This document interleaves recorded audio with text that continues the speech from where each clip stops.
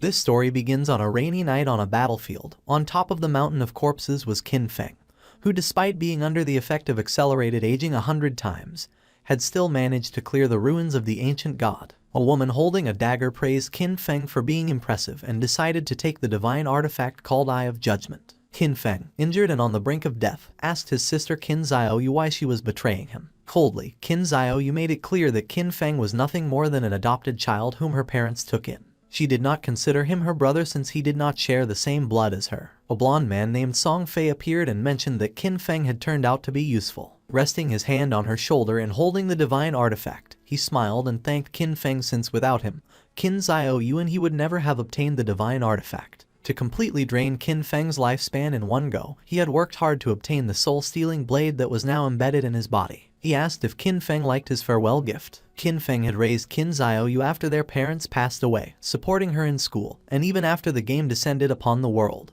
He risked his life countless times for her. But now seeing that she had betrayed him, he realized that he had judged her wrongly. Qin Xiaoyu made it clear that after their parents died, Qin Feng kept meddling in her life, giving her orders and controlling her. Before, when Song Fay and she needed his protection, he was still somewhat useful. But now that they had the divine artifact, the only value he had for them was gone. Song Fay lunged at Qin Feng to end his life, promising that he would take good care of Qin Xiaoyu. As death was approaching, Qin Feng promised not to let them get away with it. Just before he could finish the sentence, Song Fay took his life. In 2025, the God-forsaken game descended where the only currency was lifespan.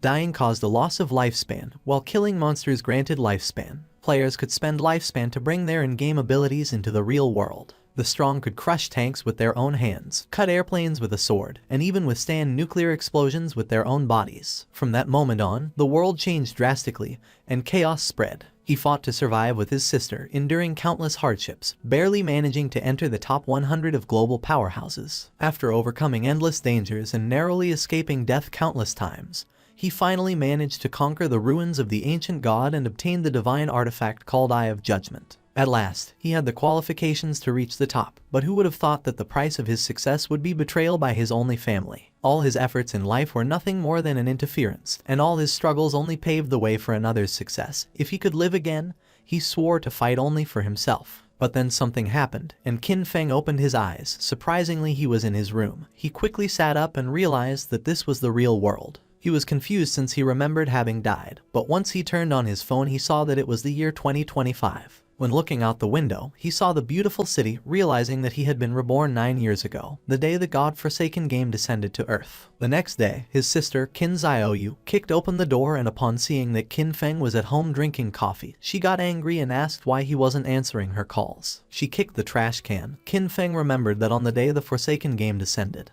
he and Qin Xiaoyu had a big fight over Song Fay. On the wall were the posters of Song Fay. Before the game descended, Song Fay was a somewhat famous underground idol, and Qin Xiaoyu was his obsessed fan. Song Fay seemed glamorous on the surface, but in reality, he was a complete scoundrel who had deceived many of his fans to take their money and take advantage of their bodies. And to prevent Qin Xiaoyu from being scammed, Qin Feng always forbade her from associating with that guy. But in the end, our boy was accused of controlling her life. Pointing at Qin Feng with her finger, Xiaoyu asked if he was deaf, saying that it was his fault that Song Fay had lost first place this month, threatening him that if Qin Feng did not give her money to help Song Fay rise in rank, she would get angry. Just then, with a cold expression, Qin Feng gave her a strong slap on the face, making her fall to the ground. Her cheek swelled, and blood began to flow from her nose, and her eyes filled with tears. She could not believe that Qin Feng had hit her. With a piercing gaze, Qin Feng made it clear that he neither had the desire nor the time to argue with her, warning that if she kept barking, he was going to break her mouth. He threw the credit card over her head and said that this was the money their parents had left behind, and no matter how difficult the situation had been all these years, he had never touched a single cent. For the sake of their parents, he decided not to lower himself to her level, but he made one thing clear: from today on, he did not have a sister like her. Xiaoyu began to cry and could not help but get angry. In his past life, to protect Xiaoyu, Qin Feng lost too many opportunities, too many secret treasures and dungeons that required risky exploration, which he gave up. He took out some sleeping pills and using water, swallowed them. He was curious, and without this burden, he was going to go far. This time he decided to use his understanding of the game from his past life to get ahead of everyone. And from now on Qin Xiaoyu was on her own. And as for Song Fay, our boy decided to take his head personally. Qin Feng fell asleep and appeared in the choice hall. He had missed this place since the first time he came here. He was so nervous that it took him several hours to complete his career choice and leave.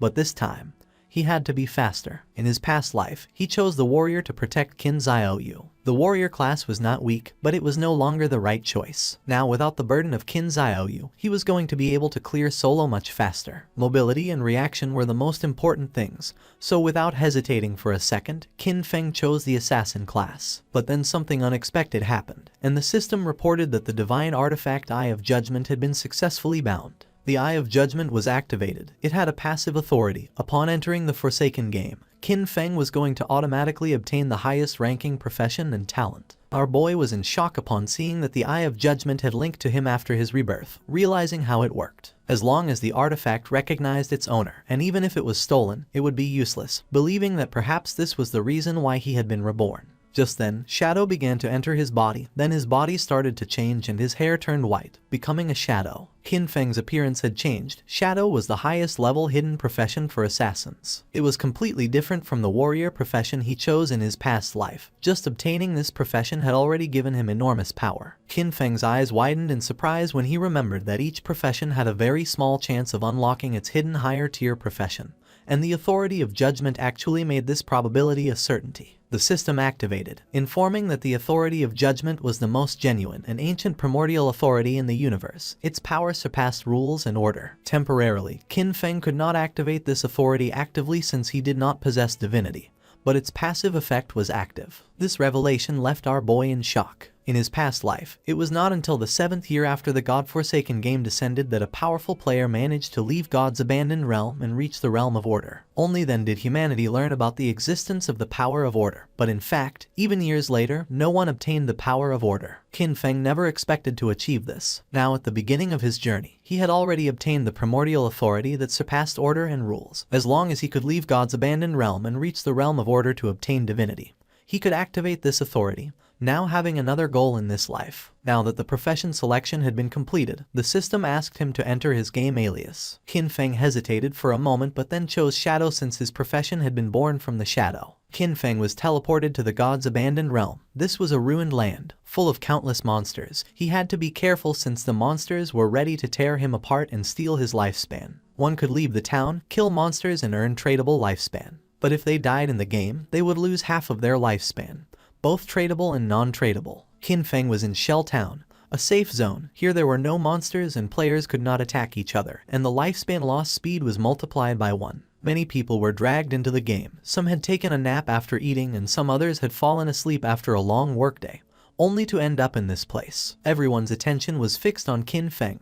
No one knew what profession he had, nor why it looked so different from theirs. Seeing the dagger, some realized that he was an assassin. Soon, powerful figures from various countries were going to appear one after another, reconfiguring the order of this world. If Qin Feng wanted to get ahead of them, then he couldn't wait since practice waits for no one. Just then, 3 men and an archer were teleported back to the town. You see, if during the monster hunt players died, they would return to the town. The players were furious and panicked since the wild monsters were too strong.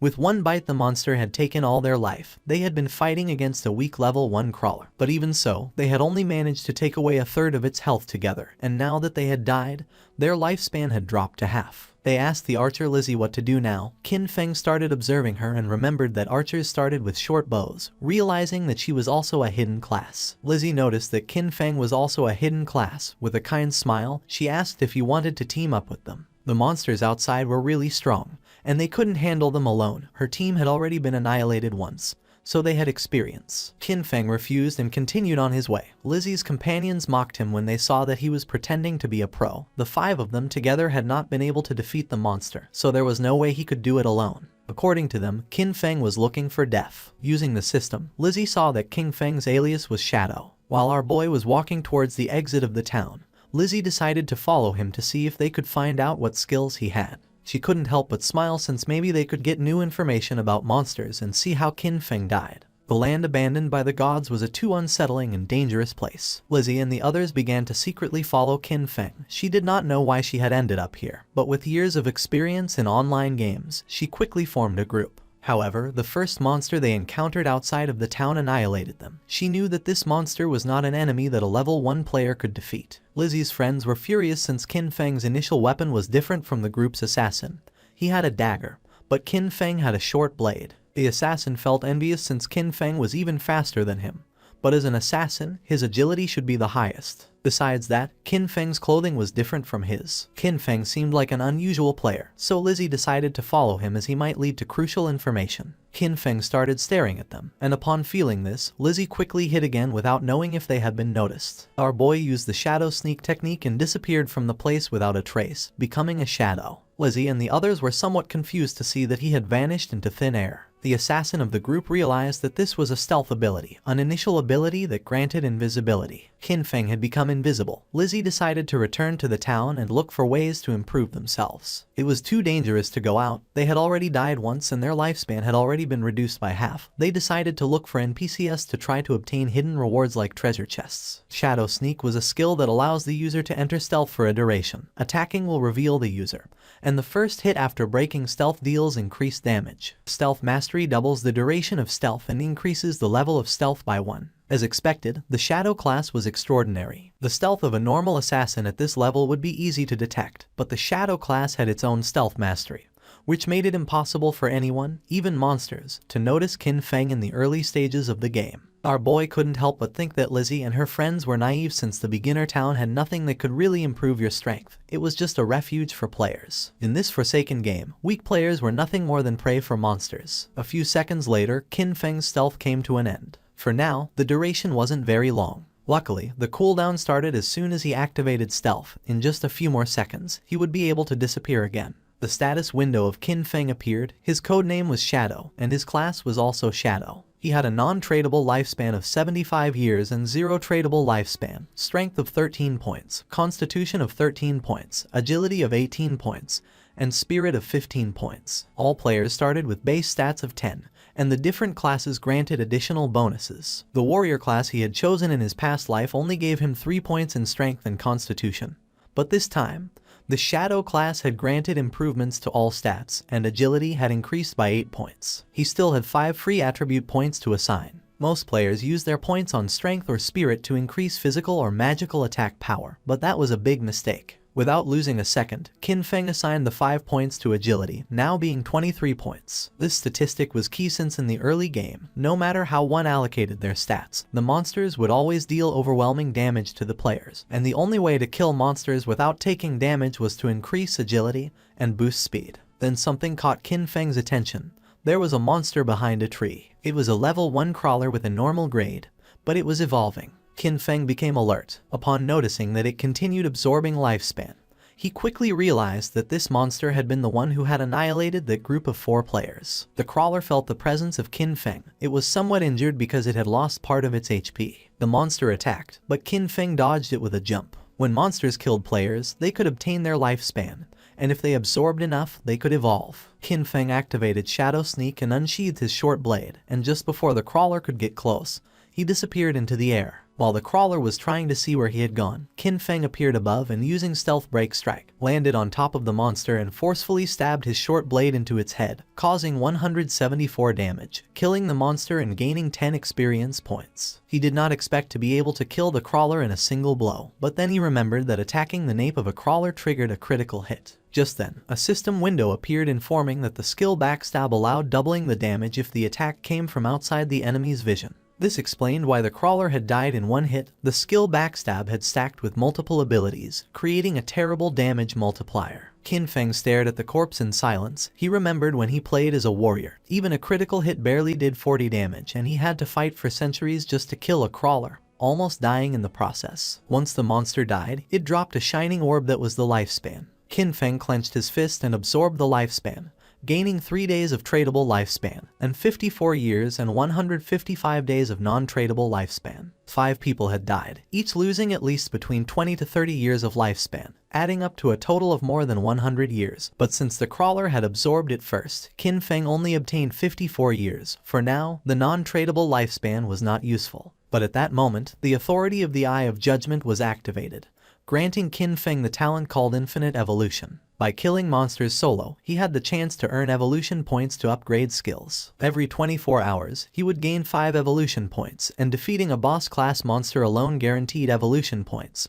Currently, He had 5 points. He had infinite evolution and could improve his skills. In his past life, he had never heard of anything like this, no matter what equipment or skill book monsters dropped.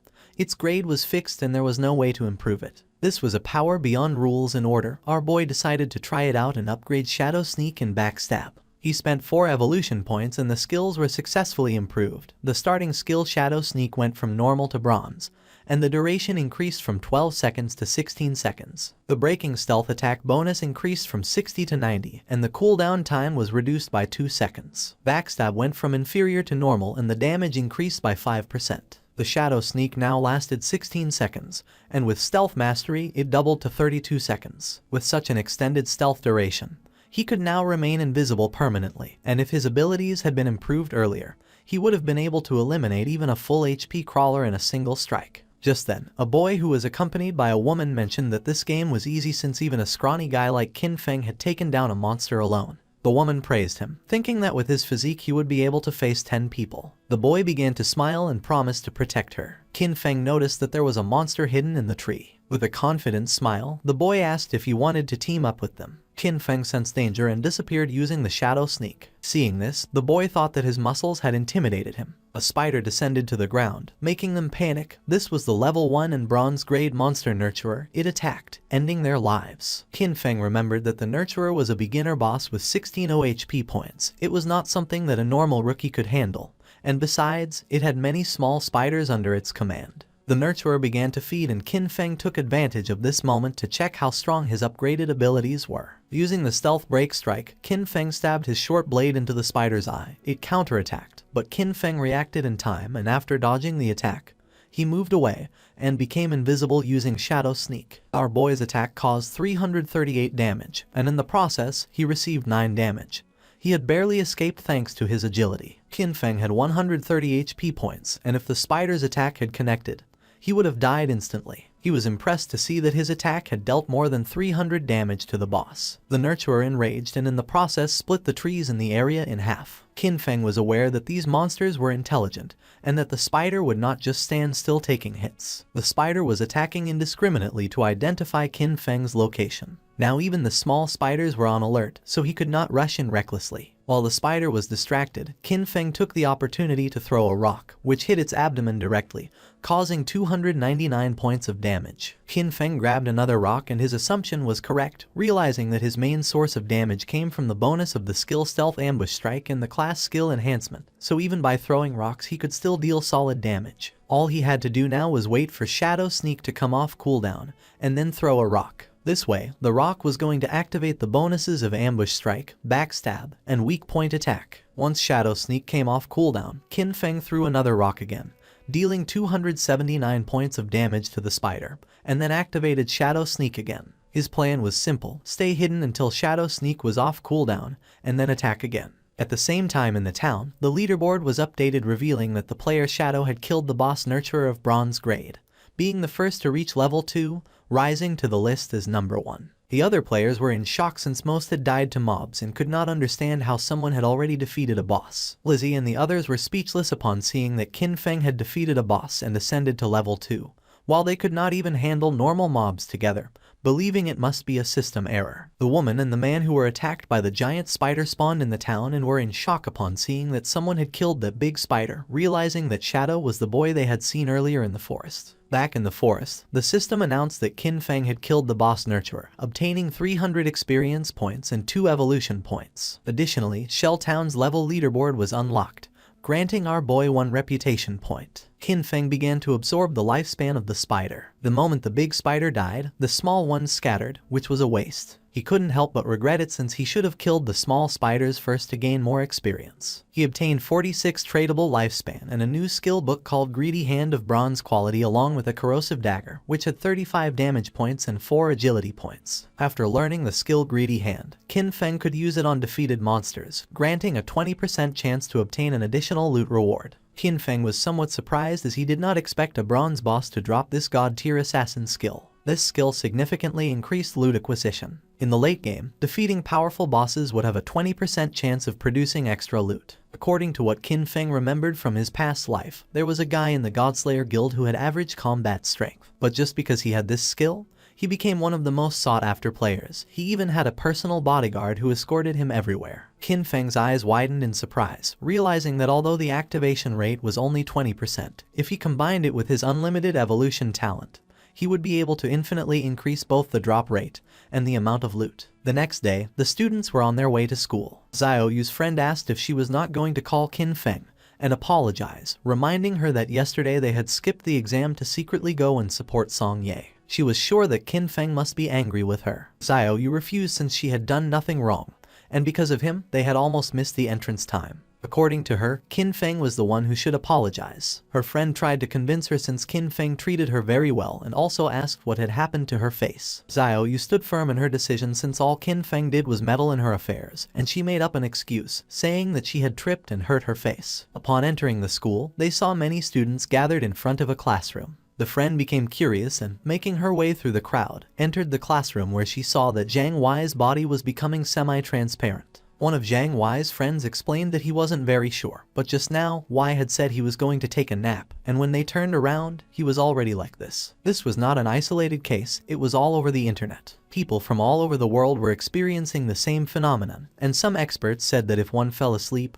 they would enter a semi-transparent state like a ghost, and no one knew why. The friend went on alert and decided to call her parents to warn them and advised Xiao Yu to call her brother to warn him as well just in case. But she refused since she preferred to see him dead rather than contact him. Meanwhile, Qin Feng evolved the new skill Greedy Hand, upgrading it from bronze quality to gold. Now, when looting an enemy, the probability of obtaining an extra piece of loot increased from 20% to 70%.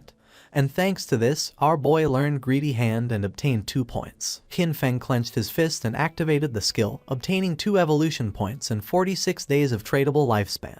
He was more than satisfied to have obtained 2 evolution points and knew that to upgrade Greedy Hand to level 3 he needed 3 points, and that soon he would have a 100% chance of obtaining extra loot. He knew that the governments of the world must have realized the situation by now, and more people were going to flood into the game, so he had to accelerate his progress and equip what he could use. Qin Feng equipped the corrosive dagger of bronze quality, gaining 35 attack points and 4 agility points. He activated the shadow stealth to avoid drawing attention from the monsters, knowing that it wouldn't be long before people realized that the skills and equipment from this game could be extracted into the real world.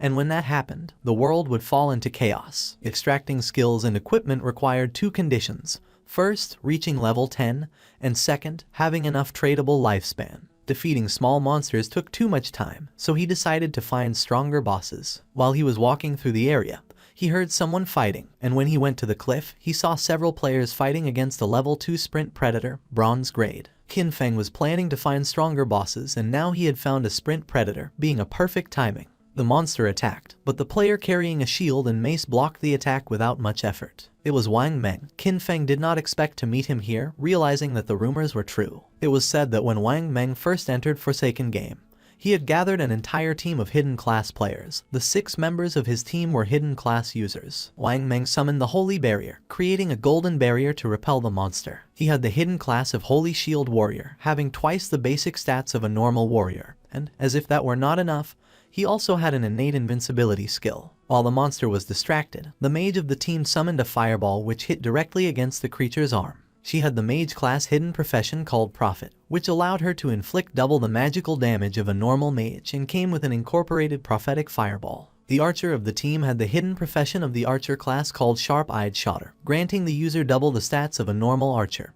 and came with an incorporated rapid shot skill. The priest had the Oracle Priest class, having twice the healing power of a normal priest and a group healing ability. The archer and the mage attacked together, but the monster evaded the attacks without much effort and attacked Wang Meng, forcing him to retreat. The archer panicked upon seeing that the ranged attacks were not hitting, thinking that this boss was too fast. The priest healed Wang Meng, and he decided that the best way to defeat this boss was to keep attacking while the healers took care of healing. Seeing that he planned to wear down the monster's health little by little, Qin Feng thought that Wang Meng was very optimistic, but he knew that he was forgetting the most important thing. This was the wild nature, and if a battle dragged on, other monsters would be attracted. Just then, 2 monsters appeared behind Wang Meng. Qin Feng recognized them as corruptors, regular level 2 monsters covered in dark brown mud, specialized in using ranged attacks. The swordsman of the team rushed towards the monsters and attacked one of them. He had a hidden class that our boy had not seen before. The attack caused 33 points of damage, and the swordsman did not take long to realize that the defense of these monsters was very high. The corruptor vomited mud on the swordsman. It was ground bind and now his movement speed had decreased. The other corruptor began to chase the mage, forcing her to flee with tears in her eyes. But just then, Qin Feng jumped in the blink of an eye, decapitated the monster, causing 441 points of damage, saving the mage and leaving everyone in shock. Our boy's attack was so powerful that he defeated the corruptor in a single blow. The mage became confused, not knowing who had done this and if someone was helping them. With the help of his sword, the swordsman stood up. He was in shock upon seeing that someone had eliminated a level 2 corruptor with a single blow. While on the other hand, for them to defeat a level 1 corruptor they had to join forces for 10 seconds. The corruptor tried to attack, but again, Qin Feng moved like lightning and decapitated the monster. The swordsman began to tremble with fear and asked if Li's Eye had seen who it had been. She panicked and said that she had not seen it. Wang Meng stood up and asked them not to get distracted. Deep down he hoped that Qin Feng was on their side. Now only the sprint predator remained, and our boy was watching from a branch. As a reward for having killed 2 level 2 corruptors, he obtained 40 experience points, 1 evolution point, the skill book called Venom Dart of common quality, and 8 days of tradable lifespan. Qin Feng did not waste a second and evolved Venom Dart as it was a perfect mid-range poison damage skill. Upon evolving it, the skill rose to level 2 and went from common quality to silver. It allowed the user to throw a deadly poison dart with a maximum range of 14 meters, inflicting 120 attack damage points upon impact and applying the status Venom, with a cooldown of 5 seconds. The status Venom inflicted 50% continuous damage per second, lasting for 5 seconds and could not be stacked. The monster attacked again. Wang Meng managed to block the attack with his shield, but in the process, the creature stabbed its sharp limb into his stomach. Wang Meng dropped his shield and mace to the ground, and the monster took advantage to stab him with its other limb, causing him terrible pain. The archer began to tremble with fear. The priest panicked knowing that this was not good since he could not heal fast enough. In a desperate attempt, Wang Meng asked them to flee. Qin Feng shot a dart, which lodged in the head of the sprint predator, causing 845 points of damage. The mage and the archer were in shock upon seeing that the attack had taken half of the boss's HP. Both the monster and Wang Meng began to writhe in pain, and venom started to emerge from the monster's wound until its body collapsed to the ground, causing 324 damage multiple times. Since Qin Feng had inflicted more than 90% of the damage, the loot belonged to him, and for having killed the sprint predator, he obtained 600 experience points, reaching level 3, obtaining 2 evolution points and 55 days of tradable lifespan. He did not expect that the damage over time of the Venom Dart would activate his class's passive ability. With stealth, he could remain invisible and throw darts indefinitely, and now nothing in the early and mid-game could stop him. The loot began to emerge from the monster's corpse. Wang Meng was in shock upon seeing the amount of damage the monster had taken, and several seconds later, the loot disappeared. Wang Meng stood up and thanked Qin Feng for saving them, but our boy made it clear that in the wildlands, one could not trust people so easily, leaving everyone in shock. Wang Meng thanked our boy for the advice and they decided not to bother him while he was checking the loot. He also added that if he ever needed anything, he could come to find him. Qin Feng picked up the loot, realizing that Wang Meng seemed trustworthy. Plus, he had the backing of Daxia's government which had many resources. Our boy decided to look for a stable sales channel to sell the unused loot. He used Greedy Hand, gaining 3 evolution points and 55 days of tradable lifespan, acquiring Sprint Predator's bronze quality leather greaves. Our boy equipped the leather greaves, obtaining 9 points in physical defense, 5 points in all elemental resistances, along with a 15% cooldown speed. This had been a great loot, since he still had many other class gears and skill books, and once his bag was full, he decided to return to the town and exchange everything for lifespan. His eyes began to shine with confidence since this time his growth was 100 times faster than in his last life. Not far from the area, another team of players was being attacked by more monsters, and seeing that the number of monsters was increasing, they decided it was better to flee. But before they could do so, another much larger monster appeared, and just before the players could escape, the monster attacked with sharp vines, killing them all. The players respawned in the town and couldn't help but feel frustrated since the monsters always appeared in groups and fled when they had low health. It was said that players had to be level 3 to leave the game, but this seemed like an impossible task. Some players thought they needed more people since a team of 3 players was not enough, believing they should form groups of 6 or 10 players. The other player argued that this was not going to work since he had seen a team of 10 be surrounded and wiped out. Plus, too many people were going to attract a boss, and recently, a group of 40 had activated some curse master and it had annihilated more than 30 of them in one single strike. Lizzie's team also spawned back in the town. If the players did not reach level 3, they were going to be trapped inside the game forever. They had all ended up here after falling asleep, so in other words, only their consciousness was inside the game, and if they could not get out, their real bodies were going to starve to death. Lizzie was frustrated because she did not know why the game was so difficult. Her friend panicked since they had already died 3 times and their non-tradable lifespan had dropped to less than 10 years, and at this rate, they were going to end up dying in real life. Despite not knowing if it was real or not, Lizzie knew that they could not afford to die again. Upon seeing that Shadow was level 3, she was somewhat confused, realizing that he must have discovered some trick. She knew they needed him to carry them to level 3 in order to escape this game. Clenching her fist, she gave the order to her team to spread the word. They had to get Shadow to help them reach level 3. She was determined to give him 10 million in cash once they returned to reality. The others were in shock, but she knew there was no way Shadow could ignore the 10 million. Back in the forest, our boy took down a level 2 polluter, earning 20 experience points and 1 evolution point. After absorbing the lifespan of the monster, Qin Feng decided that he already had enough evolution points and decided to spend the 5 points he had to evolve Greedy Hand. It improved in quality, going from platinum to emerald, increasing the probability of obtaining extra loot to 160%, and now the extra loot had a 20% probability of being 1 tier higher. Qin Feng was amazed knowing that the effect was insane, realizing that if he kept evolving it, it would reach 100% or even 200%.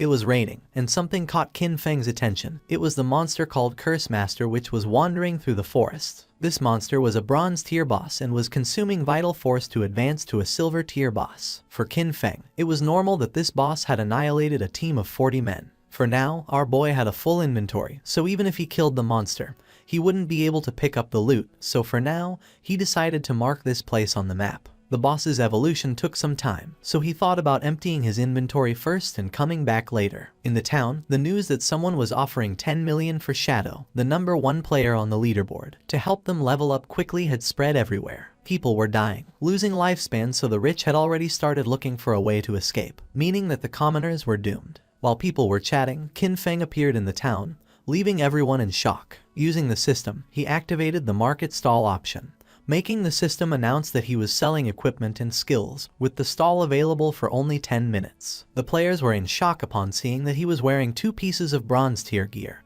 and furthermore was selling 2 more. They still couldn't believe that he had killed a bronze tier boss. One of the players asked why they couldn't see Qin Feng's face. Another player explained that he had enabled the face concealment function, making the in-game appearance match the real one, so for this reason he wanted to remain mysterious. A mage approached our boy's stall and with a curious gaze asked how much for the icicle spell, to which Qin Feng replied that it was 100 days of tradable lifespan. She was Grey Rose, currently ranked 11 in Shell Town, who also had face concealment activated. For Rose, 100 days of lifespan was a lot, so she asked if he could lower the price, to which Qin Feng explained that the common tier skill icicle spell increased a mage's early farming speed, and 100 days was already a bargain. Rose asked if she could use real-world money, but Qin Feng refused to accept it, advising her that if she had cash, she could first buy tradable lifespan and then exchange it with him, and if no one offered more, he was determined not to sell the skill until she had the lifespan. She started to ponder, and then using the team channel, she asked her teammates if this was a good offer. They had leveled up to level 2 so quickly thanks to her leadership, so they showed no objections. Moreover, with this skill, they would be able to reach level 3 even faster since the most important thing was escaping first. She asked them to transfer their tradable lifespan to her, promising to send them money when they returned. She handed over the 100 days of tradable lifespan to our boy. Seeing that all of her team members were level 2, Qin Feng realized that they must have killed at least 30 or 40 crawlers. Therefore, their tradable lifespan should be much greater than 100 days. Qin Feng sold the spell, obtaining 100 days of tradable lifespan. Now his tradable lifespan went from 268 days to 368 days. Just then Lizzie appeared and was happy to have found Shadow. With a smile, she gave him an opportunity. In exchange for helping her ascend to level 3, she promised to give him 10 million in money when they returned to the real world. The other players were in shock. She was Jiang Lizzie, and in our boy's past life, she was the leader of a criminal syndicate. Later, her syndicate was annihilated by the country. With a confident smile, she said that her father was the president of Dajiang Industries, and seeing that our boy didn't believe her, she asked him to look her up. According to reports, it was said that she used cash to lure people into selling their lifespan, then kidnapped them for forced labor, and those who had resisted had been murdered in reality. Qin Feng coldly rejected the offer knowing that she was scum. Lizzie admitted that Shadow was strong in this game but revealed that no one knew how the game worked yet, so she advised him to team up with her, and in return, she would make sure he lived in luxury, cars, houses, women, and everything he wanted. Qin Feng did not change his mind and asked her to stop blocking his business. He better than anyone knew that cash was worth nothing. And soon, the only universal currency was going to be the tradable lifespan. Lizzie became arrogant and made it clear that if this were the real world, she would have given him a good lesson. With a murderous look, Qin Feng made it clear that if she said another word, he was going to kill her until her lifespan reached 0. Lizzie and her friends felt the pressure and without losing a second, they ran away from the place. A few minutes later, our boy sold the last item from his stall, the Gleam Robe of Tier Bronze. Now he had a total of 546 days of tradable lifespan, now that he had sold everything. He decided it was time to go deal with the Curse Master. He became invisible. No one knew it yet, but the tradable lifespan could extract skills into reality, and soon this Forsaken game was going to plunge the real world into chaos. Along with the real world backgrounds that people once took pride in, soon only personal strength would matter. Lizzie and her team moved away from the area. They're out of breath from running, and Lizzie shares that Shadow not only turned her down but also threatened her. She vows to find and kill him once she's in the real world. While she's thinking this, a man named Mao Li Jun, also known as Lao Mao, approaches her. Lao Mao says he's at level 2 and claims he knows some tricks to level up in the game. He asks if he can take the 10 million offer that Shadow turned down to help Lizzie and her team reach level 3. Lizzie, feeling cautious, asks what Lao Mao means by tricks. Lao Mao tells Lizzie that he normally keeps his tricks a secret, but he'll make an exception for her. He explains that to level up in this situation, you should quickly allocate all your attribute points to agility. Doing this will make your running speed faster than the monsters, helping you win without getting hurt. Lizzie is shocked because she had put all her points into strength. She agrees to Lao Mao's offer but says she'll only pay him 5 million since he's not as strong as Shadow. Lao Mao accepts, mentioning that while Shadow is strong,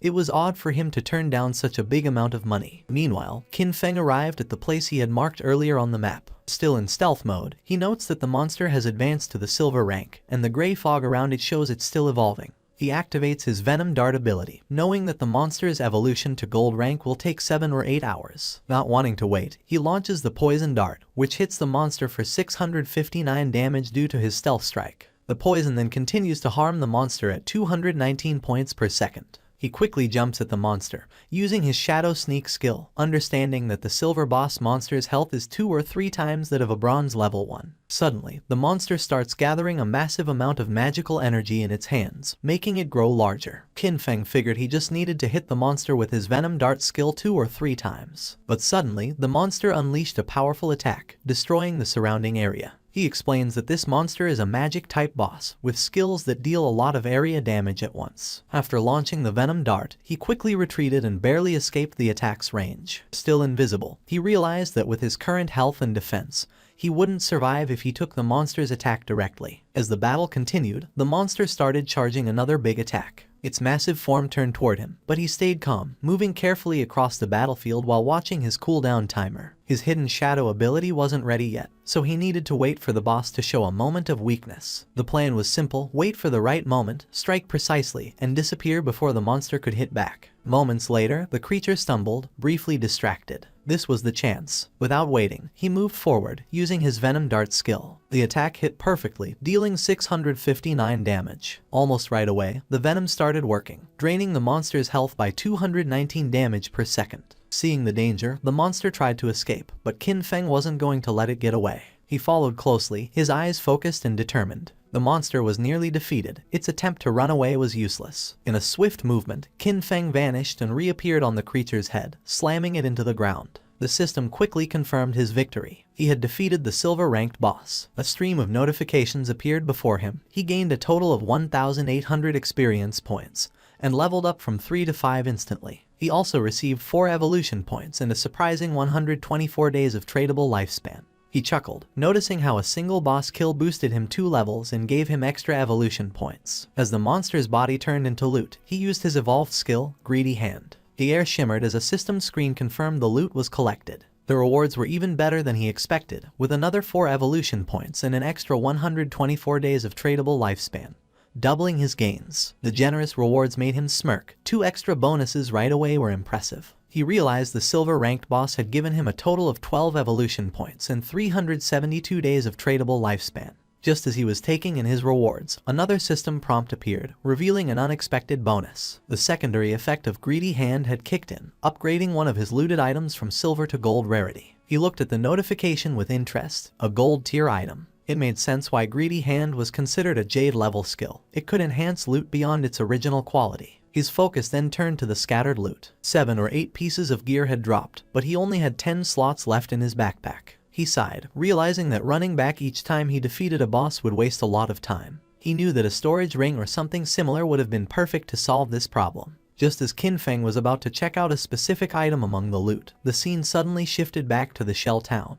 There, the mage from Wang Meng's team appeared in a flash of light, her face showing relief. She was finally back, all thanks to Wang Meng. As the rest of the team followed, they thanked him, admitting that without his leadership, they wouldn't have reached level 3 and returned safely. But Wang Meng brushed off their praise, saying their progress was due to everyone's hard work. The mage, however, couldn't let go of a lingering regret. She sighed, wishing she had managed to add Qin as a friend in the forest. She thought maybe it was because she had been covered in mud at the time. Her teammate reassured her with a playful grin, saying that with her new outfit, she looked great, and surely the mysterious player wouldn't reject her again. As they chatted, a system announcement echoed through the town. The leaderboard had been updated. Shadow had reached level 5. The news shocked the players in town. Someone couldn't believe how Shadow had jumped from level 3 to 5 so quickly. The only explanation was that he must have defeated a powerful boss monster. Another player mentioned that just 10 minutes ago, he saw Shadow casually selling gear in the town square. And now this. Another guy said that his sister had just turned 18, and if Shadow liked her, it would be a big win for their family since having Shadow's help with leveling up would be a game changer. His friends quickly dismissed the idea, reminding him that Shadow wasn't interested in 10 million cash,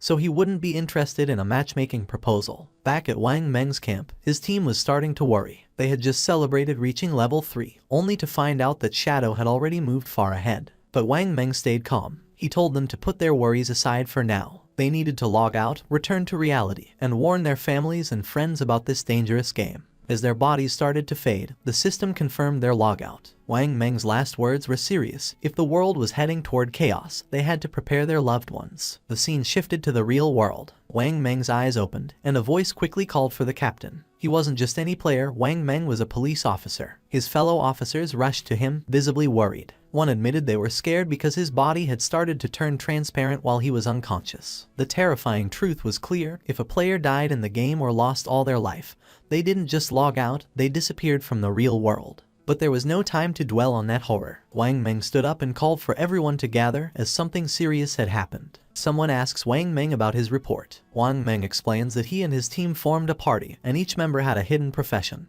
which was a big advantage in the game. Yet, they were almost wiped out by a single monster. They were only saved at the last moment by an unknown player, Shadow. Wang Meng confirms that his report is accurate. He then describes Shadow's incredible progress. When Shadow helped them, he was at level 3. But by the time Wang Meng and his team reached that level, Shadow had already moved up to level 5, a huge jump of 2 levels. This news worries the higher-ranking officers. One of them asks the obvious question, does this mean Shadow is now the strongest player in the world? How did he level up so quickly? The speculation starts, and Wang Meng suggests that maybe Shadow defeated a high-level boss monster or did something equally impressive. Another officer, curious about the details, notices an inconsistency. According to Wang Meng, Shadow was already at level 3 when he saved them. If that was true, why didn't he log out like the rest of them? Could it be that Shadow had no close family or friends waiting for him in the real world? A female officer comes up with a daring idea. She thinks Shadow might be a transmigrator, someone who shows up suddenly and gets stronger fast, as if destined for power. She says that transmigrators are often orphans, which might explain why Shadow hasn't come back to reality. Her words make the room go silent, and realizing the weight of what she said, she blushes with embarrassment. A senior officer, not impressed, calls her NEU and tells her to stop making jokes during a serious talk. He dismisses her idea, saying she's been reading too many novels. Then, shifting back to the main subject, the officer shares some crucial information. Secret reports from the higher-ups reveal that researchers are studying a worrying pattern.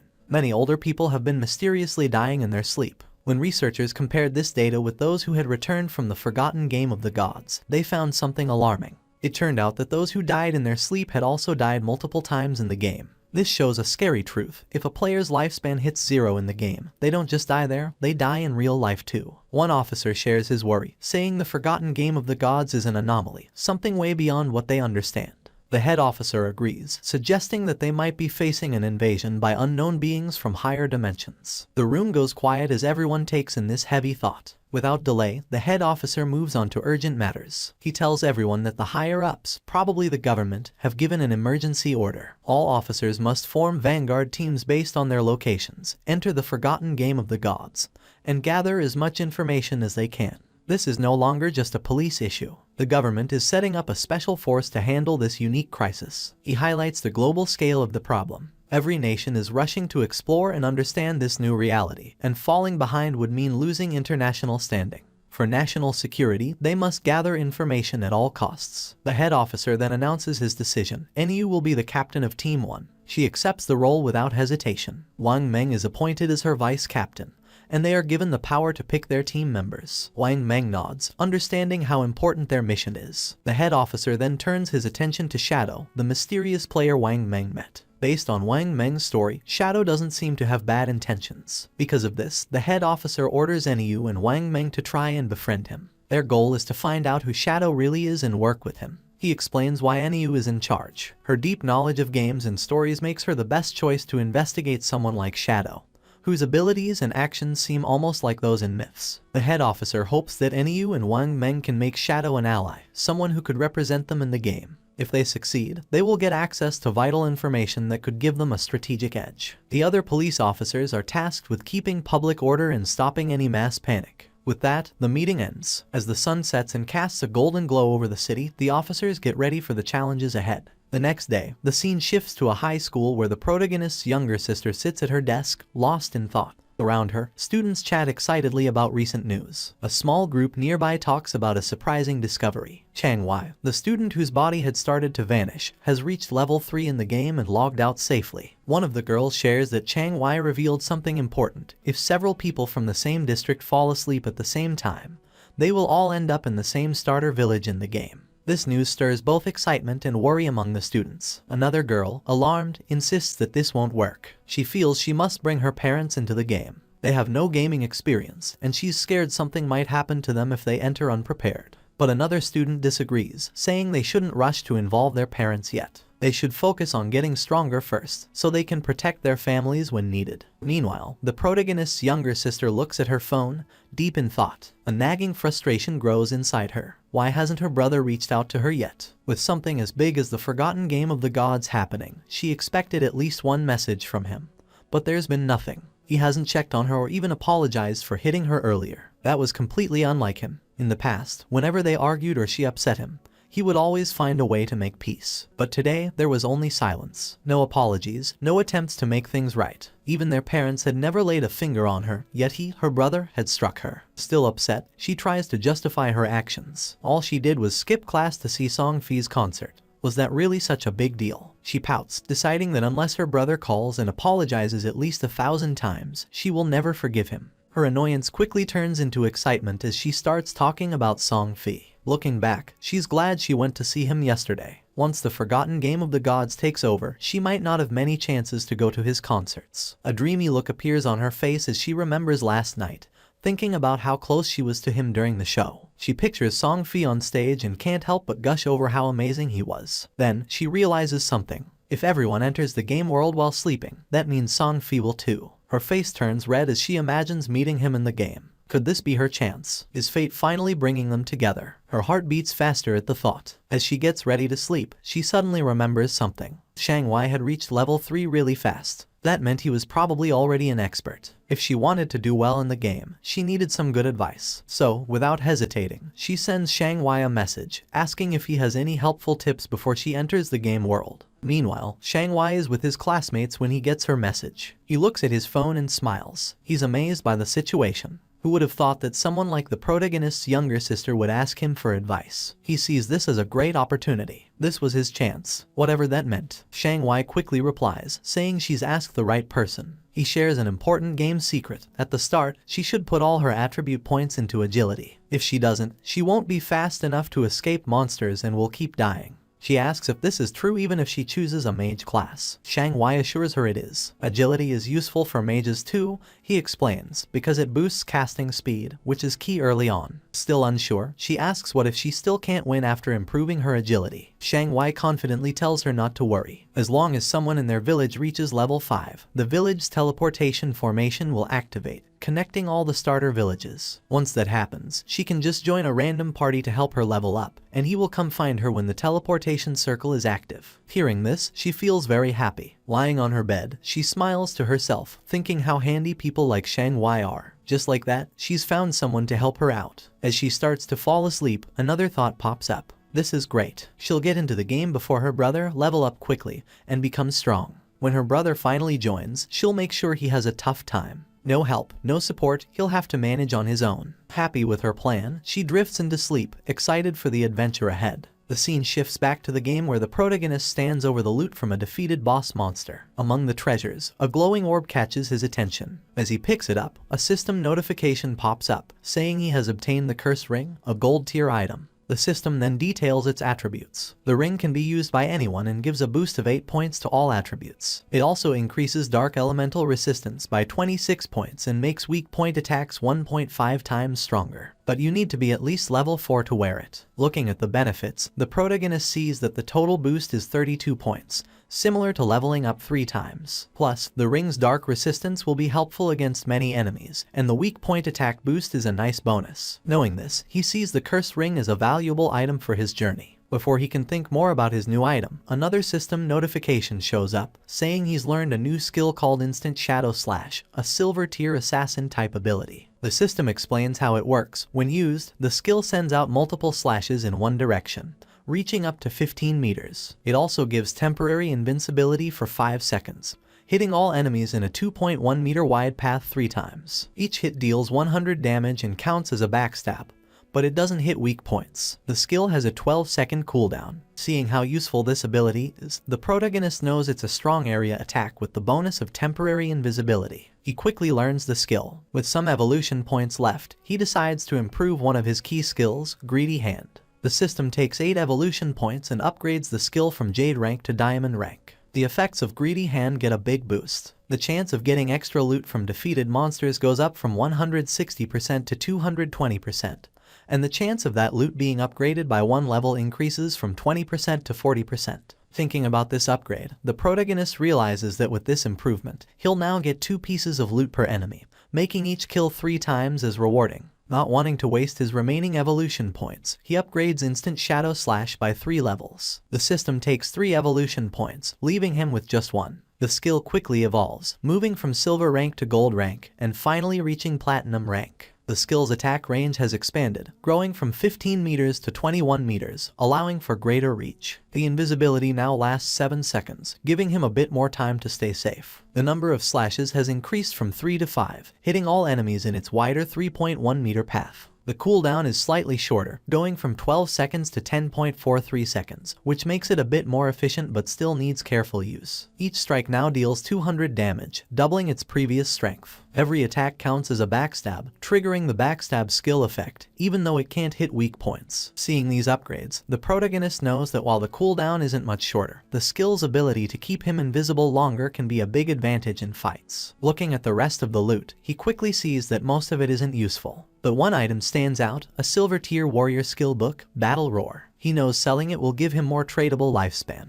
Just as he finishes checking the loot, he notices something moving. Turning around, he sees 3 huge creatures coming toward him. Without delay, he recognizes them as level 4 limb crawlers, ugly and dangerous monsters. Instead of being scared, he sees this as a great chance to try out his improved skill. He quickly activates Instant Shadow Slash. In a flash, he becomes a blur, launching a series of fast slashes that cut through the creatures with ease. The limb crawlers are torn apart before they can even react. As the dust settles, a system notification pops up, confirming their defeat. The system records his win, giving him 80 experience points and an extra 5 days of tradable lifespan as a reward. Standing in the aftermath, a dark, intimidating aura surrounds the protagonist. He calmly thinks about his new power, realizing that his ability to defeat enemies has greatly improved. He thinks about a strategy, figuring that if he uses his poison dart skill with Instant Shadow Slash, he could win battles before they even start. Checking his tradable lifespan, he sees he has 618 days, but to bring his game skills and gear into the real world, he needs at least 900 days, or about 2.5 years. With that goal in mind, he plans his next steps. First, sell all the valuable items in his inventory. If things go well, he might reach the required lifespan sooner. Once he hits level 10, he can finally connect the virtual and real worlds. The scene shifts to the protagonist heading back to the starter town,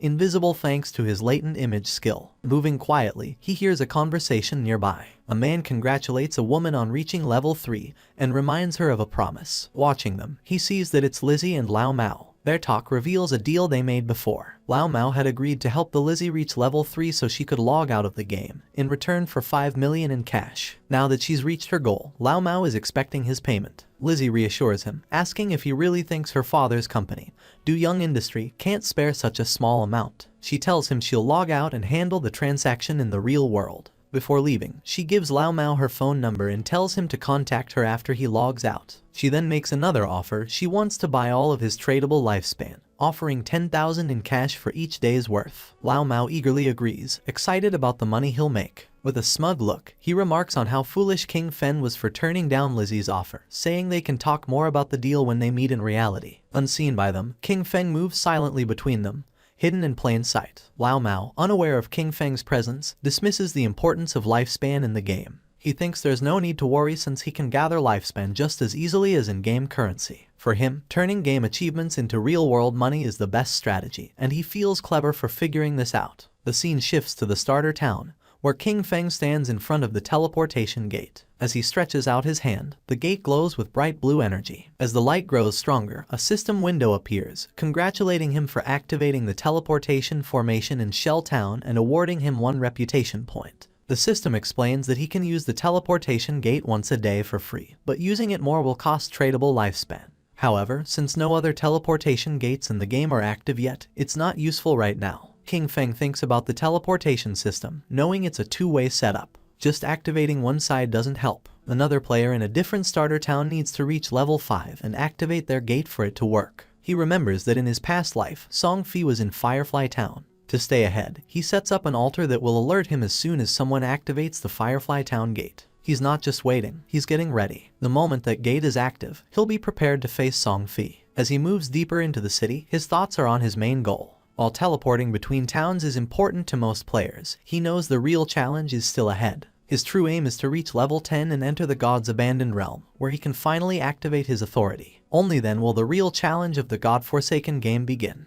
A bit later, he sets up his shop, and a system notification appears, letting all nearby players know that he's selling equipment and skills, but only for 10 seconds. It's a first-come, first-served chance. The reaction is immediate. Players get excited, rushing toward him and calling him an expert. Some say they've been waiting for this moment, saving up tradable lifespan just for this. One player proudly mentions he has saved up 150 days worth, while another remembers that the last time King Feng set up shop, he sold an icicle spell, which helped Gray, the buyer, climb to second place in the rankings. Another player, thrilled, discovers a silver tier skill book called Battle Roar, a warrior-only ability, and decides to buy it without a second thought. A system notification pops up, confirming the Battle Roar skill book has been sold for a huge 300 days worth of tradable lifespan. The players around are stunned. One questions if a single skill book is really worth that much. Another player dismisses him, explaining that Battle Roar greatly increases a warrior's ability to farm monsters. With this skill, the 300 days of tradable lifespan can be earned back in less than 2 days, making it a very smart buy.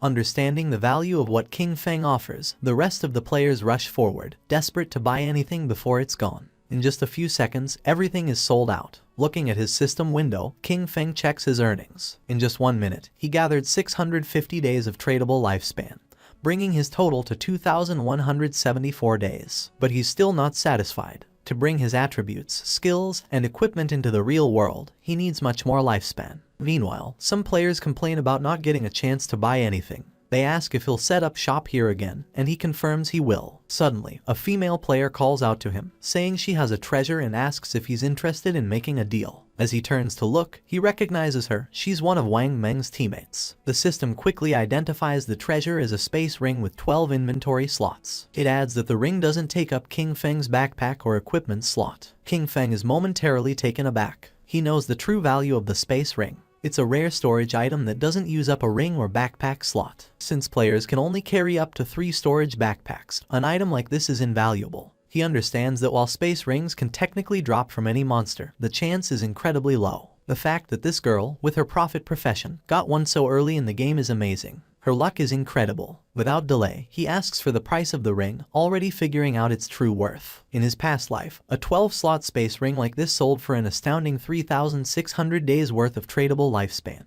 But instead of asking for lifespan, the girl surprises him with her offer. She doesn't want his lifespan at all. Instead, she asks him to add her as a friend and team up with her to defeat a boss monster. King Feng agrees right away, and a system notification pops up, confirming that player Big Plum has accepted his friend request. As they leave Shell Town, King Feng asks Plum about the boss monster she needs help with. Plum explains it's a gold-tier boss, but she didn't catch its name because it was too far away. She says it's located on a worn-out boat in the swamp. King Feng is surprised. Could it be the Golden Ghost ship? He knows this ship is a rare special boss that can show up at any level. Its appearance rate is very low, but when it appeared in the past, it caused big guilds to fight fiercely over the strong gear it dropped. Just spotting this monster could start a big battle. But from what Plum says, he thinks this version of the Golden Ghost ship is probably around level 5, making it the easiest to beat. Still, he wonders how Plum found such a rare boss so near the starting town. His mind races as he tries to figure it out. The space ring, her link to Wang Meng's team, a gold-tier boss showing up as if by luck. A thought hits him. Could she be the rumored koi fish from his past life? He recalls whispers from before. People said someone in Wang Meng's team had crazy luck, finding rare bosses, treasure chests, hidden palaces, and ancient temples just by wandering. He used to think it was just a cover-up to hide their real info. But now, looking at Plum, he realizes the rumors were true, and she's right in front of him. Deep in thought, he stares at her, trying to understand what it all means. Plum notices his gaze, blushes, and asks why he's looking at her like that. Snapping back, King Feng tells her it's nothing and focuses back on their journey. As they step past the main gate of the starting town, they don't notice a figure lurking nearby. A bald player hides behind a tree, watching their every move. The scene shifts to a group of tough-looking players, where a long-haired man stands in front of a bunch of bald players, speaking with authority. He talks about his past victories, like leading his team to conquer the overlord of Sand City. With confidence, he tells the bald players that if they follow him, he will make sure they succeed in the game.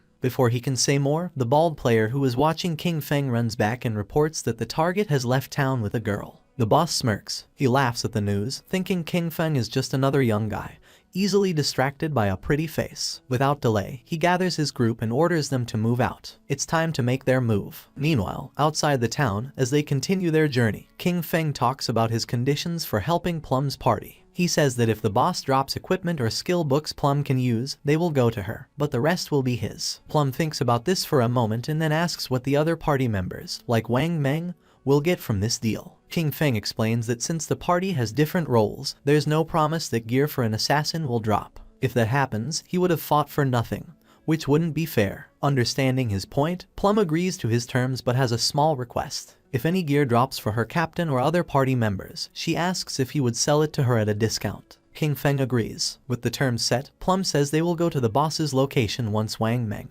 and the rest of her party log back into the game. But after walking for a while, she realizes she doesn't know where they're going. It's only when King Feng finally tells her their destination that she understands. They are going to fight the gold-tier boss monster now. Plum is shocked. The idea seems crazy. King Feng is an assassin, and she is a mage. He might turn invisible, but she can't take a hit from such a strong enemy. Facing a gold-tier boss this early with just the two of them sounds like a death wish. But King Feng stays calm and confident. He doesn't plan for her to fight at all. His plan is to tackle the boss alone while she watches from a safe distance. Even with his confidence, Plum finds it hard to believe. She knows he's strong, but beating a gold tier boss solo is unheard of. Just as she gets ready to question him more, King Feng suddenly stops, sensing something.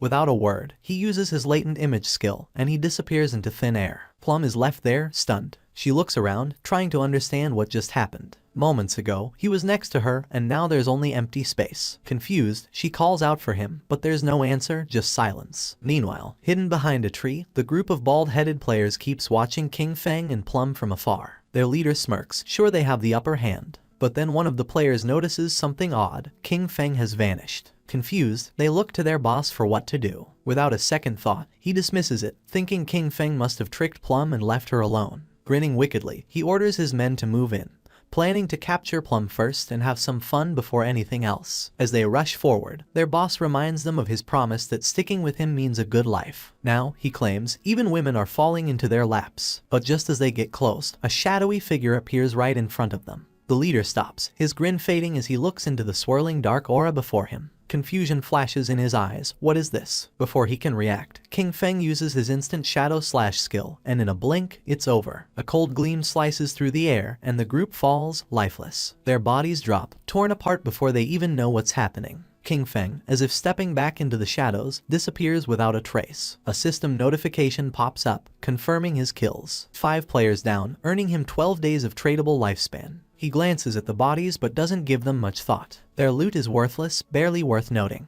To him, killing them was like taking down 2 low-level monsters. Without a trace of what just happened, King Feng reappears next to Plum, looking indifferent. Plum, still in the dark about what occurred, immediately asks about his sudden disappearance. King Feng shrugs, saying a few people were following them, so he sent them back to town. Plum seems satisfied at first, but her curiosity kicks in, and she starts asking questions. She jokes that she thought he left to relieve himself and muses about how handy his invisibility must be. With it, she jokes he could do his business without being seen. King Feng cuts her off, clearly not amused by the odd turn in the conversation. He tells her to focus and hurry up. They need to get to the gold tier boss monster. At the same time in Shell Town, the ground began to shine. And just then, King Feng's sister spawned as a healer.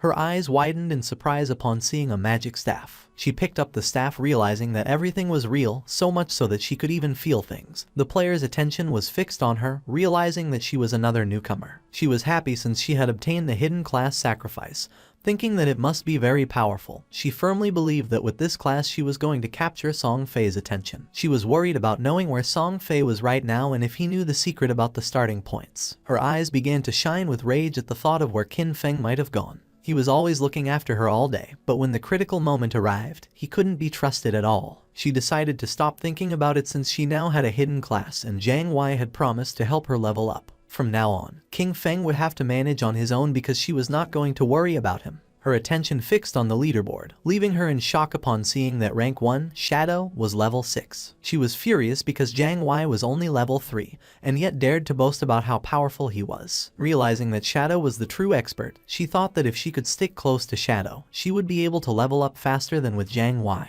But a question came to her mind: where should she go to find that expert? Not far away, there was a group of players talking. They were worried because they couldn't contact Swaying, the healer of the party. It was Wang Men's team. He knew they didn't have time to wait for him, so he asked if anyone had any ideas. One of them, somewhat concerned, explained that they couldn't kill mobs without a healer. The other player argued that they weren't experts like Shadow, who could farm alone, suggesting finding another healer to party up. While they were trying to find a solution, someone greeted them, and when they turned around, they saw King Feng's sister. For her, this opportunity was perfect. With a smile, she asked if they needed a healer, revealing that she had the hidden class life sacrifice. Meanwhile, in the forest, King Feng and Plum were on top of a cliff with a swamp at the bottom, where they saw the Golden Ghost ship lurking. Using Shadow Sneak, King Feng disappeared into the air, asking Plum to hide and be careful of ambushes while he went to take care of the boss. Plum, somewhat confused, nodded but asked him to be careful. Our boy descended onto the swamp, and a system window appeared informing that due to the influence of Ghost Ship, this area had become a violent domain, with a rate loss of lifespan of 100 times. Doing quick calculation, King Feng realized that at a speed 100 times greater than time, staying here for 15 minutes was equivalent to consuming 1 day of lifespan. For him, this kind of violent temporal domain did not have a great effect. The system detected that the Golden Tier Ghost ship was a level 5 boss, and then something unexpected happened. A timer of 45 minutes and 25 seconds appeared. King Feng was somewhat surprised to see that there was a time limit to defeat special bosses like this, but he felt fortunate since there were still 45 minutes left. It was more than enough time to kill it. Using instant shadow slash, King Feng moved like thunder, attacking the boss with powerful slashes, causing a total of 15-0 damage. While the boss was trying to understand what was happening, King Feng deactivated Shadow Sneak and launched a Venom Dart, which hit the ship's bell directly, activating Critical Hit and Stealth Break Strike. While the poison was causing continuous damage, King Feng distanced himself from the boss. To climb at the Golden Ghost ship, there were some challenging points. First of all, many people did not know what its weakness was and believed it had to be its skeletal body, or the ship. But in reality, the weak point was the Ghost Fire Bell located at the tip of the ship. The boss enraged because when its weakness was attacked, it controlled the surrounding water. The boss prepared a massive AI attack, making pillars made of water emerge. Evading the attacks, King Feng began to approach the boss. The water pillars had abnormally high damage, and early-stage warriors wearing silver armor sets could barely take a hit. He was happy since his shadow class had high agility, otherwise, he wouldn't have been able to dodge. At that moment, hands emerged from the swamp. Decaying zombies known as ghosts began to surface. King Feng remembered that once the AoE attack ended, the boss would summon 12 decaying water ghosts, each with a silver tier capability. Thanks to Shadow Sneak, the ghosts couldn't sense King Feng's presence as he stood right in their midst. The 12 decaying water ghosts were about to attack savagely, and most parties would be in a frenzy by then. And as if that weren't enough, the Golden Ghost ship would summon a decaying water ghost every 3 minutes. If you weren't fast enough in dealing with them, their numbers would only increase more and more, resulting in total party elimination. But since he had been invisible from the start, they wouldn't be able to detect him. He just needed to find the perfect angle. Using instant shadow slash, he started moving quickly and destroying all the ghosts at once. While our boy was taking care of the monsters, Plump was watching from the cliff. She was trembling and red, realizing that this was the power of the ranked 1 expert, Shadow. To her, he was too powerful since he appeared and disappeared without a trace. In the blink of an eye, he had already taken more than half of the boss's health without even giving it a chance to counterattack. But to her surprise, King Feng communicated with her through chat and, calling her by the nickname Little Black, revealed that he was going to die in a while, leaving her in shock. With a confident expression, King Feng said that there was nothing to worry about and the only thing she had to do was wait for him to revive. Plump panicked as she thought our boy had the advantage, and also asked who Little Black was. Calmly, King Feng asked if she wasn't Little Black. She explained that her nickname was Big Plum and not Little Black, which sounded like a dog's name. Someone stomped on the ground forcefully. It was the man our boy had killed before. This time he had brought his entire team and was furious for having been careless. In his glory days, he used to kill legends one after another, but now he was being bullied by a little girl. One of his men appeared running with good news. He had found the girl on the cliff, revealing that Shadow's bastard was challenging the boss alone at the bottom of the cliff. The leader was filled with determination and thought they could kill him since this time he had brought his entire team. In the swamp, the boss was furious and the ship's bell was shining. King Feng was in stage 4 and the most difficult to deal with. The boss raised the ore, creating powerful waves. When it was at half health, it launched massive AI Soul Surge. The waves started traveling through the swamp, making Plump's eyes expand in fear. The Soul Surge disabled our boy's invisibility skill, and something started emerging under his feet. In the next second, a powerful giant pillar of water trapped his body, taking away 1059 points of damage. The system confirmed his death. Our boy lost 326 years of non-tradable lifespan and 1087 days of tradable lifespan. The leader, who was on the cliff, was pleased thinking that King Feng had become arrogant after being called an expert several times. To him, our boy was a fool for believing he could challenge a gold boss alone. Seeing King Feng's lifespan lying on the ground, he and his men started running like mad towards it. They didn't know Shadow was so rich, realizing that such a large orb of light must contain at least 100 days of lifespan. They decided to kill the boss now that it had low health, believing that at the same time they could collect our boy's lifespan. But once they took another step, they appeared in the sky. The leader was confused, not knowing what was happening. He and his men were teleported back to Shell Town. They felt frustrated without knowing why this boss was so powerful, and how the player Shadow had attacked it until leaving it at half health. Some were furious since just after entering the swamp, the boss had instantly killed them with the water pillar, not to mention that the swamp was full of small mobs.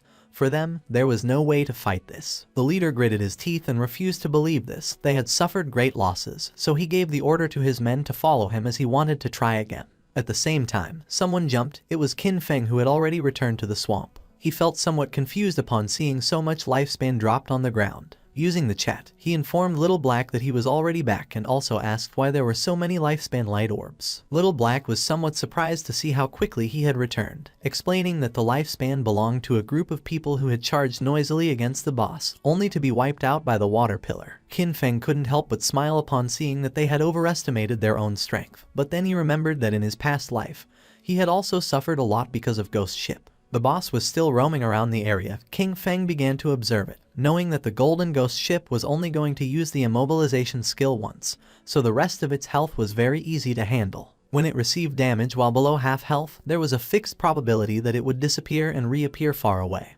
making it very difficult for normal players to kill it. Without wasting another second, Qin Feng launched a poison dart, which hit the ship's bell directly. The boss became enraged and began to summon another attack. Seeing this, Qin Feng used Shadow Sneak and became invisible. After carefully observing the boss's movements, Qin Feng used Instant Shadow Slash and attacked quickly since he had long seen through its movement patterns. The leader and his men arrived at the cliff again. One of them informed his boss that Qin Feng was fighting against the boss again. Upon hearing this, he decided to find an opportunity to take down both. Seeing that the group of idiots had returned to cause trouble again, Little Black got angry. Shadow was about to kill the boss, so she decided not to let these bastards get away with it. She gripped the magic staff tightly and concentrated.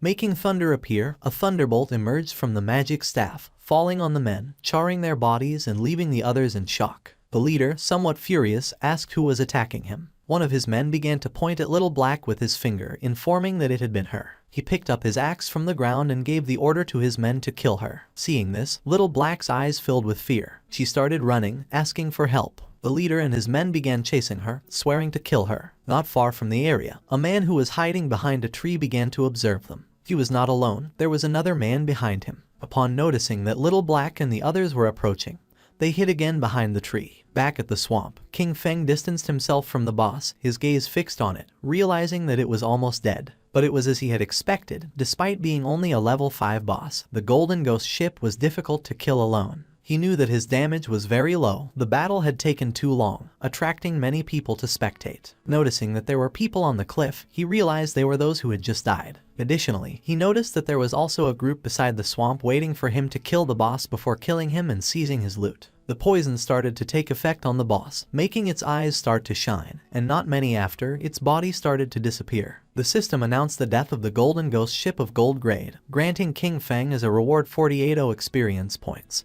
He ascended to level 8, obtaining 7 evolution points and 216 days of tradable lifespan. Our boy activated Shadow Sneak. It had been a good dream, but it was a shame that it had miscalculated. A general system notification sounded everywhere, revealing that the player Shadow from Shell Town had been the first on the server to kill a gold grade boss, receiving 3 reputation points. The notification caught the attention of all the players in the area. No one knew who Shadow was or why he was so strong. Others were furious since the first person to kill the gold grade boss had to be from Han City. In Shell Town, Wang Men looked at the system notification with confusion, as it had only been a short time since Shadow was fighting against the bronze boss by himself. Only a short time had passed and he had already killed a gold boss solo. He did not know why the difference between Shadow and the others was so great. Qin Feng's sister's eyes began to shine with determination.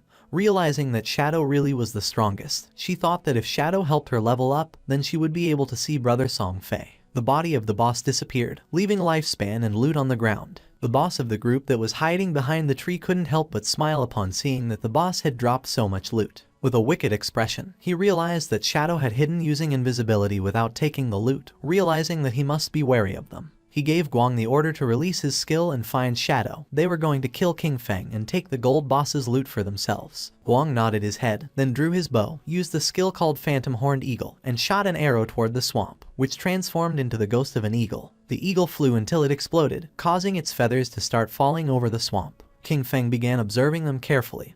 He did not expect this hunter to learn this anti-invisibility ability so quickly. For him, it was no surprise that they were so confident in killing him and seizing his loot, but it was a pity that his assassin class came with an extra point in invisibility level. Guang's skill was level 1, so it could not break his skill. Confident, Guang turned to the boss, informing that Shadow must have fled after seeing so many of them. The boss and his men began to advance towards the loot, Deciding to protect the loot first, he asked his men not to be careless and to prepare for battle at any moment. The ownership of the boss's loot was 5 minutes. After the time ended, the loot was going to be theirs. A proud smile appeared on their faces, but just then, shadow began to emerge, making their eyes widen in fear. Just before they could react, King Feng moved like thunder, taking everyone down. Now that the atmosphere was quieter, King Feng's attention focused on the loot. But then a question came to his mind: where had Little Black gone? He decided to forget about it and find her later. For now, he had enough evolution points to upgrade Greedy Hand, so he decided to upgrade the skill before obtaining the loot. Greedy Hand went from being diamond quality to epic. It could be used on monster corpses, having a 220% to 300% probability of obtaining an extra loot drop. The extra loot had a 100% probability of being 1 tier higher. Our boy picked up the loot. He was determined to use the 100% chance to gather all the light together and squeeze them. Greedy Hand started to absorb the loot, making a smile appear on King Feng's face. A bright light began to emerge from the forest, and after using Greedy Hand, he obtained 21 evolution points, 648 days of tradable lifespan, and 2 special items called Ghostfire Bell. King Feng's eyes widened in surprise upon seeing that he had obtained 2 Ghostfire Bells. It was a special item. After equipping it, King Feng would not lose lifespan upon dying, with a cooldown time of 1560 seconds. It had 2 skills, 1 passive and 1 active. Soul Absorption was passive. When killing monsters, the amount of dropped lifespan would increase by 20%, and having 2 Ghostfire Bells at the same time would double this effect. Soul Shock was an active skill. He could shake the bell to immobilize all enemies within a 100-meter radius for 3 seconds, with a cooldown of 512 seconds. The Ghostfire Bell was not considered equipment. It was an item. It did not take up 2 equipment slots, and 2 Ghostfire Bells only occupied 1 inventory slot, making it very convenient. While he was distracted, Little Black contacted him through chat asking him to come save her. Shadow became alert and asked with a worried expression where she was. King Feng, somewhat worried about knowing where Little Black was, the only thing he heard through the voice chat were her screams asking them not to come near her. Little Black was very scared since the leader and his men had already cornered her. They praised her for having strong resistance, but revealed that there was nowhere to escape, advising her to come over calmly, promising that they were going to make her feel so good that she would ascend to heaven. She clenched her fist, and when she looked back she saw that she was at the edge of the cliff, determined not to give these bastards the kill. Without thinking too much about it, she threw herself backward off the cliff, leaving the leader and the others in shock. Her body began to descend rapidly until it forcefully hit the ground, causing her terrible pain and making a pool of blood appear. Her body began to disappear and turn into lifespan. The leader peeked over the cliff and felt somewhat confused upon seeing that she had really jumped, thinking that she was quite resolute. Little Black informed our boy that he no longer needed to save her, since she had died and returned to the town. She felt relieved, as it was good that the tradable lifespans of their party were all on Captain Wang Meng. King Feng felt relieved and asked Little Black to wait for him there, as he was going to pass the stuff to her. She felt happy and praised our boy for having worked hard. He collected all the lifespan that was in the area. This time he had 1 big. His tradable lifespan had reached 3115 days, and he even had 21 evolution points. He decided to use the points and evolve Greedy Hand. A system window appeared, informing that the skill Greedy Hand had already reached epic. It required 10 times the evolution points to keep evolving.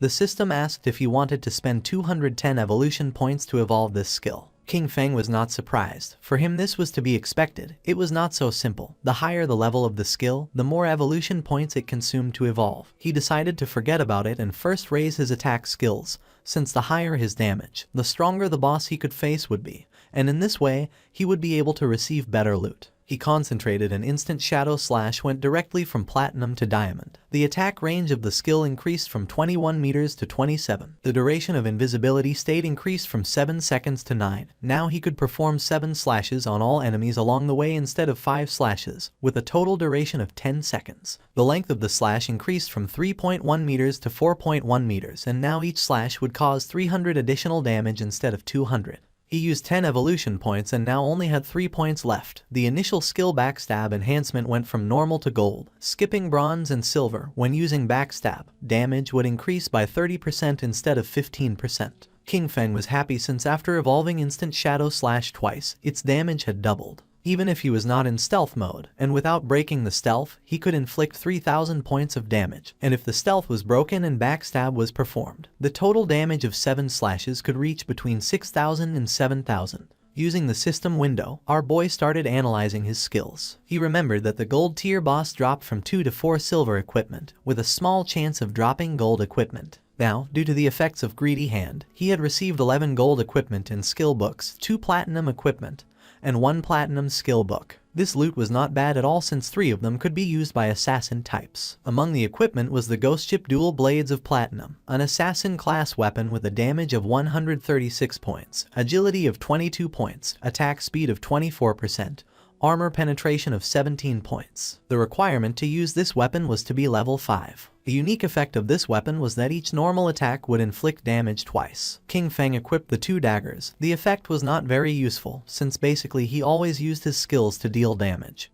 But the base attack of this weapon was quite high, and it also had 22 agility points. The attack speed was also going to increase the skill casting speed, reducing the recovery time, so it was not totally useless, and as for the armor piercing properties, the benefits were also quite high. Then, our boy equipped the Ghost Fire Leather Armor of Gold Tier, with a physical defense of 25 points, fire element resistance of 50 points, damage block of 14 points, granting 419 health points, and the requirement to use this equipment was to be level 5. He was amazed since leveling up had not increased his constitution.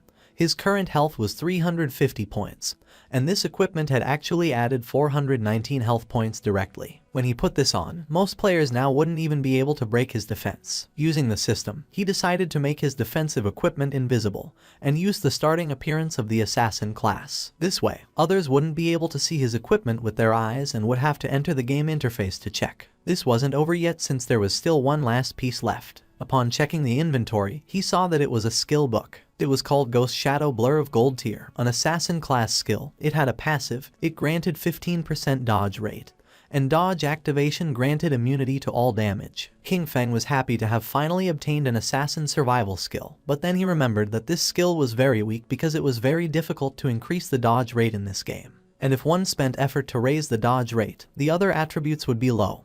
And if the dodge was not activated, it would be very dangerous. Our boy's body began to shine since he was different from the rest. He could evolve skills infinitely. While increasing the dodge rate, he would not sacrifice other attributes, so there were only benefits for him. King Feng started to move away from the area and decided it was time to return. The remaining loot consisted of warrior, priest, and archer items. He could sell them to Wang Meng with a 10% discount, and although they couldn't afford them now, he was sure that with Wang Meng's personality, he would sell them on credit. This great upgrade was all thanks to Little Black. Without this koi, he wouldn't have been able to find a level 5 ghost ship to attack, so he decided to thank her. King Feng passed by a tree and just at that moment, the leader, who was furious, and his men appeared. King Feng noticed them, and they did too, and their faces turned pale. With eyes full of fear, they started running upon seeing Shadow. As expected, King Feng was not going to let them escape, so he used Shadow Stealth, and while the skill was activating, he let out a sigh. Just before they could take another step, King Feng moved like thunder and finished off all the subordinates. Upon seeing this, the leader panicked and ran with all his strength, but King Feng was not going to allow this. Our boy appeared in front of him and deactivated the invisibility skill. The leader's face touched King Feng's, his eyes filled with tears and fear. He admitted he was wrong and promised not to do it again, begging our boy to please let him go since he had less than 1 year of lifespan left. With a cold gaze, King Feng asked if he had first thought about his own fate when attacking others. Without remorse, King Feng attacked with a poison dart, and while the leader was writhing in pain, he turned his back and left. Since he had killed too many players, he received a layer of status called Killer. Currently in the first layer of the Killer status, he was going to lose 75% of his current lifespan upon death. King Feng was calm since he had the Ghost Fire Bell. If he was careless and died once, he would not lose any lifespan. King Feng returned to Shell Town and everyone's gaze fixed on him. People started talking among themselves since he had killed a gold tier boss. Everyone was in shock. Seeing that he was not wearing any equipment, some thought that he must have exploited bugs to defeat the boss. While our boy was walking through the area, a man approached and asked him to please wait. King Feng turned curious. Showing a skill book with a smile, the man mentioned that they had mistakenly bought this assassin's skill book, asking him to please accept it and take it as if nothing had happened between them. The system identified the skill book. It was a common tier called Impale. It was a single target skill. Upon hitting, it added 20 attack points and caused stun for 2 seconds, with a cooldown of 22 seconds. King Feng took the skill book and his eyes widened in surprise since it was a control skill. After taking the book, he went on his way, and the man and the others on theirs. One of the men, furious, told Xian Shao that they had been killed by King Feng. For him, it was too cowardly to have to give a skill book to him. The other man nodded since no one treated them like that. The other man decided to use each of their connections to gather people, with everyone contributing. Even a single spit from each of them could drown King Feng, so there was no reason to fear him. With a serious gaze, Xian Shao made it clear that Shadow was growing so fast and leveling up by himself, so he must have a great secret. He wanted to find him in real life and kidnap him, since not only would they learn his secret, but they could even make him their slave to collect lifespan for them. The man praised Xiao Shao for this great plan. Xian Shao decided to have the family send a woman to try to extract information from King Feng. When he had heard Shadow's voice just now, it sounded very foreign. He knew he was not within their circle, which meant that he was very poor. They decided to find a professional beauty, as they were sure that King Feng would fall into the trap. King Feng met with Little Black and asked her to accept the trade since he wanted to give her some things. Upon hearing this, her eyes filled with excitement, but she explained that her name was not Little Black but Big Plum. King Feng gave her a powerful skill and a necklace, and upon using them, fire began to emerge from her magic staff. She was happy because with this skill and the necklace, her damage had multiplied several times. Moreover, her mana regeneration had more than doubled. She thanked him from the bottom of her heart. Our boy said there was no need, explaining that he was just following their agreement, asking her to give him the space ring. With a smile, she took the space ring out of the inventory and said that he could keep it. With her face blushing, she revealed that when she was escaping in the forest, she had discovered an underground cave that seemed to be the entrance to a ruin, asking if he was interested. King Feng was somewhat surprised, since first it had been the Golden Ghost ship and now it was a ruin entrance, realizing that it was really beneficial to be friends with this girl. The sincerity was mutual. If he had not given her 2 equipment of gold, maybe she would not have told him this information. With this space ring, his inventory had finally reached 27 slots. King Feng asked where Wang Meng was, promising that once he sold them the things, he would go to the ruins she had mentioned to take a look. She extended her hand, revealing that the captain and the others had gone to train the new priest, so they were not going to return soon. Using the map, she marked the entrance of the ruins, explaining that there was a stone slab on the ground behind the bushes. She moved the slab aside and hid inside while fleeing, but she had only walked a few steps when she heard screams from within. She was so terrified that she ran out, otherwise, those guys would not have caught her. King Feng disappeared and decided to head to the ruins right now and trade with Wang Meng when he returned. Little Black was somewhat confused. Our boy left Shell Town and entered the forest. Originally he wanted to find some place to grind to level 10. But since there was a ruin, there was no need to grind. Mainly there were 3 types of ruins that appeared in a beginner's town. They were tombs, cursed ruins, and temples of faith. No matter what type of ruin it was, the small mobs were all bronze tier. There might even be some silver tier monsters. For him they were a sea of lifespan and evolution points. Following the location that Little Black had marked on the map, King Feng arrived at the entrance of the ruin. Without wasting time, our boy entered, remembering that there were mainly 3 types of ruins that appeared in a beginner's town: tombs, cursed ruins, and temples of faith. There was not much to say about the tombs. They were inhabited by a lot of monsters and it was very difficult to kill them all, and also there was almost always going to be a golden boss at the end. The monsters in the cursed ruins were all cursed by ancient gods and evil gods. They could have been humans in the past, but some went mad and others became ghosts after death. The monsters in the temple were all believers of ancient gods and evil gods. Moreover, the layout of the temple was very complex. The walls were filled with ancient murals. If one managed to get past the last 2, they would receive a special item or a skill book. Upon observing the murals on the walls, our boy realized that this was a temple of faith. He began to observe the murals carefully as they were very familiar. At that moment, roars began to be heard. Our boy started walking down the hallway, realizing that this was the faith temple of the ancient god of judgment. It had the same origins as his eye of judgment. At the same time, in the forest was Wang Meng and his party fighting against a monster. Wang Meng drew his shield and blocked the monster's attacks. But then, the monster lunged at him and just before he had time to react, it attacked with its fierce claw, causing Wang Meng's body to fly through the air, inflicting terrible damage on him. Seeing that the captain was injured, the party's archer panicked and gave the order to the healer to heal. King Feng's sister was paralyzed with fear, not knowing what to do. With tears in her eyes, she tightly grabbed the magic staff and asked how to do that. While they were distracted, the monster jumped and prepared to attack. Seeing this, the party's swordsman drew his sword and gave King Feng's sister the order to use her skill. But instead of obeying, she fell to her knees on the ground, dropped her magic staff, and began crying in fear. The monster attacked again and Wang Meng's party was eliminated and they were teleported to Shell Town. Wang Meng and his men were furious. Little Black, who was in the area, greeted them and with a smile asked why they were back so soon, explaining that the expert Shadow was still not back so they couldn't buy equipment now. The archer, who was furious, started pointing at King Feng's sister and said he had never seen someone as stupid as her. She didn't know how to dodge monster attacks, nor how to use her skills. Xiao Yu started to cry, not knowing what to do. Little Black stood in front of her and with a confused expression asked the archer why he was so fierce, explaining that she was a beginner, and it was her first time playing the game, so it was normal to die once. With eyes full of rage, the archer asked Little Black to move away since he was going to scold her to death. The swordsman explained to Little Black that they had not died once, they had died 3 times in less than an hour. Upon hearing this, Little Black's eyes widened in surprise. With a smile, she began to show the necklace that King Feng had given her. She decided to go with them, revealing that she had just received 2 good things from the expert. She was very powerful now, and believed they were not going to die once she was there. Wang Meng stepped forward and gave the order to everyone to stop arguing.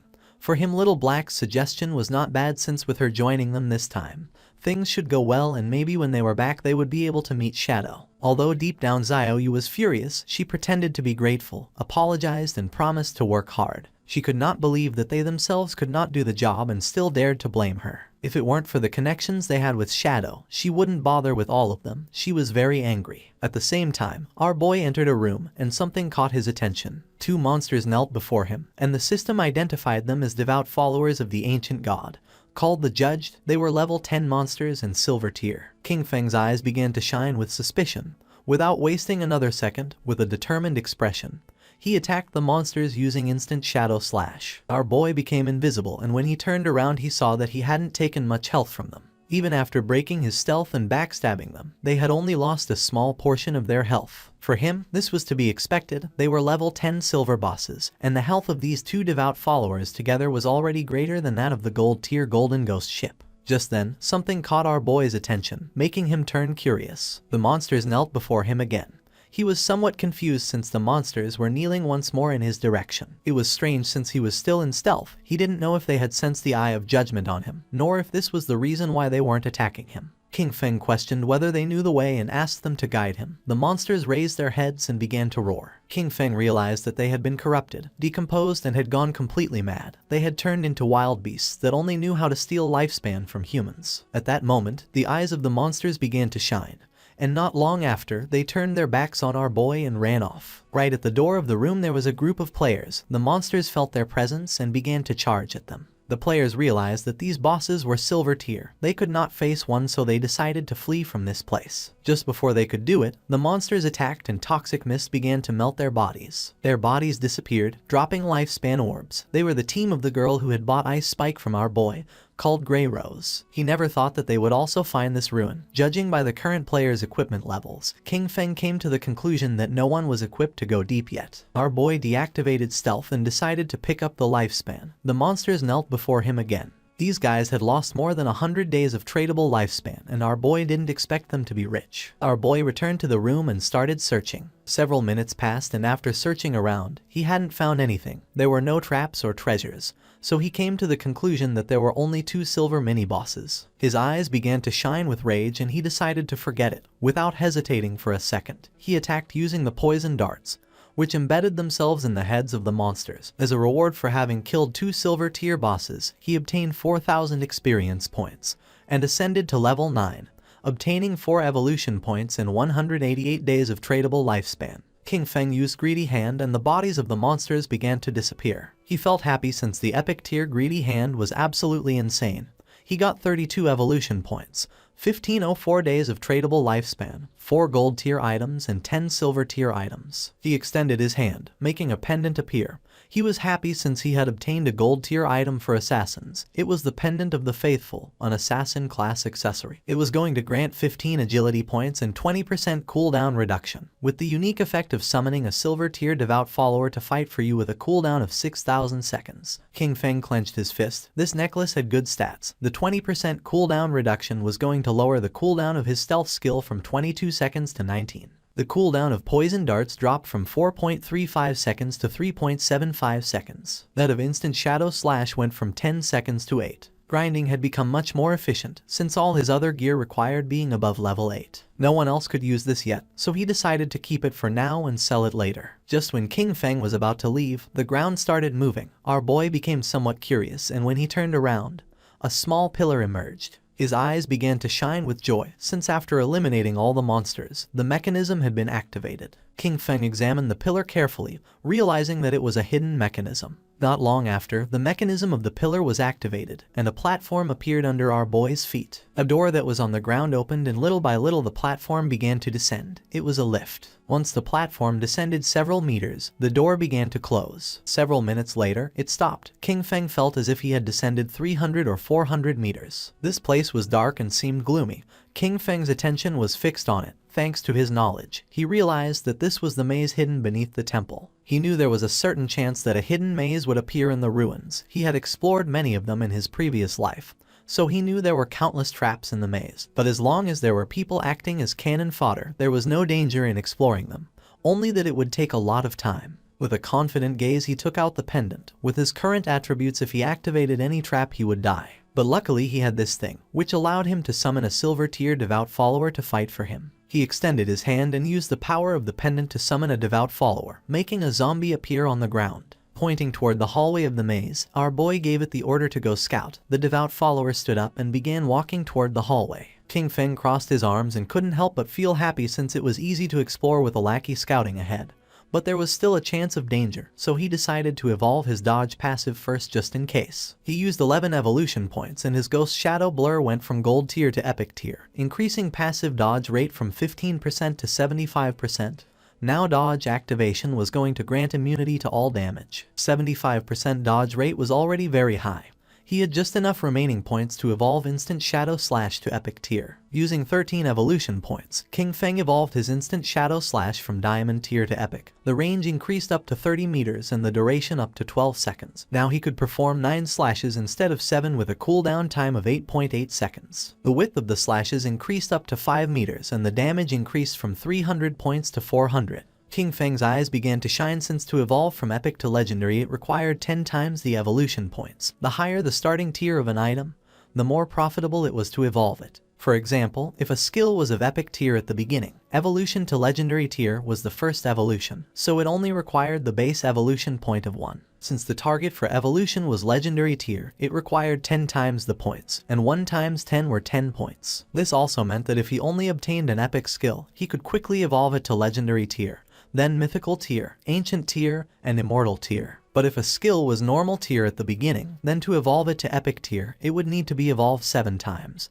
And by the time it reached the 10 times point, it would need hundreds of points. But the good thing was that, no matter in which tier the skill started, he could spend very few points to evolve it to epic tier. In other words, from now on, all his skills were going to be at least epic tier. He had 11 evolution points remaining, and he could only evolve the starter skill, Shadow Sneak. He used 8 points and the skill went from silver tier to platinum. The duration of the skill increased from 16 seconds to 24, and the attack that broke stealth increased by 90, going from 120 to 50. Cooldown went from 26 to 22 seconds. He had the attribute that reduced the cooldown speed by 35%, and for this reason, the final cooldown for Shadow Sneak was 16.3 seconds. The cooldown was still too long, and the stealth breaking attack was a bit low. He knew he needed to swap this skill in the future. While walking through the hallway, the devout follower stepped on a slab, activating a trap, and then a giant rock fell on top of it, crushing its body. Its body transformed into light. Now that the summon had died, he decided to wait for the cooldown before resummoning. This maze was complex and dangerous.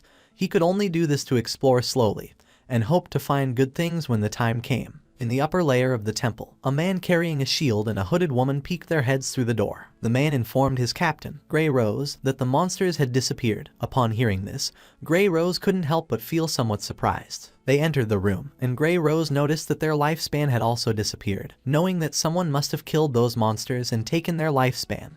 But she didn't know who. The man mentioned that only the expert Shadow could kill 2 silver tier bosses. Grey Rose thought he was right but felt relieved since they wouldn't have to die again. She put her hand on her chin and remembered that when they had come here, they had seen a person who seemed to be communicating with the monsters. She didn't know if it was Shadow, nor if he had a skill that could enchant the bosses. If that was the case, He had an incomprehensible and terrifying power. At the same time, in the second layer of the temple, King Feng's devout follower died again by activating another trap. In front of our boy there was a long path leading to a door King Feng had explored for 3 hours, and this should be the end of the maze. And based on his previous life experience, using human lives to explore would kill at least hundreds. Using the pendant, King Feng summoned another devout follower again. It started walking ahead and King Feng began following closely behind. King Feng gave it the order to open the door. Following our boy's command, the monster began to use all its strength but was unable to open it. It got to the point where its body began to tremble. King Feng's eyes filled with suspicion upon seeing that the monster could not open the door. Then, he approached and touched it with his hand. By doing this, little by little the door began to open,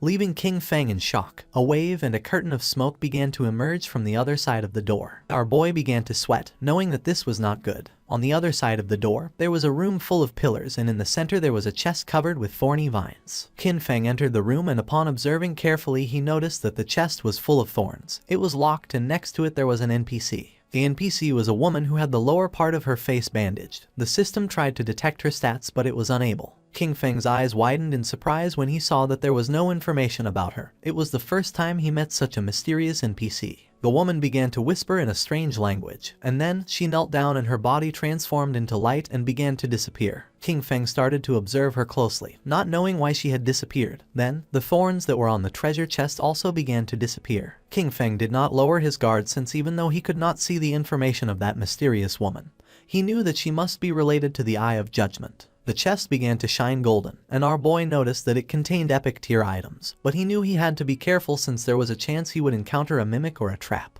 Pointing at the chest, King Feng gave the order to his summon to go open it. Following the order, the monster opened the chest and a bright light began to emerge from it. King Feng's eyes widened in surprise as he realized it was a skill book, a godly skill for assassins containing passive and active effects. The chest contained an assassin-type skill book of epic tier called the Stole of Mercy. It had the passive effect of 100% weak point hit correction, and weak point damage multiplier doubled. The chest also contained an active skill called Slit Throat. Shadow's next attack was going to inflict Slit Throat, causing 100% of that attack's damage per second for 3 seconds, with a cooldown time of 60 seconds, but thanks to his skill the cooldown dropped to 44.4 seconds. King Feng noticed that the passive ability doubled the hitbox for the enemy's weak spots, but the most ridiculous part was the active skill, Slit Throat. If his next attack dealt 300 damage, the debuff would cause 300 damage per second for 35 seconds. The total damage would be 12 points, which is 3 times the original damage. King Feng began to read carefully. Skills like Instant Shadow Slash landed multiple hits, but Slit Throat only counted the first strike.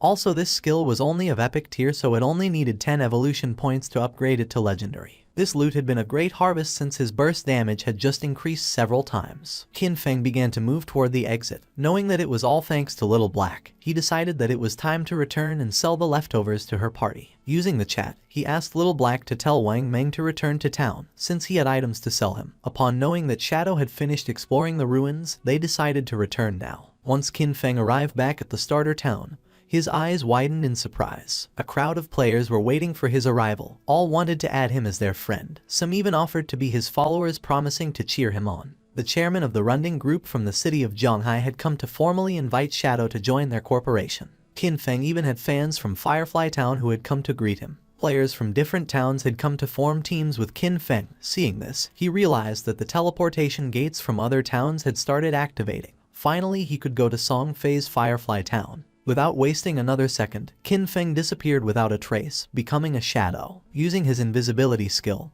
King Feng began to move away from the area and the players started fighting among themselves, thinking that he had left because they kept bothering him. King Feng reached Little Black and caught her attention. Raising her hand, she informed her captain that the expert Shadow had arrived. Something caught King Feng's attention. It was none other than his sister, Qin Xiaoyu. She began to show a kind smile. Many questions came to King Feng's mind. He didn't know how she had managed to get into Wang Meng's team, knowing that Wang Meng's crew could be destroyed because of her. He knew he had to be careful, since everyone knew that Shadow existed now.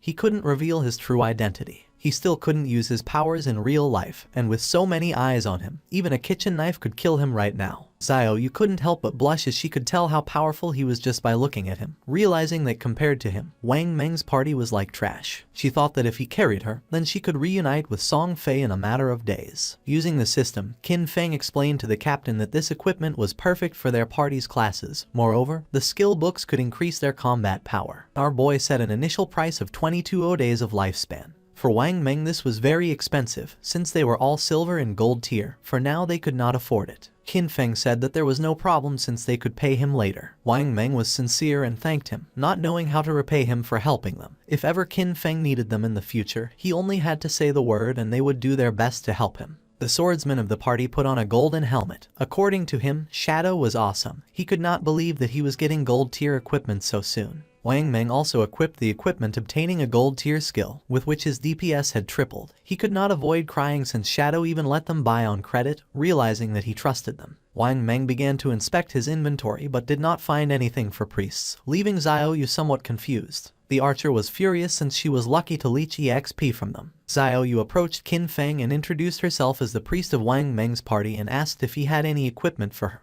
The system informed our boy that the player, Little Graceful, wanted to add him as a friend. Xiaoyu's eyes widened in surprise. Qin Feng began to stare at her with a cold gaze and disappeared without a trace, leaving poor Xiaoyu in shock. With a confused expression, she asked where Shadow had gone. Wang Meng explained to her that he probably just hadn't gotten any priest drops this time, and that maybe next time he would bring items for her. The archer revealed the harsh truth. Qin Feng had intentionally ignored her. For Little Black, Shadow was very cool as he appeared and disappeared like a dragon. Qin Feng walked away from them, knowing that he currently had a gold tier priest staff in his bag, and also a gold tier priest skill book. But there was no reason why he would give such precious things to Qin Xiaoyu. As he progressed, he would have tons of unused equipment and skill books. Selling them individually wasted too much time. But Wang Meng's backing with the authorities was perfect for bulk buying of him. He could not allow Xiaoyu to affect his cooperation with the authorities. He needed to quickly find a priest for Wang Meng's team to replace her. His eyes began to shine with seriousness when he thought that he needed to find Little Zhu quickly. Guixu, the former manager of the Godslayer Guild in his past life, she was a hidden class priest called White Avian Priestess, which came with a white bird that could heal and apply buffs. She was the only priest he knew who could defeat epic tier bosses alone. She was his powerful ally, and compared to her, Qin Xiaoyu was complete trash. Qin Feng activated the gate, remembering that Little Zhu was also from Firefly Town. Just like Song Fay, being perfect. If Qin Feng could find Little Zhu, he was going to put her on Wang Meng's team. Using the gate, he traveled to Firefly Town. Qin Feng arrived at Firefly Town, a place very different from Starter Town. While he was walking through the area, he heard two players who wanted to hurry back. Since the silver boss was below half health, they couldn't let someone steal it, as they would have died in vain. One of them cursed Song Fay since that bastard brought many fangirls with him, knowing there was no way to compete with him. Nor did he know how some minor celebrity had so many brainless fans. Qin Feng had just arrived and had already found clues about Song Fay. Following the players, he reached a valley. This was the level 5 area, called Wailing Valley. The monsters in this place were Emberfians and the Shackles. After walking a bit, he started to hear players fighting.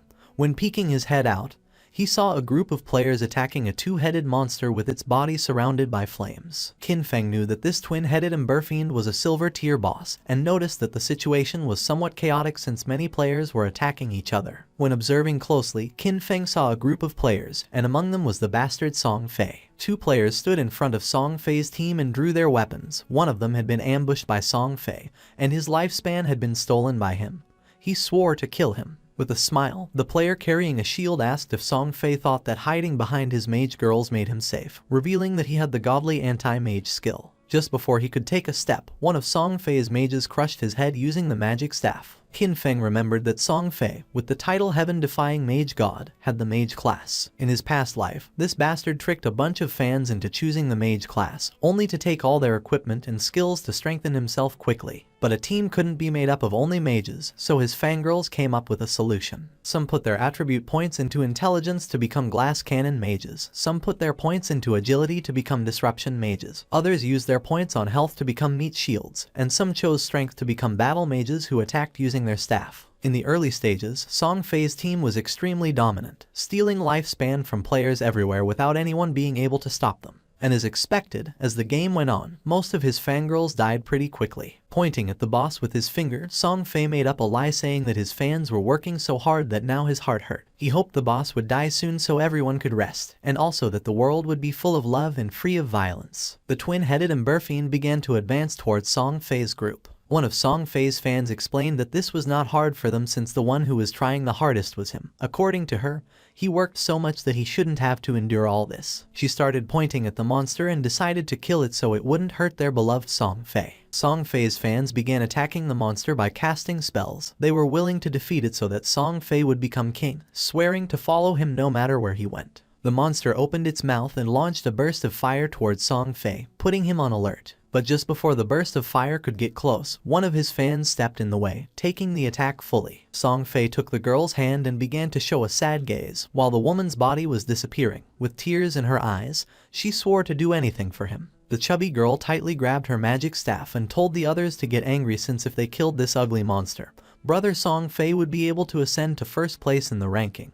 He had to surpass Shadow. This made the others excited. Raising their weapons, they swore to conquer the world, dominate the heavens and fight alongside Song Fay. They summoned several powerful spells, causing thunderbolts to strike the monster. Song Fay realized that it was going to die, knowing that this silver tier boss was hard to kill. He couldn't help but wonder how someone had been able to defeat a gold tier boss alone. He was sure that Shadow had used a bug. Song Fay had many fans helping him and was only level 7. He didn't know how Shadow leveled up so fast. A smile spread across his face since once he defeated this silver tier boss, he was going to level up to 8. He knew that Shadow had been stuck at level 9 for a long time, so he decided to take the opportunity to surpass him and become the #1 player of the God-forsaken game. Just then, a hand surrounded by Shadow grabbed Song Fay by the mouth. In the blink of an eye, Qin Feng decapitated Song Fay, and using instant Shadow Slash, cut his body into pieces. Blood began to emerge from the mouth of the bastard Song Fay. His fans went into shock, and just before they could take another breath, Qin Feng attacked again. Moving like thunder, he cut the bodies of the fans and of the boss into pieces. A system window appeared, informing that the boss had been defeated and granting him 15 experience points. The boss fell to the ground and its body began to transform into lifespan. The players were in shock since they couldn't believe that Shadow had killed the boss with a single strike. A single attack from Shadow did thousands of points of damage, while theirs only did 100 points of damage. Shadow was 10 times stronger than them. The corpse of the boss transformed into orbs of lifespan, and Qin Feng deactivated his stealth skill. The smartest players realized that it had been an AoE attack. They couldn't believe that a single attack had killed Song Fay and all his gang of fans. Upon observing closely, they saw Shadow and remembered that he was the one who had achieved the first global kill of the gold tier boss. They decided to leave and let Shadow have the loot. They began to cheer for Shadow for having avenged them by killing Song Fay's gang. Qin Feng knew that they were only afraid of being attacked, and that's why they could only join forces to attack him. In his past life, he would not have hesitated to kill them. At the same time, Song Fay respawned again in Firefly Town. The system reported that he had been killed by Shadow, and he lost 1106 days of tradable lifespan, and 18 years and 113 days of non-tradable lifespan. Song Fay panicked and realized that Shadow had come to Firefly Town. He couldn't believe that out of the hundreds of starter towns in Zhonghai City, he had come to his to steal the kill. His fans also respawned again. The chubby girl felt confused to see that Song Fay had also died. The other girl was furious since she didn't know why Shadow had killed them. The other thought that Shadow wanted to steal the silver tier boss. According to them, he was evil for taking advantage of Song Fay being distracted to launch a surprise attack. Just then, an archer approached Song Fay and with a nervous expression asked if she could join his team, revealing that she had the skill called Eagle Eye, and she could detect invisible enemies. Song Fay's fans told the girl to get lost since he had said he only wanted mages in his party. The chubby girl thought her efficiency at killing monsters was too low, and she would only affect Song Fay's progress in the ranking. Song Fay extended his arms and explained that although she was an archer, she could be part of his family since he believed that love could fill everything. He took the woman's hand and with a kind expression mentioned that he had felt her strong emotions. It didn't matter if she was an archer. He decided to let her join his team, swearing they would strive together to level up. Having Song Fay so close made her blush and tears of joy began to flow from her eyes. An assassin appeared and mentioned that she could also become invisible, swearing that she was going to make Shadow pay for having killed him. The mage revealed that she had learned a new AoE skill and could freeze Shadow. Song Fay extended his arms, making it clear that his family was full of love. Any girl who wanted to join his team was welcome. The girls began to cry with joy and swore to stand by Song Fay forever. According to them, Shadow had no honor for having attacked their beloved Song Fay by surprise. They promised that he was going to pay the price. As soon as they found Shadow, they were going to let Song Fay kill him so that he could learn what happened when someone messed with Song Fay. The attention of two players focused on them. They didn't know what Song Fay wanted to do now, but they were aware that someone had killed him out there, being very satisfying. They remembered that there were many girls protecting Song Fay, so they didn't know how he had been killed. But then they realized it must have been Shadow. According to them, Shadow was incredible. And seeing the girls crying for Song Fay, they thought these girls were not right in the head. A smile spread across Song Fay's face as he was confident that with so many people as witnesses, when he defeated Shadow, everyone would know that it was useless to be strong if one fought alone, especially being an assassin. According to him, Shadow was a soft assassin who had dared to challenge a great and noble mage like him. At the same time, Qin Feng picked up the loot using Greedy Hand, obtaining 16 evolution points, 217 days of tradable lifespan, 6 pieces of silver tier loot, and 1 piece of golden tier loot. Qin Feng decided to evolve the skill Graceful Liberation, consuming 10 out of 19 points. The skill went from epic to legendary. The passive effect Weak Point Attack Correction went from 100% to 200%, and the Weak Point Attack Multiplier was doubled. The active effect also improved. The next attack was going to trigger Throat Slit effect, causing 150% attack damage per second instead of 100%. With a duration of 3 seconds, the cooldown of the skill went from 30 seconds to 18.5.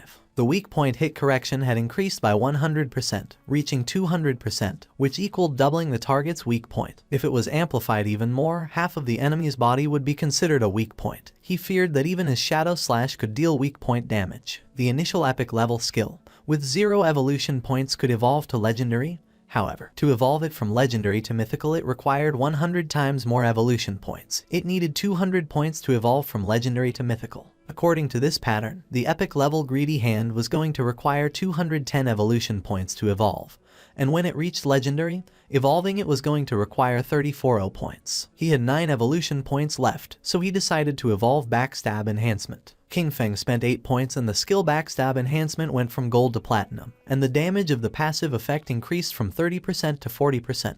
A silver tier boss, plus the group of players, had given him a total of more than 14 days of tradable lifespan. His mission had been fulfilled, so he decided it was time to return. While King Feng was distracted, a girl tried to attack him by surprise. She intended to kill him. Shadow began to observe her in silence, and dodged the attack without much effort. The girl attacked again, but he evaded it again without problems. The girl was in shock to see that he could dodge all her attacks. Without wasting any more time, she used stealth and disappeared. Just then, Song Fay's fans appeared on top of the cliff. They had cornered him and swore to avenge Song Fay. The mages of Song Fay raised their magic staffs, and the archer who had just joined the team began to aim her bow at King Feng.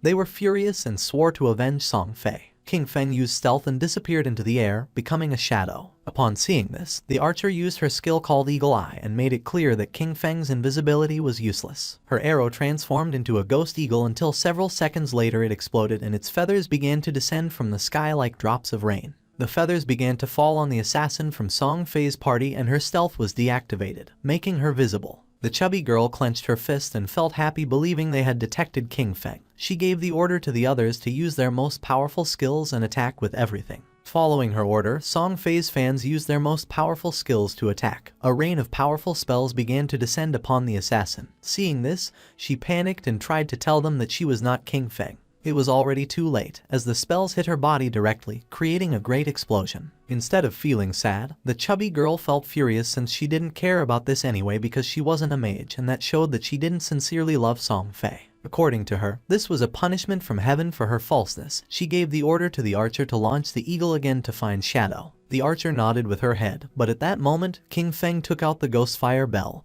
and started shaking it, activating its active effect called Soul Attack, which could immobilize all enemies within a range of 100 meters for 3 seconds, with a cooldown of 521 seconds. Just before the archer could use her skill called Eagle Eye again, an aura appeared around her body and those of her friends, leaving them immobile. Seeing this, they felt confused. Just before they could take another breath, King Feng appeared and using Instant Slash, attacked like thunder, cutting their bodies into pieces without even giving them a chance to react. Song Fay, who was hiding behind the corner, peeked his head out and felt confused, not knowing what was happening or why they had suddenly died. At first he thought the culprit was Shadow, but then dismissed this idea since if he had made a move, he would have revealed himself. King Feng, who was invisible, approached him and with an arrogant gaze made it clear that his death was near. Upon hearing Shadow's voice, Song Fei's eyes widened in fear and surprise, making him tremble. Without losing another second, he activated his magic shield, causing a powerful shield to appear around him. But to his surprise, King Feng launched a poison dart which passed through Song Fei's shield without much trouble, breaking it into pieces. The dart hit him squarely on the forehead, making the bastard Song Fei fall to the ground and start screaming in agony. Song Fei's body transformed into orbs of lifespan.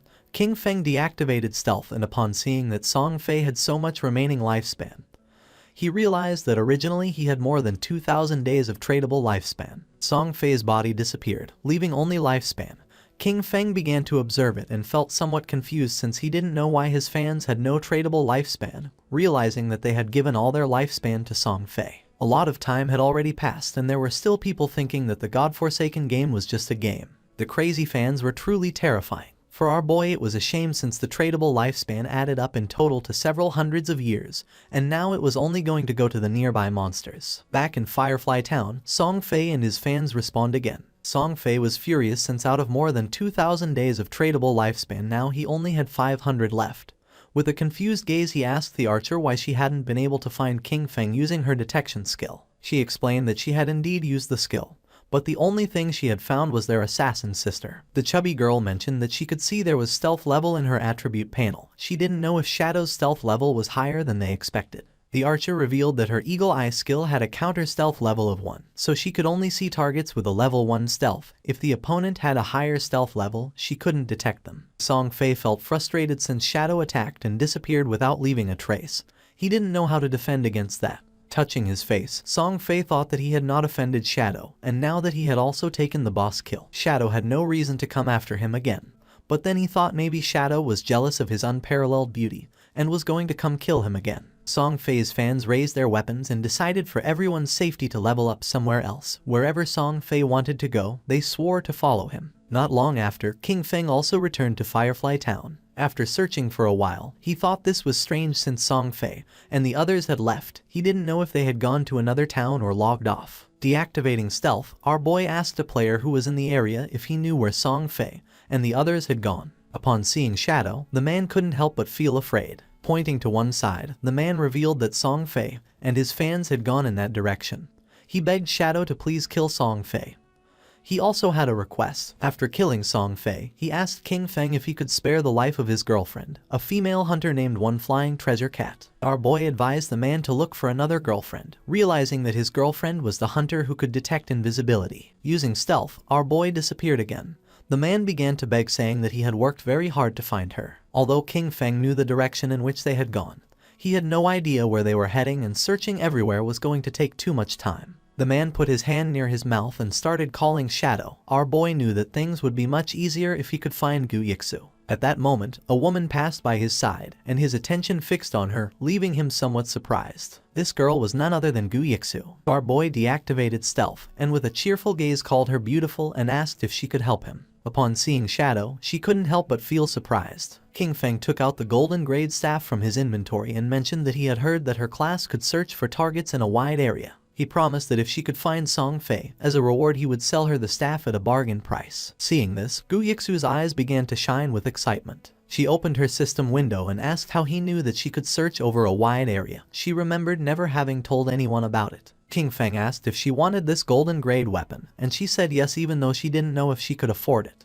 With a confused expression, King Feng asked if she didn't even have 500 days of tradable lifespan, revealing that the original price was at least 700 or 800 days. Upon checking her system window, she realized that she did have 700 days to buy the staff. Hearing this, our boy made a deal with her and handed over the staff. A system window appeared to confirm that the transaction had been successful. She took the staff and started drooling. Our boy gave her a gentle tap on the cheek so she'd stop drooling, asking her to hurry up. Upon hearing this, she blushed and nodded with a smile. Using the new staff, she began to use her powers and concentrated. Even though it was the first time she met Shadow, he gave her a strangely familiar feeling. Her owl began to fly around her, and she asked if Shadow wasn't afraid that she would take things and leave without helping him. With a serene expression, our boy asked if she didn't hate Song Fei. Seeing that he knew that she hated Song Fei, Guixu's eyes widened in surprise. She didn't know if Shadow could be a friend of hers in real life, but his voice didn't seem like it. King Feng started to smile and decided that she should guess. She raised her hand and the owl began to fly. She was too lazy to guess. Just then, her eyes widened in surprise. The owl began to fly over the town,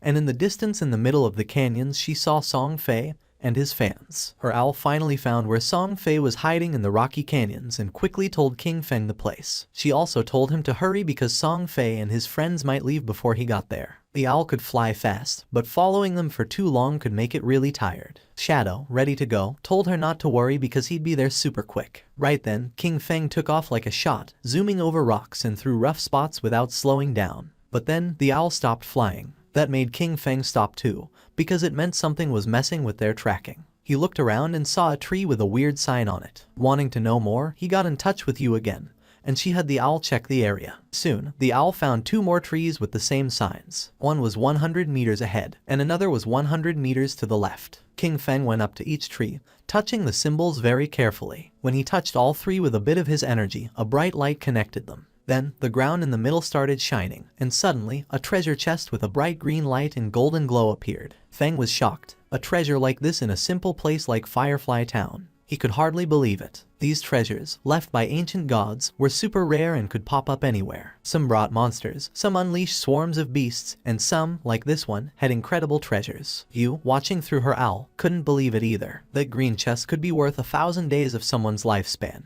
or over 10 million in real money. King Feng couldn't help but admire Yu's quick thinking. Back in his previous life, a year of someone's lifespan was worth 10,000 at the start, but it quickly jumped to 50,000 by the second day. Yu, still intrigued, started to take note of the symbols for later. A smart look was in her eyes. There was no telling what secrets her skills in tracking could uncover. Then, King Feng went ahead and opened the chest. Inside, there was a skill book with a dark aura called Curse of the Blossoms, a powerful emerald-level ability. This skill let cursed flowers grow from a defeated enemy, making their tradable lifespan drop to 0. It didn't have a cooldown period, but it had to be used within 15 seconds after someone died. Feng remembered how dangerous this spell was in his previous life. Every enemy he defeated could turn into an advantage. If he managed to defeat Song Fay again and watched over the body for a short time, he could take everything from him. A sinister smile appeared on his face. This time, Song Fay wouldn't just be defeated, he would be completely drained. As King Feng hurried toward his target, the scene changed. Somewhere far away in a canyon, Song Fay's biggest fans were busy fighting a boss, hitting it hard while Song Fay stayed back, waiting to land the last blow. Song Fay was overconfident, sure that King Feng wouldn't chase them this far, especially since King Feng had already beaten a silver-level boss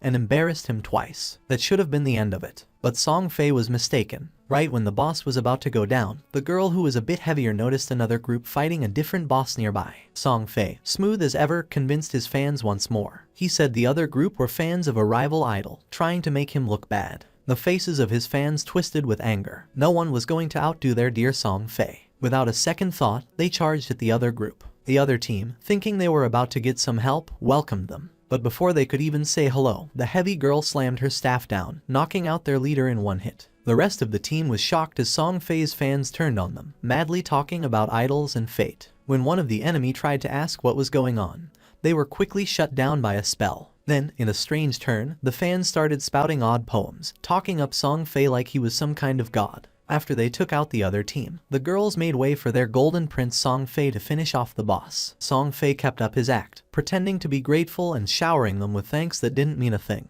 He made up stories about almost getting caught in an ambush and called them heroes. His words made them all blush and giggle. They were totally caught up in his make-believe world. But that was the end of it. At the same time, Shadow appeared at the edge of the canyon. Song Fay felt something wasn't right and got a cold feeling down his back. But by the time he turned around, it was too late. Feng's sword moved through the air like it was meant to punish, striking in an instant. Song Fay's head was cut off in one smooth motion, and his body fell to the ground. This time, Shadow didn't just leave after the deed was done. He knelt down next to Song Fay's body and used the Curse of the Blossoms. A big red flower grew right out of Song Fay's chest, its petals moving like they were alive, sucking away the tradable lifespan from the young troublemaker. The fangirls watched in shock, not able to make sense of what was happening right in front of them. Then, the scene changed, and Song Fay was back at Firefly Town's portal, feeling confused and annoyed, still not getting why Shadow was always after him. In his confused way of thinking, he decided it must be jealousy. Maybe Shadow was upset about all the attention from the fangirls, or perhaps one of those girls was someone Shadow had feelings for. Song Fay convinced himself that Shadow's constant showing up in Firefly Town was part of some complex revenge scheme. While he was lost in his wild guesses, a system alert popped up, scaring him with the news that his tradable lifespan was going down fast, much more quickly than just from dying.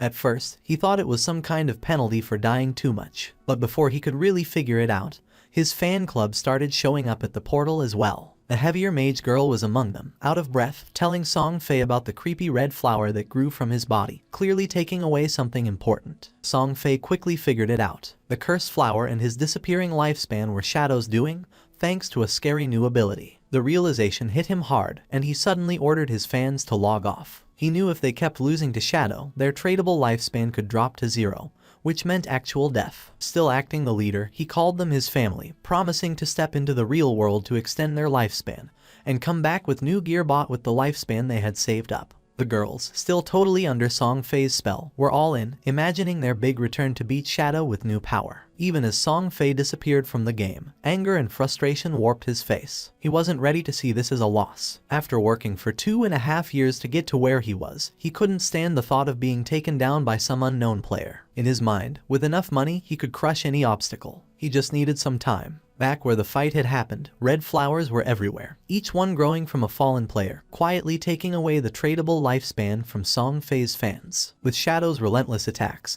his rank as a killer had jumped to level 4, making the loss of tradable lifespan upon death a staggering 96.8%. But Shadow wasn't bothered by this at all. Shadow figured out that this surprise attack had just added about 1,000 days to his lifespan.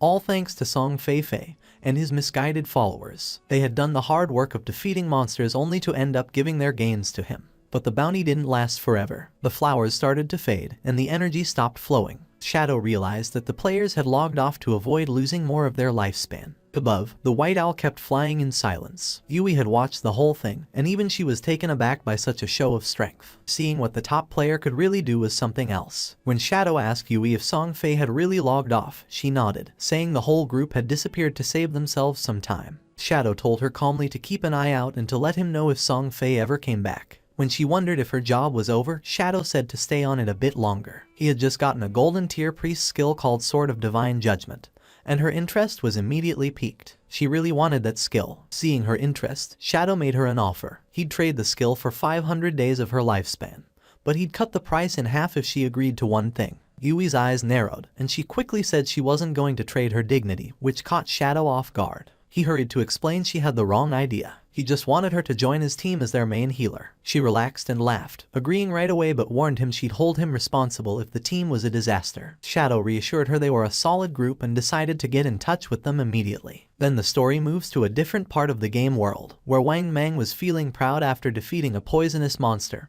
happy about the experience points. He called over to Ju for a heal and something to counter the poison, but Ju was stuck, not knowing what to do. Wang tried to remind her again about her priest class's ability to remove toxins. But before she really got what he was saying, she accidentally used the skill on a tree instead of helping Wang, who needed it. As time ran out, Wang fell to the ground, succumbing to the poison, his victory over the monster wasted. The team was left in shock, frustration simmering as they looked at Feng's sister, unable to believe how useless she had been. Standing near the teleportation stone later, the team leader faced a tough decision. He knew they needed a new healer since every skilled hidden class priest was already taken. But they couldn't continue like this. Zhao, on the other hand, was blissfully ignorant of her failure, lost in fantasies of being the chosen one, a goddess in this new realm.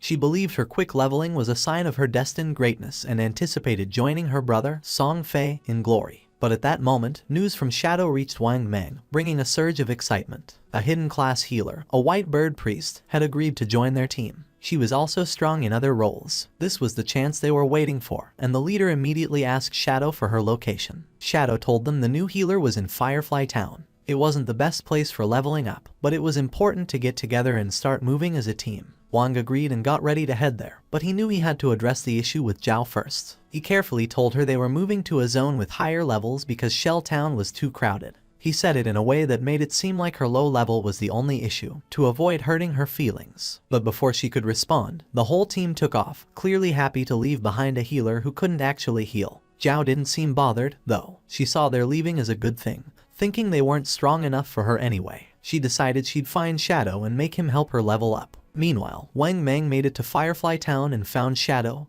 and Yu. Right away, he gave them the lifespan he'd gotten from their last fight, ready to settle up and get going with the new team setup. As they moved forward, Wang realized just how challenging it was to keep up in this game. While making plans, he brought up a new ally, a captain named Yu. Hearing that name made Shadow stop dead in his tracks, his thoughts racing. That name wasn't just random. Then, suddenly, she showed up, greeting them with a cheerful wave. Yu caught the attention of both men right away. Shadow was in disbelief. The woman standing before them was the Yu, also known as Justice Execution, the only one in the game with the Dragon Swordsman hidden class. In Shadow's previous life, she was in the top 20 players worldwide and played a crucial role for the country's official forces. She was a national hero, respected and feared. And there she was, showing up early, glowing, and looking at Shadow with clear admiration. Yu introduced herself with a warm smile, admitting her admiration for Shadow. She even half-joked about him being a time traveler or a reincarnated hero because of how quickly he was advancing. Shadow stayed quiet, his mind wandering back pre-his past there where their paths had crossed later,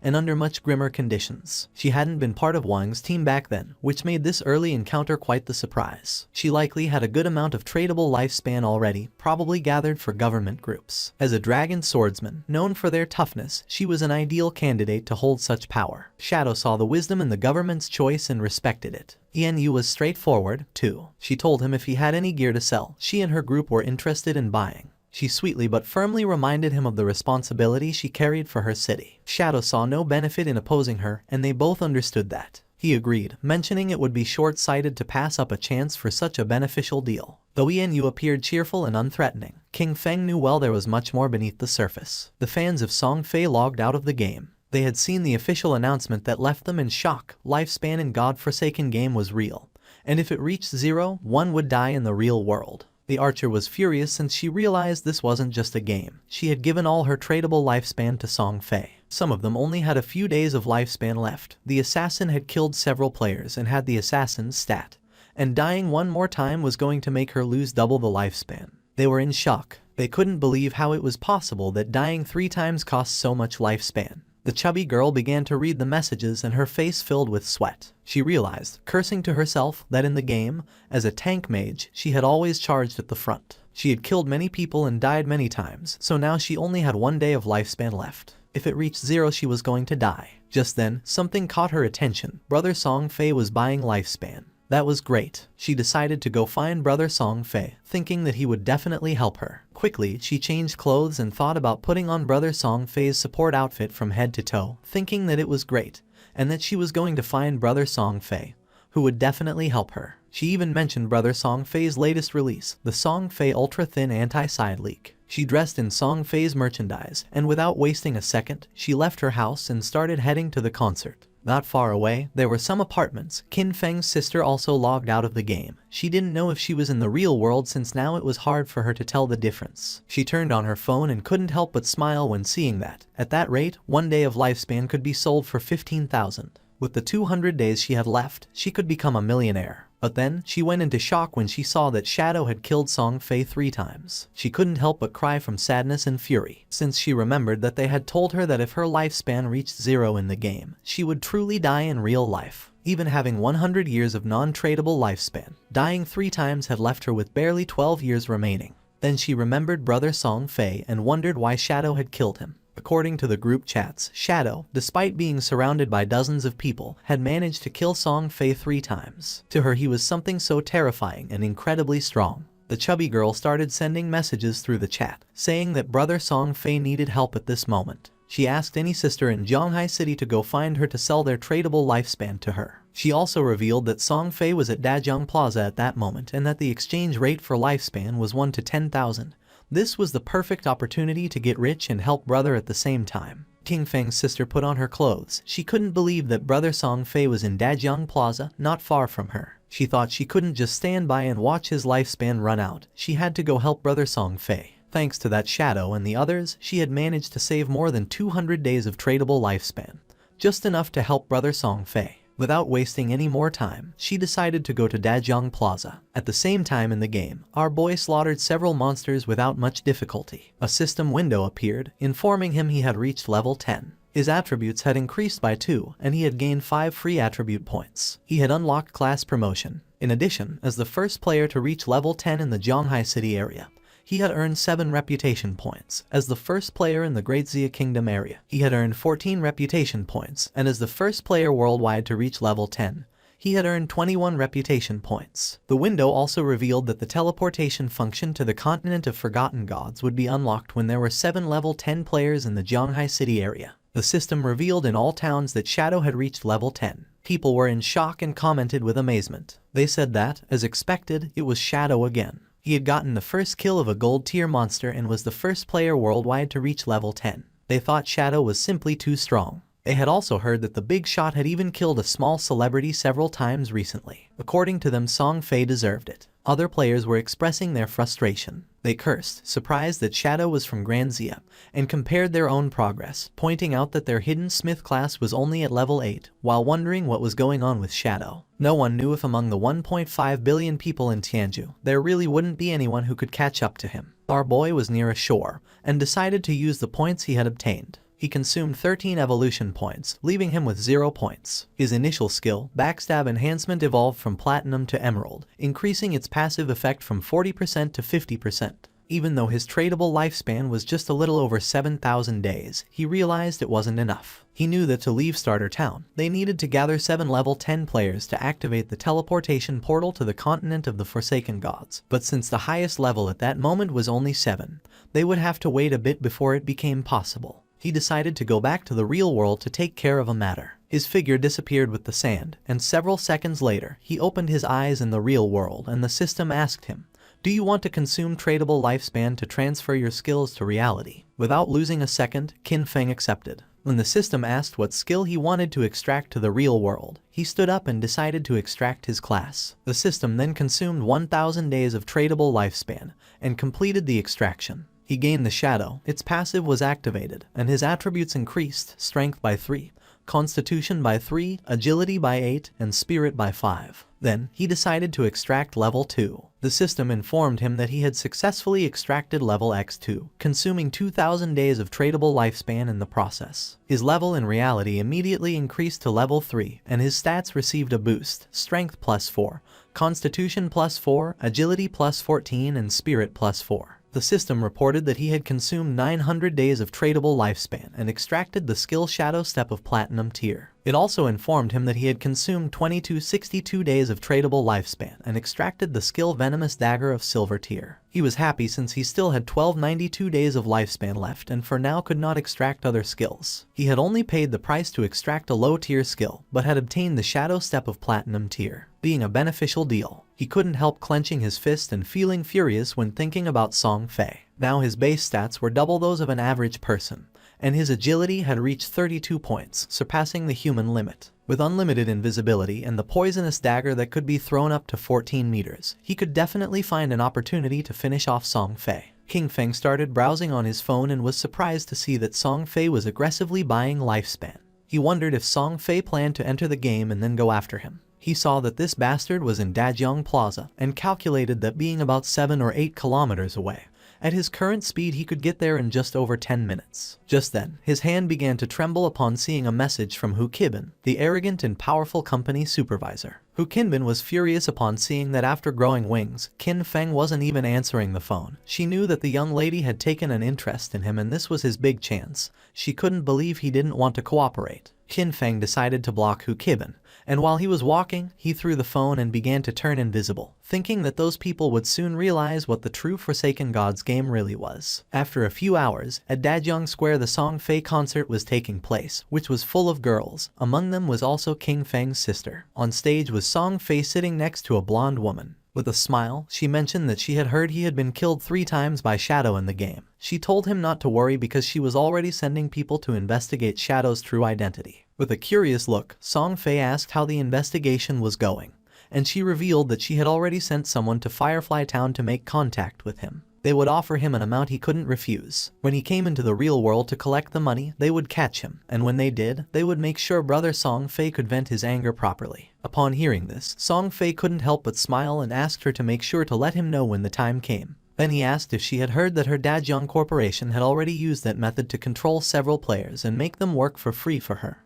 Hukibin couldn't help but laugh, since according to her, they were all idiots, so weak that they couldn't accumulate much lifespan. For her it was much better to be on Song Fay's side, since so many women voluntarily gave him their lifespan, and were even willing to die for him. Song Fay started laughing maliciously. A man who was among the audience began shouting and demanded that they all stop recklessly selling their lifespan to others. Turning to Song Fay, he added that Song Fay knew full well that lifespan was tied to life and death, yet he was still brainwashing his fans and aggressively buying up their lifespan. He accused Song Fay of endangering lives and declared that they were going to report him. Song Fay couldn't help but smile, thinking that there was always a fool who showed up to cause trouble. He stood up and made a public statement, saying that he had noticed some of the recent debates. He stated that his actions in acquiring lifespan had occupied certain public resources and caused inconvenience to the public, and for that reason, he felt deeply regretful and offered his most sincere apologies. His fans said that he didn't have to apologize since he hadn't done anything wrong.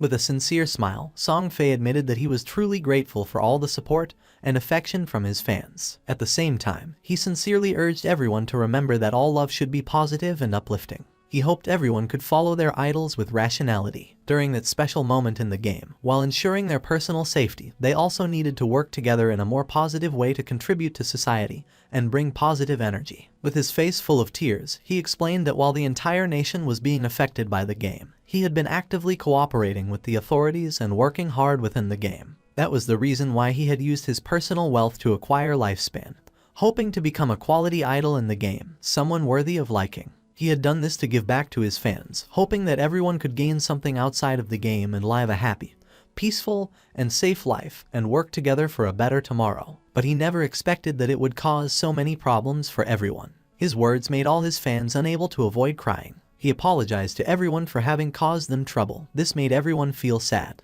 They started shouting, saying that he had not done anything wrong. They got angry with the man, calling him a bunch of savages and telling him to leave from there, since they were voluntarily helping the brother, and told him not to insult their genuine intentions. The chubby girl went up on stage and asked everyone not to listen to those ridiculous rumors from outside. She didn't know how they dared question the brother, since only fools with pig brains believed everything, asking how the lifespan of the game could possibly affect the real world. She put her hand over her chest and declared that she was the one who was willing to die for the brother. She said that when she logged out, it showed her that she had less than a day of lifespan left, but she was perfectly fine. Even if the rumors were true, if even they didn't have the resolve to die for the brother, then they didn't deserve to say that they loved him. His words made the other fans feel excited, and they decided to give all the lifespan they had to Song Fay. He was happy to see the enthusiasm of his fans. He extended his hand toward the chubby girl and mentioned that being loved by someone like her made him feel truly honored. The chubby girl, in turn, was crying and willing to die for him. Just then, something flew out and went through Song Fay's head, leaving everyone in shock. Song Fay began bleeding from the mouth and his hair started falling like leaves. Song Fay's body fell on the shoulder of the chubby girl, making her eyes fill with fear. She fell on her butt to the ground and started screaming. She didn't know what was happening.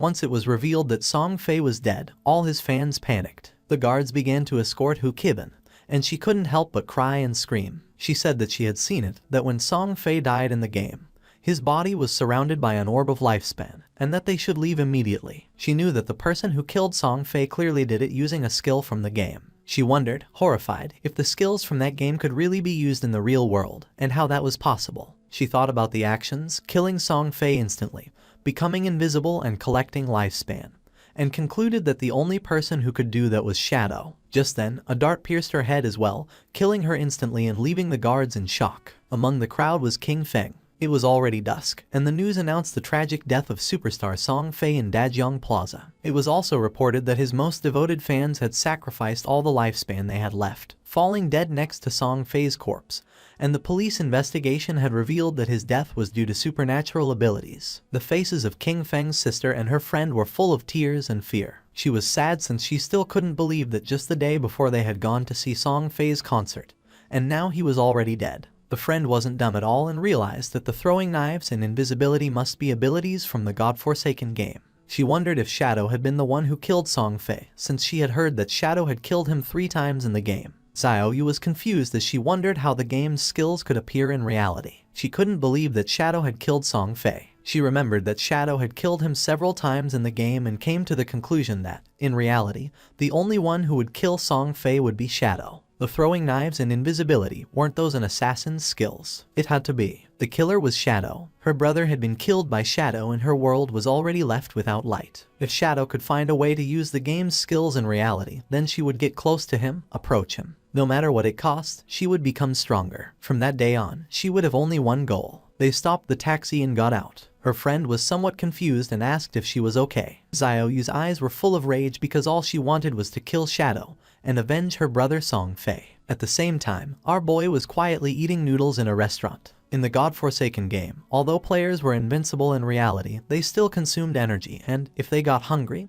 they still needed to eat. Just then, his phone started ringing, and when he unlocked it he saw that he had a message. Someone informed him that Fat Hu was furious. He had blocked his phone and WeChat, and if King Feng didn't go soon, he would be expelled and wouldn't receive his salary for that month. The message was from young Xiaoya, whom he considered a good girl, although quite delicate and often bullied. In his previous life, she had also been a member of his Jan Shen guild. King Feng asked her not to worry about him or the job but to focus on leveling up in the game. She was confused since she asked King Feng if he had played the game. She had heard that it was very difficult and that the lifespan of many people was almost exhausted. Our boy explained that, whatever her profession was, she simply had to focus on improving agility at the beginning. She decided to listen to him, but mentioned that she had heard that the lifespan produced in the game was really expensive at this moment. Then, she asked Qin Feng how his progress was going and how much he had earned. Our boy replied not much, since he had almost spent it all. He knew that Fat Hu was a lackey, and that the real problem was his boss behind him, Kaiyan Shishi. She was the daughter of the president of Kaiyan Group, and the company for which he used to work belonged to said group.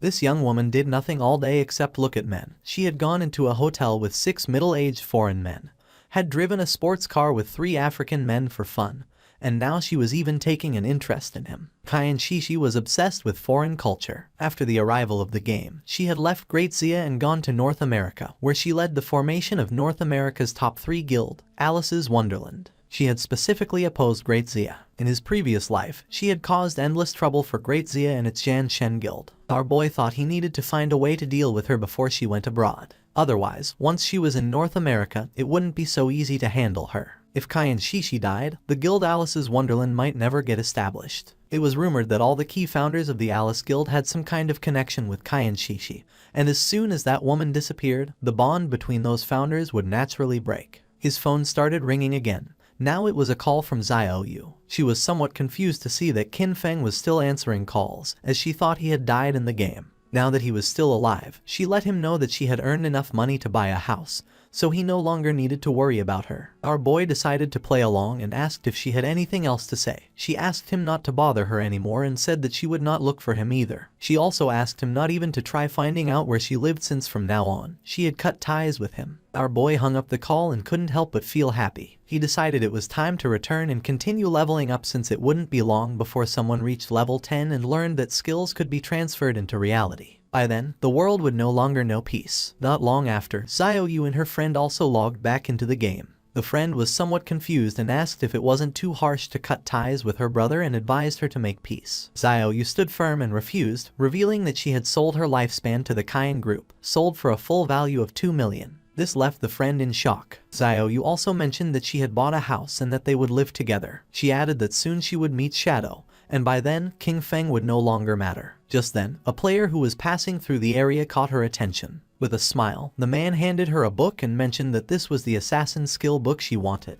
He also reminded her not to forget what she had promised him. With a cheerful expression, she nodded and said that once everything was done, she would indulge his little wishes. Although inwardly she called him a flatterer and thought that once she met Shadow, no one would care about a worthless piece of trash like him. She informed Wang Meng that she had an assassin skill book, a control skill. She asked him to check with Shadow if he needed it, since she could give it to him. A smile spread across her face. According to her, Zhang Wei, that flatterer, was still somewhat useful since he actually had such a good skill book. This skill book would be the red thread between her and Shadow. She would approach Shadow soon, stay quietly by his side, heal him, help him kill enemies and level up with him. She would make sure he felt every bit of her help so that he gradually trusted her so that he saw her as his other half. But when she became strong enough and he no longer served any purpose, she would kill him with her own hands and rip out his eyes, all to avenge her brother Song Fay. But to her surprise, Wang Meng said that Shadow said this skill was trash, he didn't need it, she could keep it and sell it herself for money. A while later, Shadow also logged into the game, and just then, he heard someone fighting a boss that didn't seem ordinary. Following the sound of battle, King Feng saw a man carrying a shield fighting against a multi-armed boss. The man started running, but it was in vain since the monster cut him into pieces. Our boy realized that this boss was a golden arachnid, a level 8 gold tier boss. This boss possessed a level 2 anti-stealth ability. That meant that, in front of it, his invisibility would be completely ineffective. The monster began to roar. King Feng gathered momentum and came out of his hiding place,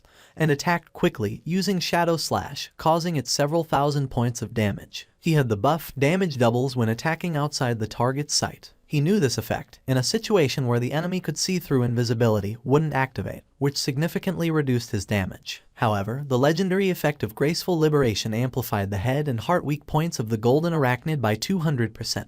Out of the 9 strikes of Shadow Slash, 3 were judged to have hit the target's weak points, dealing 3 times the weak point damage, which directly made up for the lost damage. It was truly a legendary skill, and he had to thank Xiao Hai for that, as she had helped him find that faith temple. A mage was watching the battle. According to her, Shadow's damage was insane since a single skill had reduced Golden Arachnid's health bar by 1/6. King Feng attacked with a venomous throwing knife, which stuck into the monster's head causing 1,783 points of damage. Venomous throwing knife was still only silver tier, and its damage was already falling behind. He still needed to advance his profession to gain a higher level of invisibility. To King Feng's surprise, the monster lunged at him and prepared to attack. Seeing this, the mage panicked, but King Feng's eyes began to shine with confidence. The monster attacked, but he dodged the attacks without much effort. The mage and her friend were in shock, wondering what kind of speed this was. They noticed it wasn't just the speed. His reaction was incredibly fast, and he seemed to know the boss's attack patterns too well. In terms of speed, he was almost on par with the boss. He dodged each one of its attacks as if he had fought against this boss countless times. In his previous life, he had been with Qin Xiaoyu, and she couldn't even protect herself, much less heal him. Over time, he had developed this skill, since a warrior not only needed to withstand blows, agile movement and evasion skills were also essential. His eyes began to shine with fury, as that was also the reason why he had been able to reach the world top 100 with just an ordinary warrior class. He attacked the boss with a series of slashes, and now its life had dropped to less than half. Our boy became invisible, and thought that compared to special bosses like the Golden Ghost Ship, which had unavoidable attacks, dealing with the Golden Arachnid was much easier. The mage was in shock to see that the boss was fleeing. King Feng was not going to let this happen, so he drew his dagger and slit the monster's throat. A system window appeared informing that he had killed the level 8 gold tier boss and obtained 64 experience points, 7 evolution points and 497 days of tradable lifespan. King Feng used Greedy Hang and obtained 21 evolution points and 497 days of tradable lifespan. He was happy to see that a gold tier boss had given him 28 evolution points and almost 2,000 days of tradable lifespan. But to his surprise, another system window appeared, granting him the Blacklight Shield, an assassin skill. Its active effect converted all dodge rate into a damage-reducing shield for 8 seconds, had a cooldown of 60 seconds, and required level 8. The conversion rate detailed that every 20% dodge rate converted into 1 layer of damage reduction shield. The shield would disappear or the dodge rate would return to normal once the duration ended or the shield was broken. He couldn't believe that a skill book like this had dropped. He considered that, combined with the 75% dodge chance from the epic skill Phantom Blur, Blacklight Shield could provide 3 layers of a damage reduction shield, and with this skill, he could take down many bosses without taking any damage. He spent a total of 6 evolution points. As a result, the Blacklight Shield was upgraded from Platinum to Epic tier. Its duration increased progressively from 8 to 10, then to 12, and finally to 14 seconds. Furthermore, its conversion rate improved, so now every 10% of dodge chance was converted into 1 layer of damage reduction shield, an improvement from the initial 20%, then 15%, and then 12%. He was happy since he now had 7 layers of damage reduction shield. With this, he could even explore many high-level areas ahead of time. He still had 22 evolution points left, so he also decided to evolve the venomous throwing knife to increase its damage. He spent 16 evolution points, and the venomous throwing knife of silver tier evolved into emerald tier. Its maximum range increased from 14 to 17 meters. The continuous damage had no weak point bonus, lasted for 5 seconds, and could not stack. The additional damage on hit increased from 120 to 240 attack, and the venom now dealt 80% of attack per second, instead of the previous 50%. He was aware that evolving Venomous Throwing Knife 3 times had at least doubled its damage. With a base cooldown of only 5 seconds, it could continuously output damage, making it no weaker than Shadow Slash, and he had gotten 2 Assassin class gear pieces, so he would equip them right away. He also obtained the Agile Ring of Platinum Tier, an Assassin class accessory that provided plus 20 agility, plus 20% movement speed, plus 20% attack speed, and plus 20% cooldown speed, with an equipment requirement of level 8. Additionally, he got the Heavy Red Leather Gloves of Gold Tier, an Assassin class armor that provided plus 18 physical defense, plus 15 to all elemental resistances, plus 12 constitution, and plus 588 HP, with an equipment requirement of level 6. With these 2 pieces of equipment, his cooldown speed was now at 55%.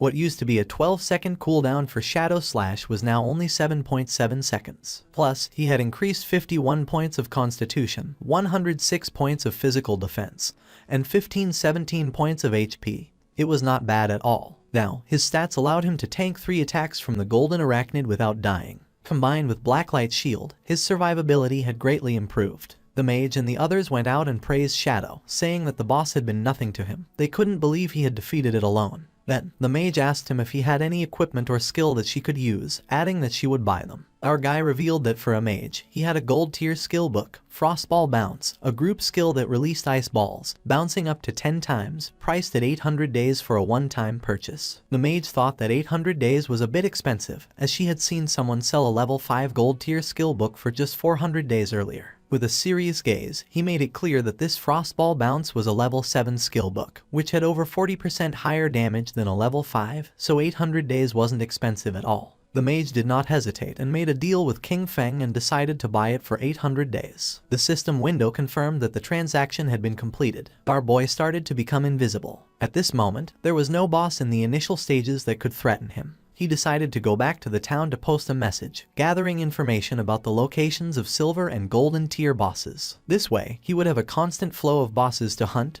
and his leveling speed would be maximized. Wang Meng informed him that Xiaoyu, the priestess from his team, wanted to send him a skill book. He found it interesting and wondered what kind of skill book it would be. King Feng was somewhat surprised to see that Xiaoyu wanted to send him a skill book. Moreover, it was one of bronze tier. He wondered what it could be, but even so, he decided he should take a look at it. King Feng wasn't stupid at all and knew that now everyone speculated that he had killed Song Fay, and right after that she was trying to send him a skill book. He decided to reject her offer while wondering if she was trying to associate with him or if she was trying to avenge Song Fay, or maybe both things. Wang Meng informed her that Shadow said her skill book was trash, he didn't need it, and she could keep it and sell it for money. King Feng asked Wang Meng to go to the town, since he had something to sell him, and to prepare some lifespan. With a serious look, Wang Meng decided to ask him a question, and our boy asked what he meant and if he was asking whether he had been the one who killed someone. Then, he revealed that he had been the one who killed them. For King Feng, Wang Meng was his friend, so he knew that during the time Song Fay had been murdered, Shadow had been disconnected the whole time. The motive and timing of the crime matched perfectly. Since Wang Meng had asked this, it meant that the authorities had already deciphered most of it. King Feng asked if Wang Meng was trying to arrest him, as he knew that in 2 hours other players would reach level 10 and the ability to transfer powers to reality would no longer be a secret. He considered it the perfect opportunity to see how the Daxia government would react to this and would take it as a test. King Feng returned to Firefly Town and reunited with Wang Meng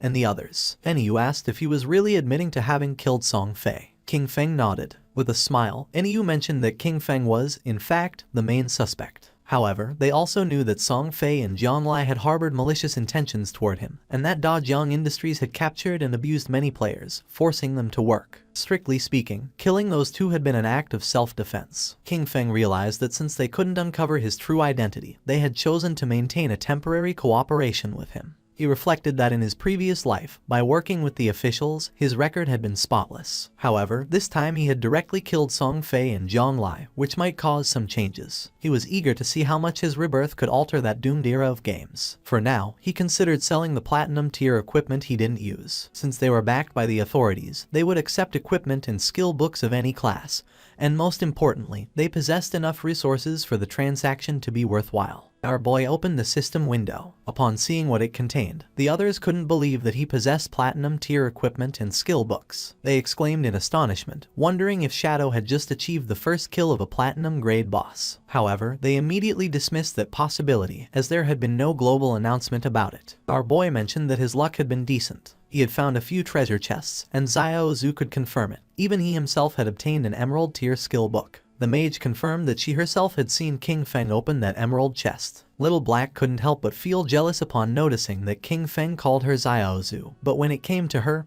he simply said you. Our boy decided to call her Little Blackie instead of Little Black, and this made her angry and she asked him to better call her Little Black. Wang Meng let out a sigh, since according to him, people really couldn't be compared with each other. And you felt jealous, since it was true that they had barely managed to defeat a silver grade boss, while Shadow casually opened platinum and emerald tier chests. King Feng revealed the prices of the items. The platinum grade archer skill book at a fixed price of 2,500 days. The platinum grade berserker weapon at 1,500 days. The platinum grade mage skill book at 3,000 days. And the gold equipment and skill book package at 8,000 days, including the remaining platinum equipment and skill books, which totaled 25 items. He offered a discount, setting the total price at 16,000 days. Wang Meng was in shock and asked NEU to pay whatever he said. Then he asked if she wasn't going to try bargaining. With a smile, she mentioned that she thought the price was quite fair. She would also include what Xiao Zhu and Wang Meng owed her from before in the deal. The transaction was completed and King Feng praised her, calling her a true heroine, direct and decisive. Deep down, King Feng knew that once the tradable lifespan exceeded 10,000 days, the unit would change to years. 60 years converted to days were approximately 22,000 days. At the current exchange rate, that equaled 400 million in cash. Even for the officials of Jianghai City, it was a huge expense, but the benefits for them far outweighed the money. After all, with this batch of equipment and skill books, many teams under the tutelage of Jianghai City officials could develop ahead of schedule. He was aware that the stronger the authorities became, the more unnecessary problems could be avoided in the future, and they could even gain an advantage in international confrontations. NEU informed King Feng that several players had been imprisoned at Dajiang Industries. They were planning a rescue mission and asked if he wanted to join them. King Feng felt somewhat confused since he didn't know whether the authorities were trying to recruit him or just trying to whitewash the fact that he had killed Song Fay. He said he wouldn't go but that he could tell them something in advance. Their suspicions were correct. He had indeed used game skills to kill those two, leaving everyone in shock. King Feng made it clear that, while in the game they reach level 10, they could consume lifespan to extract skills from the game into reality. NEU realized that for this reason, Dajiang Industries was also buying lifespan at that time. Once their people reached level 10 and extracted skills from the game, their rescue mission would face even greater resistance. King Feng was glad that she had understood and decided it was time to leave. Not long after, he transformed into Shadow and disappeared from the place. With a serious look, NEU gave Wang Meng the order. From that moment on, they should level up separately. She explained that their 6-person team already had high levels, and when they stayed together, they defeated small monsters with a single blow due to excessive damage. However, if they separated, each leading a team, they could greatly improve their overall leveling efficiency. Wang Meng nodded his head, and NEU mentioned that everyone should reach level 10 first. Then, she told him to log off for a moment to report that intel. 2 players who were in the town noticed that Shadow was setting up a stall again. But this time he wasn't selling, he was buying. A system window appeared and announced that Shadow was buying silver boss coordinates for 30 days. And gold boss coordinates for 100 days. Upon seeing this, one of the men nearby couldn't help but smile. He approached our boy and informed him that his young lady had said that as long as he was willing to help her level up, she would give him 300 million, plus shares in Dajiang Industries. The man added that such an opportunity rarely came along in life and advised him to take advantage of it. The other players noticed that the man still hadn't disconnected. He probably didn't know that Shadow had killed Song Fay and the young woman from Dajiang Industries in real life. Some couldn't believe that the girl from Dajiang Industries had also been eliminated. They had seen that girl and thought it was a waste. The man's face filled with rage as he remembered that the girl had brought it upon herself. She had initially planned to capture Shadow in real life to force him to do illegal work, but she was killed on the spot. With a shock, he realized that Zhonglai was dead. He recalled how, at first, Zhonglai had offered 10 million for Shadow to help her level up. Shadow refused, so he, seeing the money, rushed to help her. He thought he could get a huge payment of 5 million, but when it came time to collect the money in real life, they knocked him out. When he woke up, he found himself locked in an unknown basement. They whipped and abused him every day, forcing him to earn lifespan for them in the game and lure more people in. He never expected that Zhonglai had already been killed by Shadow. With a bitter laugh, he thought that hateful woman got what she deserved with a good death. He used to mock Shadow for being stupid, but it turned out the real fool was him. Upon seeing his expression, King Feng realized that he must have helped her tie up quite a few people. The man got nervous and refused, then mentioned that he had been forced to do it and decided to leave. King Feng knew this guy was trash and decided to let the officers take care of him. Two players approached King Feng and revealed that they had the coordinates for a silver boss, offering them for 30 days, and proposed closing the deal. Someone arrived in the city and everyone's attention turned to them, realizing it was Ace of Spades. It was said that she was Kayan Shishi, the heiress of the Kayan group in reality. They warned each other to stay away from her since she had killed quite a few players, and to be careful because she might try to steal their lifespan. Kayan Shishi logged into the game along with her men. She couldn't help but smile, since she didn't think the game was anything special. You only needed to spend money to buy a lot of equipment and skills. As long as her combat power was ahead of other players, when she found someone with lifespan, she would kill them and take it. She was furious since that damn game had delayed her flight. At that moment, she should have been in North America, enjoying pleasures with Big Dick and Max Fackle, surrendering herself to lust and passion. Her attention focused on two players who were trembling with fear. She was trapped in Daxia's magic city, unable to leave the country. She looked at those men from Daxia, each one as weak as an insect. According to her, Tony's men were still more attractive. With a smile, Tony mentioned that she had good taste. They were naturally much stronger than those men from Daxia, being superior in that aspect. He added that, once they returned to reality, she could experience it for herself. Upon hearing this, she couldn't help but blush like a tomato. She had heard that the useless Song Fay had died. She had played against him once and he disappeared in a minute. According to her, he was a waste. She felt excited since it was said that the person who had killed him was named Shadow. Although he was a man from Daxia, he was still #1 in the world. Maybe she could get to know him. Upon learning that Shadow had been capable of killing Song Fay, she deduced that murdering an ordinary person would be even easier for him. She believed this was a good opportunity to get to know him. She informed her men that she would disconnect to make a call and send someone to contact Shadow. She claimed that although Shadow might not be interested in cash, he definitely wouldn't reject 3,000 days of lifespan. To obtain this, all she would need was to kill an ordinary person with a simple flick of the finger. Internally, she chuckled softly, promising never to forget the expression on Qin Feng's face when he rejected her, and stated that soon, Qin Feng would die. At the same time, in the forest, a player killed a monster and its body transformed into lifespan, while a healer was healing him from the monster's attacks. The man was exhausted and asked Xiaoyu that next time she healed him, not to be so extreme, since he was about to meet his great-grandmother. Xiaoyu turned her back on him and asked why he was being so fierce, adding that he wasn't dead. With a confused look, the man replied that he hadn't meant to be fierce. He was just reminding her. She mentioned that the system had warned her that her hunger level had reached 90%. She decided to log off along with her friend Yan Yan to eat. They disappeared and the man felt somewhat confused. He was furious, cursing internally, because before she used to call him boss, but after seeing Shadow once, she had started giving him dirty looks. He promised himself that, sooner or later, he would tear her clothes off. At the same time, Xiaoyu logged out of the game and woke up in her new house with an empty stomach. Upon checking her phone, she was in shock, as all delivery places were closed and no delivery person was accepting orders. She wondered if everyone had gotten into the godforsaken game. She remembered that at home Qin Feng always prepared delicious food for her. She never had to lift a finger or use her brain. Her eyes began to shine with rage, and she decided not to think about it anymore and be more ambitious. She thought that it was just eating. Compared to freedom, that wasn't a problem at all. Clenching her fist, she thought she was the best and that she had to keep going, that she was the best and could achieve it. Without Qin Feng, she would definitely live better. At the same time, in the game, near the shore there was a small cave, and a monster was fleeing. It was a crab.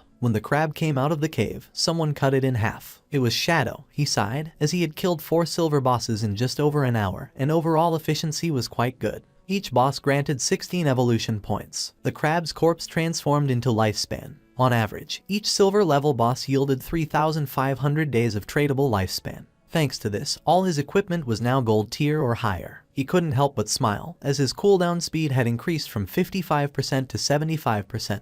The Shadow Slash, which originally had a 12-second cooldown, now only took 6.8 seconds, greatly boosting his output power. There were no platinum level bosses around the outskirts of the safe town, so gold level equipment was the highest for now. To improve further, the only way was to advance his profession. He knew that the platinum level bosses he would face in the future each had at least level 2 anti-stealth. He had to advance his profession quickly to reach level 3 stealth, as he was still over 20,000 experience points short. Only with stealth at level 3 or above could he minimize the chance of accidents when facing platinum bosses. After all, in his previous life, defeating a platinum boss had required a tightly coordinated team of 20 people. With that in mind, he decided he would head back to the town first and contact the officials to sell all his stuff. He started to become invisible, since he wanted to be ahead of everyone and claim the first kill of a platinum level boss by himself. King Feng returned to the town, for now he had 105 years of tradable lifespan. While he was walking through the area, a player asked him that next time he had more equipment to sell it to them. King Feng had almost 40,000 days of tradable lifespan,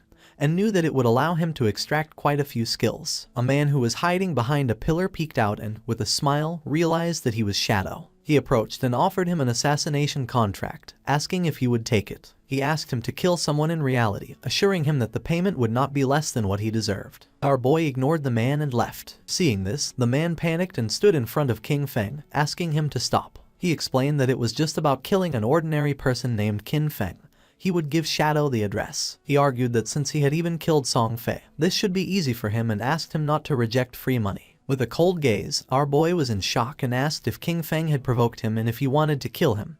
He told the man not to worry about that. With an arrogant smile, the man made it clear that the payment would not be small. If he completed the task, he would get 3,000 tradable lifespan days. King Feng was pleased, realizing that 3,000 days, which at current prices was about 50 million, was an interesting offer. He wondered who wanted to kill him, as he hadn't met this person in real life, nor were they any player he knew in his previous life. It seemed like they were just a messenger. The real person wanting to kill King Feng was someone else. He recalled that in his previous life, his grudges with others had also surfaced in the later stages of the God-forsaken game. The man couldn't help but smile since this was a tempting offer. King Feng knew that being the target so soon must be due to grudges prior to the game's arrival. Only someone who held a grudge would be willing to pay such a high price. He couldn't help but wonder if it was Qian Shishi. King Feng knew better than anyone that she had both the motive and the means to hire someone to kill King Feng. However, with the financial power of the Qian group, if they had really wanted to kill him, they could have done it before the game arrived. So this contract must have other intentions. He feared that her main goal was to get familiar with Shadow. As for getting rid of King Feng,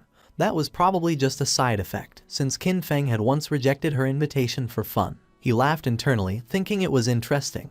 He hadn't looked for her yet, but she had already found him. With a smile, he mentioned that he would accept the job. He demanded half of the deposit up front and also made it clear that he would decide when to make his move. The man panicked upon hearing this and asked him to wait a moment, as he needed to inform his superiors first. After consulting with his superiors, the man decided to pay half of the deposit first. He would transfer the amount directly, and once the transaction was completed, he would receive 1,500 days of tradable lifespan. King Feng was happy, as he would take the deposit first, considering it as interest. Then, internally, with a snort, he told Qian Shishi to wait because he would soon come for her. The man gave our boy the address and information of the target. According to him, with his skills, finding him wouldn't be a problem. King Feng was in shock upon seeing that the information was correct. Shadow decided to leave and asked the man to wait. The man was furious upon noticing that he was acting all arrogant, and thought, "Aren't you working for Miss Qian just like me?" Just then, someone asked our boy to wait. It was a woman who had heard that he was collecting coordinates of bosses. She asked if he was interested, as she had a coordinate of a gold boss. With a smile, she said the price was 100 days.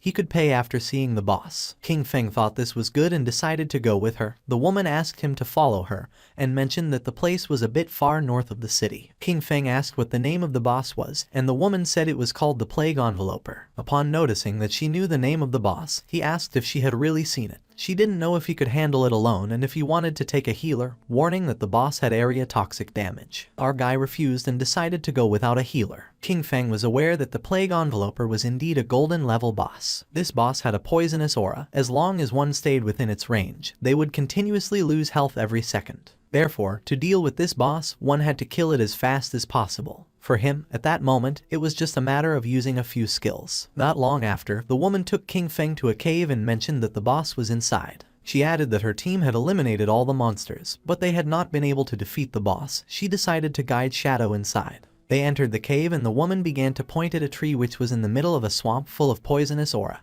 and revealed that there was the boss. Seeing that she hadn't deceived him, King Feng decided to give her the lifespan, and a system window appeared confirming that the transaction had been successful.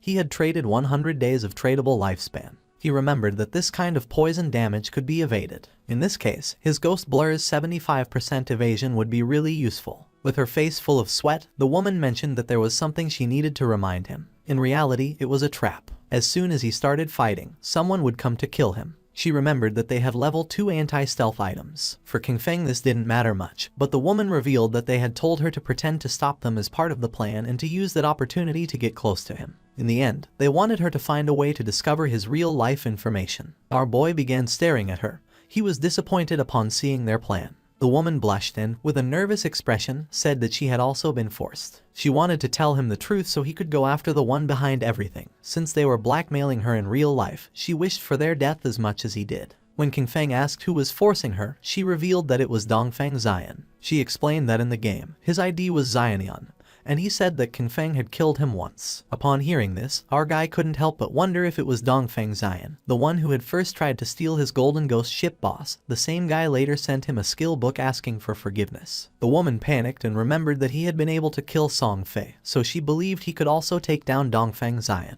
She was putting all her cards on the table with him and begged him not to betray her. The best thing, she emphasized, would be for him to eliminate Dongfang Xian or else she would be doomed. According to King Feng, they had really come up with a childish plan. He had never heard of that guy in his past life and considered that he was probably eliminated early. King Feng decided to start by killing the boss, since he knew he could massacre a passing dog. King Feng became invisible and jumped off the cliff, asking her to go along with their plan. She should let her people get close, and he promised to take care of the rest. The woman panicked and thought everything was lost. They were doomed. According to her, Shadow was surely going to die. She remembered that previously Dongfang Xian had led 3 teams, 18 people in total, to fight against that boss, but they had been annihilated in half a minute. While King Feng was descending upon the boss, she revealed that the continuous poison damage was too high. They hadn't even managed to reduce the boss's health by 5%.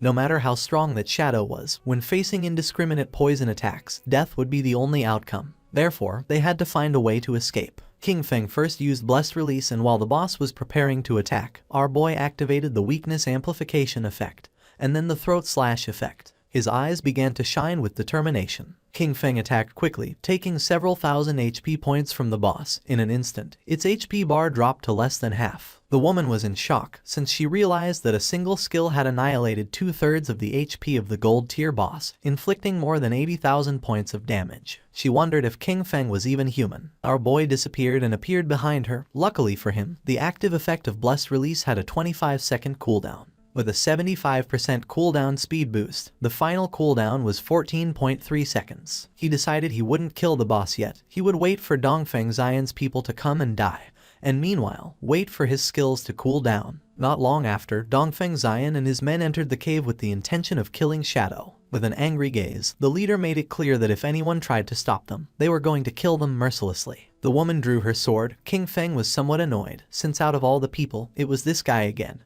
and now he was also involved with Dongfang Xian. He wondered if their plan, which consisted of Snowy pretending to block this group, would really work. He didn't know if Snowy's combat power was really that strong. More than 10 people were rushing in, and he wasn't very sure if she could really stop them. Snowy used her powers and summoned a golden shield. Seeing this, Shadow understood why they had chosen her to act. With this defense, there really weren't many who could break through it in the early stages of the game. The men began to attack the shield. King Feng knew that she had encountered an ancient god's blessing in the wild and had gotten a golden level treasure chest. His eyes began to shine with seriousness, and using instant shadow, King Feng attacked quickly, cutting their bodies into pieces. With eyes shining with rage, King Feng used the skill Blooming Curse and the corpses of the men transformed into flowers. Snowy was in shock since, according to her, it was terrifying. A single skill had killed so many people, and she wondered what those crimson flowers were. Fortunately, she hadn't listened to Dongfang Xian, or otherwise she would have died miserably like Song Fay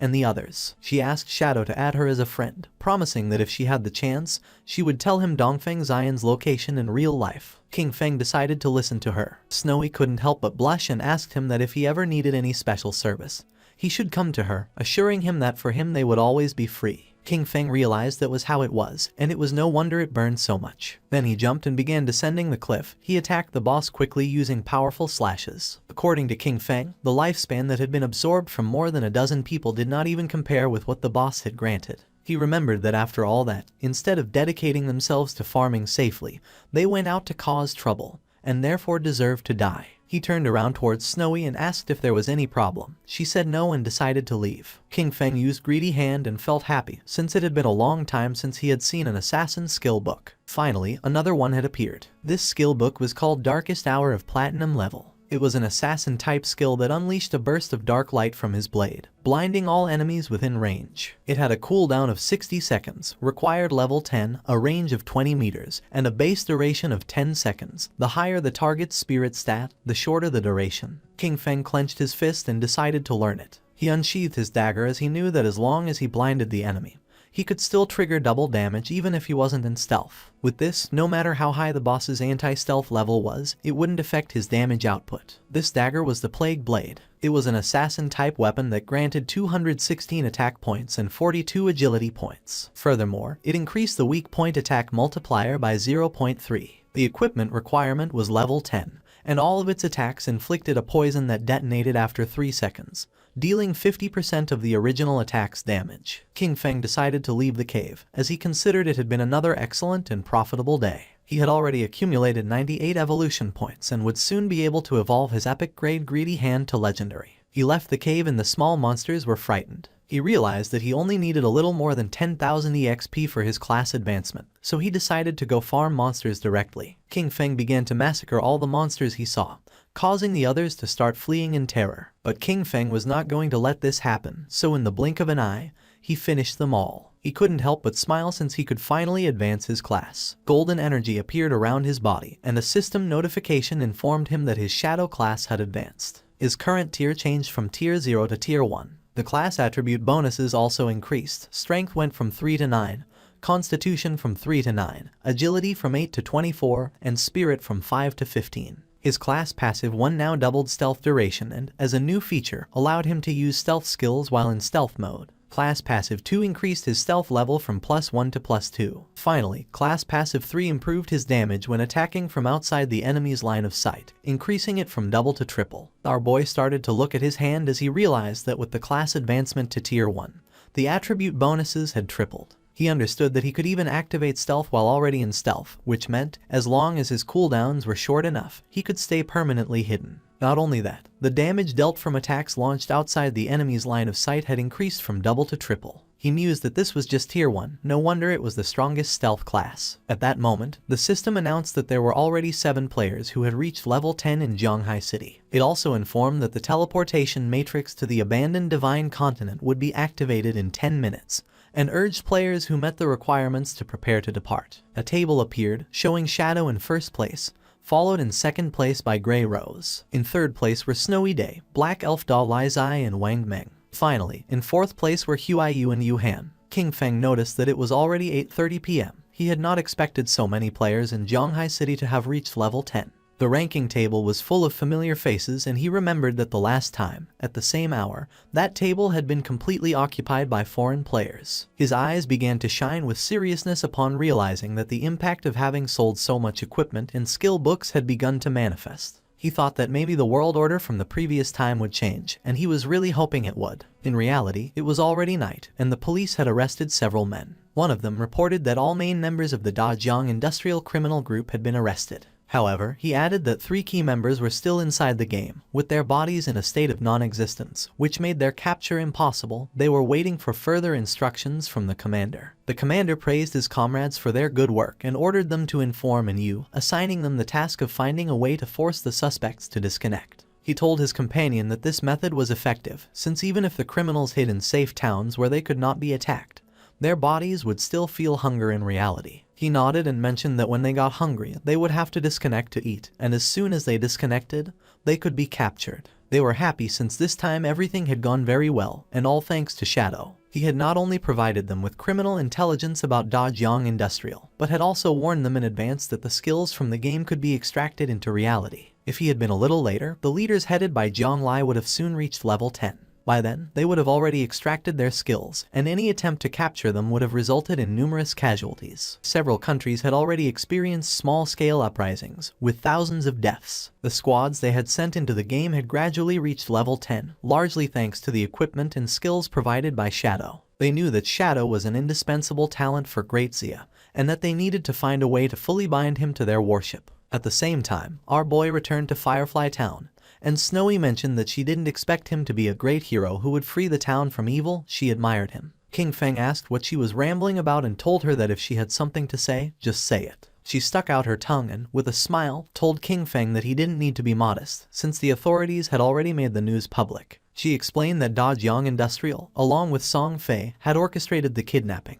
detention and murder of players, and that the reason he had to kill Song Fay and Jiang Lai was under official orders. King Feng remained silent. He could not believe that the authorities were clearing his name, and he could not help but think that, surely, they were doing it to facilitate future cooperation with him. When King Feng asked if she had already discovered Dongfeng Xian's location in the real world, she mentioned that he had not yet disconnected and asked him to wait a little longer, assuring him that she would send him the information as soon as she obtained it. King Feng began to walk through the city. He considered that everything else could wait. The urgent task was to head first to the divine abandoned continent. He noticed that quite a few people were already using the teleportation arrays of the town. However, no one had yet been able to use the continent's teleportation array. Using the teleportation matrix of the town, he decided to go to the divine abandoned continent, since he considered that the current areas of the town were only beginner zones and that the real game began upon arriving at the divine abandoned continent. The players who were nearby went into shock. They couldn't see anyone and wondered who had just teleported. One of them exclaimed that it obviously had to be Shadow. Another, confused, commented that he possessed level 2 anti-stealth and questioned how it was possible that he couldn't see him. Quickly, someone else snapped at him that he was an idiot, explaining that it simply meant Shadow's stealth level was higher than 2. Several seconds later, our boy appeared in the divine abandoned continent, and just as he expected, everything was exactly like in his past life. This place was empty. There wasn't a single player in sight. While our boy was exploring the area, a monster with glowing eyes started staring at him intently. They were the familiar ruins of Zhanghai City. When players from different cities arrived at the abandoned divine continent for the first time, they appeared in the ruins of their own cities. The location of these urban ruins matched perfectly with their real-world geography, and the reason for this had always been a mystery. The monster emerged from its hiding place, and upon noticing this, King Feng turned around. A worm-shaped monster appeared and began to roar. The monster attacked fiercely, destroying the ground. Using Shadow Blur, our boy dodged the attack, and then using Instant Shadow Slash, he cut the monster in half. A system window appeared informing that he had killed a level 11 Earthshaker. Just then, more Earthshakers appeared and tried to attack King Feng, but he jumped and dodged the attacks. With his eyes shining, he used Blessed Release, and then activated Instant Shadow Slash and cut the monsters into pieces. The bodies transformed into Lifespan, and he knew that there were no longer safe zones like in the towns. The monsters lurked from all directions, ready to attack at any moment. But he was aware that, as long as one could find the refuge hidden in the ruins, a fortress could be established and dominate the area. He remembered that the best refuge in the ruins of Zhanghai City was located in the northwest. It was exactly the refuge of the Godslayer Guild from his previous life. At the same time, in the divine abandoned continent, another group of players also arrived. It was Wang Meng's party. Little Black was somewhat surprised, while Wang Meng did not know why this place looked like the ruins of a modern city. For them, this place was very familiar. Little Black began to point toward the tower and asked if these were not the ruins of Jiangnan City. Guixu replied that yes, and confirmed that she was right, adding that the towers of Jiangnan City were still standing. Little Black began to look around the area, since she had heard that someone had said they had seen Shadow teleport here, and she was insistently wondering where he was. Guixu asked her to stop searching, adding that he could turn invisible. At that moment, 2 Earthshakers emerged from the ground. Seeing this, Wang Meng drew his shield and warned everyone that they were being attacked by monsters. Guixu used her skill called Elven Blessing.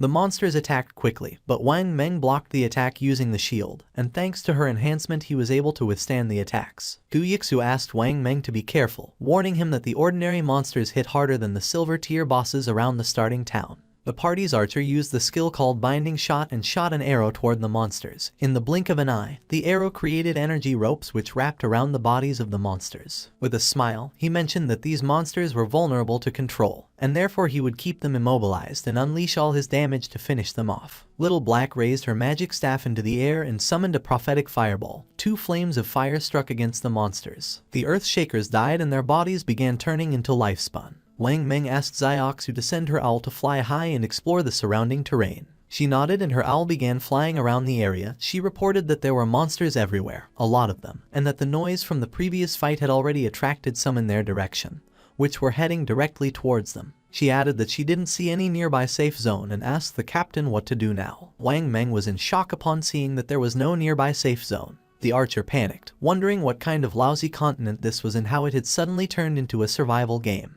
Little Black asked Xiao Zhu to try to find Shadow, explaining that he had arrived about 10 minutes before them and shouldn't be far away, and assured that if they found him, they would be safe. At the beginning, she couldn't see any human figure nearby, but then she started to see Lifespan. She observed a huge cluster of bright lights toward the northwest and realized that those were the rewards from the defeated monsters. She deduced that it must be Shadow's work, who probably had a full inventory and that's why he hadn't picked up the loot. More monsters emerged from the ground and began to charge towards them, and Yu started to run and asked everyone to hurry up. Now that Shadow had cleared all the monsters from that place, it was safe, and if they followed the glow of the rewards, they would find him. The captain asked everyone to stay alert, maintain formation and not fall behind, adding that they would fight while retreating. At the same time, not far away, more Earthshakers emerged and prepared to attack. But someone moved quickly and cut their bodies into pieces. It was Shadow. He knew that even without the active effect of graceful release, the total damage of Shadow Slash could still reach 20 to 30,000, which meant an instant kill against those mobs. That place was, for him, basically a farming paradise. A few minutes later, he arrived at the hideout. He began to observe the place, as he knew that beneath those ruins lay a massive underground palace, which had taken a long time to be discovered in his previous life. That subterranean palace alone had over 1,000 resting rooms and dozens of large halls. It was the largest hideout in Zhanghai City and the base of his guild, Godslayer. Before being taken over, the hideout had been like a dungeon filled with numerous traps and monsters, as well as a guardian boss. The larger the hideout, the stronger its guardian was. He entered the hideout and remembered that in his previous life, after founding the Godslayer guild, he had gathered 3 squads, 18 elite members in total. All of them had reached level 15 and were fully equipped to the teeth. Even then, they barely managed to conquer this palace. He began to descend down the stairs toward the bottom of the ruins. A system window confirmed his arrival at the hideout.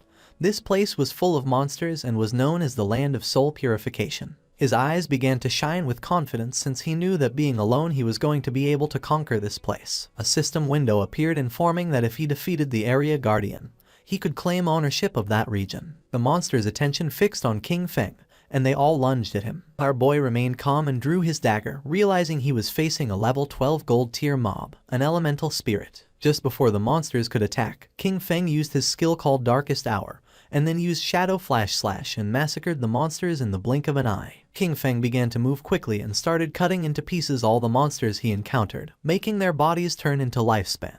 He could not help but feel joyful since, as long as the enemies were blinded, all his attacks would receive a damage increase. Even his basic attacks were enough to finish off those level 12 monsters in one hit. Despite the fact that the 15 monsters in the hall had been eliminated, the soul cleansing grounds, however, still contained dozens of halls and thousands of small rooms. A slight smile appeared on his face. It was, indeed, a massive task. He began to carefully observe the lifespan, and judging by the number of monsters in the hideout, he realized that after eliminating all the monsters, it would be enough to evolve Greedy Hand once more. King Feng began to look toward the ground and his eyes started to shine with seriousness. He knew that after clearing all the monsters from each area, the Guardian would appear. Not long after, 2 players who were in a bookstore teleported to the Divine Abandoned Continent. The man was somewhat confused since he didn't know if this place was real. He wondered if they were really on the Divine Abandoned Continent. For the girl this was strange, and she wondered why this place felt so familiar. Upon observing closely, they realized that these ruins were simply Chaoyu. When exploring the place they arrived at the ruins of Mountain City, and a few hours later they arrived at the ruins of London. The man was in shock, and he wondered if it could be that people from different regions were all transported to the ruins of the city they originally came from.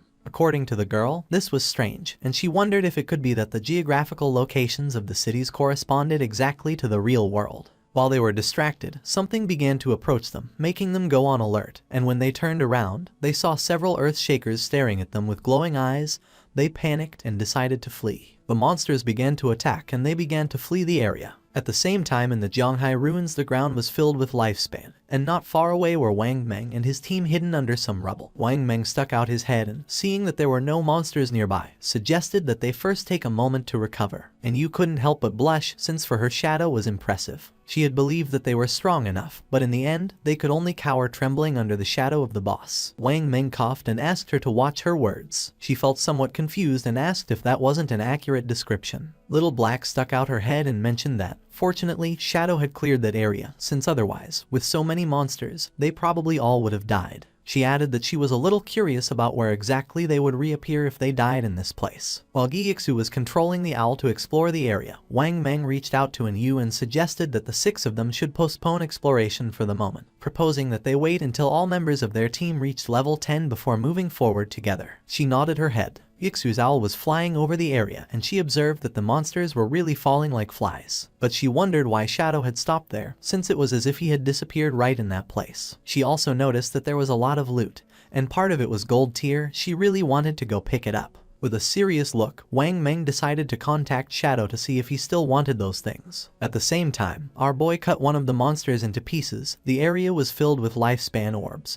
He felt relieved, as he had finally cleared all the mobs. He had cleaned more than 40 halls and more than 1,000 small rooms, taking down over 400 monsters. He had also defeated 4 bronze tier bosses and 2 silver tier ones, which had granted him more than 80,000 experience points and had raised his evolution points to an impressive 205. He began to walk, knowing that he only needed 5 points to evolve Greedy Hand. Wang Meng contacted Shadow and mentioned that they had noticed he had left some loot from the monsters he had killed, and proposed if they could collect it and pay him in lifespan according to its value. Upon hearing this, our boy realized that it seemed Wang Meng and his official squad had also arrived. He did not refuse and decided to let them collect the loot, adding that he would contact them later as he had a batch of equipment to sell. Wang Meng thanked him and said they would wait for him at coordinates 89,554, 66,666 inside the ruins shelter. At that moment, electricity began to manifest. King Feng's attention was fixed on it. It began to move quickly toward our boy. King Feng realized that the Guardian had appeared. A knight made of electricity appeared in front of him called Soul Purifier of Tier Platinum. According to the system window, its description indicated that it was the Guardian of the Soul Purifier's domain, and that by defeating it, he would become the master of the Soul Purifier's domain. Our boy began to think, knowing that the highest level monsters in the city ruins were level 15. This Soul Purifier, Faisal, was already the highest level monster within the city ruins and also the highest grade boss. If he remembered correctly, this boss had a total of 750,000 HP and 3 phases. Using Instant Shadow Slash, King Feng decided to take the first step and attack, but the attack didn't have much effect. King Feng attacked using Throat Slash. This time the attack took a bit of HP from the boss. It raised its hand and summoned a spear of electricity. A rain of spears began to descend from the sky towards Shadow, but he started moving quickly and dodged the attacks. While dodging the attacks, he realized that if he were hit by those lightning attacks, with his current defense and lightning resistance, death was certain. He knew that any skill or attack from a platinum level boss or higher had hit correction. With his current evasion rate of 75%, normal monsters only had about a 25% chance to hit him, but the Soul Purifier's attacks hit him with at least a 50% probability. However, his agility attribute had already reached 182 points, and at maximum speed, his running speed exceeded 40 meters per second. Therefore, as long as he paid close attention, he could easily dodge before the lightning struck him completely. His eyes began to shine with rage because last time, he had barely survived with his guild, relying on the priest's shield and luck. He attacked with all his strength since this time he would give the boss no chance. The boss had already lost a quarter of its HP, as the throat-cutting damage from Graceful Release, combined with Shadow Slash and the burst from Plague Blade, had directly taken off 250,000 HP from it. He knew that next, the boss would enter the second phase. The boss began to summon balls of electricity, and King Feng knew that the Soul Purifier would enter an invincible state, continuously generating lightning orbs and bolts. He was aware that in this phase, the priority was to destroy the 3 lightning orbs first, or else the boss would go into a frenzy. King Feng began to remember his past. In the previous life, his team had once been annihilated under the frantic damage of the boss. After that, Qin Xiaoyu had thrown a huge tantrum and had flatly refused to continue fighting. So, for the second attempt, he hadn't taken her and they had cleared it in one go. Using venomous flying darts, he attacked the orbs, knowing that each time a lightning orb was destroyed, it would receive corresponding damage, and that once all 3 orbs were destroyed, it would enter the third phase. King Feng threw another dart, which hit the third orb, causing the boss's HP to drop below half. Its eyes began to shine with rage. It extended its hand and electricity started spreading through the area. King Feng remained calm because he knew that in the third phase, the Spirit Purifier continuously unleashed wide-area lightning attacks. He remembered that last time, the guild had equipped all participating members with full sets of lightning resistance gear in addition to 4 priest and healing shields, barely managing to survive it. King Feng jumped and a barrier appeared around his body, since this time there was no need for all that trouble. He used Graceful Release and Black Light Shield. With the continuous lightning on the ground, he decided to attack from the air. Upon noticing that there were continuous lightning strikes on the ground, he decided to attack from the air. King Feng used Graceful Release and the Black Light Shield, then his eyes began to shine with determination. Using Shadow Slash, our boy attacked quickly, cutting off the boss's head. After defeating it, King Feng landed on the ground. A system window notified that he had killed the Soul Cleanser Faisal of Platinum tier. As a reward, he reached level 11. His 4 main attributes increased by 4 points and he obtained 10 free attribute points. Additionally, he gained 20 evolution points and 1,520 days of tradable lifespan. Our boy was somewhat happy. He had achieved the world's first kill of a platinum tier boss, for which he earned 10 reputation points. Additionally, he had become the master of the sanctified grounds. The ground was full of lifespan and, according to King Feng's knowledge, the hideout he had just obtained had an importance that transcended the game. He knew that a hideout not only provided shelter and storage functions, but more crucially, it could be extracted into the real world. This was vital because, when the game descended, real-world weapons began to corrode. The most powerful ones, especially nuclear bombs, became useless from day one. Planes and tanks would barely function for another month or 2 before turning into scrap. In other words, all future battles in reality would depend entirely on skills extracted from the game. Once a hideout was brought into the real world, it could activate a magical defensive barrier and become an absolutely safe refuge. King Feng began to think in silence, and then started to move away from the area, remembering that in his previous life, his guild Godslayer had used this same place as their base to continuously grow. And although he kept many joyful memories of that time, he had also witnessed how countless people came and went, full of intrigues and deceit. His eyes began to shine with determination. This time he was not going to choose the same path, he was going to become stronger on his own, until reaching the top. Outside it began to rain, and a monster swung its axe forcefully. Xiaoyu's friend fell to the ground and dodged the attack. Asking her to step aside, she began screaming for help. She didn't react in time and the axe cut her body in half. She respawned back in the town, and the system informed her that she had died, losing 14 years of non-tradable lifespan and 2 days of tradable lifespan. She went into shock upon seeing that she had died again.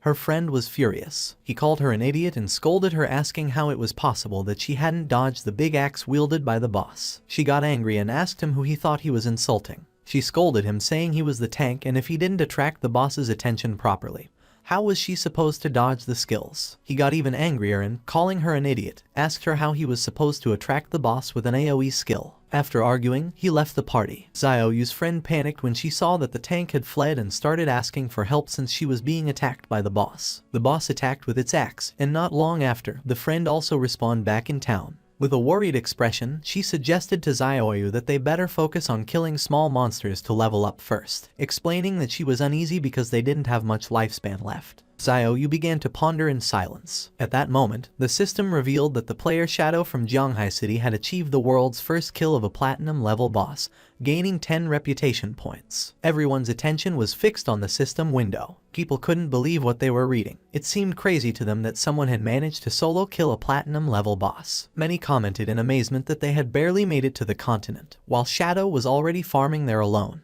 The name Shadow echoed once again, and everyone wondered about his true identity. The feat was incredible, considering that most players hadn't even seen a gold tier monster yet. It was evident that this was someone immensely powerful. Xiaoyu was somewhat confused, since she did not know why the other players were so weak. She knew that they fought simply to kill a silver tier boss, and she wondered how the hell it was possible that Shadow had achieved the first kill of a platinum tier boss. Back at the hideout, our boy began collecting the lifespan orbs. After killing the Soul Purger, he had reached level 11. He knew that after level 10, each level up granted +4 to all attributes and 10 free attribute points, so he continued assigning all his points to agility. His reasoning was that with high enough agility combined with his infinite invisibility, he could kill many bosses without taking any damage. He was in shock, as he did not expect the boss kill to grant him 20 evolution points immediately. This meant that he could evolve his skill-greedy hand once more. He could not help but feel happy, since the additional loot rewards had increased from 3 to 5. Moreover, he had obtained an extra storage space of 100 slots. He spent 210 evolution points, which left him with 15 remaining.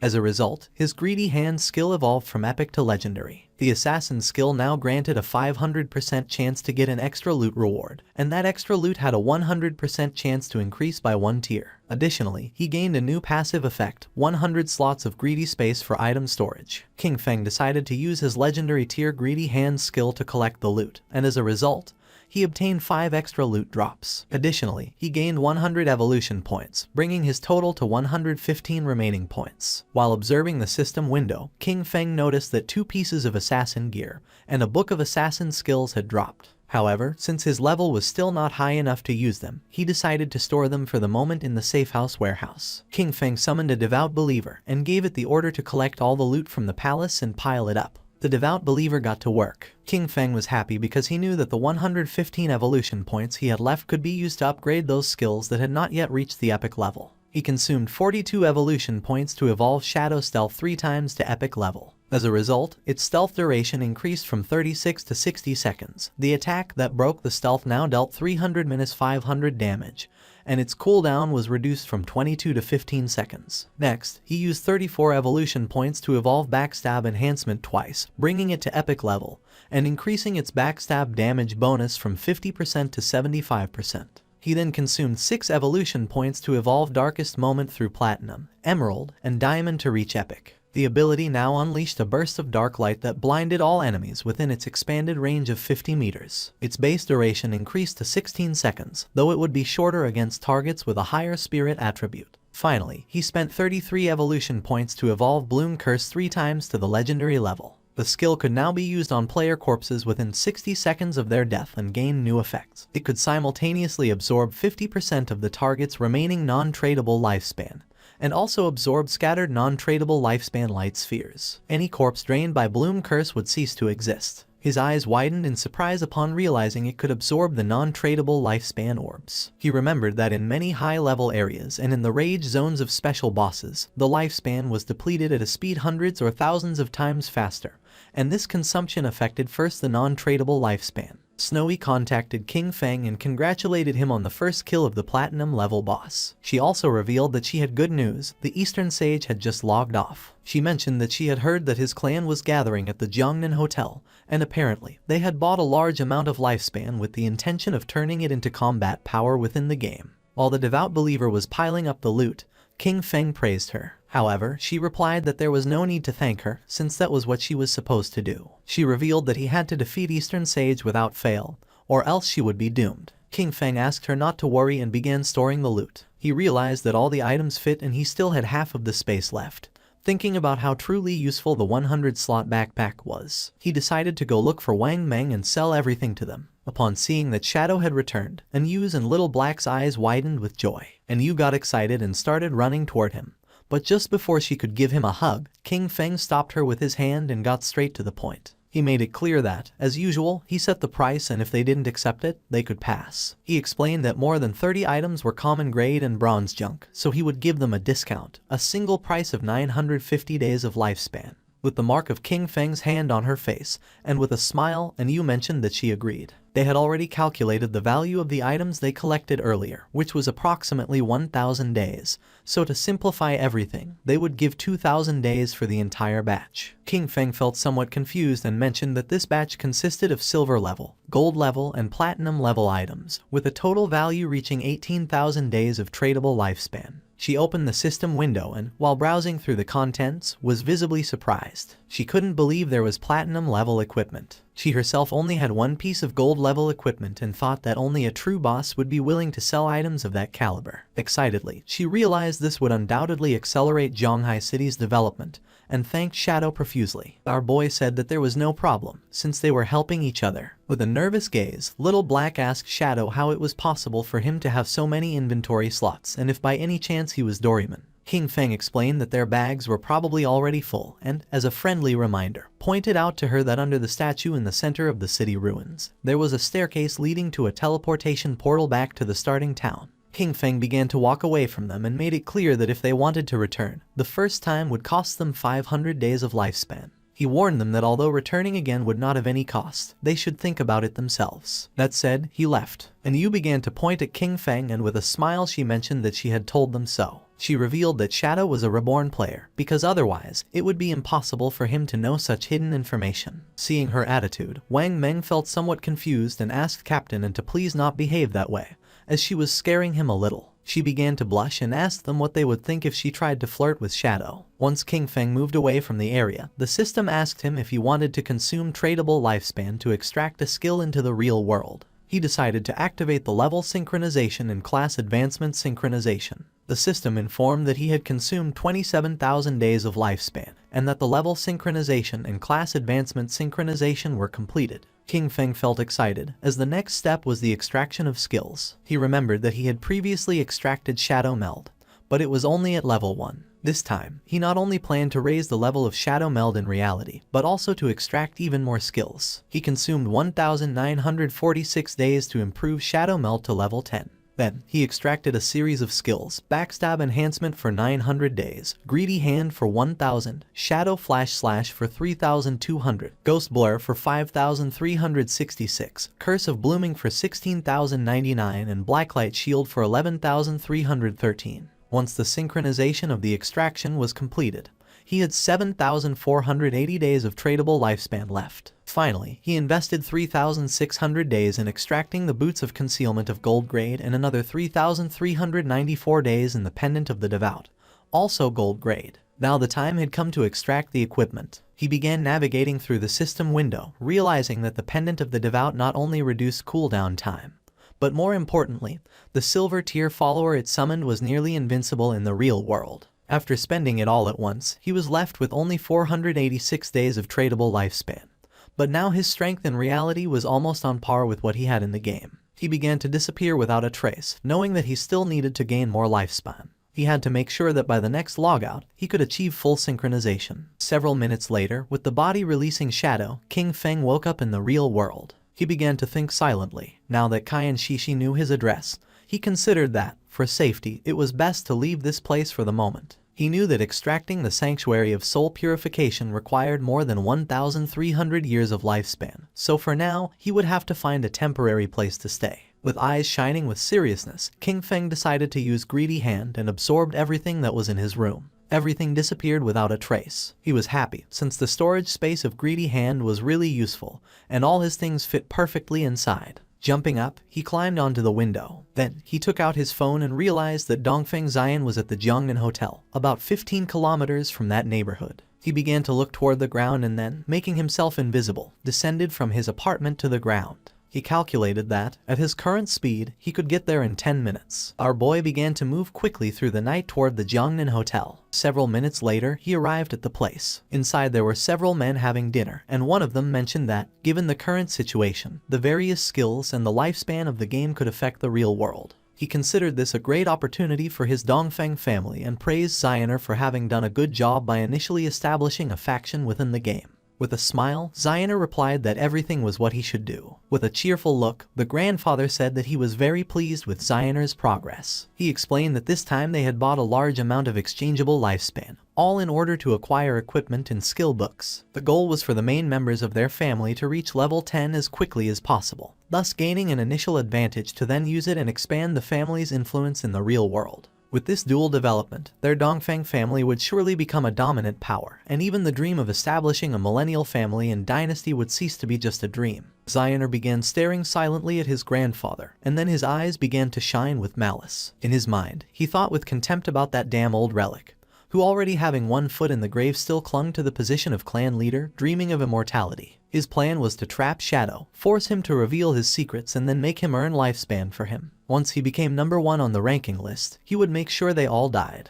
The grandfather asked him how the plan to deal with Shadow was going. With a smile, Xioner asked his grandfather not to worry. He assured him that he had already found a trustworthy woman to discover Shadow's identity, and that they would have news soon. The grandfather asked him to capture him alive and make Shadow work for the Dongfeng family, since that was the way they would bring enormous benefits to the clan. Meanwhile, King Feng had already killed the guards who were watching the entrance of the hotel. They decided to toast together for the resurgence of the Dongfeng family, and then chanted in unison, "Long live the Dongfeng family." His eyes began to shine with seriousness, since he did not expect these noble families to have weapons. He knew that his skills Ghostly Blur and Blacklight Shield could not guarantee a 100% evasion, and furthermore, he had not extracted any armor into the real world. He was aware that if a bullet hit him in the heart or head, it would mean instant death without a doubt. Considering that it was better to be cautious, he extended his hand and using his faithful pendant summoned one of the followers, a devout faithful, equipped with sharp claws for melee combat,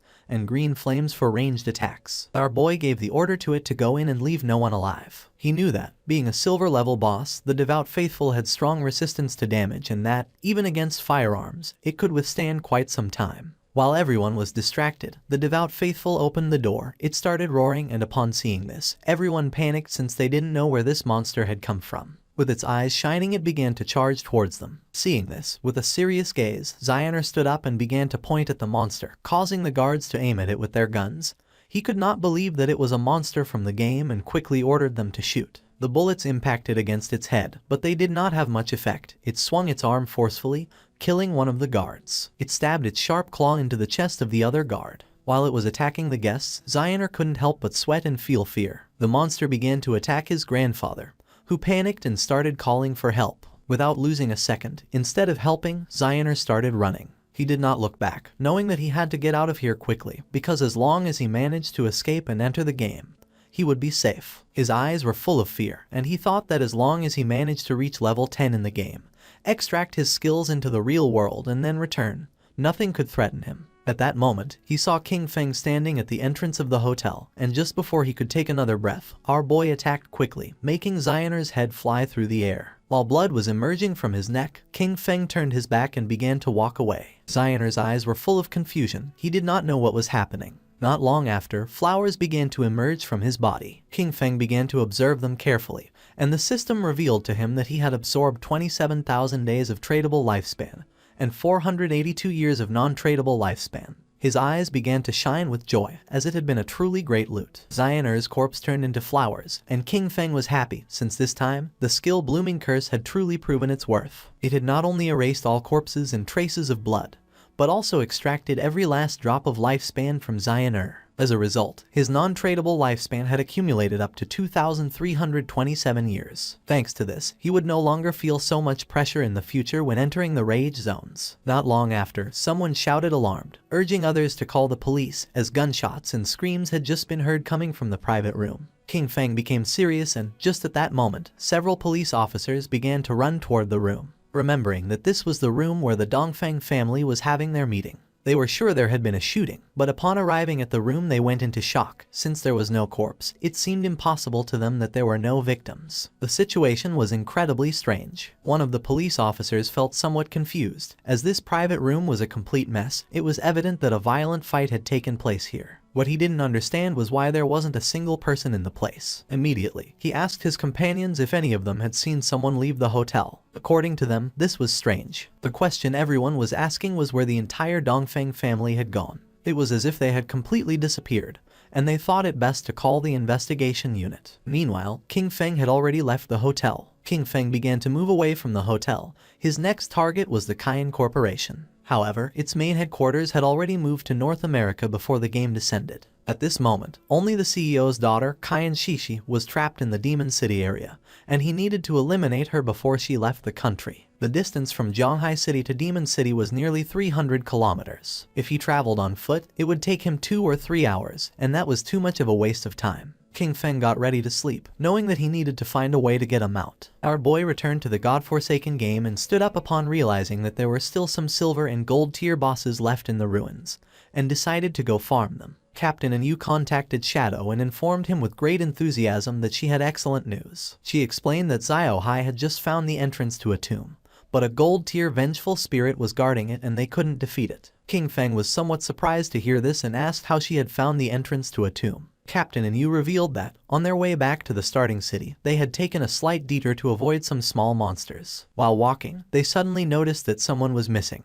After searching for a while, they finally discovered that Ziohai had fallen into a pit. It was a special tomb area where team chat did not work. By following him into the pit, they saw a level 12 gold boss that began chasing them. Luckily, they ran fast enough to escape. She informed him that they were now back in Shell Town and that if he wanted to go to the tomb, she could give him the coordinates. King Feng knew that a true lucky charm was indeed a lucky charm. That someone could find a tomb just by taking one wrong step while walking through the ruins of the city was an incredible coincidence. He was aware that tombs, like faith temples and cursed ruins, were wild random events and very rare. He asked the captain to give him the coordinates, and Yu sent him the coordinates revealing that the tomb was near the ruins of Shell Town. King Feng thanked her and mentioned that if he obtained something he couldn't use, he would sell it to them without hesitation. He couldn't help but think about how truly clever Yu was. King Feng's attention was fixed on a well. He was somewhat confused to see this and wondered if this was really the access point. With such a large well, it seemed incredible to him that someone could simply fall in by accident while walking.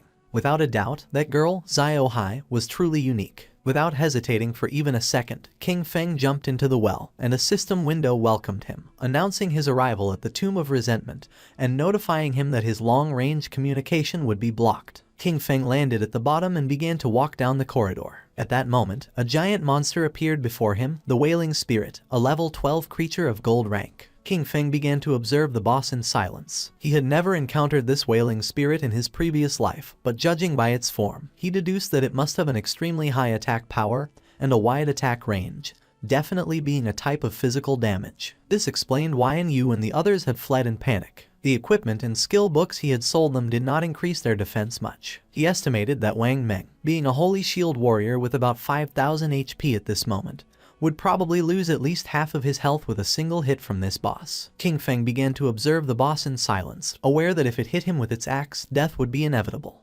Combining the skills Blessed Release and Instant Shadow Slash, King Feng attacked quickly, cutting off the monster's arms. He knew that this boss had very high defense, and the damage of Instant Shadow Slash was only 80% of normal. But this didn't matter, since the creature wouldn't be able to withstand the subsequent damage from throat slitting of the skill Blessed Release. At that moment, the monster's arms started moving toward King Feng, making him panic. Not long after, it exploded, but King Feng reacted in time and jumped away from the area. He was somewhat surprised. It was a corpse explosion. He acknowledged that he had been careless by not dodging it and, fortunately, his skill Ghost Blur had activated. Otherwise, he would already be dead. The boss's corpse transformed into Lifespan. King Feng remembered that in his previous life, something similar had happened once.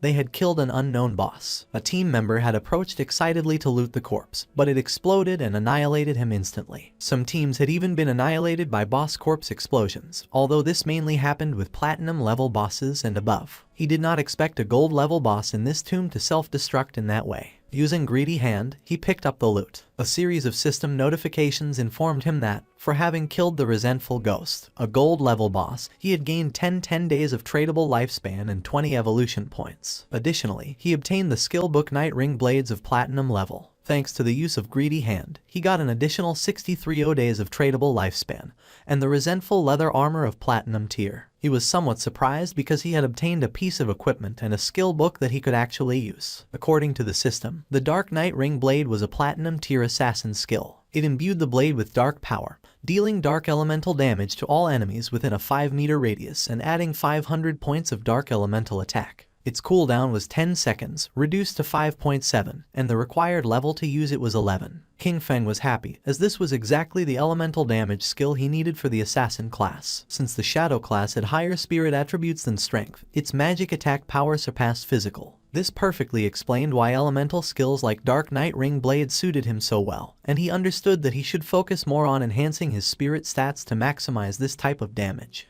He had 9 points in strength, 9 in constitution, 24 in agility, and 15 in spirit. Phew. King Feng decided to advance the skill to epic level to see the result. Immediately, he consumed 6 evolution points, leaving him with 36 remaining. The skill Dark Night Ring Blade evolved from platinum to emerald, then to diamond, and finally to epic. As a result, the radius of effective dark elemental damage increased from 5 to 12 meters, and the added dark elemental attack rose from 500 to 13 points. Our boy thought that, after the evolution of the skill, the range had expanded from 5 to 12 meters and the additional attack had increased from 500 to 13 points. His eyes filled with seriousness, as he knew better than anyone that, being an area attack, the additional attack power was not so strong and the total damage per use could not be compared to that of Shadow Slash. However, it was a divine skill for eliminating groups of small enemies. Shadow Slash had a cutting range of 5 meters, but ultimately it was a linear skill. In contrast, the Dark Night Ring Blade was an area skill, so its effectiveness was much greater when surrounded.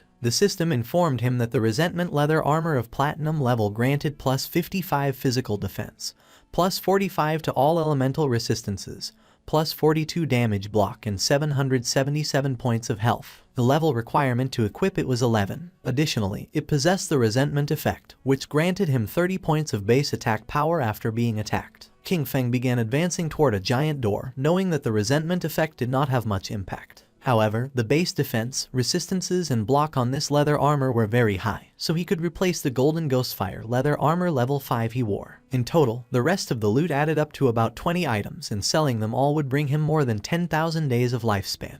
Now that he could enter the tomb, he hoped to find good material inside it, and if he managed to get a mount, that would be best. At the same time, a goblin swung with force its sword, cutting Xiaoyu and her friend in half. She and her party respawned back in the town. The man was so furious that he started shouting like a madman. Then, he grabbed Qin Xiaoyu by the collar and made it clear to her that she was a useless person who grew in height but not in brain. He scolded her that it was always because of her that the team ended up being annihilated, and that, because of this, he only had 2 years of non-tradable lifespan left. He threw her to the ground with force and threatened her, warning her not to even think about looking for him at school, or he would definitely take care of her. The friend approached her to help her and the man disconnected from the game. The friend asked Qin Xiaoyu to go with her to her parents' small town. She explained that she had heard that there was a community support group there that specifically helped the elderly and people like them, who didn't know how to play the game. She clenched her fists tightly and couldn't help feeling furious. She disconnected from the game and rejected her friend's offer, telling Yanyan to go alone. Furious, she woke up in her bed and, using her phone,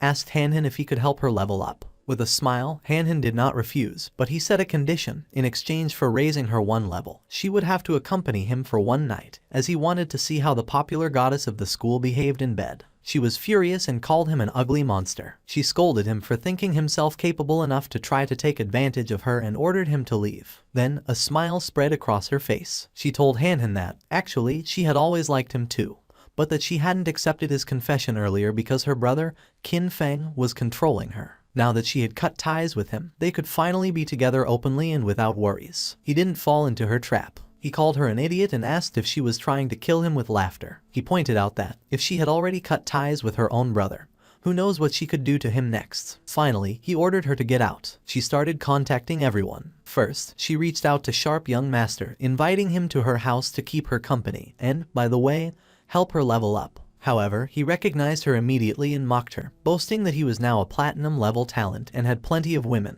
before ordering her to get lost. Then, she tried her luck with brother Xiao Ma, telling him that she was bored and waiting for him in Shell Town. The response was just as curt. He reminded her that everyone knew how she had deceived Jiang Wei and threatened to hit her with his new skill. She was sad and desperate. She cursed those men, thinking that not one could be trusted when it really mattered. In her desperation, she lamented that she only had 2.5 years of non-tradable lifespan left and didn't know what she was supposed to do. Her eyes were full of tears. She felt alone. She thought of King Feng and then remembered that he definitely would not ignore her. He must have a way to solve this, and she had to go back and find him to confirm it. It was night and, several hours later, she arrived at King Feng's apartment. For a moment, she thought that once inside she would find Qin Feng, apologize with some kind words, and that he would definitely forgive her. However, almost immediately she rebelled against this idea. She had done nothing wrong.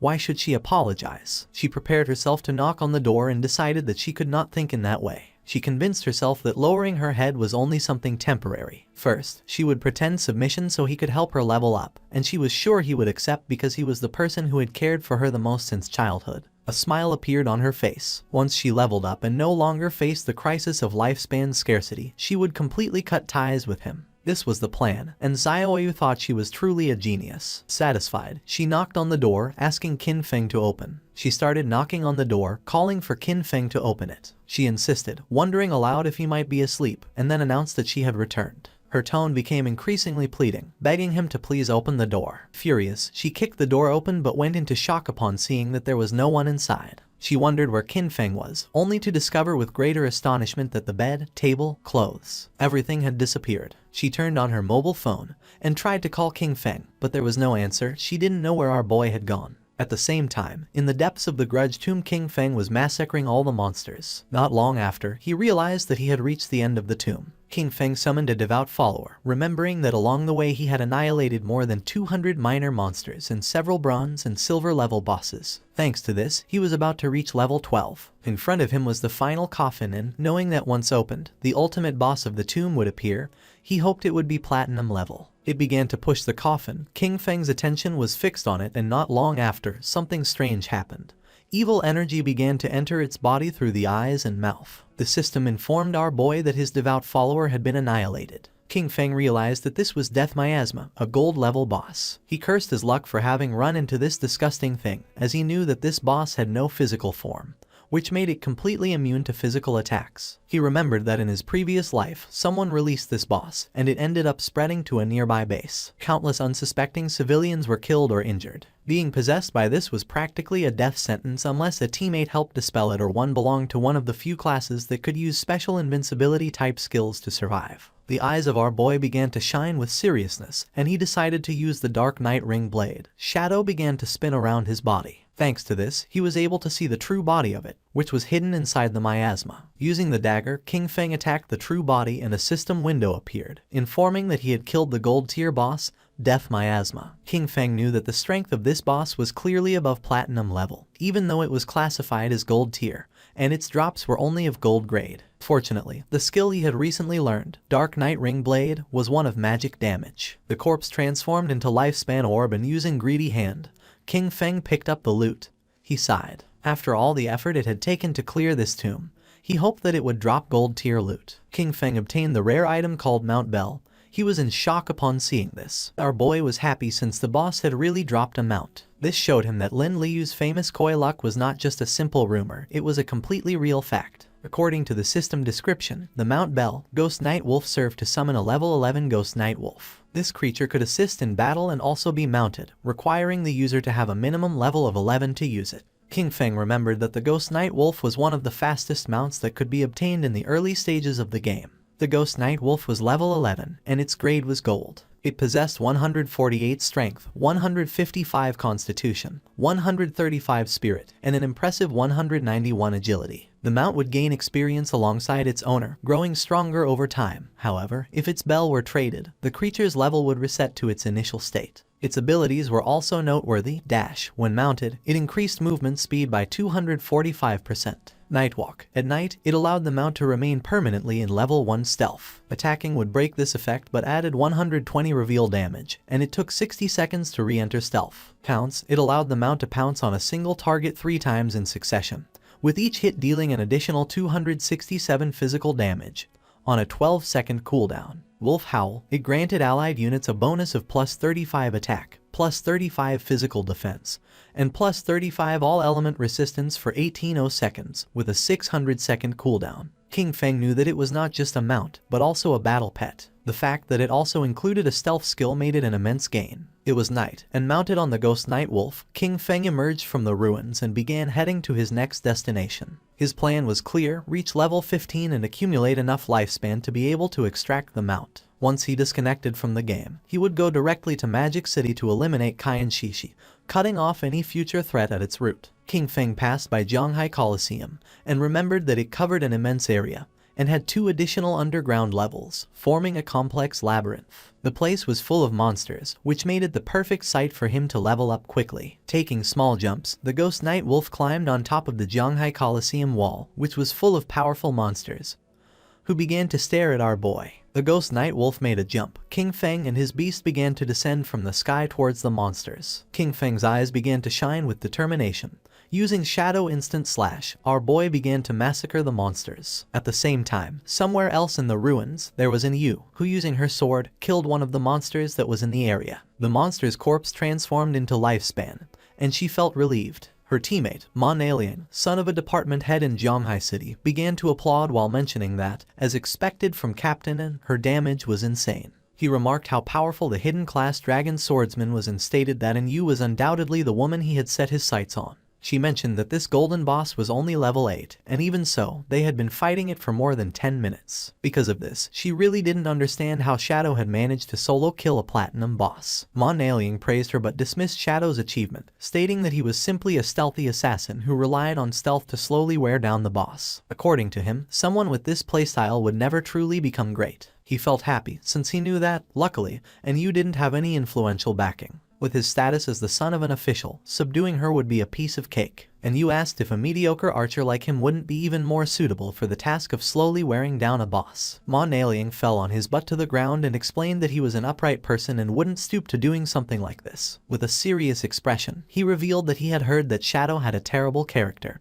and was a ruthless killer in the real world. He also mentioned that he knew a hunter from the Metropolitan Police who already possessed level 3 anti-stealth skills. He suggested finding a way to set him up, discover Shadow's identity in the real world, and afterwards, take control over him. He argued that someone like Shadow could only be trusted if he worked for his organization. Otherwise, incidents like those of Song Fay and Zhonglai would keep happening. He was tired of cleaning up Shadow's messes, and Yu and Wang Meng looked at each other and started laughing at Manhwa. They asked him if he really hadn't understood it. They explained that the situation wasn't that Shadow begged them to clean up his messes, but quite the opposite. It was they who had to clean up what he left behind. Only in this way could they ensure their interests were aligned with his, thus allowing cooperation. They reminded him of Shadow's achievements, the first global kill of a golden boss and the first kill of a platinum boss, both solo. With a furious expression, Manhwa made it clear that, to him, Shadow was nothing more than a fragile assassin. He rhetorically asked how they couldn't control him, as long as their anti-stealth level remained on par. Calling them a bunch of nobodies, he scolded them for daring to reprimand him. He then turned to Yu, declaring that she should watch closely because he would ruin Shadow's reputation and capture him. He stated that when this happened, she would be on her knees before him, apologizing and begging for his forgiveness. Wang Meng asked Yu what loot the boss had dropped. She replied that it had dropped a piece of gold tier equipment for a priest, a silver tier equipment, and a silver tier skill book. She started touching her chin and remembered that Shadow usually sold them several pieces of gold and even platinum equipment. This made her wonder how many bosses he had actually killed, or if his talent was treasure hunting and all these items came from opening chests. With a serious look, Wang Meng revealed that he was a little worried, and Yu couldn't help but feel somewhat confused. Wang revealed his concern, bringing up the case of the Jiangnan restaurant, the incident in which the entire Dongfang family was murdered during a gathering. Then, he raised an unsettling hypothesis. If Shadow had been responsible for this, were they still supposed to clean up his messes? Wang admitted that he still didn't understand Shadow's personality, and expressed his fear that he might actually be a ruthless serial killer in real life. She knew about this case. The superiors were taking it very seriously, and everyone was speculating whether it was related to Shadow. With a confident smile, she explained that, even if this case had really been the work of Shadow, she would still choose to cooperate with him. She stated that, although the superiors refused to clean up his messes, she would personally support him. Wang Meng was somewhat confused, and when he asked the reason, she simply replied that the real question was who wouldn't want to support Shadow. Their subordinate appeared and reported that in the area ahead they had found a place similar to an arena, but all the monsters inside were already dead. With a serious gaze, he revealed that there were bodies everywhere. He didn't know which party had been strong enough to clear all the monsters from the arena. Then Yu felt happy and decided to go to the arena. Upon seeing her behavior, Wang Meng felt even more confused. They arrived at the Zhanghai Coliseum and saw a lot of lifespan lying on the ground. They were in shock as they realized the incredible amount of loot. There must have been hundreds of minor creatures there, and this led them to wonder which party was so strong to have achieved such a feat. Captain Yu was confident that Shadow had been here. With this in mind, she suggested they search the surroundings, as they might run into him. Manhwa questioned why she was so sure it had been Shadow. Captain Yu responded that the reason was simple. He was number 1 on the leaderboard. Their party was right behind on the leaderboard, and since they couldn't achieve something like this, it had to have been Shadow. Manhwa was furious and revealed that he also had invisibility, and could do the same. It would just take him more time.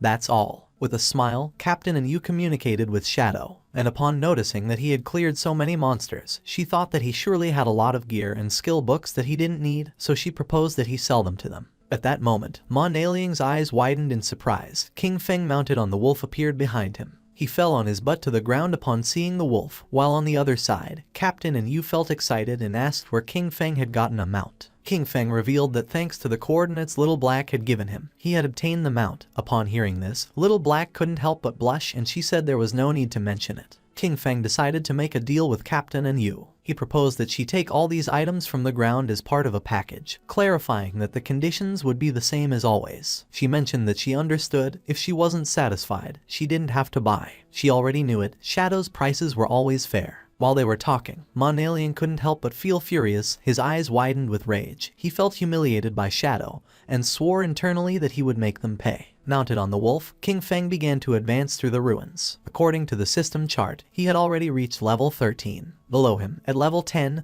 were Justice Enforcement and Wang Meng. Black Goblin Big Lie's Eye also appeared at level 10. Our boy had 245 years of tradable lifespan and 255 evolution points. King Feng was happy because this time, after clearing the arena ruins, he had obtained a pretty good grade gold skill book. The skill book was called Silent Concealment. It was grade gold and allowed the user to enter stealth without moving. As long as they did not attack or move, they would remain permanently invisible. Attacking from this state added 300 detection penetration damage points. It had a cooldown of 120 seconds and required level 13 to be used. King Feng realized that this skill not only strengthened his stealth, its true power lay in the fact that, if he used it in reality and combined it with the invincible state from the game, he could make himself disappear completely in the real world. He decided to evolve this skill book to Epic, for which he consumed 11 evolution points. The skill was improved, going from gold to platinum, then to emerald, diamond, and finally to epic. With this, the additional damage per stealth penetration attack increased from 300 to 800 points. In turn, the cooldown was reduced from 120 to 60 seconds. He decided to evolve other skills as well. First, he consumed 34 evolution points to bring Venomous Dart to the epic level. The skill progressed from emerald to diamond and finally to epic, improving its attributes. Its maximum range grew to 20 meters, its on-hit attack damage increased to 400, and it applied the venom status. This status now dealt 100% damage per second for 5 seconds, with no weakness bonus,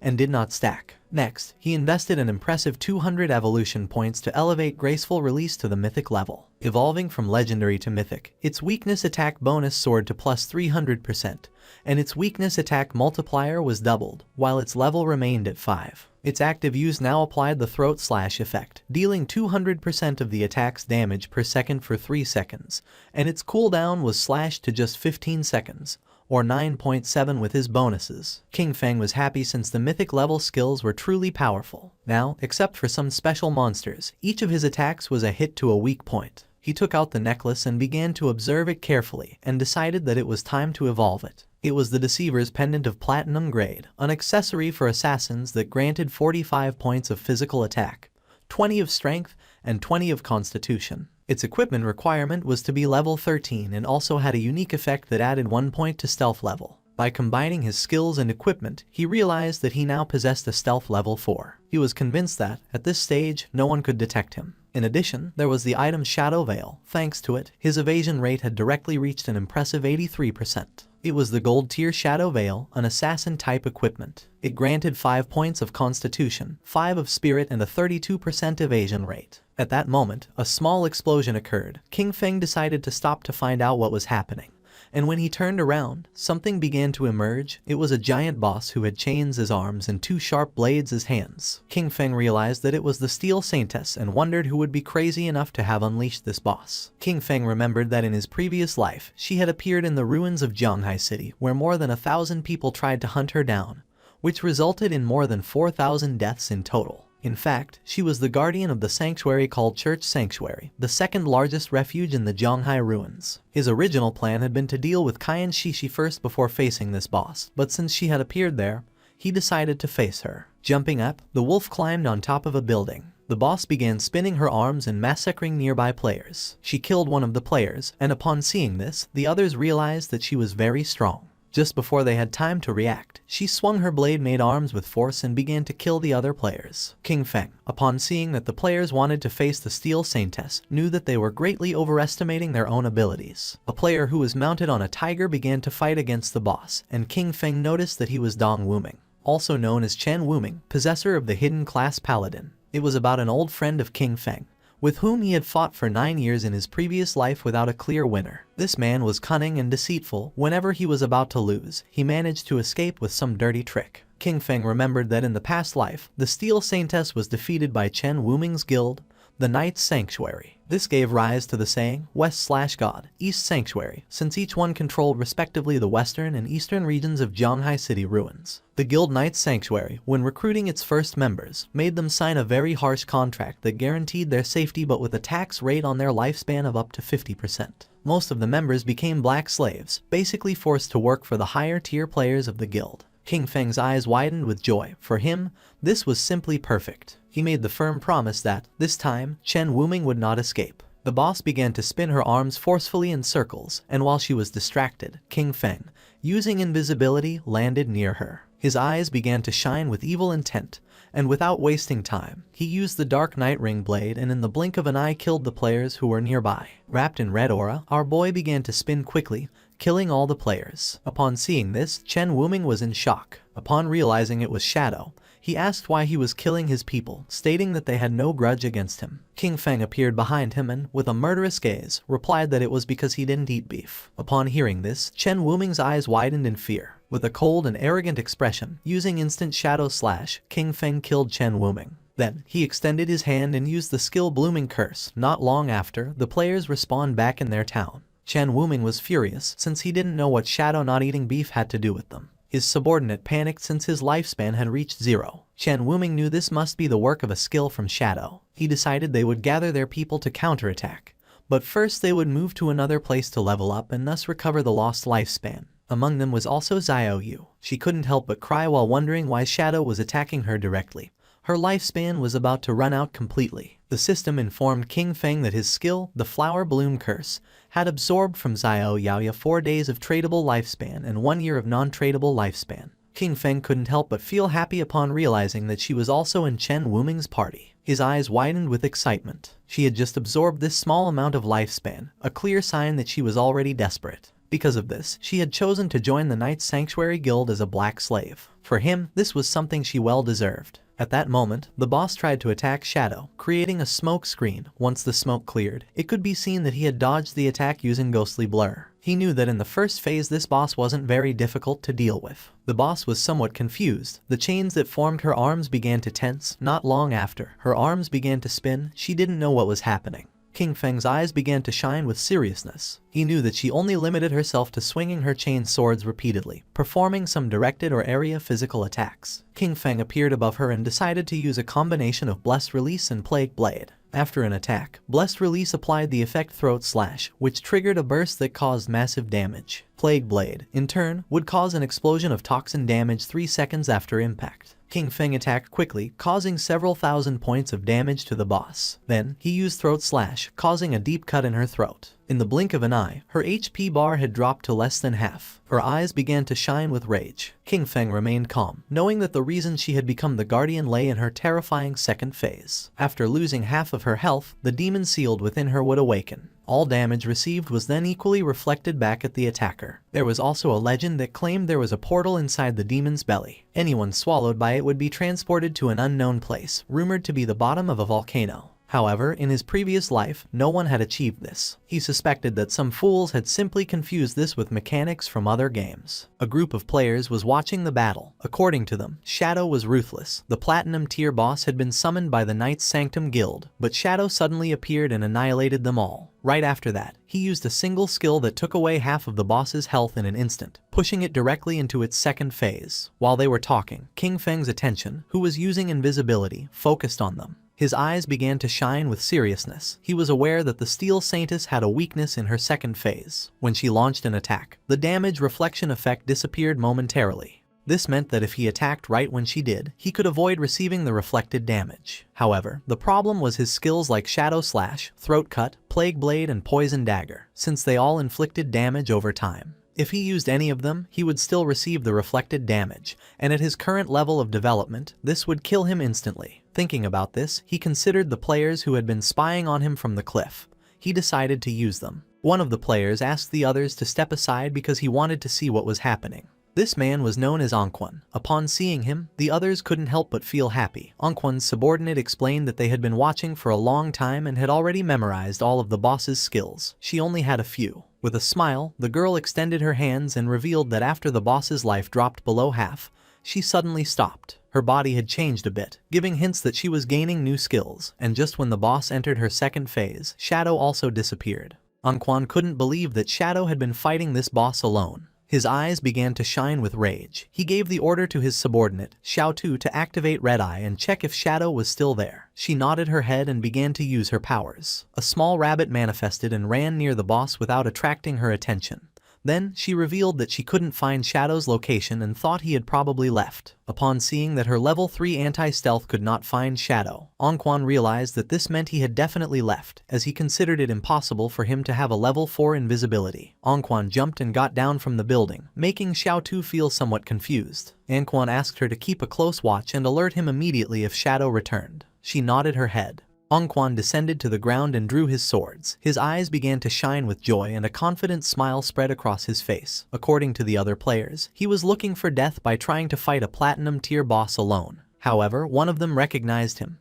He had seen him in the starting town defeat a gold tier boss without receiving a single scratch. It was revealed that his class was Soul Warrior, which granted him 100% dodge when rolling, and he was the famous player known as Safety First. It was also rumored that he had been a top-level global streamer in Souls-type games, with ultra-fast reflexes. The boss's attention focused on him. She attacked using her sharp blade-like arms. Luckily, Anquan reacted in time and slid across the ground, narrowly dodging the attack. The boss grew arms made of energy, and when she tried to crush Anquan, he rolled again, dodging the attack once more. When the boss tried to catch Anquan, he rolled again and moved away from her. His subordinates began to praise him, amazed by his incredible skill and the calmness with which he dodged. They highlighted his discipline in not letting himself be carried away by the greed of an extra hit, considering his performance simply brilliant. With a smile, one of them mentioned that he was truly amazing, perfectly dodging each attack from the boss. This seemed incredible. He even saw multiple slash effects flashing over the boss's body, which led him to wonder if the Soul Warrior class was really that powerful. With a curious expression, the black-haired woman explained that Anquan, by rolling, activated the special passive or counterattack mechanic of the Soul Warrior. Each dodge or roll counterattacked, dealing damage to the boss. Because of this, every time he dodged perfectly, he was actually hitting the boss simultaneously, draining her life. This was why the boss's HP decreased every time he rolled. With a smile, Xiaotu made it clear that the perfect dodge was only the foundation. What truly set Anquan apart was his devastating offense. His attacks struck with force and precision, turning defense into an unrelenting assault. His skill combo and timing made him not only untouchable but also lethal. Defense kept him alive, but it was his offense that ended fights quickly. The boss was desperately trying to catch Anquan. Xiaotu's eyes began to shine with confidence when she revealed that if the dodge successfully activated during the roll, Anquan's next attack would ignore 50% of the boss's defense. Anquan turned around and decided to face the boss, and blue energy began to emerge from his body. Upon seeing this, his subordinates realized that this striking effect meant that the blow would definitely deal 4-digit damage. Anquan's eyes began to shine with excitement. Just before the boss could react, he unleashed the powerful strike he had prepared. His movement was a graceful dance, a single blow split into 3 shadows, swift and fierce like shooting stars. With absolute mastery, he precisely swung his swords through the gaps in the boss, causing deep cuts. In the blink of an eye, her HP bar dropped to less than half. His subordinates began to applaud upon realizing that, before they noticed it, the boss only had a third of her life left. Anquan turned his back on the boss and a confident smile spread across his face, but at that moment, someone attacked with powerful slashes, causing him more than 34,000 points of damage, killing him instantly. His subordinates couldn't help but panic. They couldn't understand why he had died, since they were sure he had dodged all the attacks. They were even more puzzled because, although their skills hit the boss, her health did not decrease with the blow, despite having seen it drop drastically moments before. Not far away stood our boy. He began to silently observe Anquan's lifespan orbs and thanked him. Anquan's constant showboating had caused the boss to use many of her moves. King Feng's eyes began to shine with joy, as during this time, he had been constantly attacking, finally reducing the boss's life to a third. The flashy moves of the Soul Warrior had inflicted decent damage, but in the end, he had caused his own death. Due to the traits of his class, it was simply impossible for him to defeat the Steel Maiden. When he rolled, he couldn't attack, and when he attacked, he suffered reflected damage. This was a true curse. The boss began to turn around, and King Feng's attention fixed on her. He knew this wasn't good. With her health so low, the boss was trying to return to the church sanctuary. If she managed to get there, she would fully recover, making all previous efforts useless. King Feng began silently observing Anquan's subordinates, and then his eyes started shining with seriousness. He realized that the Soul Warrior's death had scared these people and doubted they would attack the boss again. However, if the boss didn't make a move, her damage reflection effect wouldn't disappear. It was time to get serious. Our boy landed in front of her, knowing that he couldn't allow her to return to the sanctuary. Upon seeing our boy, the other players were somewhat surprised. To them, Anquan was just a clown. Shadow was the real boss. It seemed terrifying to think that all the cuts the boss had suffered moments before had been his doing. Xiao Tu couldn't believe it. Her level 3 anti-invisibility hadn't detected Shadow's presence, which could only mean that Shadow's invisibility was level 4 or higher. The gaze of one of them fixed on the lifespan orbs of Anquan, and his mouth watered upon realizing that the loot of the Soul Warrior was still on the battlefield. He decided to find a way to recover it. With eyes shining with determination, our boy used his skill Blacklight Shield, making a golden shield appear around him. This skill created a 10-layer shield, each one capable of blocking 1 instance of damage. The boss's attention focused on King Feng and her arms transformed back into blades. She attacked and King Feng realized that this was the moment he had been waiting for. Using instant shadow slash, King Feng attacked with quick slashes. He began to stare at the boss. Now his black light shield had 7 layers left. He remembered that, out of the 9 strikes of instant shadow slash, the last 3 had hit the boss during her damage counterattack phase, right after her attack ended. If it hadn't been for the black light shield blocking those 3 hits, he would already be dead. The boss began to concentrate energy in her abdomen, and then she jumped and started to release purple flames. Our guy stepped back. Now he had no layers left of his blacklight shield. The boss began to stare at him with eyes shining with evil. King Feng realized that the damage from the flamethrower was coming too frequently. Despite having a dodge rate over 80%, this had instantly destroyed all 7 layers of the shield. If he had been just half a second slower, they would have killed him instantly. While he was distracted, one of the players tried to take Anquan's loot, but our guy noticed and threw a poison dart which stuck in his forehead. The player was eliminated. King Feng made it clear that he wasn't going to let anyone steal the loot from him. The system informed our boy that he had obtained 612 days of tradable lifespan, and 67 years of non-tradable lifespan from Safety First. Additionally, Blossom Curse had absorbed 355 days of tradable lifespan, and 20 years of non-tradable lifespan from Clean Hands and Feet. King Feng was somewhat surprised, since Safety First had a really large amount of lifespan, which probably meant that he had never died. This seemed interesting to him, so he decided not to use Blossom Curse on him. The boss started roaring, but King Feng remained calm. He knew that he would have to rely on the black light shield and the normal shadow slash to slowly wear her down. She attacked with force, but King Feng moved out of the range of the attack, causing her hand to hit the ground. Although the efficiency was low, it was relatively safe. While King Feng and the boss were fighting, Xiao Tu was watching the battle. She was somewhat surprised by Shadow's incredible ferocity. She wondered what kind of skills he possessed. Before, she hadn't understood how he had gotten the first kills, but now, seeing him in action, she was completely convinced of his power. Our boy's eyes began to shine with determination and he decided to give the final strike. King Feng moved quickly, cutting the boss's body into pieces as if it were nothing. The system confirmed that he had killed the Steel Maiden, granting him 48,000 experience points, 120 evolution points and the Church Sanctuary key. The other players were in shock. They couldn't believe that Shadow had really soloed the boss. For them, this was precisely the reason why he was number 1 on the leaderboard. King Feng picked up the loot using Greedy Hand. He obtained a piece of assassin-type leather armor of emerald level, the Black Flames gift-piercing leather armor. It granted 95 points of physical defense, 120 points to all elemental resistances, 77 points of damage reduction, and 77 points of constitution. Its special effect, Black Flame's Gift, applied a stack of the Black Flame status when attacking or being attacked, up to a maximum of 5. Each stack reduced the target's defense and elemental resistance by 7%, although a note clarified that the weakening effect was lower against bosses of emerald level or higher. Our boy felt happy since this single piece of emerald tier equipment provided better defense than what others got with a full set of armor. Additionally, it came with the Black Flame's Gift effect, which weakened the target's defense and elemental resistance. This made it much more useful than what had been dropped by the Soul Purifier earlier. He also obtained the skill Assassin's Instinct of Emerald tier. It granted him the ability to partially perceive the silhouette of invisible units and gave him 2 points to the anti-invisibility level. King Feng decided to upgrade the skill. The process consumed a total of 33 evolution points, leaving him with 97 remaining. As a result, his skill Assassin's Instinct evolved through the Emerald, Diamond, and Epic tiers until reaching Legendary tier. With this, his anti-invisibility level bonus progressively increased from 2 points to 5. Additionally, the legendary effect added the ability to more sensitively detect weak points of the target. granting him a 50% modifier to critical hit damage. It was an anti-invisibility skill, upgraded to legendary tier, with a level 5 anti-invisibility and a 50% increase in critical hit damage, combined with the passive of graceful deliverance.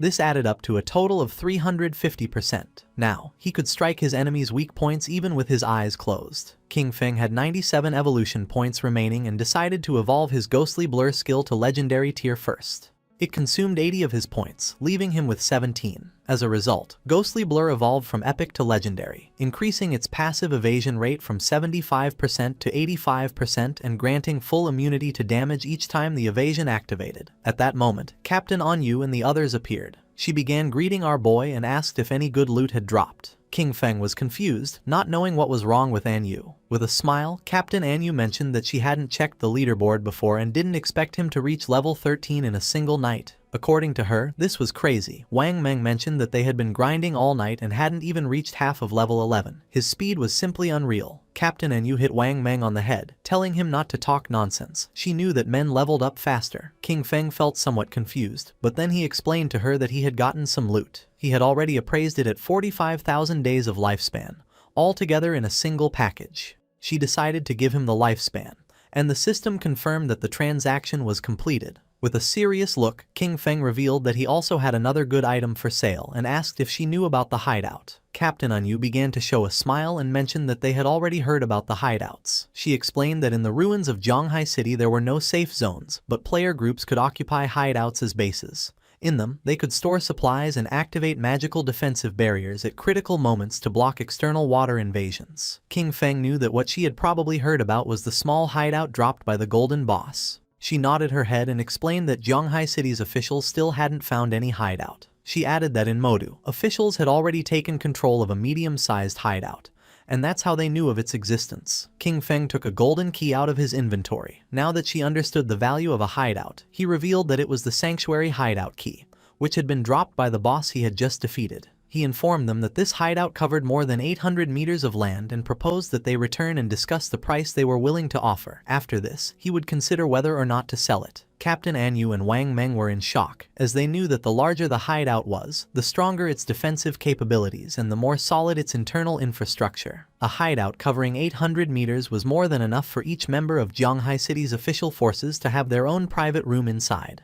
She extended her hand and, with a curious look, asked how much he planned to sell such a large hideout for. King Feng decided to go back and discuss it first, to see what price they could offer. He knew that in his previous life, this hideout could be sold for 2,000 years of lifespan. If he managed to sell it to the government, this, combined with the lifespan he already possessed, would be enough to extract all his gear, skills and levels into the real world. With a nervous expression, Captain Anyu accepted his proposal and assured him that she would immediately report it to her superiors. Then, she said there was something else and asked for his help. They had just received news that 7 gold-tier bosses had appeared together in Dark Moon Town, where many people had already died. Because of this, they were willing to offer 10 years of lifespan if Shadow intervened to eliminate them. Upon hearing this, our guy mentioned that 7 gold-tier bosses didn't seem like a big problem. He considered that even if they were grouped together, the official forces should be able to eliminate them with some time. Therefore, he deduced that if they had come asking for his help, there must be something particularly problematic about them. She began giving a thumbs-up gesture, impressed by his insight. She confirmed that he was right. She explained that they had managed to isolate and kill one of the 7 bosses,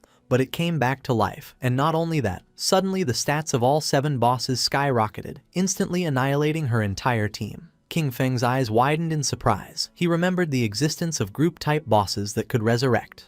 This led him to suspect that they might be puppets created by the Cursed Slate, one of the ancient god slates. If it really was an ancient god slate, then it was something he couldn't let go. He decided to go now and asked her to send him the coordinates. She wished him good luck. According to our guy, Anyu was quite genuine. The loot from 7 gold-tier bosses could be sold for 40 or 50 years of lifespan, and she had even offered him an additional 10 years as a reward. Honestly, this was very generous. Mounted on the Ghost Knight Wolf, King Feng began to move through the ruins, passing by a statue, and his eyes widened in surprise. Not far away, there was a group of players hitting a girl. It was Xiao Yu, King Feng's sister. With a smile, the woman gave her a strong slap on the face, accusing her of being a slut who tried to seduce the guild leader even though she had just joined. Xiao Yu, whose face was full of bruises, began to cry.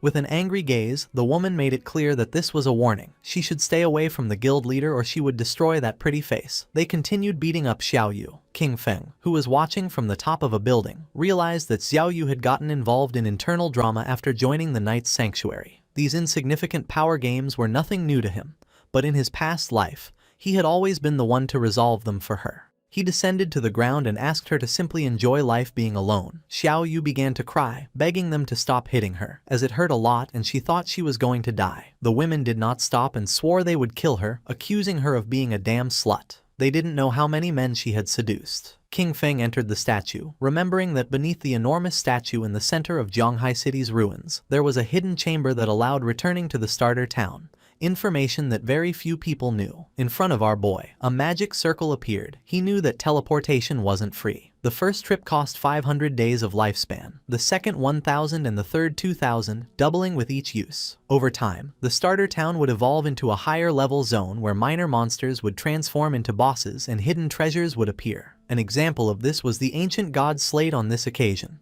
an item he couldn't let slip away. The system asked if he wished to teleport back to the abandoned land of the gods, Dark Moon Town. King Feng remembered that Dark Moon Town was a town that appeared in later stages which he had never heard about in his previous life. Without hesitation, he chose to teleport. The system consumed 500 days of lifespan and King Feng was teleported to the Dark Moon Town. This town was full of elders chatting with each other. King Feng felt somewhat surprised, as he did not expect the place to be so lively and wondered why most of the people were elders. Not far away there were several players. One of them helped the elder woman to stand up. She felt relieved to have returned to the safe zone. The players reminded her that, as they promised, they had leveled her up to level 3. During this process, she had received 72 days of lifespan and now only needed to give them the tradable lifespan. The old woman got angry and refused, asking why they wanted money if they were supposed to be a charity organization that helped her level up. With a kind smile, one of them explained that they weren't asking her for money. When they partied before, part of the lifespan dropped by the monsters they defeated was shared with her. The other guy mentioned that she only needed to give them that portion, as had been agreed from the beginning. The old woman became even more furious, making it clear that she didn't know what damn agreement they were talking about. It seemed shameless to her that some young people had the nerve to ask an old lady like her for money. The players tried to calm her down, explaining that she was mistaken. They were helping her level up for free and only asked in return for the lifespan dropped by the monsters. They clarified that unless she formed a party with them, the lifespan would not be shared with her, and she would not gain the same experience. The old woman asked them not to touch her and began screaming for help, accusing people from the Manhwa River Guild of harassing her. Just then, someone grabbed her from behind and threw her to the ground, leaving both her and the players somewhat confused. It was King Feng. He grabbed her by the neck and with a murderous gaze, drew his dagger. Without hesitating for a second, our boy finished her off. Upon noticing this, the two players couldn't help but feel somewhat confused and went into shock. Lifespan orbs appeared on the ground. Our boy mentioned that her lifespan was on the ground and now they could take it for themselves. The players began to celebrate and wanted to know which expert had just intervened to help. King Feng said he was just doing a small favor. He turned his back on them and started walking away. The players picked up the lifespan. They were happy since they had obtained 72 days, and thanked our boy. For King Feng, it was really inconvenient that fights were not allowed inside the town. He began thinking about the Manhwa River Guild, realizing that their origin was Dark Moon Town. He remembered that this guild was founded with a focus on charity work, helping the elderly survive in the abandoned land of the gods for free. Later, it gained official recognition and strong support. In terms of numbers alone, Manhwa River was considered the largest guild in Huaxia. King Feng's eyes began to shine. According to him, in this chaotic apocalypse it was precisely when more people like these were needed. It was night, and somewhere in the forest, someone was fighting against a monster made of mud. They were two mages. One of them asked her friend called Mother to use lightning strike. She obeyed and began to charge her magic staff. Not long after, a thunderbolt descended from the ground and struck the monster. The swordsman of the party decided to take advantage of this opportunity and cut the monster in half. Its corpse began to transform into orbs of lifespan. He felt relieved for having defeated the monster. The girl praised them, saying they were the best. The player named Mother mentioned that if they listened carefully to other people's tutorials, they could also defeat small monsters. They started walking through the forest and the boy asked Yanyan if her good friend Xiaoyu had really joined the Guild Knight's Sanctuary, since he had heard that it had very high membership fees. She nodded her head and added that she had invited Xiaoyu to join the Guild Manhwa River with them. With a sincere gaze, she explained that she had told her that MANHUA River was a charity guild, where many people like them who were not good at games helped each other, and there were even experienced players guiding them. But she didn't want to join. The other player remembered that Xiaoyu was already level 10, since she had been leveled up by people from Knight's Sanctuary. She added that she had heard that this guild's membership contract bound its members for 3 years. Once signed, they became their slaves during all that time. The boy knew that, even if they had raised her to level 10, they were only treating her as a tool, nothing more. According to the player, if one didn't have skills, the best thing was to kill small monsters in silence and slowly accumulate lifespan and experience. Just like they did, limiting themselves to killing small monsters, retreating to ask for help when encountering a boss. Yanyan let out a sigh. She knew that Xiaoyu believed herself special, since after all, she had a hidden class and, in that sense, was certainly stronger than them. At that moment, a rain of invisible arrows began to descend upon them. They didn't have time to react and the arrows pierced through the player's body, taking away 1200 HP points. The man's corpse transformed into lifespan. Yanyan panicked since this man was her father, and her mother couldn't help but cry. The archer who had shot the arrows couldn't help but smile, as he had eliminated him instantly with a single skill. The masked men asked him to stop talking nonsense, claiming that it was impossible for the MANHUA River Guild to have experts, since they were just trash. They wondered what kind of player with skill would want to carry those elders, insisting that they were all scum. They approached Yanyan and her mother. With a smile, the archer asked them to hand over all the lifespan they were carrying. Yanyan could not help feeling afraid. She knew that the authorities had officially forbidden killing people in-game and remembered that the attackers were risking becoming wanted criminals. The archer began to point at her with his finger and a smile, making it clear he didn't give a damn about the authorities. He decided to stop chatting and gave them 3 seconds to hand over the lifespan. The player named Mother obeyed. Yanyan, however, stood firm, telling her mother not to even think about it. She asked her to quickly ask for help on the guild channel while she held them off. Upon seeing this, the archer gave the order to his men to attack. They had to kill the older one and keep the young one alive for fun. The masked men rushed at her, but just at that moment, a wolf appeared and bit them. Yanyan felt somewhat confused as she didn't know what was happening. The archer's eyes filled with confusion. Just before he could take another breath, someone attacked quickly, cutting off his head. It was none other than King Feng. While the wolf was devouring his subordinates, our boy began to observe the archer's head in silence. He soon realized that he was Shadow. The archer and his subordinates respawned back in the town. He was furious, and his men too. They wondered if the cause was the killer status, but even with it, there was no way that their lifespan could be completely drained. They were in shock, not understanding how all their lifespan had disappeared and why such a large amount had dropped, ready to be traded. They started running toward the forest, knowing that if this continued, they were going to die. They had to kill monsters quickly to get some lifespan. At that moment, a strange energy appeared and not long after, a sword made of energy descended upon them.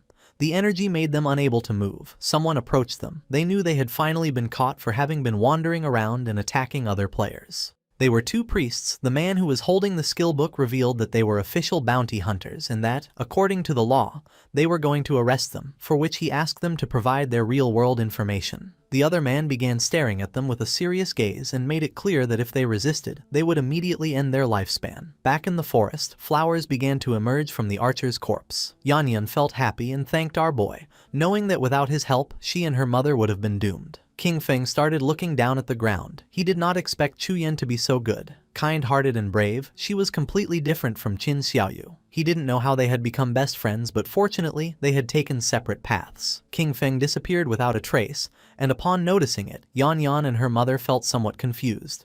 Yanyan picked up the lifespan orb and her eyes filled with confusion since she didn't know if it was her father's lifespan. The mother was somewhat confused since she didn't know where the others were. She asked her daughter how Shadow had suddenly disappeared. Yanyan said that she didn't know.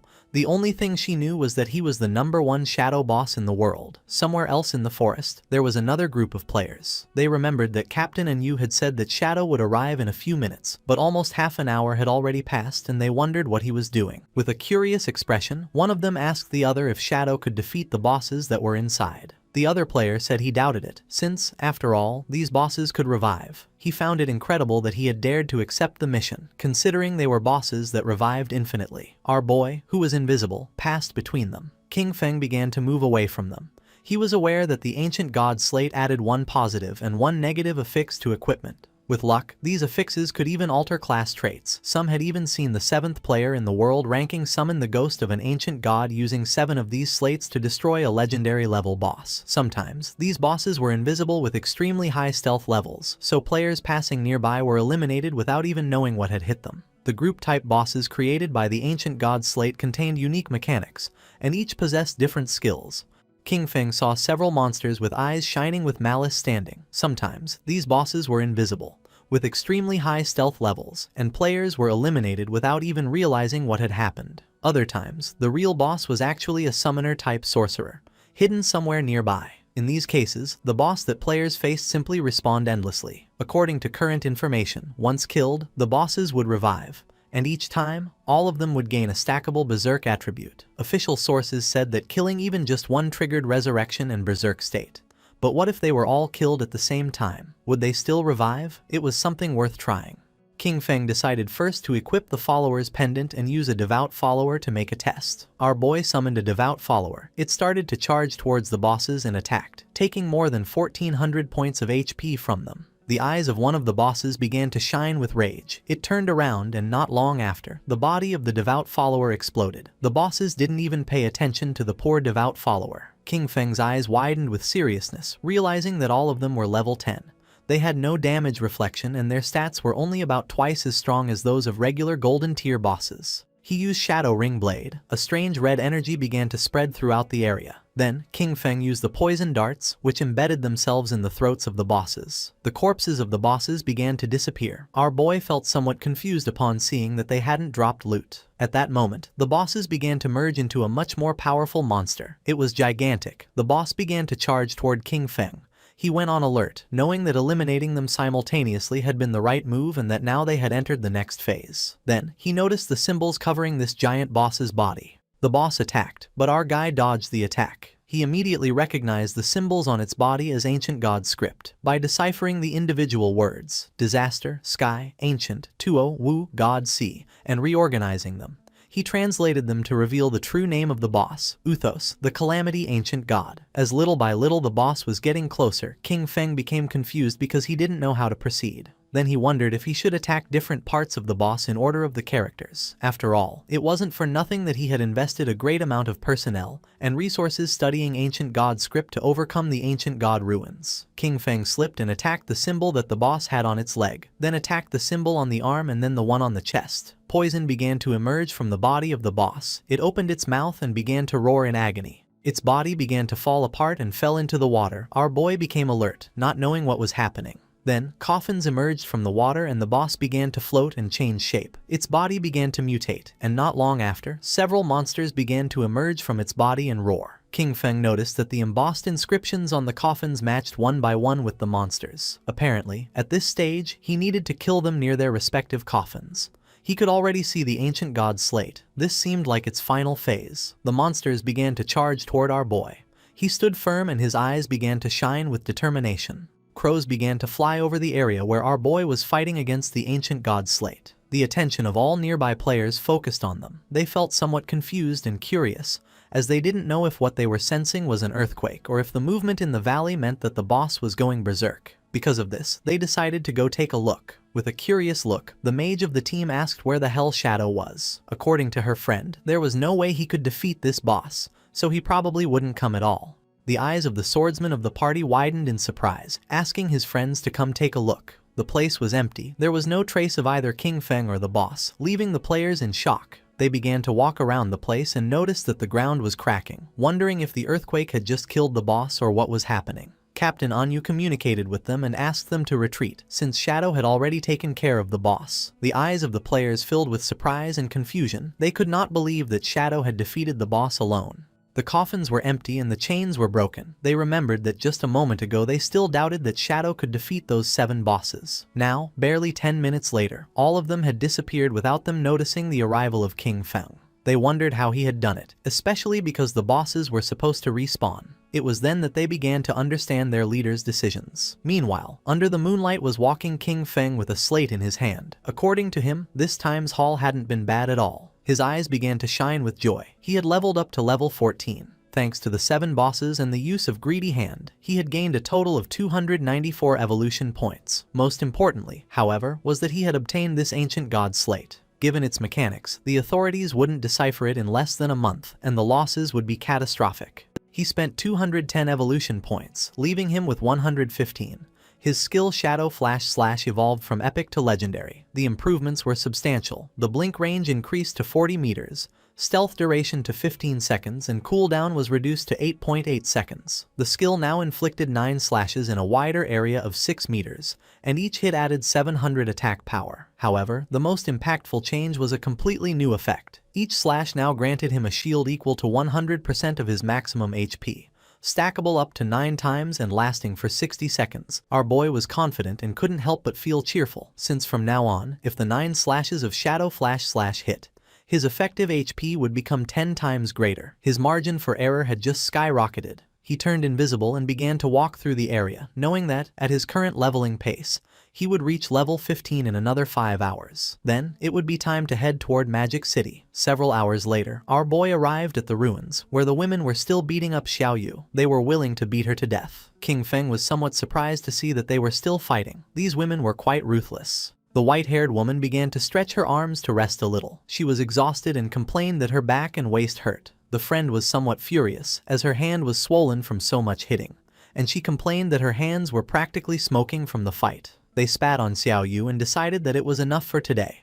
This beating should serve as a lesson. Xiaoyu, whose body was full of bruises and wounds, began to sit up.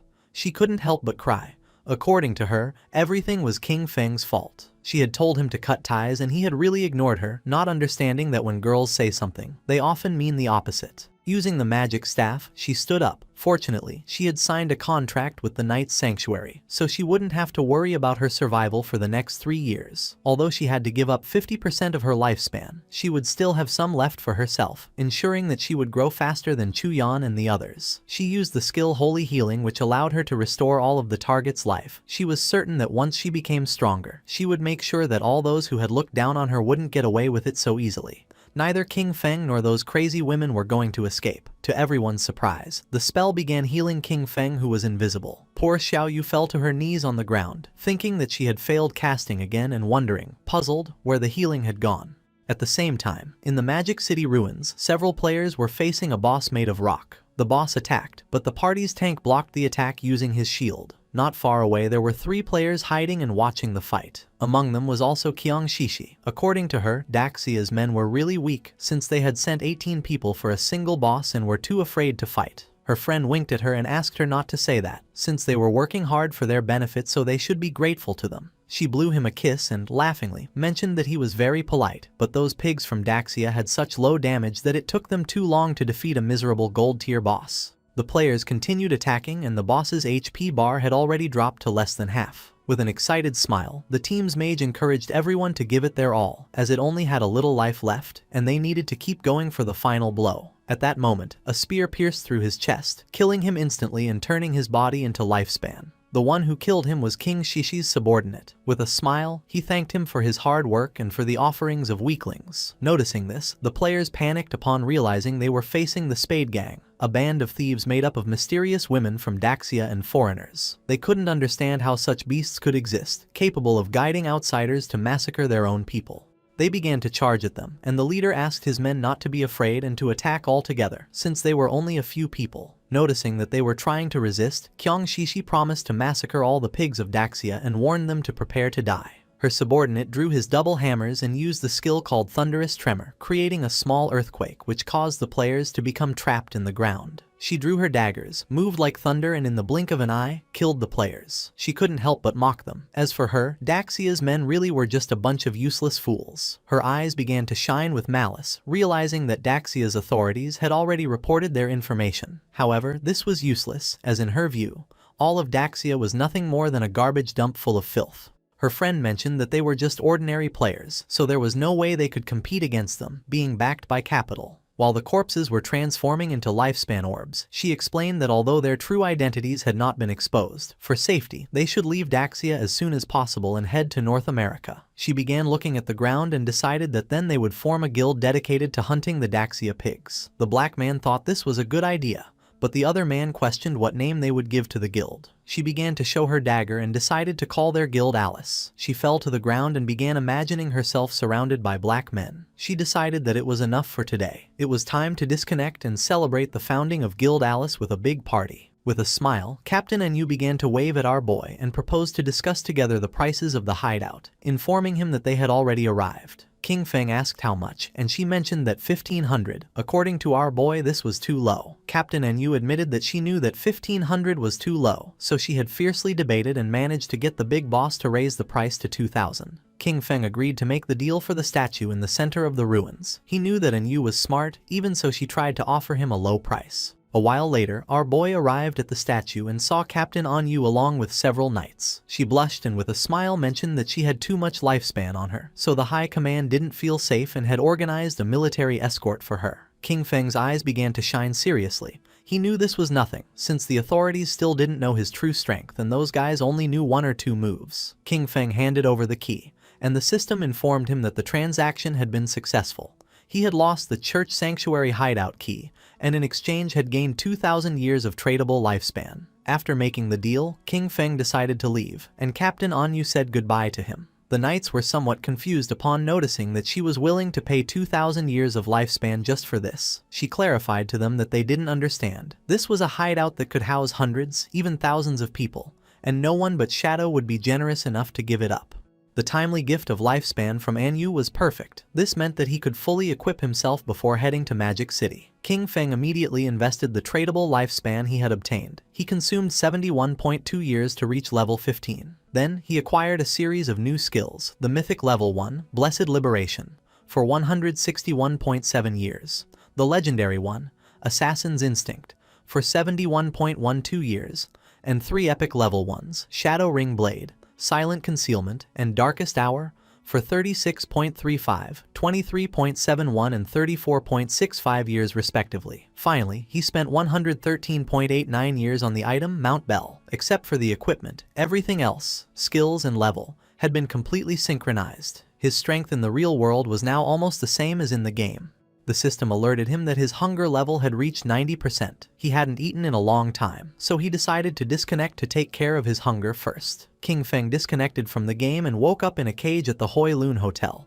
The men noticed that our boy was awake. They drew their weapons, asking him to hand over the lifespan he carried or he would end up like the others in this motel. One of them mocked, celebrating that the apocalypse was great because it meant he could kill whoever he wanted. King Feng began to look at them with a penetrating gaze. Seeing this, one of the men furiously demanded that he hurry up and hand over his lifespan.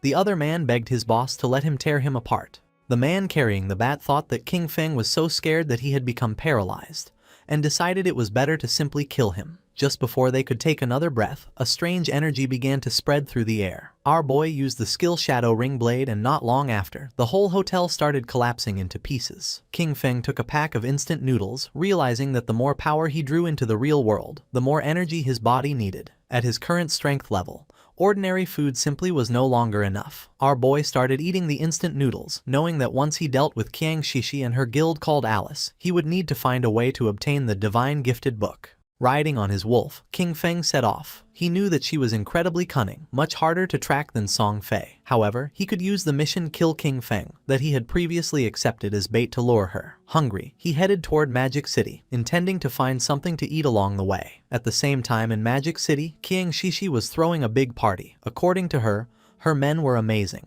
She hugged the 2 black men and mentioned that for her, the feeling of falling asleep and entering the game after their epic and exciting battle was simply incredible. The men praised her, declaring that her skills were absolutely unmatched. Amid laughter, they called her a crazy hot chicken. One of her subordinates informed her that Shadow had just sent a message. Qin Feng was already dead. He told her to meet in Magic City in the real world. He would bring her Qin Feng's head and then collect the final payment. She knew that meeting with Shadow in real life was too risky. She mentioned that it wasn't necessary to meet in person and simply asked him to send a photo. Her subordinate explained that Shadow didn't use a phone because he was afraid of being tracked by the authorities. She couldn't help but smile upon noticing that Shadow was also hostile toward the authorities. Lately, their persecution had become more intense, and if they could take advantage of the opportunity to lure Shadow into Alice, the Daxia pigs would no longer be a threat. Because of this, she decided to stage a small play to test the waters and see which side Shadow was really on.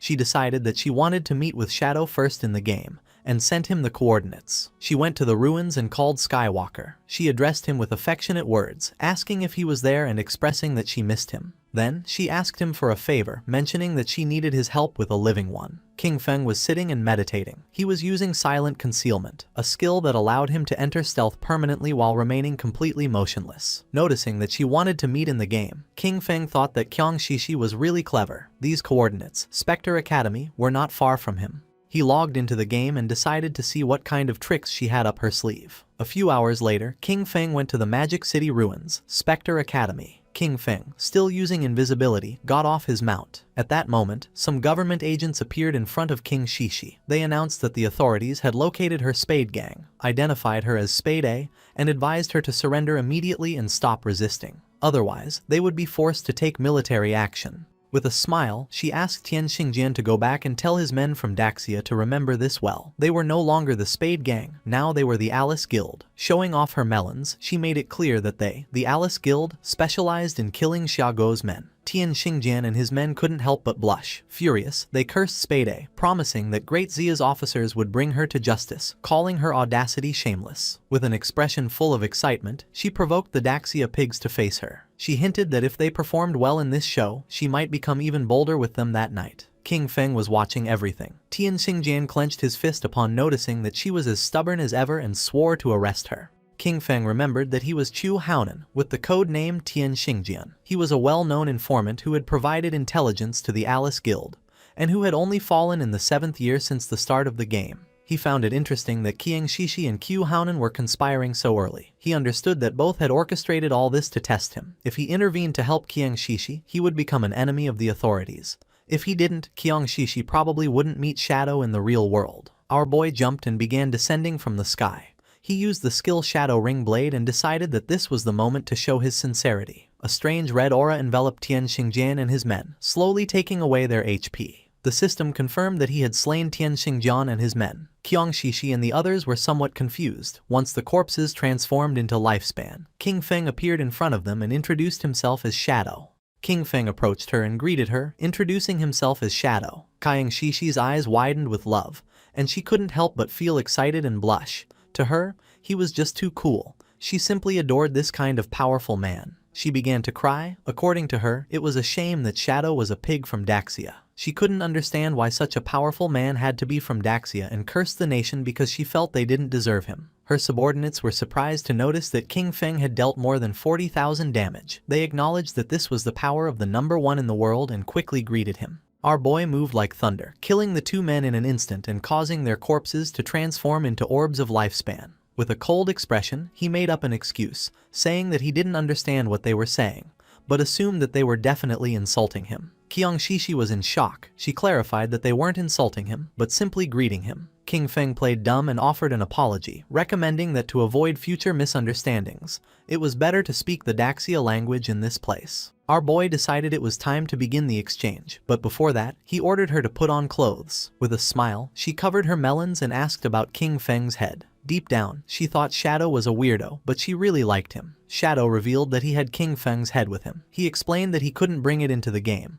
but he could show it to her in real life if she was willing. Qiang Shishi opened the system window and with a confident expression decided to believe him. She had already witnessed Shadow's strength and believed he wouldn't lie to her. Shadow obtained 1,500 days of tradable lifespan. Our boy decided it was time to leave, but she asked him to wait. With a smile, she proposed a long-term collaboration, arguing that he had the skills and she had the money. She informed him that she had a new assassination target and, if he was interested, invited him to her house that very night. Sticking out her tongue and blushing like a tomato, she promised that she would fulfill anything he needed. Our boy became somewhat curious and asked who the assassination target was and what the payment would be. As she was logging off from the game, she suggested they meet in person to talk. She assured him that the payment would be several times more generous than this time and that she would wait for him that night at Magic City's port. King Feng became serious, wondering if her place at the port could be her yacht. At the same time, not far from the statue, Tian Xingjian and his men respawned. He was furious, cursing Shadow, as he knew that he would definitely betray the authorities. However, for him this was a success. Qiang Shishi had managed to ally with Shadow. He realized that the idiots in Zhonghai City should be held responsible for their constant conflict with Shadow. Next, he ordered Lin Qingyu to guide everyone to collect their lifespan first, as there might be action soon. Lin Qingyao, a woman with white hair, nodded her head. Her nickname in the game was Late Night Drizzle. She considered the possibility that Shadow really had allied with Spade.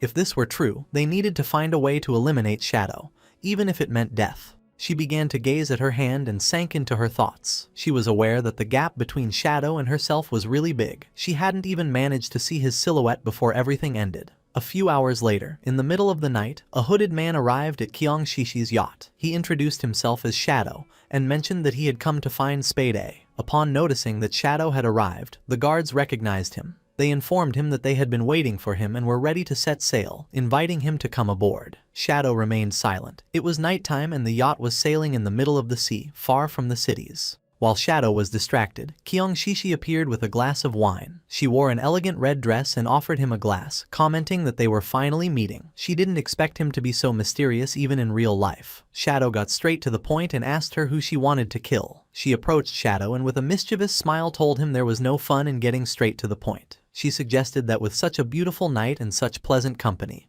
they should leave boring matters for later. Instead, she invited him to have a drink and toast to the lovely evening they were spending together. Shadow took the glass of wine and without hesitating for even a second, took a sip. Qiang Shishi couldn't help but feel cheerful, and not long after, Shadow sat on the sofa. Qiang Shishi sat next to him and grabbed his arm, smiling as she questioned whether he was already feeling the effects, revealing that the drink contained her special secret recipe. She began to get aroused and revealed that anyone who drank would obediently follow her orders. She thought with euphoria that, just as she had imagined, even Shadow was just a man after all. However, her excitement turned into astonishment upon witnessing such a powerful reaction. Drooling, she sat in front of Shadow and asked him not to be nervous, to relax and enjoy. She explained her plan. When they both reached the highest wave, she would lift her hood so she could clearly see his face, as she was sure he must be incredibly handsome. However, for now, she wanted to keep the mystery. She began having fun with Shadow, completely amazed that Daxia had such a magnificent man.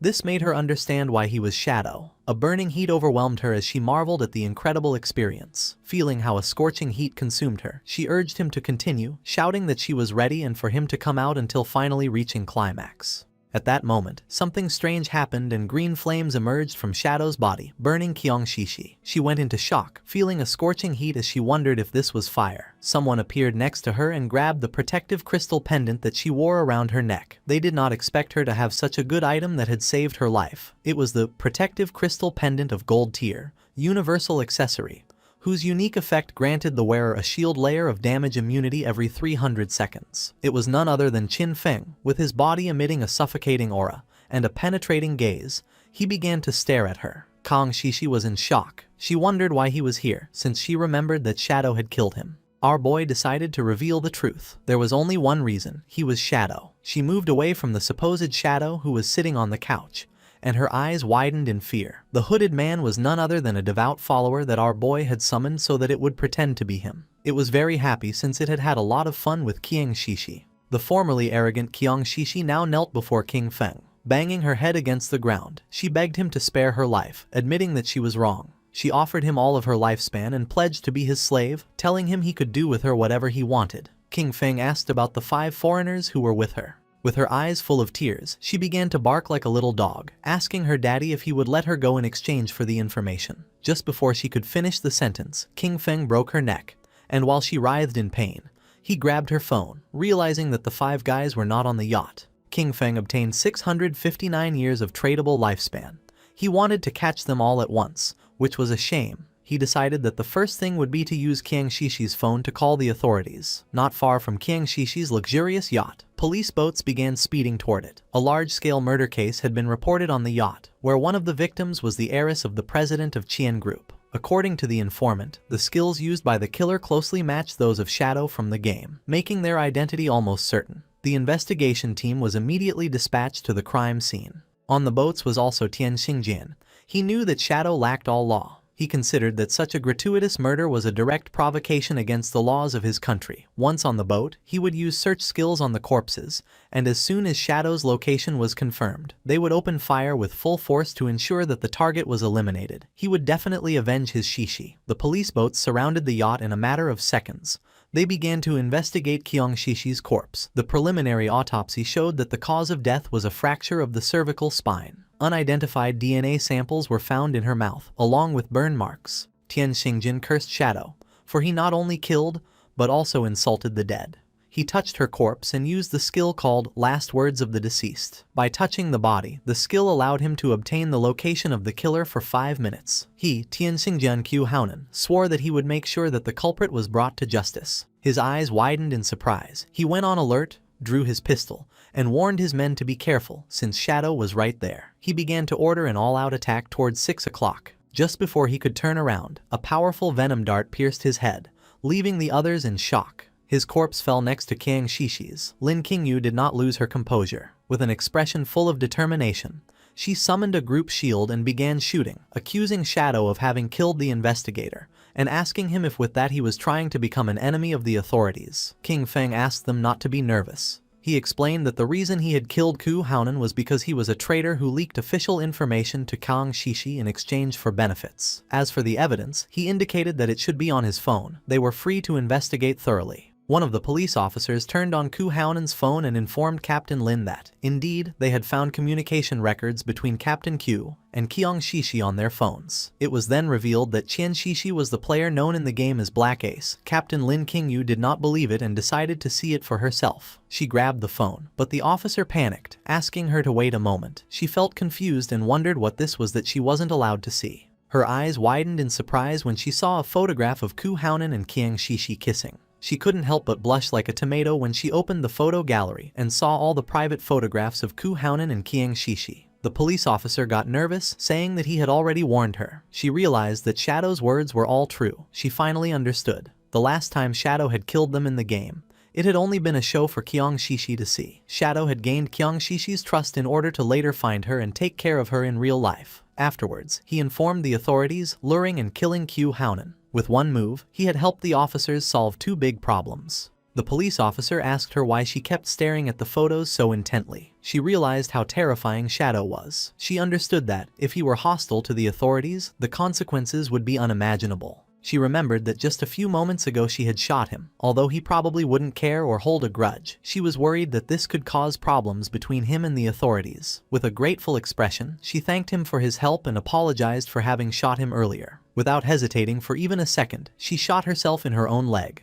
causing the police officers to panic, but she asked them not to worry. With eyes full of tears, she told Shadow that she had returned the favor and asked him to please continue cooperating with the authorities. One of the police officers decided to help her stand up and told her there was no need to be so cautious. She mentioned that they didn't know Shadow's personality, and that, in any case, it was better to be safe than sorry. King Feng was using his invisibility skill and observing everything. He recognized Late Night Drizzle, whose real name was Lin Qingyu. She had shot herself to avoid becoming his enemy. This was what one would expect from the future leading figure of Magic City's official forces. At the same time, in the game, not far from the ruins, several monsters appeared. The player carrying the shield began fighting them and asked Xiao Yu to heal him. She raised her friendly staff and activated a healing skill, but she was so clumsy that she healed one of the monsters instead of her own ally. The monster bit the player, and he, in shock upon seeing that she had healed the wrong target again, called her as useless as always. Her skill began to heal the monster, while the other devoured her friend. Not long after, both were eliminated. Both respawned again, and with tears in her eyes, Xiao Yu wondered how it had happened since she hadn't seen anyone. She concluded it must have been Shadow and questioned whether the reason he always attacked her was because he had discovered that she wanted to avenge brother Song Fay. He gave her a hard blow to the head, calling her an idiot and asking why Shadow would waste time attacking her. He explained that they had been annihilated by the Platinum Boss, Headless Assassin, Shero, and questioned whether she had even noticed the system notifications. Xiao Yu now had a bump on her head. With a furious expression, the man revealed that the boss had been provoked by her misdirected healing skill. Then he swore that if the guild leader assigned her to his group again, he would kill himself on the spot. At that moment, the boss descended near them, causing the man to panic. While a strange aura was emerging from its body, the man turned his back on Xiao Yu and began to flee from the place, realizing that the boss had followed them. Xiao Yu's eyes widened in fear, realizing this was not good. It was night and somewhere in the city there was a mansion. Someone threw a plate with fruits to the floor. It was a red-haired woman, who was on a call. She was furious. She declared the officers on the other side of the line useless. This was a golden opportunity to kill Shadow and they were simply giving up. She didn't care about their excuses. Shadow had massacred her entire Dongfang clan and their blood could not be spilled in vain. After having been infiltrated in the government for years, they had proven completely useless at the critical moment. She demanded that, no matter what it cost, they make Shadow pay for what he had done. Behind her there was a boy holding a whip. She reminded him that Shadow had killed his father-in-law, asking him why he was hesitating. Behind the boy was a wounded woman, with eyes shining with evil and confidence. The boy revealed to his mother that he had a plan to kill Shadow. The mother felt curious and asked her son Nantian what his plan was, reminding him that the godforsaken game was only accessible to adults over 18 years old, and that he still could not enter. Nantian's eyes began to shine with confidence as he explained to his mother that, although he could not enter the game, he could still use his brain. Since Shadow liked killing people, his plan was to send some people to provoke him and lure him into his father's fireworks factory. They would prepare everything in advance and, when Shadow appeared to kill them, they would detonate the entire factory. In this way, tens of thousands of fireworks would become his funeral pyre, allowing the whole world to witness his death. And even if the plan failed, there would be no way for Shadow to trace it back to them. A smile spread across the mother's face, realizing that they hadn't done a bad job creating him. Then, turning to Chu, she snapped that even her son was more useful than him. Chu did not object and mentioned that the matter should be kept secret. The official stance toward Shadow still focused on winning him over, and besides, his older and second brothers would not support them doing this. Upon hearing this, the mother hung up the call and decided she would take care of it herself. She approached her son, began observing the tied-up woman, and asked her son why he kept refusing to hand over his lifespan. Nantian apologized, started touching his cheek, and while blushing admitted that he had lost control for a moment and had accidentally killed her. At the same time in the godforsaken game, more precisely in the ruins of Magic City, the boss that had chased Xiao Yu and her friend attacked quickly, and just before they could escape from the place, it moved like thunder, cutting them into pieces, killing them instantly. Xiao Yu was in shock. She couldn't believe how fast this boss was. Not long after, their bodies transformed into orbs of lifespan. The players who were nearby reacted immediately, pointing out how the players had suddenly died. They realized that someone invisible had killed them instantly, and came to the conclusion that it had to be Shadow. Just before they could take another breath, the boss attacked again, killing them and turning their bodies into orbs of lifespan. Noticing this, the remaining players began to flee from the place, thinking that Shadow had gone crazy and was massacring innocents everywhere. At the same time, King Feng was standing over the sea, whistling and enjoying the views. He was far from town and thought this was a good place to extract the hideout. The system asked our boy if he wished to consume 1,315.2 years of lifespan to extract the soul-cleansing land, hideout, into reality. This hideout was an underground structure and King Feng had to mark the location on the map. Finally, before proceeding, it warned him that all materials overlapping with the hideout would be obliterated and asked him to confirm the action. King Feng began looking toward the bottom of the sea and confirmed. Not long after, a magic circle appeared in the water. The sea split in half and the soul-cleansing land was successfully extracted into reality. With a serene expression, King Feng decided that now was the time to go search for the divine book. Our boy logged into the game and Wang Meng informed him that someone had reported him for killing players indiscriminately. However, Wang Meng knew it wasn't him since he hadn't been online. Upon investigating, he discovered it was a platinum tier boss attacking players named Headless Assassin, Xiaoluo. Her stealth level was extremely high, no one could see her. Because of this, Wang Meng asked if he could take care of the situation. In the ruins of Magic City, the boss was massacring all the players in the area, leaving only lifespan orbs. Onquin, who was hiding behind the rubble, couldn't help but feel fear, wondering what kind of divine boss she was, since not even his level 3 anti-stealth could detect her. Last time, the Iron Saintess had been overshadowed by Shadow, and he was very upset. With a confident smile, he revealed that the only problem was that he couldn't see the boss. Otherwise, he could have contained her by himself. He claimed that even if Shadow appeared, he would be powerless against this headless assassin, Xiaoluo. Yanyan panicked and asked Anquan to lower his voice so as not to attract the boss. Then she suggested heading first to higher ground since the view would be better from there. Anquan began to move stealthily, but in the process he stepped on a banana peel lying on the ground. Poor Anquan slipped and fell to the ground, not knowing who had thrown that banana peel. But just before he could finish speaking, the boss moved like thunder, cutting Yanyan and the subordinate in half. The bodies of Yanyan and the others transformed into orbs of lifespan. Anquan was the only one who had not been eliminated thanks to slipping on the banana peel. He was in shock upon noticing that the boss had killed all her subordinates. Without losing a second, he grabbed an orb of lifespan, and when he turned around, he saw the boss. She raised her arm and prepared to eliminate Anquan. Far from feeling fear, he challenged her, shouting that he wasn't afraid of her. While the boss was preparing the attack, Anquan rolled, only to panic upon realizing that he had rolled too early. Without losing a second, Anquan continued rolling without stopping. His eyes widened in confusion, wondering what she was waiting for and why she wasn't attacking him already. He started rolling non-stop around the boss, and in the process got dizzy since he had rolled to the limit. Anquan stopped rolling and couldn't help but feel somewhat confused upon noticing that the boss was disappearing. He was so dizzy that he could barely see clearly. After charging the attack, she used the technique anti-stealth strike and attacked the dizzy Anquan, who didn't have time to roll again and received the attack directly. In an instant, his body transformed into lifespan. While the boss was distracted, Shadow began to emerge. Out of nowhere, King Feng appeared above her and using his skill True Anti-Stealth Strike forcefully stabbed his dagger into her back, dealing more than 28,000 points of damage and killing her instantly. He was so fast that she didn't even have time to turn around or feel his presence. He couldn't help but feel somewhat surprised upon noticing that this boss's name was Xia Lu. A few minutes before King Feng appeared, all the members of the guild who were in the city ruins began to point at poor Xiao Yu, blaming her for having miscast a spell that activated the headless boss. They claimed that the boss had noticed her and followed her to the respawn point. Xiao Yu's eyes were full of tears and sadness. She explained that it hadn't been her intention. Two of the players were furious and told the guild leader that their teams wouldn't dare accept someone like her, as they would die without even knowing how it happened. The guild leader asked his men to lower their voices, asking them if they weren't afraid of attracting the boss. With a serious gaze, the guild leader realized that Xiao Yu was not made for combat. Because of this, he informed her that from now on she would be in charge of gathering information about hideouts. He offered her a reward of 3 years of lifespan if she found a gold tier hideout, and 10 years if she found a platinum tier one. He remembered that at the time, upon seeing that she had a hidden class, they had thought they struck gold. Pointing at Xiao Yu, the guild leader decided that from now on he would give her 1 year of lifespan each day, since her constant deaths were a great waste. A system window appeared informing Xiao Yu that she had received 2 days of tradable lifespan.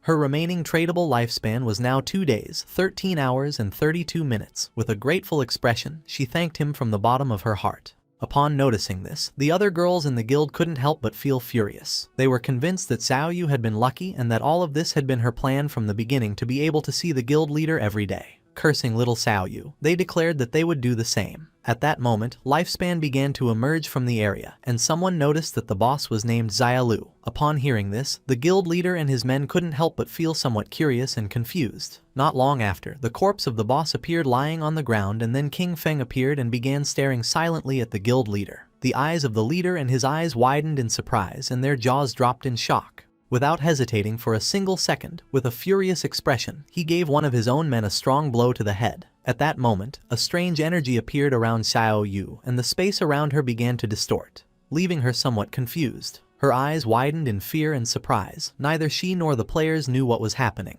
Without wasting even a single second, the guild leader kicked Xiao Yu in the butt, making her fly away. Xiao Yu's body began to float in the air. She couldn't help but scream and ask for help. At that moment, 3 headless bosses appeared around her. Upon noticing this, King Feng's attention was fixed on her. Anquan and the others, who were watching from a corner, panicked when they noticed 3 bosses. They soon realized that there were actually 4, and then 5, as one of them had just been instantly eliminated by Shadow. This made them understand why they felt like they were everywhere. There were many clones. With eyes full of tears and a desperate expression, Xiao Yu began to ask for help.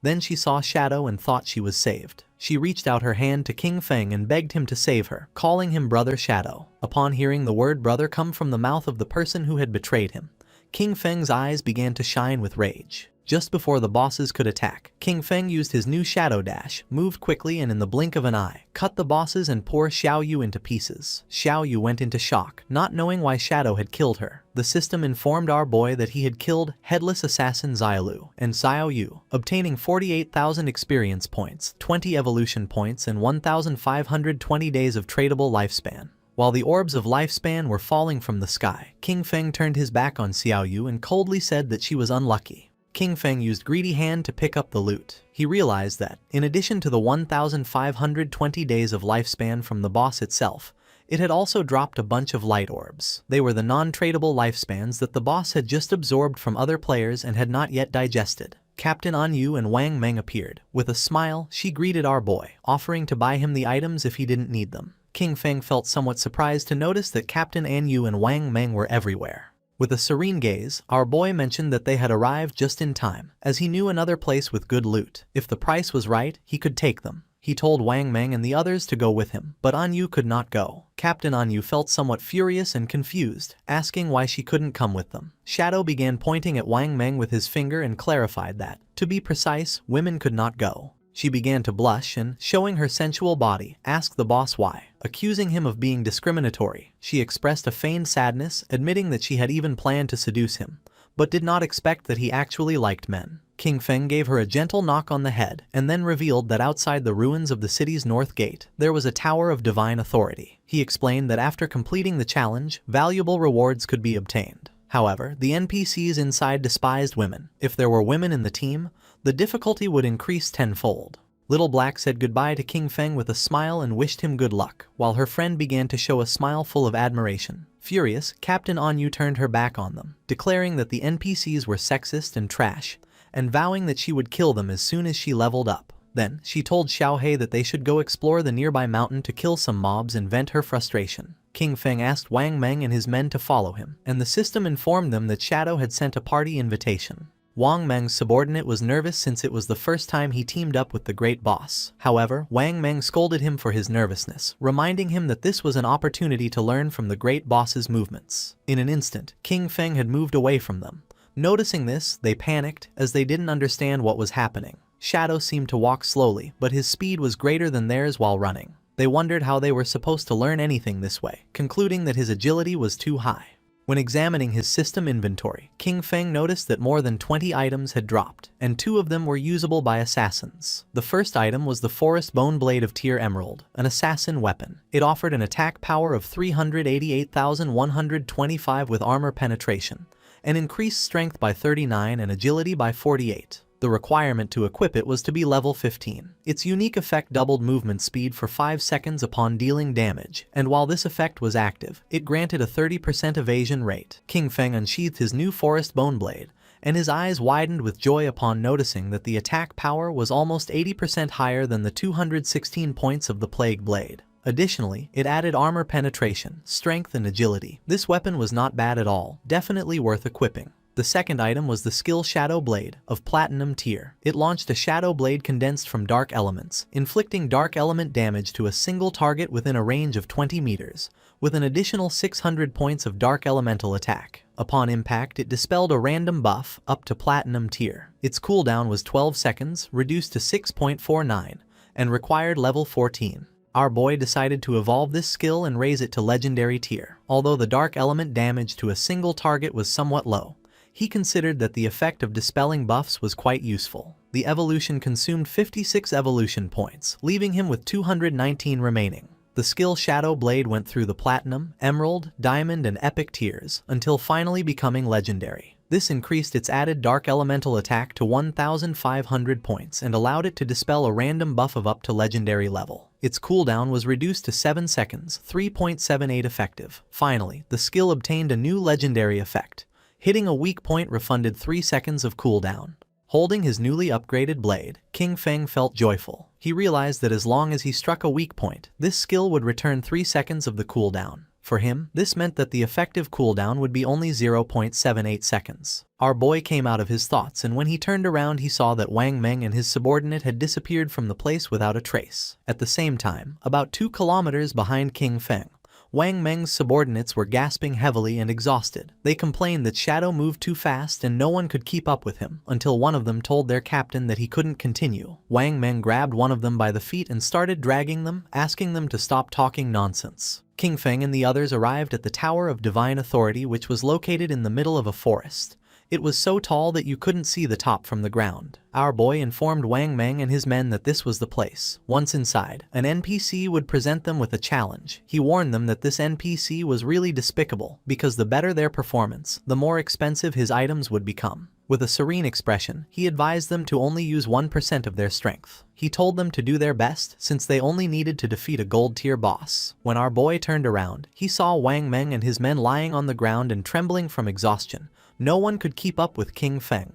With his face covered in sweat and gasping heavily, Wang Meng gave a thumbs up and told our guy not to worry, as he guaranteed the success of the mission. While King Feng was walking toward the door of the Tower of Divine Authority, He asked them to make sure to use team chat at all times so that the NPC could not hear them. He explained that once they overcame the challenge, they would be able to buy great items from the NPC and assured them that they would not be disappointed. King Feng and the others opened the door of the tower. Wang Meng and his men couldn't help but feel surprised when a hooded NPC who was floating appeared before them. He warmly welcomed them as friends of Blue Star and assumed that the arrival of the Forsaken Gods had already made them uneasy. He revealed that this was the Tower of Divine Authority, and that, if they completed the challenge, they would be allowed to trade with him. He asked them to let him know when they were ready. Wang Meng's men felt somewhat surprised and confused upon realizing that the game actually had NPCs. One of them asked Shadow what kind of boss they had to face in this challenge. Our guy simply asked them to follow his lead during the fight, assuring it was simple. The swordsman of the party felt even more confused and asked him to be more specific. He wanted to know the duration of the battle, how many phases the boss had, what skills it used, and whether the combat focused more on mechanics or pure stats. He didn't stop asking questions. He wanted to know if the boss had any movement skill, if there were instant death attacks, if it targeted specific players with its skills, where its weak points were, and how long the fight would last. Wang Meng asked King Feng not to pay attention to this guy. He explained that the boy was nicknamed Steady as an Old Dog, and that, after an accident during a mission in which 2 party members died, he was now super cautious no matter what he did. Without wasting more time, King Feng informed the NPC that they were ready to start. The swordsman panicked, informing that he still wasn't ready. The NPC lowered his head before them, announcing that it was time to start enjoying it. Not long after, a portal appeared and from it emerged a powerful boss, the gold-tier obsidian skull-splitting puppet of level 20. The swordsman's eyes widened in surprise and fear, realizing that this boss was level 20, while the highest level among them was only 11. Calm as always, King Feng assured that there was no problem and indicated to Wang Meng to go first. Following Shadow's order, Wang Meng unsheathed his shield and took his sword out of the inventory. Using his skill Shield Charge, Wang Meng launched himself headfirst at the boss, giving him a strong shield blow to the teeth. The boss became enraged and struck Wang Meng. Luckily he was fast and was able to block part of the attack thanks to his shield, but in the process his body was sent flying.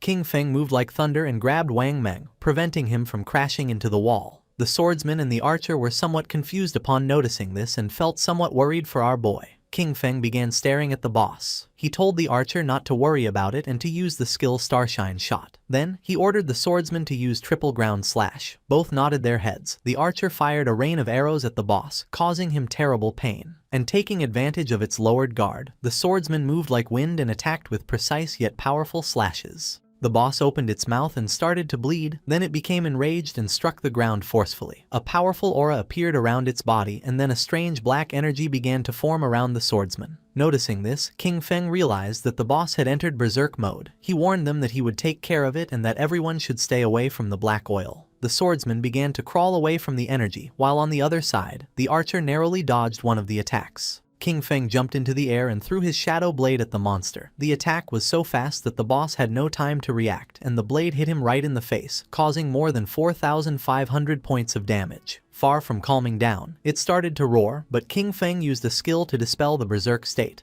Wang Meng couldn't help but smile, commenting that the damage inflicted didn't match his status. It was as if the boss had taken off his gear. With an expression full of joy, the swordsman mentioned that Shadow was really good at acting, having stayed in the corner the whole time. The NPC must have thought he was a complete noob. The archer became somewhat curious and asked our boy how he had found out that the NPC's items were more expensive the stronger the players were. He was even more curious to know how King Feng had discovered this. King Feng began to ponder and then explained that the game held many secrets, with much information buried in the depths of the ruins. He told them they should often ask themselves if they had made an effort to explore and if their knowledge base had grown. The archer and the swordsman remained silent, not knowing what to say. While they were distracted, the boss opened its mouth and began to charge a fireball. As little by little the fireball summoned by the boss became more powerful and large, King Feng warned them that the boss was about to spin clockwise and spit fire. He ordered them to make sure to dodge it, explaining that the black oil on the ground, combined with flames, could burn them to death in just 3 seconds. Wang Meng and the others began to disperse and then Wang Meng warned Old Dog that he was running in the wrong direction. King Feng did not take long to realize that it was too late to dodge, so he ordered Wang Meng to activate invincibility and block the attack for him. Wang Meng obeyed and blocked the attack using his shield. King Feng congratulated him and ordered them that, once the flames subsided, they should use their highest damage skills and attack with everything. The archer unleashed a rain of arrows. The swordsman jumped and prepared to attack. with Wang Meng closely following to block any attack from the boss. The combined attack worked, and just before the boss could take another breath, Wang Meng and the others dealt more than 25,000 points of damage, killing it instantly. The system congratulated them for having defeated the level 20 Obsidian Skull Splitter Golem. Wang Meng and the others felt somewhat relieved and happy. King Feng did not lower his guard, remembering that the complicated part of this boss was that, once its HP fell below 70%, it entered a berserk state. While the effect dissipated, its strength was approximately the same as that of a silver tier boss. The NPC reappeared in the sky and congratulated them, informing them that they were the first players from Blue Star to overcome his trial. While the items were materializing, the NPC began to laugh, revealing that now, as long as they offered their lifespan, they could trade with him for the divine gifted tome. The NPC used his powers and his name appeared above his head. He was called Vickley. Upon noticing this, the swordsman couldn't help but feel somewhat surprised, as the man actually had 6 fingers. The eyes of the NPC began to shine and his gaze fixed on the swordsman. Without wasting another second, he summoned a thunderbolt which descended upon the swordsman, causing him more than 99,000 points of damage and killing him instantly. His body transformed into orbs of lifespan and Wang Meng panicked, not understanding why the NPC had suddenly attacked him. Calm as always, King Feng mentioned that the taboo established by this NPC was related to his fingers. He clarified that NPCs and players could not attack each other unless the player first broke the taboo set by the NPC. Because of this, as long as they didn't mention his fingers again, they would be safe. A question came to Wang Meng's mind. He didn't know if King Feng could defeat this NPC. Our boy revealed that for now he couldn't. The system revealed the reality about these NPCs. They were powerful beings from other timelines who had obtained divinity. Bound by ancient and eternal rules, they arrived at Blue Star disguised as NPCs to collect the lifespan of players. With an arrogant expression, Vickley asked them to choose the divine skill book they needed, exchange their lifespan for it and get lost. Upon seeing the skills books, Wang Meng went into shock. He discovered that it was possible to spend lifespan to create daily necessities in reality, like all kinds of food, water, and drinks. He understood that with these divine books, even if a disaster occurred, they would be completely supplied. As expected from King Feng, he had really led them to obtain something good. Wang Meng and the archer were surprised. They were certain that King Feng never let them down. Their astonishment grew even more when the archer discovered the existence of the divine book, Mechanical Maid, and instantly wanted to buy it. King Feng spent 9,000 days of tradable lifespan and, in return, obtained the complete set of the 9 Zhonghai City divine books. These divine books would meet his daily needs, but there was also another reason. The Tower of Divine Authority offered an achievement that granted reputation rewards, and he was determined to claim it. King Feng informed the NPC that he wanted to challenge the highest difficulty alone. Vickley felt somewhat confused and made it clear that, with the performance he had just shown, King Feng wouldn't be able to finish even the first level, yet still dared to dream of challenging the highest difficulty. King Feng felt curious and decided to ask what exactly was involved in the highest difficulty. Vickley revealed that the difficulty was divided into 5 levels, with the 5th being the highest. The boss was still the Obsidian Skullbreaker Golem of Golden Grade, but its attack, health, defense, and cooldown speed were increased by 500%. The jaws of Wang Meng and the archer dropped in shock. A 500% increase. It had already taken them great effort to dodge its skills, so they doubted that Shadow could manage it. Moreover, with 5 times more health and defense, they wondered how long it would take to defeat it, knowing there was no room for a single mistake during combat. Vickley began staring at King Feng. He warned him that if he died during the challenge, the lifespan he dropped would belong to him, and asked if he was sure he wanted to accept it. King Feng ignored the warnings and nodded his head, making clear that he wanted to accept it. Vickley began to summon a ball of magic, gladly accepting what he considered a gift. For Vickley, the players from Blue Star had already become too arrogant so early in the game. Really, they were asking for death. The previously defeated boss was resurrected. Now it was the Golden Obsidian Skull-Splitting Golem, with its strength increased by 500%. King Feng drew his dagger. He knew that Vickley could empower his summoned creatures and that 500% was not the limit. In fact, he remembered that when he defeated him in the past, Vickley had increased his summons up to 2,000%. This represented the perfect opportunity to test his new weapon.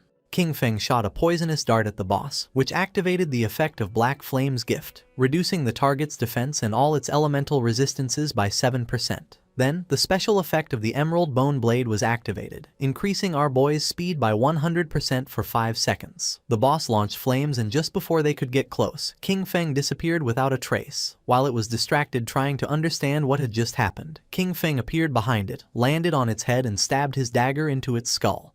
activating the special effect of Emerald Bone Feather. The powerful monster began to roar in agony. King Feng disappeared again, and his speed increased by 100% for 5 seconds. Upon witnessing King Feng's incredible speed, Wang Meng and the archer were in shock. At first they believed he had become invisible again, thinking that the cooldown of his skill was too short. Soon they understood that it was not any skill. Shadow's speed was so extreme that it created the illusion of simply vanishing. King Feng decided to use Blessed Liberation, which would make his next attack cause the throat slash effect. Using Shadow Dash, our boy moved like thunder, causing more than 100,000 points of damage to the boss. The attack activated Black Flame's gift, which reduced its defense and all its elemental resistances by 64%. Despite having used his most powerful skills, the monster's HP had barely dropped. King Feng was happy because he knew this was due to the buff granted by the ancient god's stone tablet. Without this item increasing the stacking limit of Black Flame's gift, each hit from Shadow Dash would have only inflicted, at most, about 18,000 points of damage. Wang Meng was in shock upon noticing that a single strike had taken away a third of the boss's health and wondered what skill King Feng had used. It was the first time that the archer clearly saw King Feng's attack. It seemed like an instant shadow slash to him,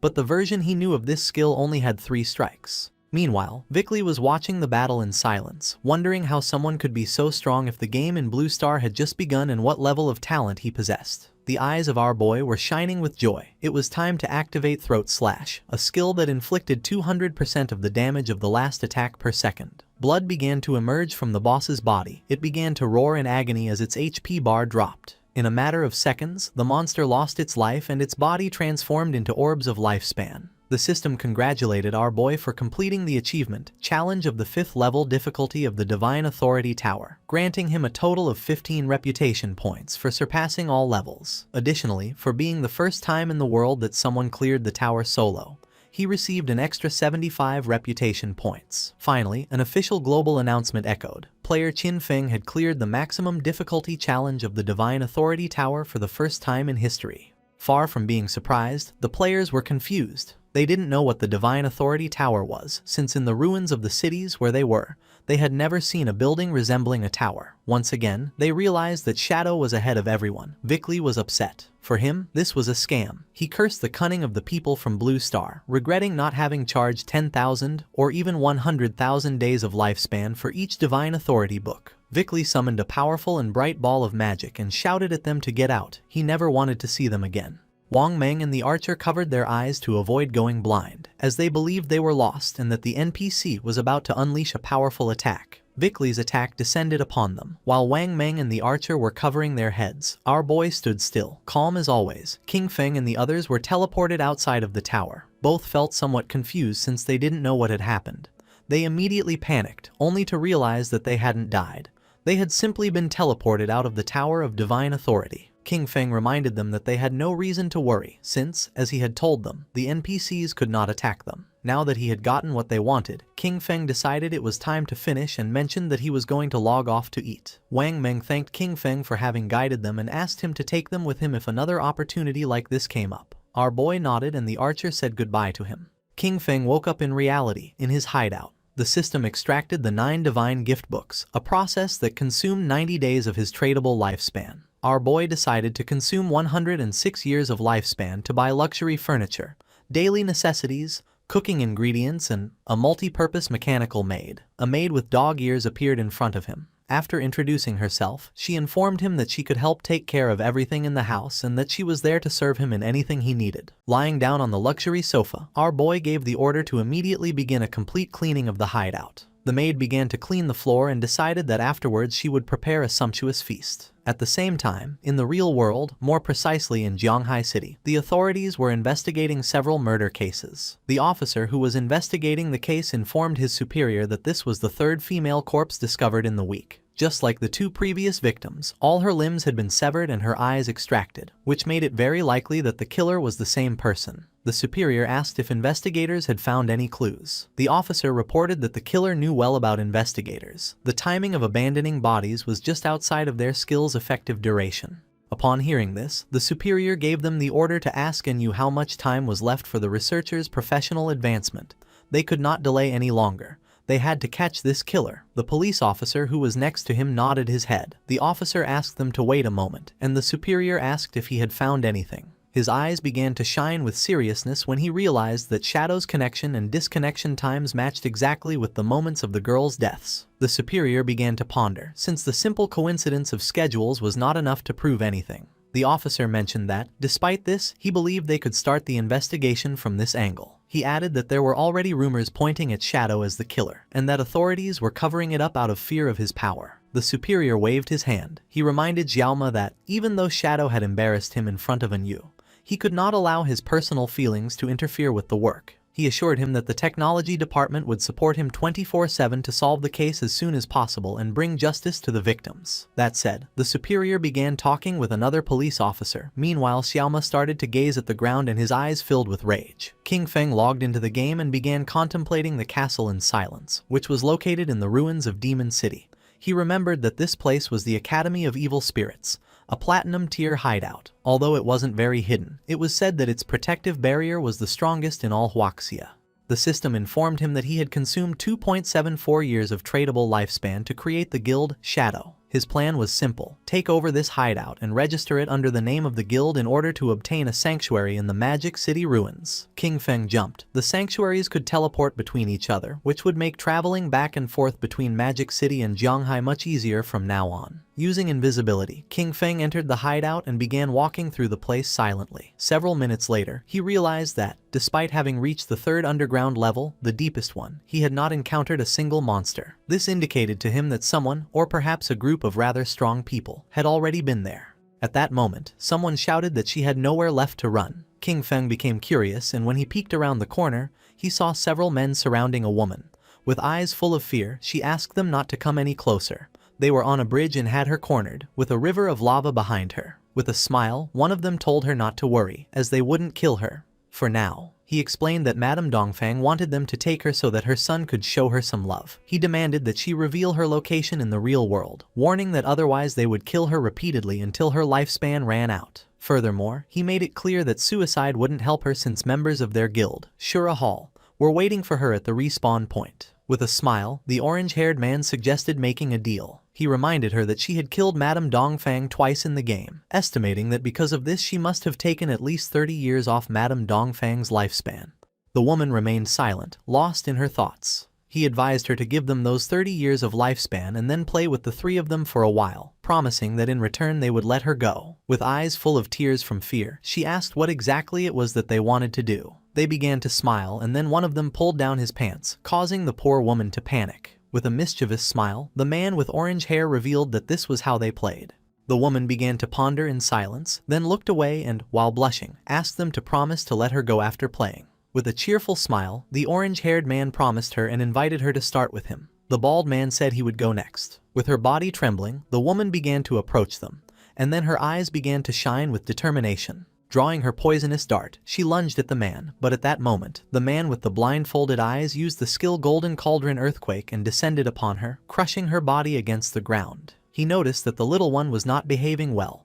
The only thing she could do was close her eyes as the orange-haired man approached, showing his tongue. He warned her it was her last chance and ordered her to open her mouth. Then, a confident smile spread across the woman's face. Using a powerful skill, she cut both the bald man and the orange-haired one in half, causing the man with blindfolded eyes to feel somewhat confused. His eyes widened in confusion. He didn't know what was happening. Just before he could take another breath, the strip of paper summoned by the woman wrapped around his neck.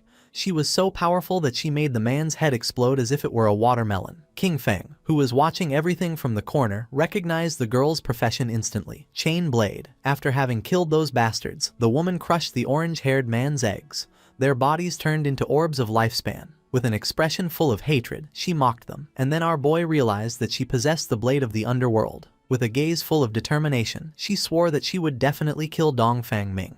The girl had the class blade of the underworld, with the nickname Ghost Spirit. Our boy came out of his hiding place and started walking toward her. Her class, just like Shadow's, was the only hidden class in the assassin branch. He remembered that in his previous life, she had ranked among the 10 greatest powers in the world. But after becoming an enemy of the Chu family from Demon City, her true identity was exposed and she was besieged by many forces. Even so, she massacred thousands of enemies before finally dying from exhaustion. He remembered the deep sorrow felt by her guild members upon hearing the news. He never expected to meet her here. However, there was something he didn't understand.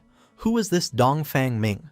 that she had mentioned. Supposedly, he himself had annihilated the entire Dongfang family. King Feng deactivated his invisibility skill and drew her attention.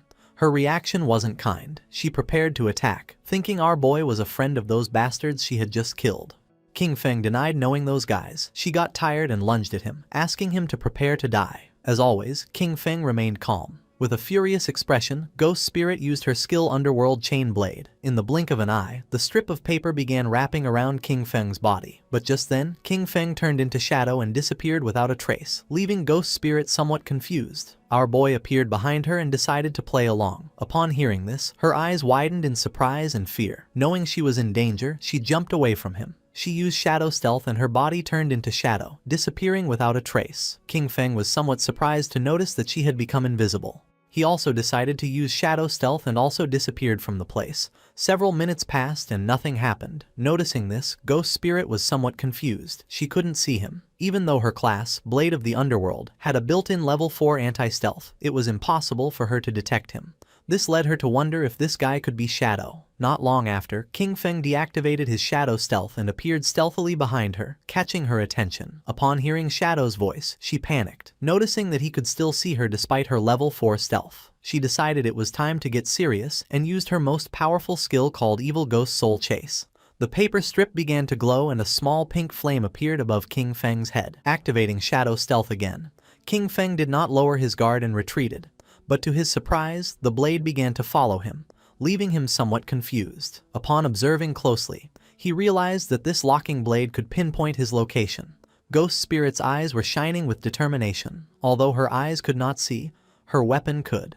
No one who was targeted by the evil ghost soul chase could escape. King Feng tried to flee, but it was in vain since the blade kept following him. He realized that this class could ignore stealth levels. She was truly someone out of the ordinary. King Feng was cunning and began moving in circles around Ghost Spirit, and by the time she noticed his plan, it was already too late. She decided not to give up so easily, and when she tried to catch King Feng, the strip of paper wrapped around her body, leaving her immobilized. Grabbing the strip of paper, King Feng lifted it and clarified to her that he was Shadow, not someone sent by Dongfang Ming, assuring her that if he had wanted to kill her, she would already be dead. With no other option, Ghost Spirit decided to believe our boy, asking him to let her down. King Feng got straight to the point and asked if the Dongfang Yue she mentioned was from the Dongfang family of Zhanghai City. Even while hanging upside down, she nodded, clarifying that however, she had married into the Chu family, so her relationship with the Dongfang family was no longer as close. Our boy understood that a fish had escaped from the net. Apparently, Dongfang Yue was not present when he annihilated the Dongfang family. Ghost Spirit's eyes widened in surprise upon realizing that it was he who had annihilated the Dongfang family.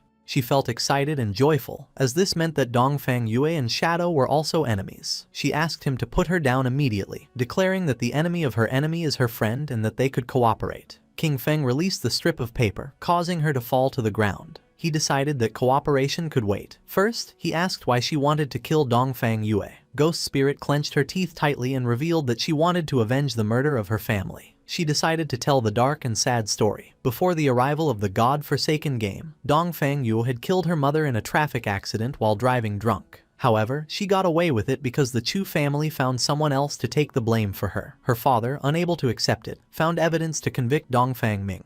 But the next day his body was pulled from the river. The official conclusion was suicide. When she went to Dongfang Yue's house demanding an explanation, guards from the Chu family beat her nearly to death. Sunk in despair and about to end everything, it was at that moment when the God-forsaken game arrived. The first thing she did upon entering the game was kill Dongfang Yue. However, in order to kill her permanently, it was necessary to completely drain her lifespan. After reviving again, she hired countless people to hunt Ghost Spirit down, leading up to what he had just witnessed. King Feng listened silently as she told him this story without interrupting once. Tears began streaming from Ghost Spirit's eyes as she begged Shadow, "Please help me kill Dongfang Yue." Coldly and without beating around the bush, King Feng refused. Ghost Spirit did not give up, and with tears of sadness in her eyes, she begged him again to help her kill Dongfang Yue. Our boy began to stare at her. She was not a person who gave up so easily. With a sad expression, she assured him that she would not ask for his help for free. She offered everything she had, promising to work for him and give him all the lifespan she earned, her equipment and her skills, all this in exchange for his help to kill Dongfang Yue. declaring that she would even become his slave voluntarily. King Feng began to observe her in silence and his eyes filled with surprise. With an arrogant gaze, he told her that he would not help her kill her, since that was her revenge and could only be settled by her own hands. King Feng was not a villain and told her that he would help until then. However, how far she could go would depend on her own destiny. Ghost Spirit was in shock and her eyes widened with confusion. She didn't know how he was going to help her. King Feng was honest and with a serene gaze asked her to join his guild, become one of his people, and he would help her complete her revenge. A system window appeared informing her that Shadow had invited her to join the guild. Shadow. She began to ponder silently, and then her eyes started to shine with joy upon realizing that the guild of Shadow consisted only of him, wondering if joining was all she had to do. Without wasting any more time, she agreed to join our boys' guild and a system window confirmed her decision. King Feng accepted the friend request from Ghost Spirit. He felt happy to know that she had accepted, and told her that now she only needed to do one thing: class advancement. Our boy turned his back on her and told her that she would have to find out for herself what class advancement was and how to do it, and that she should come find him when she had achieved it. The eyes of Ghost Spirit, who was kneeling on the ground, began to shine with determination. King Feng made it clear that if she couldn't even accomplish this, then she should give up on her revenge. Using his skill Shadow Stealth, King Feng left the place. He recognized that the potential of the class blade of the underworld was unlimited and that, with just a little guidance, she could definitely advance much further in the future. He arrived at the depths of the Evil Spirit Academy. In front of him was a level 15 boss, a woman with several spiritual heads, the aberrant witch, Stana, of platinum grade. Upon close observation, it didn't take him long to realize that she was the guardian of the Evil Spirit Academy. In the blink of an eye, King Feng jumped and used his skill, Dark Knight Ringblade, against the boss, causing 26,000 points of damage and activating Weak Point Strike. He descended to the ground remembering that in the first phase, only one of the 4 heads of the boss would activate and she was immune to physical damage. Because of this, he could only use his elemental skills, which inflicted slightly less damage. He summoned his Shadow Blade and his eyes began to shine with confidence, as he had the Pale White Bone Blade, which increased his movement speed, and his skill, Shadow Blade, also reset its cooldown when hitting a target. King Feng began to summon hundreds of Shadow Blades, and then attacked the boss, causing them to pierce one of her spiritual heads, dealing more than 200,000 points of damage. This turned him into a mobile Gatling gun of fire attacks. Not long after, her golden head exploded into pieces. Shadow did not lose his composure, remembering that in the second phase, 3 heads would activate simultaneously. Her eyes began to shine with rage, and her gaze fixed on our boy. Not long after, the heads started firing bursts of energy from their eyes, while she danced, unleashing indiscriminate attacks around her. But for King Feng it wasn't complicated. Without much effort he dodged the attacks and then stabbed his Shadow Blades into the boss's head, dealing more than 200,000 points of damage. While she writhed in pain, King Feng descended to the ground and turned his back on her, ending the show. He threw his last Shadow Blade causing the boss's body to explode, creating a great explosion. The system notified that he had killed aberrant witch Dostana, gaining 50,000 EXP and obtaining the Evil Spirit Academy's hideout key of Platinum tier. His eyes widened in surprise when the system revealed that he could now advance his class. King Feng decided to advance his class and a shadow began to surround his body. His class shadow advanced from Tier 1 to Tier 2, and with this, his attribute bonuses increased. Strength from 9 to 27, Constitution from 9 to 27, Agility from 24 to 72, and Spirit from 15 to 45. This class advancement tripled the bonuses of his attributes, resulting in a massive increase in his strength, constitution, agility, and spirit. As a result, all of his combat stats, including attack power, defenses, and resistances, were noticeably improved. His non-tradable lifespan exceeded 4,510 years, while his tradable lifespan was over 566 years. He also obtained his 4th class passive, which allowed him to attack without breaking stealth status and still apply the stealth break attack bonus. Our boy's attention fixed on the golden key and his eyes began to shine. The attribute bonus of the class had tripled and attacking no longer broke stealth. The Tier 2 shadow was something that completely changed the rules of the game. Several minutes later, outside the Evil Spirit Academy, someone returned and Ghost Spirit panicked upon noticing that they dared to come back. They were the same men she had eliminated before. Now there weren't just 3. They had brought all the members of their guild. With a smile, the bald man mentioned that last time he was careless because he didn't know she had a chain blade. With a confident gaze, the orange-haired man revealed that this time he had called everyone from his guild, the Shura Palace, to see where she could run now. The bald man lunged at her, ready to attack, making it clear that he wouldn't be as soft as last time. Ghost Spirit panicked, knowing this wasn't good. Using his skill Earth Slash, the bald man descended to the ground and tried to attack using his axe, but luckily she reacted in time and dodged the attack. With a confident gaze, she used Shadow Stealth, but right at that moment someone threw a flash grenade which exploded in front of her, creating an intense and blinding flash, forcing her to stop using the skill and cover her eyes. Taking advantage of the moment, the bald man gave her a kick. Stepping on her head, with an arrogant smile, he made it clear that he was going to give her a real lesson. Ghost Spirit was not going to give up. She took out a small green vial, but just before she could use it, the orange-haired man stepped on her hand and caught it. Upon observing closely, he noticed that it was suicide poison. Its effect consisted of losing half of the lifespan and returning to the respawn point. The man was amused that she had such a fierce personality. He began to show his tongue and couldn't help but feel excited, since he liked her personality too much. Ghost Spirit's eyes widened in fear. Then he began to lick her cheek. The man's eyes widened in surprise when a system window appeared, informing him that the Grade Platinum Sanctuary, the Evil Spirit Academy, now belonged to the guild, Shadow. The barrier was active and all personnel who did not belong to this guild would be treated as intruders. The system began eliminating the intruders from the place, causing a powerful thunderbolt to strike the men.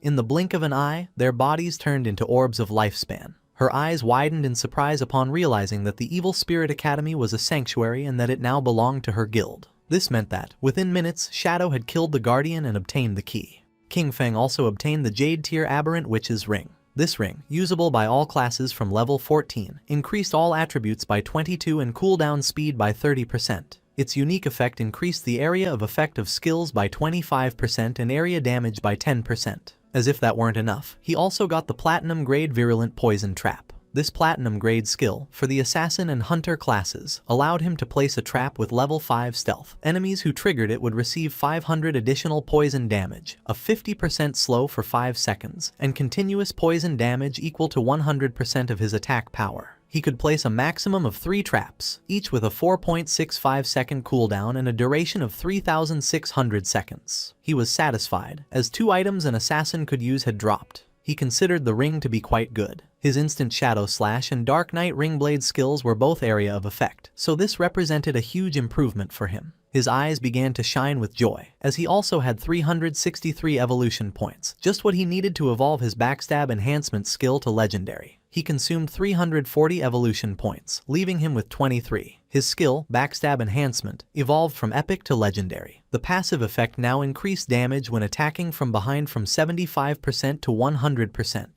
Furthermore, the Legendary effect made it so that while in stealth, all his damage was considered a backstab attack. King Feng was pleased as the combination of the constant backstab damage bonus and the permanent stealth from his advanced class massively improved both his damage output and survivability. Just then, Little Black contacted our boy, informing him that she had found other ruins and asking if he wanted to go take a look. When King Feng asked where she was, she replied that she was in the Zhanghai City ruins. She explained that on the stones around the temple entrance, there were murals very similar to those in the ruins of the beginner's village. Shadow became a bit confused, asking why they hadn't explored it themselves. With the progress they had made, they should already be able to face a platinum grade boss. She was honest, admitting that they had wanted to, but after clearing all the enemies to the end, a teleportation orb appeared. When they touched it, nothing happened. A system message indicated that only a fated person could enter, so she wondered if her boss might be that person. King Feng decided to go take a look. He told her to wait for him and to prepare her lifespan, as he would bring her the new equipment he had obtained.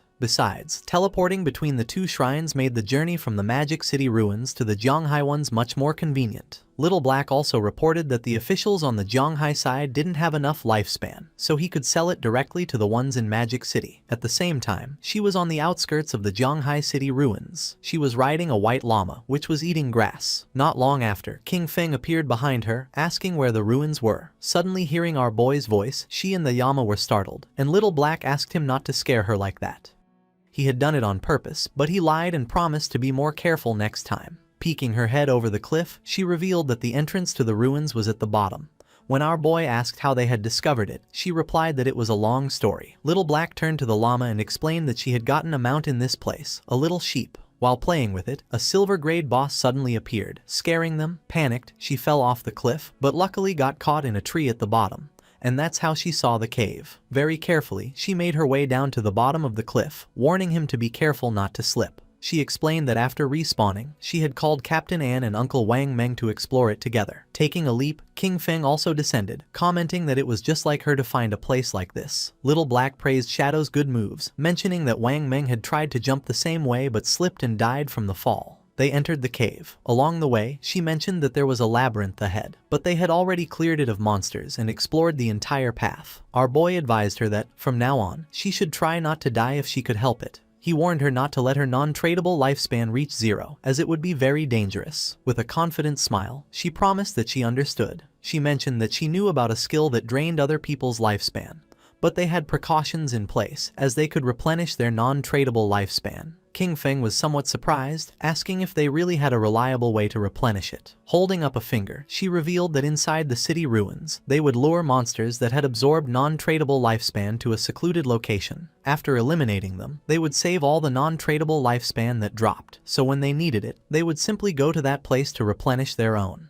King Feng grew curious, commenting that it was a good method and asking if Anyu had come up with the idea. Little Black was in shock, as King Feng had guessed correctly. Our boy remembered that, in his past life, it was Anyu who had devised this method and that, over time, everyone ended up using it. Not long after, they came across a teleportation orb. Little Black brought her hand to the orb, and the system informed her that she was not the fated person, and the mechanism would not activate. She asked Shadow to try, explaining that everyone assumed this temple might be connected to the one in the beginner's town. King Feng grew curious and began to observe the orb in silence. He decided to reach for it, and at that moment, the orb began to glow as an intense energy started to emerge from it. Little Black covered her eyes in confusion, not knowing what was happening. To her surprise, our boy disappeared without a trace. Realizing that both her boss and the orb were gone, she confirmed what she had suspected. He really was the fated person. Meanwhile, King Feng found himself in the cave of the Ice Tide, where his remote communications were blocked. King Feng didn't let his guard down and activated his invisibility skill. The system assigned him a new mission: protect the Ice Tide crystal. His attention was fixed on the Ice Tide crystal. He recognized it instantly. He remembered that this object would erupt with an icy tide if it was hit by any attack. Looking closely, he noticed that monsters would emerge from the caves and would do whatever it took to attack the crystal. He understood that if he let them succeed, he would be dead. King Feng took the virulent poison trap from his inventory. To him, dying itself didn't matter. What was crucial was that the mission could fail. If that happened, he would never be able to return to this place or get the reward. He knew better than anyone that his only option was to evolve the virulent poison trap. After consuming the necessary evolution points, leaving him with 17, the skill went from platinum to epic. As a result, the trap's stealth increased from level 5 to 8. Enemies who triggered it would now receive 1200 additional poison damage and an 8-second slow. The slow's potency remained at 50%, and the damage per second was equivalent to 100% of his attack power. Additionally, the maximum number of traps he could place increased from 3 to 9, while the maximum duration remained 3,600 seconds. King Feng placed 3 traps right at the entrances of the caves, and the system informed him that the effect of the aberrant witch's ring was activated, increasing the skill's area of effect by 25%. King Feng knew the upgraded traps perfectly covered the entire passage. It was guaranteed that any monster passing through would trigger them. Just then, they started to arrive. Monsters with glowing eyes began to stare intently at our boy, as a horde of them emerged from the caves and rushed towards King Feng. But just as they emerged, they triggered the trap. Thorny vines erupted from the traps, coiling around the monsters and dealing them over 100,000 points of damage. Dust rose from the ground, but King Feng remained calm. Just then, an arrow came flying. Noticing this, his eyes widened with seriousness. Just before the arrow could hit, King Feng summoned a shield, blocking the attack in the nick of time.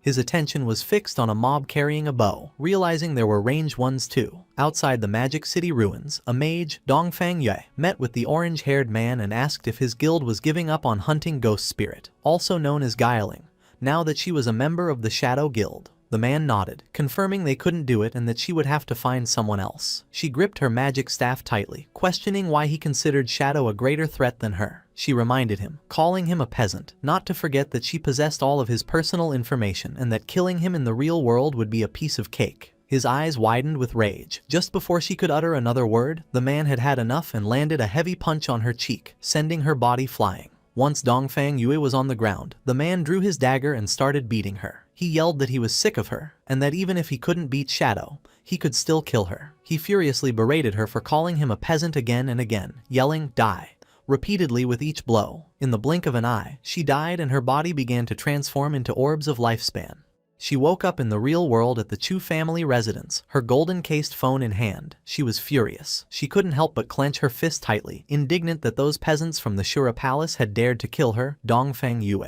Immediately, she demanded her husband send people to catch them all. Her husband was somewhat confused and asked if she meant the Shura palace, the group she had hired to capture Ghost Spirit. With a furious expression, she explained that Ghost Spirit had now joined Shadow, and that those people didn't dare to continue for fear of his retaliation. Her husband explained that they would deal with those peasants after eliminating Shadow. He informed her that he had already arranged for men from the Black Dragon Hall of Magic City to go after him, assuring her that the plan was already in motion and that she could soon avenge her family. Her eyes widened with rage, a fury directed at both Shadow and those peasants. Her mind filled with excitement, and with a confident expression, she swore she would avenge the Dongfang family and slaughter each and every one of them. In the cave of the Ice Tide, King Feng threw his short blade, which embedded itself in the eye of the bow-wielding monster, killing it instantly. To him, it didn't matter that they were ranged mobs, as his Shadow Blade skill reset its cooldown upon hitting a weak point, making it a simple matter of 1 slash per kill. The Ice Tide crystal was full of cracks and about to shatter when the system announced that the guard mission was complete and that he should claim his reward. This took him by surprise, wondering if it was already over.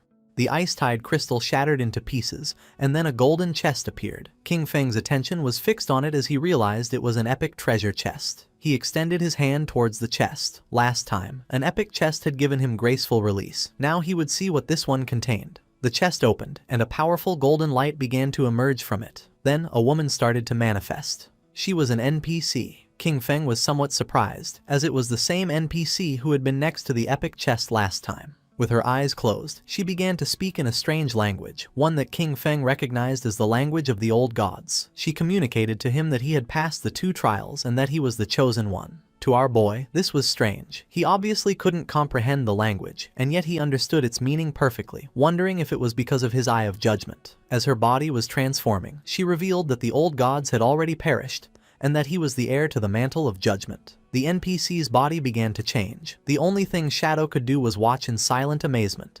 Little by little, the NPC's body began to change. The third eye on her forehead opened as a powerful aura emerged from her body, and she informed King Feng that her name was Asathis, that she would follow him and witness him become the true god of judgment. Then, she asked him to accept the gift she had prepared for him. It was the Asathis's summoning bell, a bell created by the Herald of Judgment, Asathis, using the power of order itself. It would allow him to summon her once at level 25, again at 35, and one last time at level 50. Each summon would grant him the opportunity to challenge a special ruin, and if he successfully completed all 3 challenges, Asathis could reside in his hideout and provide a skill upgrade function. Our boy grabbed the summoning bell, his eyes beginning to shine with joy. He understood that the last temple had been level 5 and this one was level 15. He was surprised to think that Da Lisi had stumbled upon both, recognizing that her luck was truly out of this world. Asathis asked King Feng to select a skill, informing him that he had one free opportunity to upgrade it to his current level. His eyes filled with seriousness as he began to ponder. He knew that the power of skills was judged by 2 standards, quality and level requirement. While the quality of each skill was fixed and couldn't be improved, he could use infinite evolution to forcibly increase it. Even an ordinary skill like Shadow Lurk could be turned into a mythic grade if he wanted. On the other hand, the level requirement not only defined when a skill could be used, but also determined its overall power. In terms of stats, a level 5 Shadow Lurk and a level 51 were worlds apart. Obtaining high-quality, high-level skills was extremely difficult, but in the future, none of this would be a problem for him. All he had to do was consume lifespan to increase the level of any skill. With a confident gaze, he chose to upgrade his highest grade skill, Graceful Release. Asathis kissed King Feng's hand, fulfilling his wish. As a result, his mythic skill Graceful Release was upgraded from level 10 to 16. The weak point attack correction increased from plus 300% to plus 410%, and the attack multiplier on these points was doubled. Furthermore, its active use now applied a throat slit effect, inflicting 310% of the initial attack's damage per second for 3 seconds, with a cooldown of 6.97 seconds. Asathis began to disappear, saying she looked forward to seeing him again. Then, a blue portal appeared in front of our boy. It was the portal to leave. Before leaving, King Feng turned around and reached out, noticing that there was still something left in the chest. He obtained the Epic Tier Bafich's Equivalent Exchange Agreement. It was a pair of Epic Grade leg armor for the Assassin class, requiring level 15. It granted 198 physical defense, all elemental resistance and damage block, along with 19.8% damage reduction and plus 19.8 whispering resistance. Its unique ability, Art of Equivalent Exchange, allowed him to sacrifice a piece of equipment or a skill book of up to epic grade to randomly receive another of the same level and grade for his class, with a 1-hour cooldown. He grabbed the skill book and his eyes began to shine with joy. He realized he could use it for the equivalent exchange to get good items. He still had a bunch of Jade grade equipment and skill books in his inventory, and all of them could now be converted into items for an assassin. He decided it was time to head back, as the loot had been incredible and he really had to thank Little Black for this. While Little Black was waiting at the cave entrance with her llama, King Feng came out. He was a bit surprised to notice that she hadn't used the last hour to level up and had instead stayed there waiting for him. Noticing that King Feng was back, Little Black was glad, as she had been keeping watch at the exit in case someone tried to ambush him. As a reward, King Feng gave her a skill book he had found in the ruins. Little Black was in shock, as this was for the level 13 Platinum Magic Shield skill. She thanked her boss, aware that this would greatly improve her survivability. Riding the small llama, Little Black said goodbye to him and left. King Feng's body began to disappear, as he decided he would also log off to fill his stomach. Meanwhile, in the Zhonghai City ruins, stood the Silver Grade Guild Sanctuary of the Knights Templar. A smile spread across the guild leader's face, as he announced that this was a great day, for the Knights Templar Guild finally had a home of its own. Everyone grew excited as the leader mentioned that, although this home wasn't large, it was a wonderful start. With this, they would no longer have to worry about being slaughtered by a suddenly appearing boss and would have a safe haven to rest when they were tired of leveling up. For all of this, there was one person to thank, Xiao Yu. She was the one who found the place first, and the leader asked them to welcome her to the stage with the warmest of applause. Everyone began to praise Xiao Yu, making her feel happy. She stood on the platform and first thanked her master, who had tirelessly taught her. Then, her friends, for extending a helping hand in her times of difficulty. She also thanked the people who hated her, as their mockery and contempt had motivated her to become even stronger. Hearing this, the women couldn't help but feel proud of Xiao Yu. With tears in her eyes, she finally thanked her father and mother. She wished they hadn't died, so they could see the excellent person she had become. She would definitely make them very proud. The leader cut Xiao Yu's speech short, asking her to tell everyone what kind of difficulties and obstacles she overcame to find this hideout. Xiao Yu was honest and revealed that a while ago she'd had a dream. In it, a very powerful warrior guided her, and they captured the hideout. Although the dream was blurry, it felt incredibly real. So she came to the place with a just give it a try attitude, never thinking she would actually find it. The others mocked her. The idea of a dream seemed hilarious to them, and they didn't believe she could be serious. The leader, holding back his laughter, thanked Xiao Yu for her wonderful speech and asked if she'd had any dreams the previous night. Touching her cheek, she mentioned that she did have a dream. In it, there was a huge and magnificent hideout, full of people, and she believed it was a platinum-grade hideout. The guild members once again mocked her with laughter, commenting that she was really dreaming and joking that they would soon be moving into a bigger house. The leader became serious and decided that this was an excellent dream, handing her the reward she had earned, 1 year of tradable lifespan. With a smile, he put his arm around her shoulder and expressed his hope that everyone would learn from Xiao Yu and her dedication to the collective good. He stated that as long as everyone worked together with one heart, the guild could definitely stand firm in these chaotic times and get better and better. The leader dismissed everyone, instructing those who needed to level up to go do so, and those who needed to explore to get moving.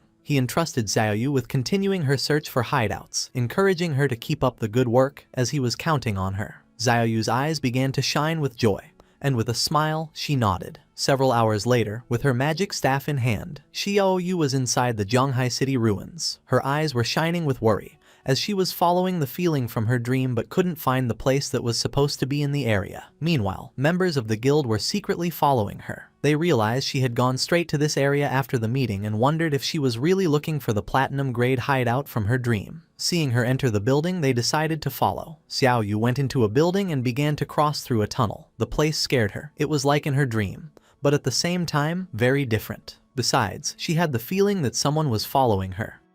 Closing her eyes, she let out a sigh and filled herself with determination, reminding herself that she was a life priest, a hidden class, and that nothing could hurt her. But when she opened her eyes, a monster with eyes emerging from its mouth was in front of her. The sight made poor Xiao Yu only able to scream in terror. Instead of attacking Xiao Yu, the monster threw her to the ground and started running in the direction where the women from the guild who were following her were hiding. They panicked, wondering what this monster was. Disgusted, they shouted to catch it and kill it immediately. Just before they could make a plan, the monster wrapped its tentacles around one of them and shoved the tentacles emerging from its mouth into the woman's. In the blink of an eye, the woman began to weaken as the monster had drained all her lifespan. Realizing that this monster could absorb them to death, her companions screamed and, without hesitating for a single second, began to flee the place in terror. The monster was not going to let them escape so easily. Poor Xiaoyu woke up to the screams and with a fear-filled expression, turned around only to see the monster draining the women's lifespan. Xiaoyu was quick and, without making a sound, began to flee. She came across a spiral staircase and went down without looking back. She tripped and fell headfirst onto the ground. With tears in her eyes from the intense pain, she began to observe the place carefully,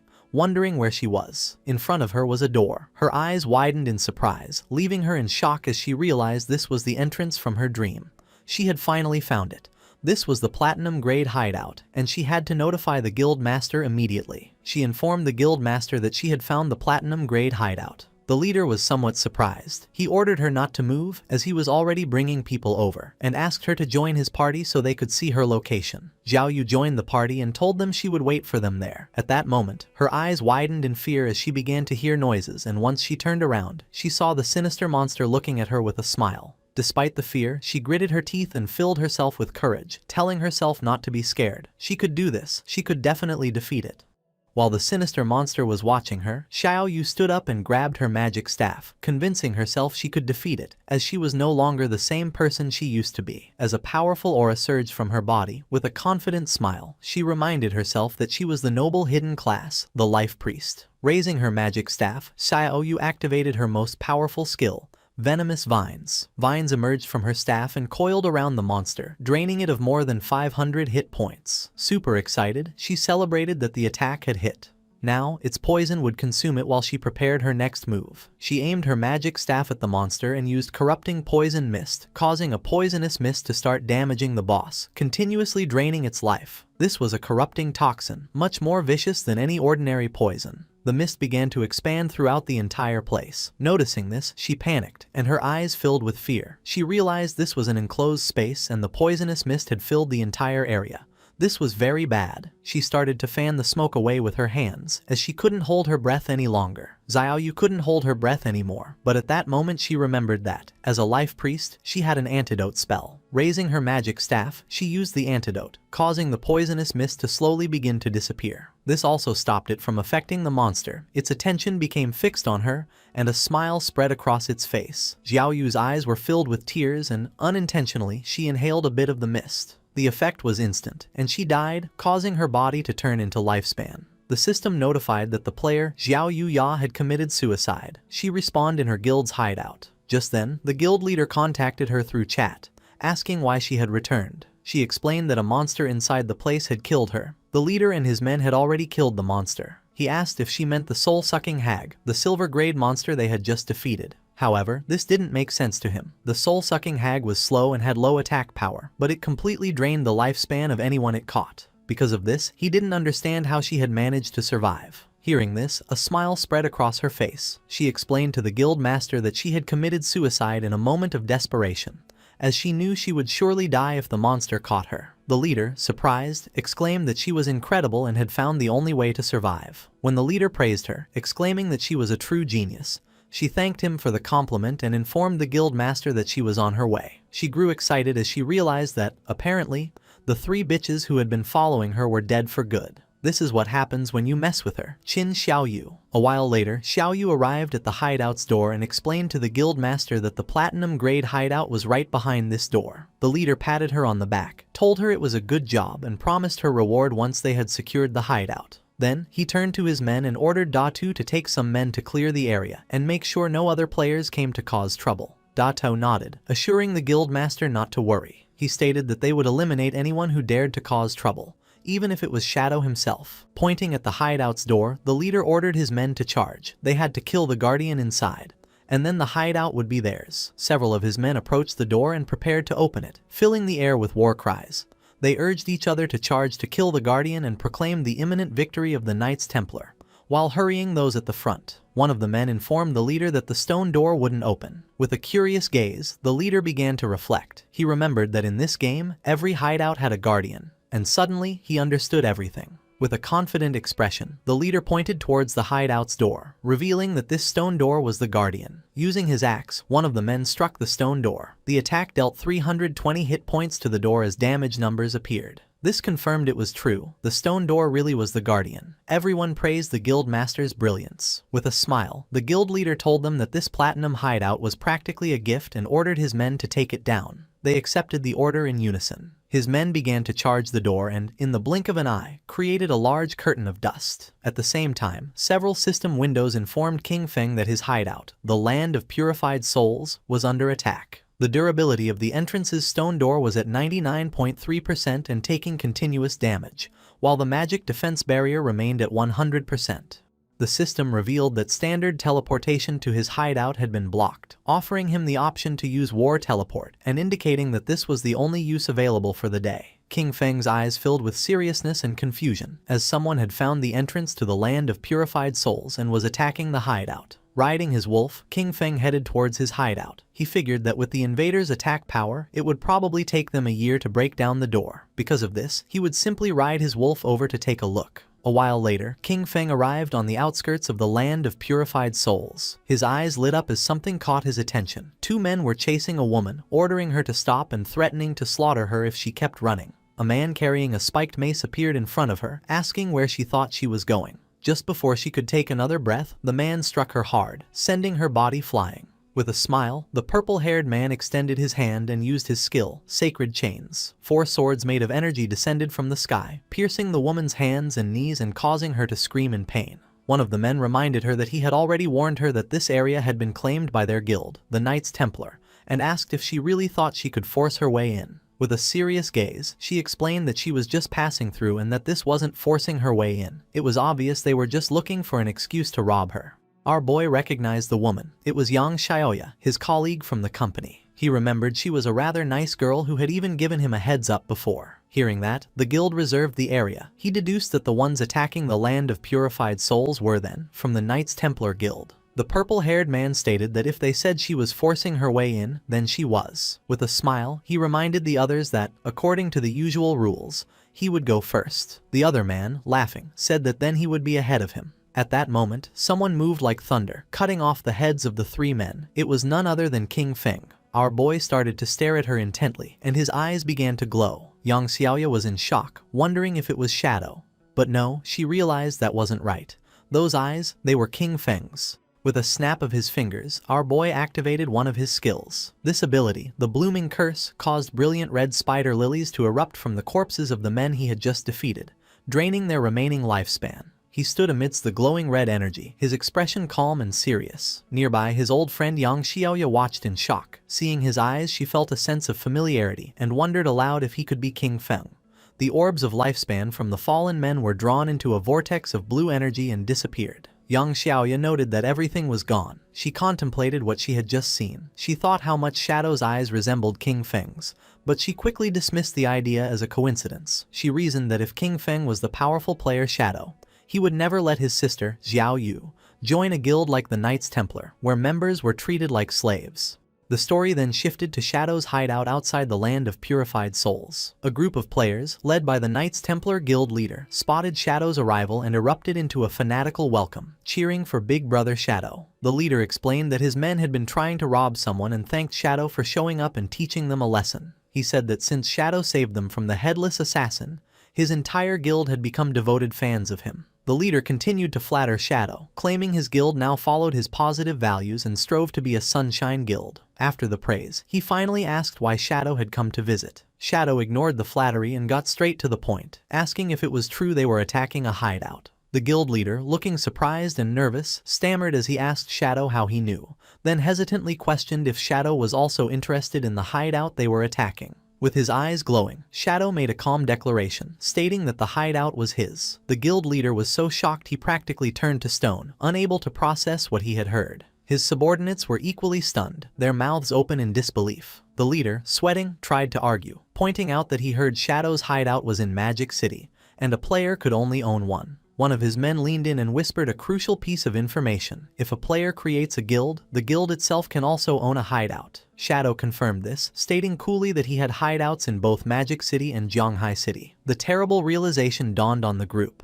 They had been trying to invade the personal territory of Shadow, the most powerful player in the world. A wave of terror washed over them as they looked up, feeling as if the sky itself was collapsing. Meanwhile, Xiaoyu was in utter disbelief. With tears in her eyes, she couldn't understand how the hideout could belong to Shadow when he had never appeared in the dream that supposedly led her to it. The Knights Templar Guild leader, now faced with the hideout's owner, immediately began to grovel. He bowed deeply before King Feng, frantically explaining they had no idea the place belonged to him and begged to know how they could make amends. Shadow, looking at a holographic panel showing his hideout status, coolly pointed out that they had been attacking his gate for some time and the repairs would be expensive. With a cold look, Shadow stated his price, 500 years of lifespan. The guild leader screamed in shock at the astronomical figure, the stress causing him to faint dramatically as his subordinates cried out his name. One of the men cradled his unconscious leader and pleaded with King Feng, asking if he could reduce the price. Looming over them, King Feng coldly asked if the man knew the cost of repairing such a gate. When the subordinate admitted he didn't, King Feng told him to shut his mouth. A moment later, the guild leader woke up with a dazed expression. He muttered to himself about the outrageous cost, wondering what he had done to deserve this. Suddenly, his despair turned to rage. He lunged at Xiaoyu, grabbing her by the front of her robes. He furiously blamed her for the entire situation, shouting that she was trying to destroy him and their entire Knights Templar Guild.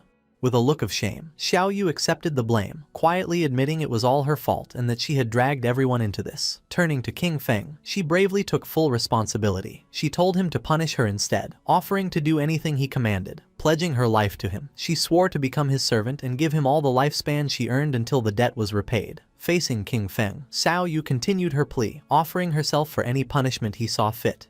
Beating, cursing, or abuse, as long as he spared her guild. The Knights Templar Guild leader and his men looked on, moved by her self-sacrifice. Ignoring her completely, King Feng's glowing eyes fixed on the guild leader. He spoke a single name, Chen Wuming. The leader, whose real name is Chen Wuming, was struck with pure terror. He stammered in disbelief, shocked that King Feng somehow knew his true identity. King Feng then posed a cold question to Chen Wuming, asking if he truly believed Xiaoyu was worth the 500 years of lifespan. At this, a twisted manic grin spread across Chen Wuming's face. In a shocking turn, he launched himself at Xiaoyu, unleashing a furious punch and screaming at her to die. As his fist sent her flying, he angrily accused her of causing them to invade King Feng's hideout and then having the nerve to play the hero. He revealed his jealous motive, screaming that she was just trying to get close to King Feng and become his servant, something she didn't deserve. With Xiaoyu lying unconscious, Chen Wuming got on his knees and resumed begging. He lamented that his plan to get close to King Feng had failed and pleaded for mercy, explaining his guild was small and could not afford 500 years of lifespan.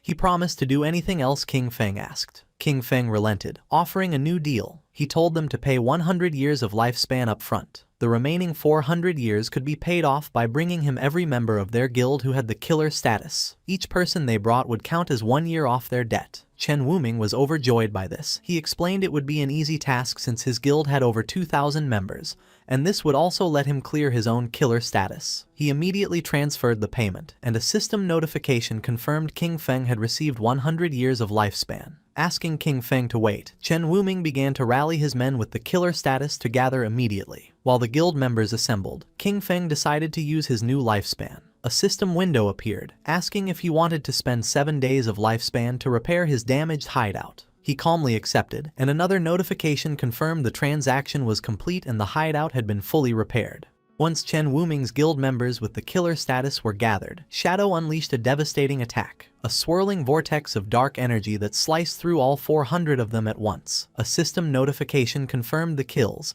and the ground became littered with glowing orbs of lifespan. Killing so many players with the killer status also reduced Shadow's own, lowering its level from 4 to 3. Chen Wuming, the Knights Templar Guild leader, clapped enthusiastically, praising Shadow's efficiency. He callously remarked that the men who died were just troublemakers who had violated guild rules and deserved the lesson Shadow had taught them. Shadow then turned to the leader with a new proposition, telling him that his guild would now be responsible for guarding this hideout. Shadow explained this would be a perfect way to keep the guild's unruly members in line. He ordered them to guard the place in shifts, warning Chen Wuming he would be held personally responsible for any future attacks. Though he agreed, the leader cursed Shadow internally, realizing he was being forced to use his men as security guards. Just then, a new system notification appeared. His other hideout, the Evil Spirit Academy, was under attack. With its defensive barrier taking damage, he was prompted to use his single daily war teleport. Annoyed, King Feng decided to use the teleport to deal with this new threat. As he was enveloped in blue light, he wondered aloud who would be foolish enough to provoke him, especially since everyone knew the Evil Spirit Academy was his. Seeing Shadow disappear, Chen Wuming ordered his guild to pack up and leave. When a subordinate reminded him of King Feng's orders, the leader pointed to Xiao Yu, who was just beginning to stir. He cruelly declared that she would be the one to guard the hideout. He mocked her, saying this was exactly what she wanted. He ordered her not to move and to report any trouble, threatening to drain her lifespan if she failed. The scene shifted to the Evil Spirit Academy, a massive Gothic cathedral in the Magic City ruins. A group of men from the Magic City Black Dragon Hall were relentlessly attacking the main doors, trying to break the magical barrier. King Feng teleported directly into the fray, landing inside. Standing atop the high walls, he looked down at the attackers, puzzled. He had no memory of dealing with the Magic City Black Dragon Hall and wondered why they had made an enemy of him. Down below, the leader of the Magic City Black Dragon Hall rallied his men for a final strike. He commanded them to give him their power, and together they channeled a massive ball of dark energy. Unleashing the combined attack, the leader shouted, "Black Flame, Magic Dragon Break," sending a colossal blast crashing into the hideout's defensive barrier. The barrier cracked severely, its durability dropping to just 13%. The attackers celebrated, believing the gate was about to shatter. They cheered, excited about the hundreds of years of lifespan they were about to claim. Watching from above, King Feng realized these men were merely hired pawns. He considered who could hold a grudge against him and still be alive, quickly concluding it must be Dongfang Yue. Suddenly, the attackers were startled by a strange sound. Looking up, they saw a massive, ethereal dragon descending from the sky. A wave of energy washed over them, and they were paralyzed with fear. Their eyes swirling in a hypnotic daze. Unable to move, they could only watch as another guild member pointed frantically towards the sky. A massive fiery meteor was plummeting directly towards them. The celestial body crashed into the ground, engulfing the helpless men in a massive explosion. One of the men braced for impact, but was surprised to find himself unharmed after the flames subsided. He laughed with relief, gloating that the meteor had only dealt 3,000 damage and his high health build had saved him. His celebration was cut short as his head was severed, and his body was consumed by dark tendrils before disintegrating. In the aftermath, a new group of players arrived. They were shocked to find the members of the Magic City Black Dragon Hall dead, wondering who could have done it. A young woman with pink hair and a witch's hat immediately suspected it was the legendary player, King Feng. Her companions were doubtful, as they saw no one, but she insisted Shadow's power couldn't be judged by ordinary standards and he might even be permanently invisible. From his unseen vantage point, King Feng observed them, recognizing them as members of the Sky Dome Guild. He identified the pink-haired woman as Zhang Yaoying, a player with the unique hidden class of Soul Painter. King Feng now understood the source of the dragon and meteor attacks. They had been painted into existence by her magical brush. He recalled the Soul Painter class was incredibly powerful in large-scale battles, but vulnerable to surprise attacks. Knowing he was nearby, Zhang Yaoying called out, asking to speak with Senior Shadow. To the shock of her and her companions, King Feng's voice answered out of thin air, asking what she wanted. Flushing slightly, she explained she needed to enter his hideout to find something for her class advancement, promising she would pay him well. Shadow pieced everything together. In his past life, the Sky Dome Guild had controlled this hideout, and now he understood why. Zhang Yaoying must have discovered it during this quest. He mused that his actions had once again altered history. He fondly remembered watching her and her grandfather's popular gaming streams. Her grandfather, Old Man Zhang, founded the Sky Dome Guild, which became one of the top guilds in the nation. Blushing under his mask, King Feng admitted to himself he knew so much because he used to be a fan. Putting his memories aside, King Feng made a decision. He told them to come inside so they could talk. As he spoke, the massive sealed doors of the Evil Spirit Academy swung open, revealing a dark, cavernous entrance. Inside the Gothic halls of the Evil Spirit Academy, King Feng sat on a massive throne with dark energy swirling around him. He addressed the members of the Sky Dome Guild, asking them to state their business. Zhang Yaoying stepped forward and explained that her Soul Painter class required special materials for its advancement. Materials only found in the Evil Spirit Academy. Stating they had heard he had sold a previous hideout for a high price, she offered to buy this one from him. She explained that her class required a large quantity of the material, making ownership the most practical solution. King Feng was impressed, wondering how the Sky Dome Guild had accumulated so much lifespan.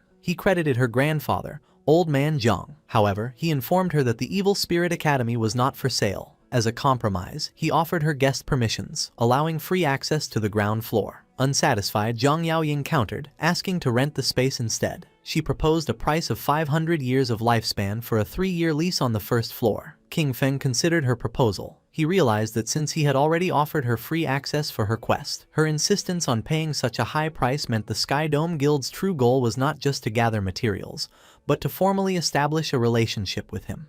As if reading his thoughts, Zhang Yaoying offered another term to sweeten the deal. With a devious grin, she promised that if he agreed, her guild would take care of the Magic City Black Dragon Hall, the group that had just attacked his hideout, and wipe them out completely. King Feng was taken aback by her audacity, asking if she could really make a decision that would lead to war without first consulting her grandfather. Zhang Yaoying laughed, surprised he knew her grandfather. She confidently assured him that old man Zhang always listened to her, and that crushing a small guild like the Black Dragon Hall would be easy. Admiring her decisive nature, King Feng agreed to the deal and tossed the rental contract to her. A system notification confirmed the transaction, informing Shadow he had received 500 years of lifespan. He told them they could use the first floor as they wished and not to worry about the defensive barrier, as the lava in the lower levels would automatically repair any damage. With the deal done, Zhang Yaoying and her guild celebrated. After the Sky Dome Guild members entered his hideout, Shadow allowed himself a small smile. He thought to himself that Zhang Yaoying was even more energetic in person than on her streams. Blushing under his mask, he shook off the thought and reminded himself to get back to business.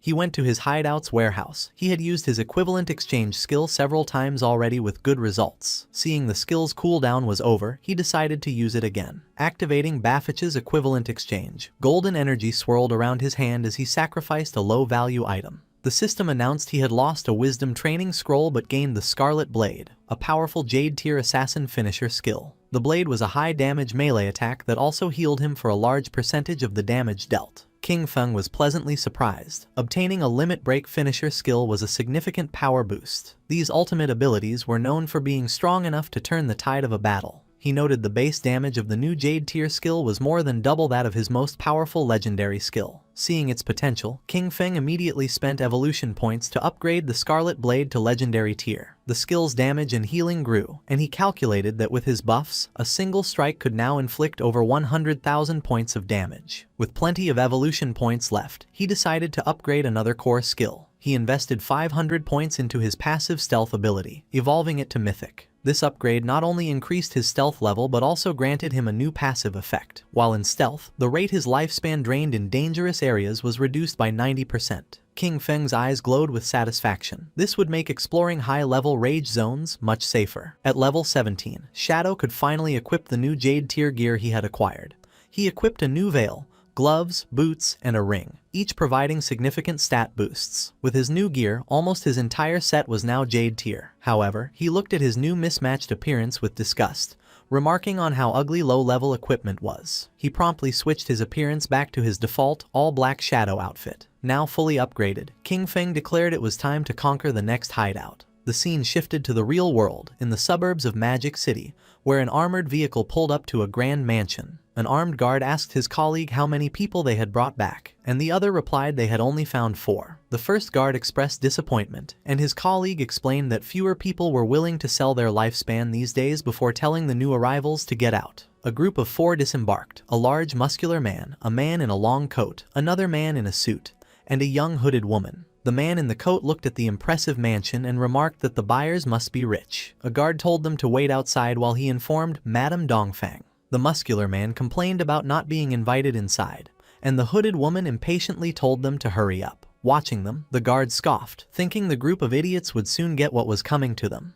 Inside the mansion's hall, Dongfang Yue appeared with her young son, Nantian. She coldly confirmed they were the ones selling lifespan and ordered them to convert it into light orbs and throw them on the floor. The muscular man smirked, asking if she was joking and pointing out that they had not seen any money. Dongfang Yue's expression darkened, her eye glowing menacingly as she repeated her command, warning them to hand over the lifespan if they did not want to die. Suddenly, more armed guards emerged, surrounding the 4 sellers with their guns. The man in the suit raised his hands in mock surrender, asking what she meant. Then, a sinister grin spread across his face as he asked if she intended to rob them, just as they did to others. Before he could finish, one of the mansion's guards lunged forward.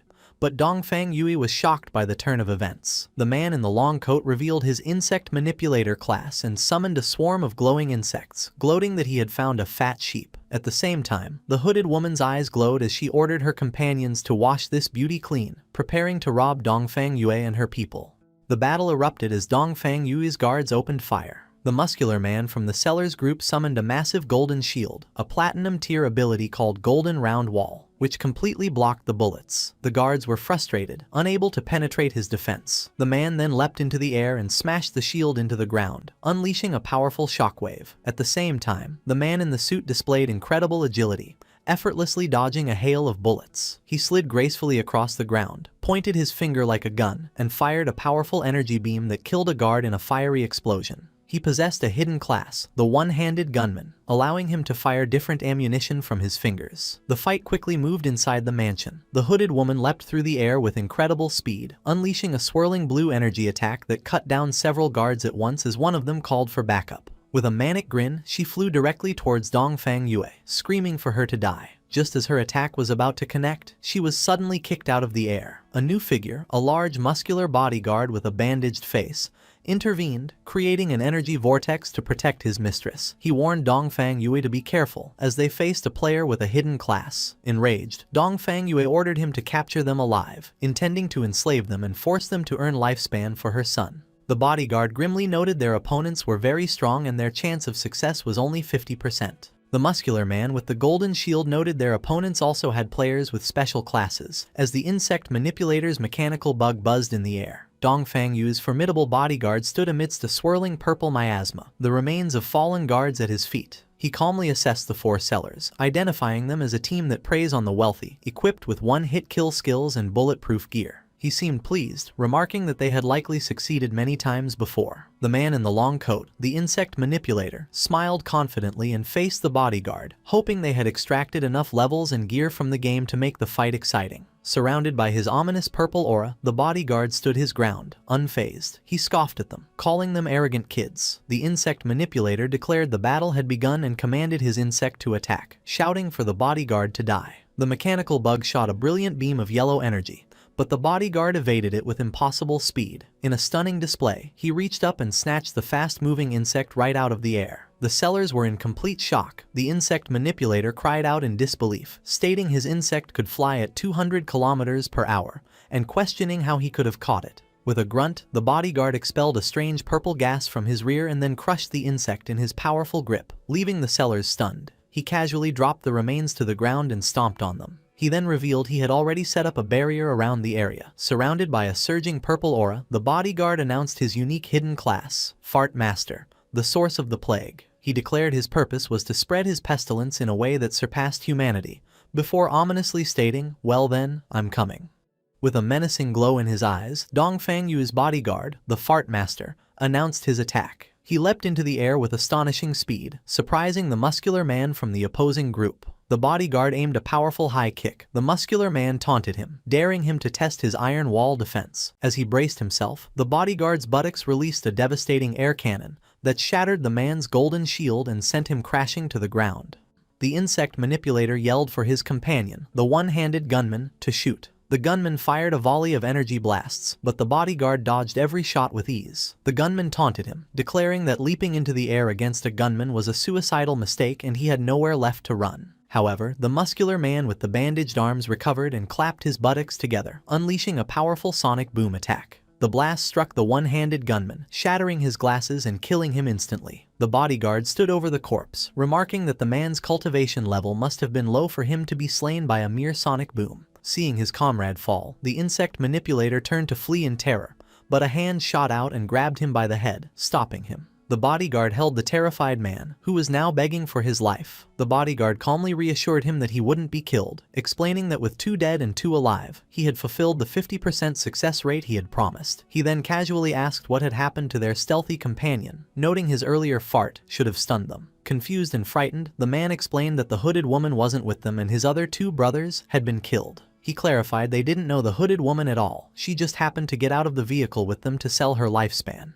The scene shifted to the Magic Leaning Tower, a landmark resembling the Leaning Tower of Pisa on the outskirts of the Magic City ruins. A glowing purple magic circle hovered above its peak. Shadow materialized as a semi-transparent, ghostly figure in the ruined cityscape. He went to the tower's entrance, noting the guardian monster was missing. He concluded someone had beaten him to it. He entered through a large, frozen doorway. Inside, Shadow observed his surroundings. He knew the Magic Leaning Tower was a vast, multi-storied library, a giant maze filled with traps. He recalled the legend of a terrible monster sealed deep inside, a princess transformed by an evil white dragon. As he floated through the library, he saw signs of looting. Realizing another party had already gone deep inside, he remembered the teleport mechanism to the top floor was in this area. He quickly found a glowing book titled Postpartum Care for Sows. He knew pulling this book would trigger the teleportation magic. As he pulled the book, he was instantly engulfed in light and teleported away. He materialized on the tower's rooftop, floating behind two players who were shocked by his sudden appearance. Looking over the rooftop arena, he saw a large group of players battling the tower's guardian, a massive, tentacled monster called the Desperate Princess. Shadow assessed the situation, noting the players' equipment was subpar and their casualty rate was high. He was impressed they had made it this far despite their disadvantages. His attention was drawn to the group's leader, a woman with long gray hair rallying her troops. She shouted for them not to be afraid and to simply run back after they died. Shadow recognized the group as the Feka Heavy Industry Guild and their leader as Huang Haifeng. In his past life, Feka Heavy Industry was a major corporation. After the game descended, their leader, Huang Haifeng, had reacted quickly, converting company funds into lifespan and forming a guild with her employees. He recalled her class was the Illusionist, a powerful support class whose signature skill, Teleportation Gate, allowed her to move forces around the battlefield. Watching from afar, Shadow analyzed their strategy. He knew the teleportation gate was incredibly powerful. It let them set an entrance and exit, creating a stable portal for anyone. By placing the entrance near their respawn point and the exit near the boss, any player who died could instantly rejoin the fight and recover their dropped lifespan. Shadow recalled this tactic had allowed the guild to become one of the nation's top 20 guilds in his past life. However, he knew that against this guardian, the level 18 platinum tier boss Desperate Princess, their strategy was useless. This boss had a terrifying ability. She absorbed the lifespan of players she killed 100 times faster than any other monster. This meant every player who fell became fuel, powering her up. Shadow could see that if they continued this war of attrition, the princess would soon evolve into a Jade tier boss and regenerate her health. He realized this would lead to a total party wipe, and the lifespan cost would destroy the guild. He decided to intervene. Leaping down, Shadow landed before the guild leader, Huang Haifeng. Startled, she watched as he made an offer, 1,000 years of lifespan, and he would kill the boss for them. Any assassin loot would be his. Huang Haifeng was stunned, stammering as she realized she was face to face with the legendary Shadow. He calmly confirmed his identity and gave her a stark warning, telling her and her guild they could not win this fight. He advised them to either accept his offer or retreat immediately. Before Huang Haifeng could respond, an arrogant young man challenged Shadow, angrily asking who he was to say they couldn't win.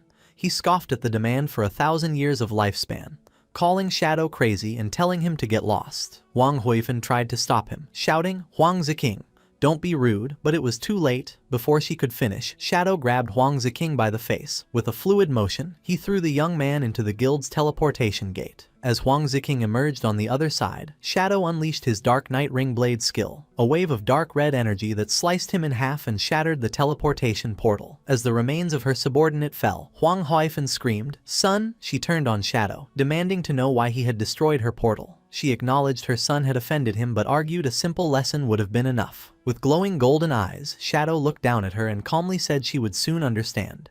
He repeated his offer, 1,000 years, and he would solve her boss problem. As Shadow dissipated, Huang Haifeng and her guild were left speechless. Shadow knew the guild was unaware the boss was about to evolve. He had destroyed their portal because their strategy of endlessly respawning would have only fed the boss until they were wiped out. His true motivation was more pragmatic. He summoned his spectral wolf, thinking that while the guild's destruction was a minor issue, losing 1,000 years of lifespan was a major one. He landed in the city ruins, confident. He knew the remaining guild members would provide just enough lifespan for the boss to evolve, and the pulsing light from the tower was the final sign. His plan was simple. Once the boss reached the Jade tier, he would return to kill her and reap greater rewards. Just as he settled in to wait, a message came from Ghost Spirit. She excitedly reported finding Dongfang Yue in a suburban manor, but she was being protected by a strong player who had nearly killed Ghost Spirit. Shadow told her to meet him at the Withered Bone Field with the details. He was impressed. Finding someone in the vast magic city showed she was very capable. Not long after, the two assassins met in a desolate, bone-littered landscape. Shadow asked her to describe Dongfang Yui's guard. Ghost Spirit explained he was a fast, powerful melee fighter whose main attack was, bizarrely, farting. She added he could see through her stealth and was surrounded by a 10-meter smoky aura. Shadow understood immediately. He explained she had encountered a player with the Source of the Plague hidden class. The aura was a first-tier ability, a plague field that could sense any physical body within it, countering her stealth. He explained the class could strengthen its body and regenerate using plague abilities, and at higher tiers, it was rumored to be nearly immortal. Hearing this, Ghost Spirit was horrified, despairing if she would ever get her revenge. Shadow then revealed the class's critical weakness. While the plague strengthened the user's body, it also corroded their mind. A weak mentality, he explained, was its greatest flaw. He then told her the Blade of the Underworld class had its own evolution. At Tier 2, it would become the Yellow Spring Evil Ghost. As he spoke, a massive spectral green demon materialized behind her, its eyes glowing. Ghost Spirit stood in awe, her own eyes glowing with ethereal light as she realized her own potential. In a desolate field of bones, Shadow advised Ghost Spirit to advance her class to Tier 2 to overcome her limits,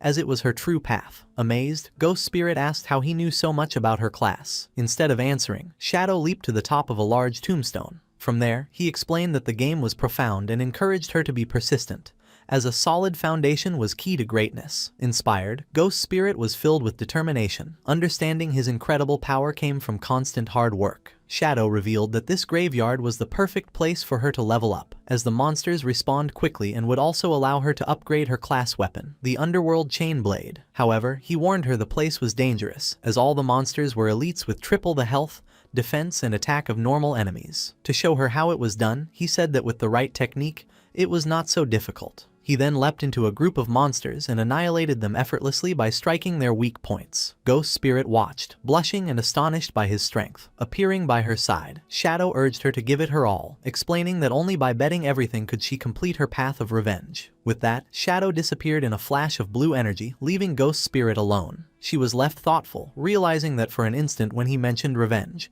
she had felt an intense and unmistakable killing intent from him. Meanwhile, in the ruins of Jianghai City, the sun was setting. Little Black was resting on the ground, leaning against her white llama, exhausted from her exploration. She felt hungry, but after checking her map, she decided to persevere a little longer, as she was close to finishing her exploration of the area. While resting, she noticed a strange, dark, glowing fruit on the ground. Curious, she picked it up, thinking it looked like a plum. Without a second thought, she took a big bite and was delighted to find it was delicious. To her surprise, a system notification appeared, informing her she had gained 50 experience points. She was amazed that a simple fruit could grant her experience. Looking up, she discovered a long trail of the same glowing fruits. Excited, she followed the path, happily eating the fruits along the way, and gaining 50 experience points with each one. Her feast was interrupted by a message from Captain Anyu. Anyu urgently told Little Black to come to the corrupted coast, explaining a man named Manhwa had been captured by a boss. He was carrying over 500 years of lifespan, so they needed her help. Little Black checked her map and replied she was already in the area. Captain Anyu told her to wait, promising they would be there shortly. Still following the trail of glowing fruits, Little Black crawled along, complaining to herself about Manhwa. She thought he was a good-for-nothing, but her thoughts quickly returned to the delicious fruits. As night fell, she reached the top of a hill and stopped in surprise at the scene before her. The path of fruits had led her to the desolate, corrupted coast, where a small slug-like creature sat at the end of the trail, having apparently produced the fruits she had been eating. Nearby, a horrifying sight awaited her. A colossal bloated monster with several sharp-toothed mouths on its back held a small, screaming humanoid figure. Little Black, her face still smudged with fruit juice, was shocked and wondered what kind of boss this giant creature could be. Her eyes then darted to the ground, where she saw the motionless bodies of two players, and recognized one as Manhwa. She realized this grotesque monster must be the boss Captain Anyu had warned her about. The creature sat before a massive bowl and proceeded to bite the smaller creature it held. A system window identified the boss as Spirit Devourer, Undali Gr, a level 20 Jade grade monster. The Spirit Devourer then crushed the small creature in its fist. Little Black watched in horror, realizing the boss was not eating a player, but another monster. The creature then tossed the bloody remains into its bowl and began to mix them into a gruesome meal. Captain Anyu and her party arrived on the hill, finding Little Black still observing. and Yu asked if she had seen Man Liang and the boss. The group looked on from the hilltop. Wang Meng exclaimed in shock that it was a jade-grade boss, while Captain Yu expressed her disgust at its habit of eating other monsters. Little Black, still munching on a fruit, added a curious detail. For some reason, the boss had not attacked any players. Captain Yu advised her team to observe for now and not act rashly. She admitted they were not equipped to handle a jade-grade boss and would need reinforcements. They continued to watch, puzzled by the boss's actions as it settled into a deep squat. They wondered what it could be doing before one of them hesitantly suggested it might be defecating. To their shock and horror, their suspicion was confirmed as glowing purple fruits began to emerge from the monster's rear. Little Black screamed in disbelief. Examining one of the new orbs, they commented on its peculiar shape, realizing it looked exactly like a plum. The terrible realization dawned on Little Black as she looked from the fruit in her hand to the boss. The delicious plums she had been eating were the monster's feces. Her face drained of color as Yu and Wang Meng stared in stunned silence. Little Black let out a silent, horrified scream, dropping the fruit as she processed what she had done. She frantically wondered what she had just eaten,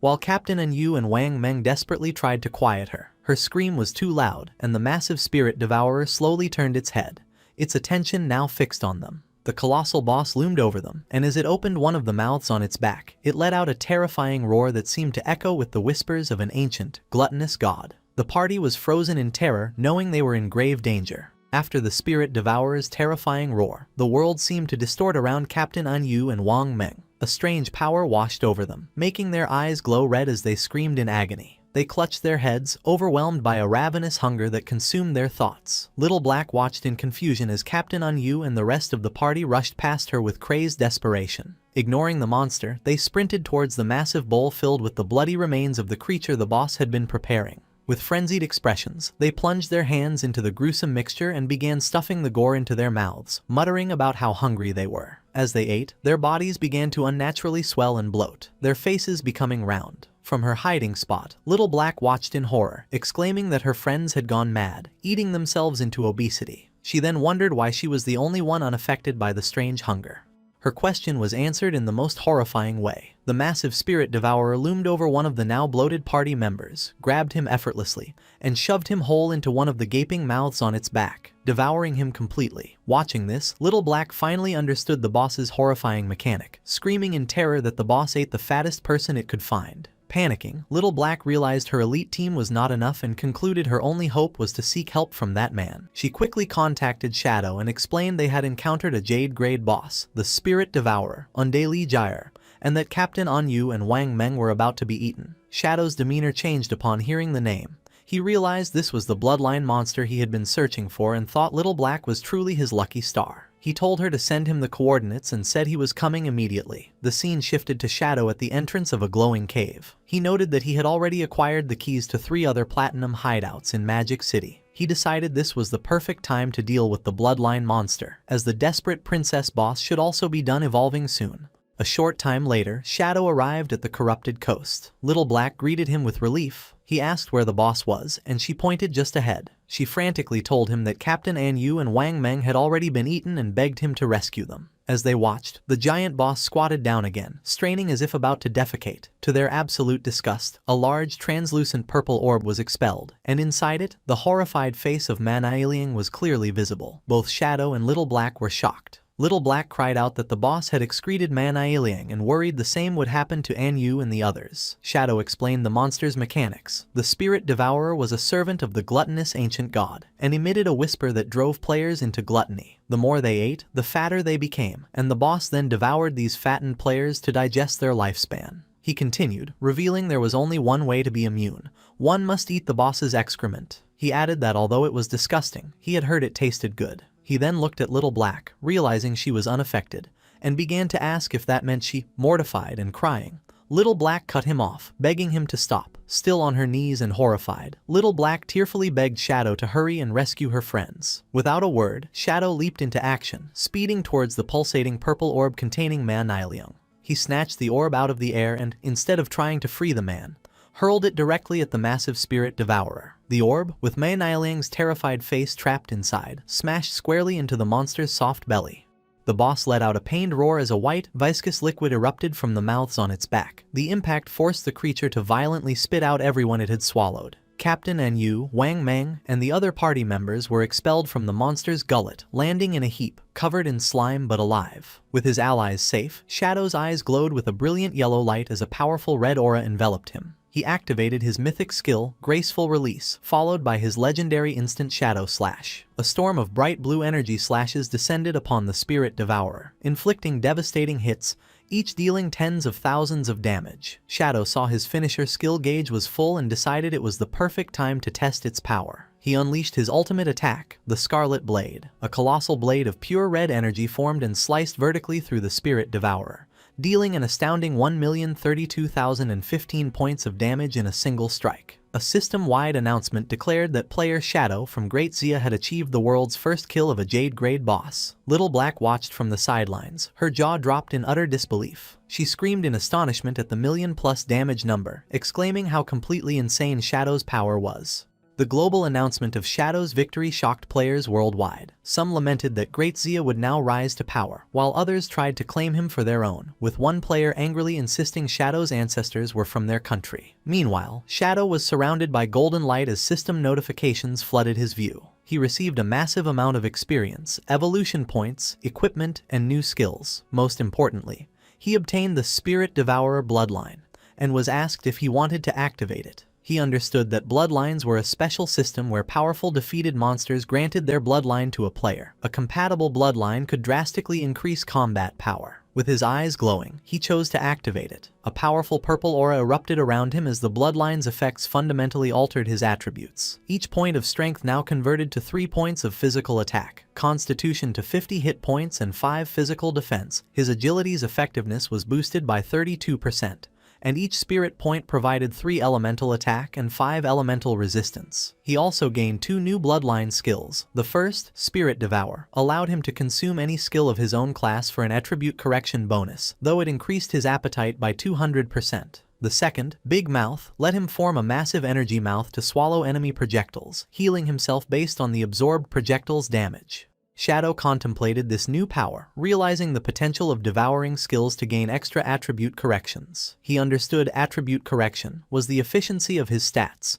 For example, 1 strength point normally granted 3 points of physical attack. The boss had conveniently dropped a bronze tier poison blade skill, which he considered useless on its own but perfect for a test. He used Spirit Devour, crushing the skill icon. The system confirmed the action and notified him his strength conversion had increased from 3 to 3.3 points of physical attack per point. He was initially disappointed that a bronze tier skill only gave a 0.3 increase, but then he had a crucial insight. The devoured skill was now a passive ability, which meant it could be evolved. He immediately spent 242 evolution points to upgrade the devoured poison blade skill from bronze to legendary. The result was astounding. The system informed him his strength conversion had now increased from 3 to 5 points of physical attack. His eyes gleamed with excitement. He realized that if he continued to devour and upgrade skills, his attribute corrections could become hundreds of times greater than other players. A determined smile spread across his face as he declared to himself that he was, once again, invincible. After the battle, Captain Enyu, Wang Meng, and the rest of the party were safe but in an embarrassing and slimy state, still bloated from the boss's gluttony effect. Wang Meng tearfully thanked Shadow for saving them, relieved they weren't all excreted by the boss like Manhwa Recap. While her friends recovered, Little Black rushed to the still bloated Captain Enyu, giving her a hug and reassuring her that she was still beautiful regardless of her size. Once everyone was back to normal, Captain Enyu approached Shadow to discuss his payment, explaining that the Zhonghai officials were short on lifespan. Unconcerned, Shadow told her not to worry and suggested they could repay him by finding assassin skill books instead. Captain Enyu readily agreed. With the deal made, Shadow vanished in a swirl of dark energy. With their mission over, Enyu told her team it was time for them to head back as well. As the group left, Manhwa Recap, still trapped in his rolling purple prison, tearfully made everyone promise to never speak of what had happened. The exhausted team reluctantly agreed. The story flashes back to the magic leaning tower, just after Shadow jumped down from its peak. At the top of the tower, the battle with the desperate princess was still raging. The boss, a tentacled creature, was down to the last third of its health. The guild leader, Huang Huifan, urged her team on, ordering a healer named Xiaoquei to use her Tree of Life skill. Xiaoquei obeyed and a massive glowing tree of green energy erupted, continuously healing the guild members. Huang Huifan rallied her troops, shouting that since Shadow had destroyed their portal, They couldn't afford to die. She encouraged them to go all out, believing victory was near. Filled with renewed vigor, the guild's tanks charged, and the team unleashed a final barrage of attacks on the weakened boss. Believing they had won, Huang Huifan celebrated with Xiao Kui, crediting her life priest class for their success. However, their celebration was cut short. The desperate princess retaliated with a powerful tentacle strike, shattering a tank's shield and instantly killing him. The boss then closed her eyes and began to absorb a strange blue energy from her fallen foe. Her eyes snapped open, now glowing with a malevolent yellow light. Huang Huifan and Xiao Kui watched in horror as the boss's power surged. The desperate princess unleashed a massive, explosive wave of fiery energy, engulfing the entire top of the tower. The remaining guild members were caught in the blast and burned to ashes in an instant. When the dust settled, only a large glowing blue egg remained on a pedestal, surrounded by the lifespan orbs from the fallen players. The boss's health bar was now full again.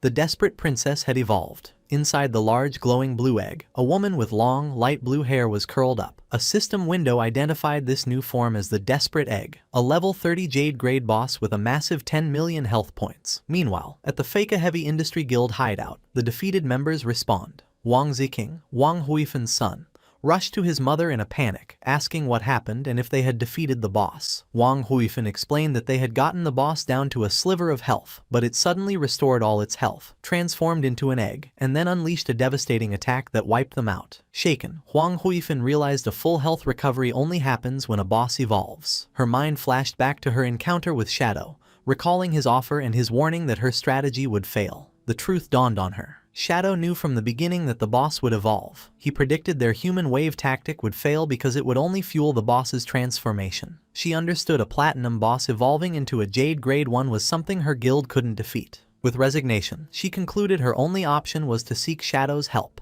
Back at the silent peak of the magic-leaning tower, Shadow's invisible form reappeared before the large blue egg. Shadow observed the Desperate Egg, identifying it as a Jade grade boss but finding its transformation strange. He knew a simple evolution shouldn't cause such a drastic change in form. He noted the egg had no offensive capabilities and wondered if it was a transitional stage before an even more powerful boss hatched. Deciding to act, Shadow leaped into the air and threw a dagger charged with dark energy at the egg. The blade struck, dealing over 28,000 points of damage. However, this barely dented the boss's massive health bar. In his spectral form, Shadow noted its 10 million health points were comparable to an epic grade boss. He sensed the egg was strange and couldn't allow it to continue incubating. He realized that despite its high health, the strategy to defeat it was simple.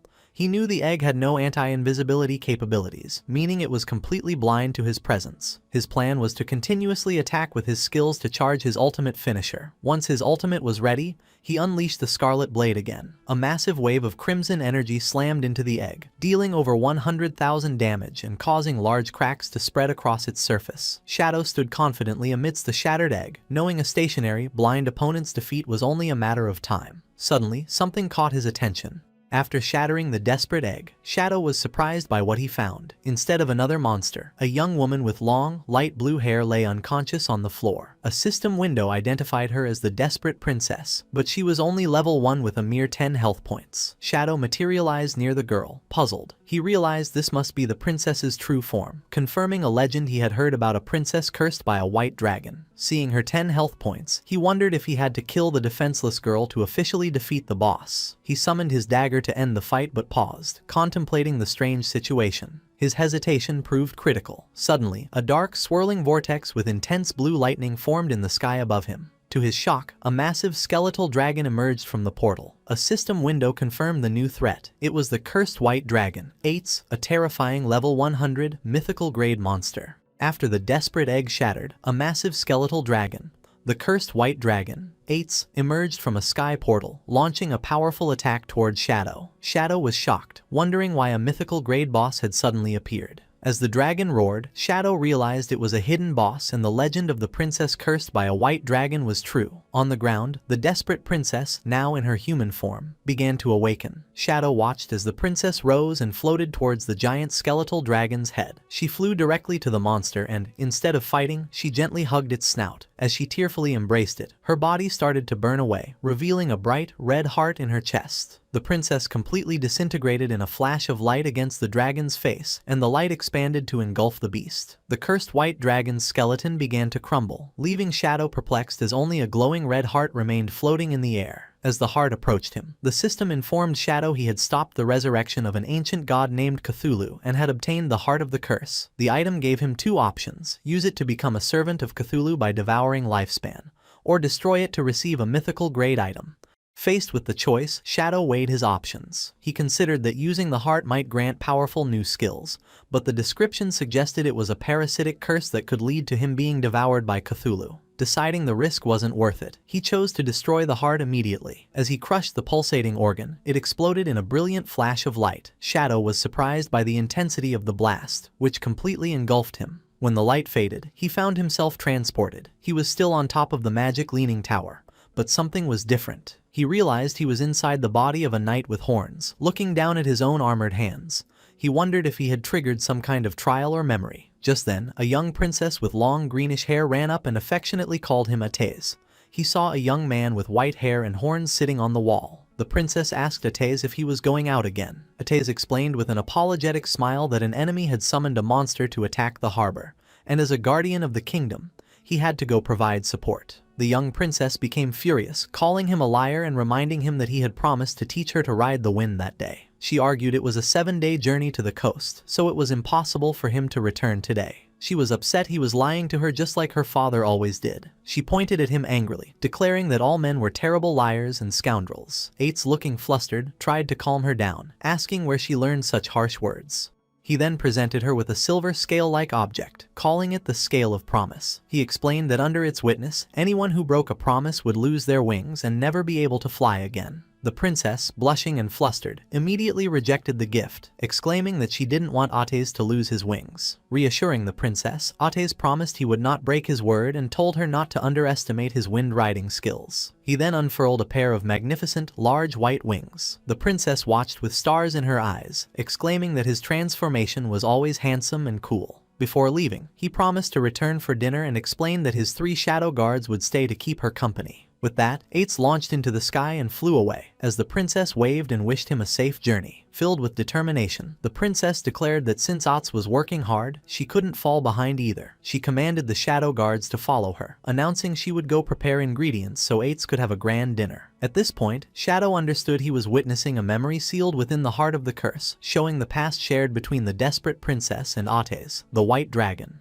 The narrative then shows fond memories of the princess spending the day with the shadow guards, happily picking mushrooms in the forest, encountering a strange rabbit, and fishing by a lake, all happening in their kingdom with the magic leaning tower in the distance. Later, exhausted but happy, the princess presented a large feast she had prepared. She proudly listed peculiar dishes, like steamed rock and volcanic ash pizza, stating they were all Ates's favorite foods. She waited expectantly, believing he would return soon. But as night fell, she fell asleep at the table while waiting for him. An elderly attendant gently woke her, telling her it was very late and time to rest. He pointed out that the food on the table had grown cold. Startled and shocked at how late it was, the princess frantically asked the attendant where Atez was, wondering why he still hadn't returned. The attendant continued with a grave expression, informing the princess that according to frontline reports, the battle was dire and General Atez would likely be delayed. The princess refused to believe it, declaring that Atez was the kingdom's powerful guardian and any enemy would be like a lamb to the slaughter before him. However, the attendant explained the gravity of the situation, revealing the enemy nation had sacrificed tens of thousands of lives to summon a horrifying monster from the sea. He described a colossal, city-sized creature with countless tentacles and eyes, so terrifying a mere glance could drive a person insane. Hearing this, the princess's confidence faltered, and she began to worry that even someone as strong as Atez was in a desperate struggle. Suddenly, her eyes widened in fear, and the scale of promise she held shattered. Realizing this meant Atez had broken his promise to return, she panicked. She knew if he didn't come back before midnight, he would lose his wings. She grabbed the attendant, Scholar Lu Wen, and begged him to take her to her father, a dragon knight who might know how to remove the scale's curse. Ignoring the old man's complaints, she pulled him along, explaining that if Atez lost his wings mid-battle, he would be doomed. As she burst through a door, she was stunned to find Atez standing there, unharmed. He calmly asked her why she was in such a panic. Overcome with relief, the princess rushed forward and hugged him, crying that she was so glad he was back and safe. Hugging her back, Atez gently reassured her that he would return because of their promise. The princess, still holding him, confessed she had been worried because the situation at the front lines was said to be very bad. The attendant, Scholar Lu Wen, then cautiously asked General Atez about the battle. With a confident smile, Otis explained it had been troublesome and took some effort, but the problem was solved, and the army could handle the cleanup. Scholar Lu Wen praised him as the worthy guardian of the kingdom. Ates, walking towards the feast on the table, exclaimed that he was starving and asked the princess if she had made all the food. She proudly confirmed she did, though she lamented it was probably cold by now. Ates began to eat with great enthusiasm, declaring it didn't matter if it was cold because it was delicious. As he ate, the princess fondly told him to slow down so he wouldn't choke, while Scholar Lu Wen watched them fondly.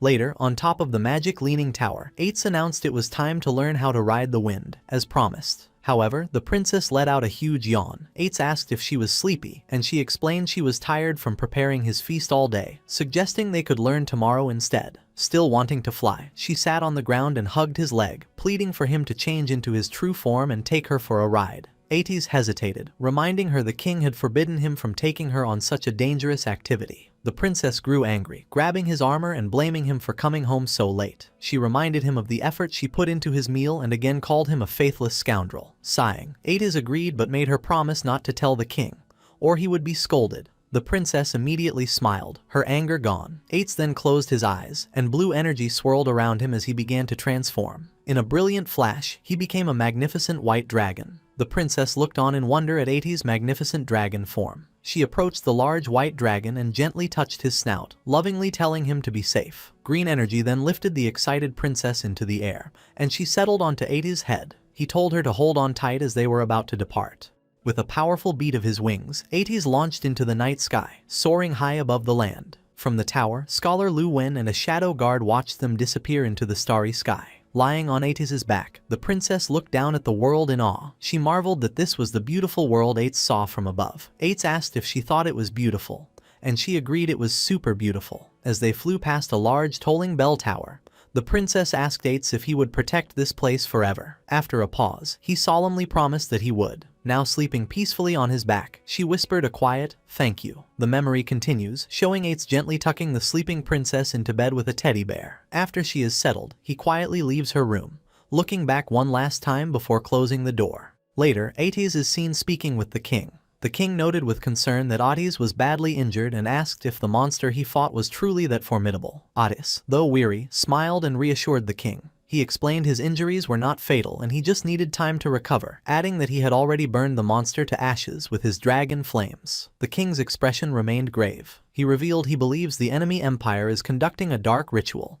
and he senses a terrible wave preparing to sweep across the continent. He warns Ates that they must all be prepared, as not even he, a member of the dragon race, will be exempt from the coming danger. Standing resolute against a dark sky, Ates pledges his loyalty and agrees to follow the king's arrangements. The scene then shifts to a later time, showing the magic leaning tower under a starry night sky. The mood quickly turns grim, as the next view is of shattered pieces of Ates' armor and blood splatters on the floor, indicating a terrible battle. Ates is on his hands and knees, his armor destroyed and body covered in wounds, coughing in pain. He clutches his chest, where a strange, pulsating red object is embedded, with dark veins spreading from it. The story jumped forward 5 years into a dark, violent future. The kingdom was in a terrible war, under constant attack by a horrifying army. Soldiers and civilians cried out in terror that an enemy nation had attacked with an army of monstrous inhuman creatures. People ran for their lives, screaming for help as they were mercilessly crushed by the invaders. The city was overrun by feral, red, skinless monsters that rampaged through the streets. From a high balcony, the king watched the chaos as the monsters swarmed his city. He grimly observed the overwhelming number of creatures, stating the Marega Empire had truly gone mad. He concluded their enemy intended to drag the entire world into destruction with them as their dark banner was raised over the battlefield. Amidst the chaos, the desperate princess ran frantically. She screamed Ates' name, desperately shouting that the enemy had breached the city walls. She found Ates sitting passively on a high wall, flanked by his 2 shadow guards. Looking down at the carnage, she rushed towards him and implored him to act, explaining the enemy's army was filled with inhuman monsters their soldiers could not fight. She questioned why he had not intervened, pleading that the kingdom needed his help now. Ates calmly turned to the desperate princess and said he was just on his way to find her. He instructed her to stay inside the magic leaning tower, assuring her it was safe and she should not go anywhere else. The princess agreed but urged him to hurry and defeat the enemy army. However, Ates refused, stating he would remain there to protect her. Confused and angry, the princess asked what he was talking about. She reminded him of his duty, declaring he was the guardian of the kingdom and his purpose was to protect the entire nation. Not just her. She gestured desperately towards the city below, where soldiers were being overwhelmed, exclaiming that the capital was about to fall and its people were being slaughtered. She insisted his role was to transform into a dragon and burn their enemies to ashes. The princess told him she only needed his shadow guards for protection, as he had always arranged in the past. Aetius simply lowered his head in silence. He then began to explain the history behind their enemy's power. He revealed that 5 years ago, they had discovered the Marega Empire was performing a mysterious ritual known as Forsaken by the Gods. The ritual was simple. One could sacrifice their lifespan to summon inhuman creatures.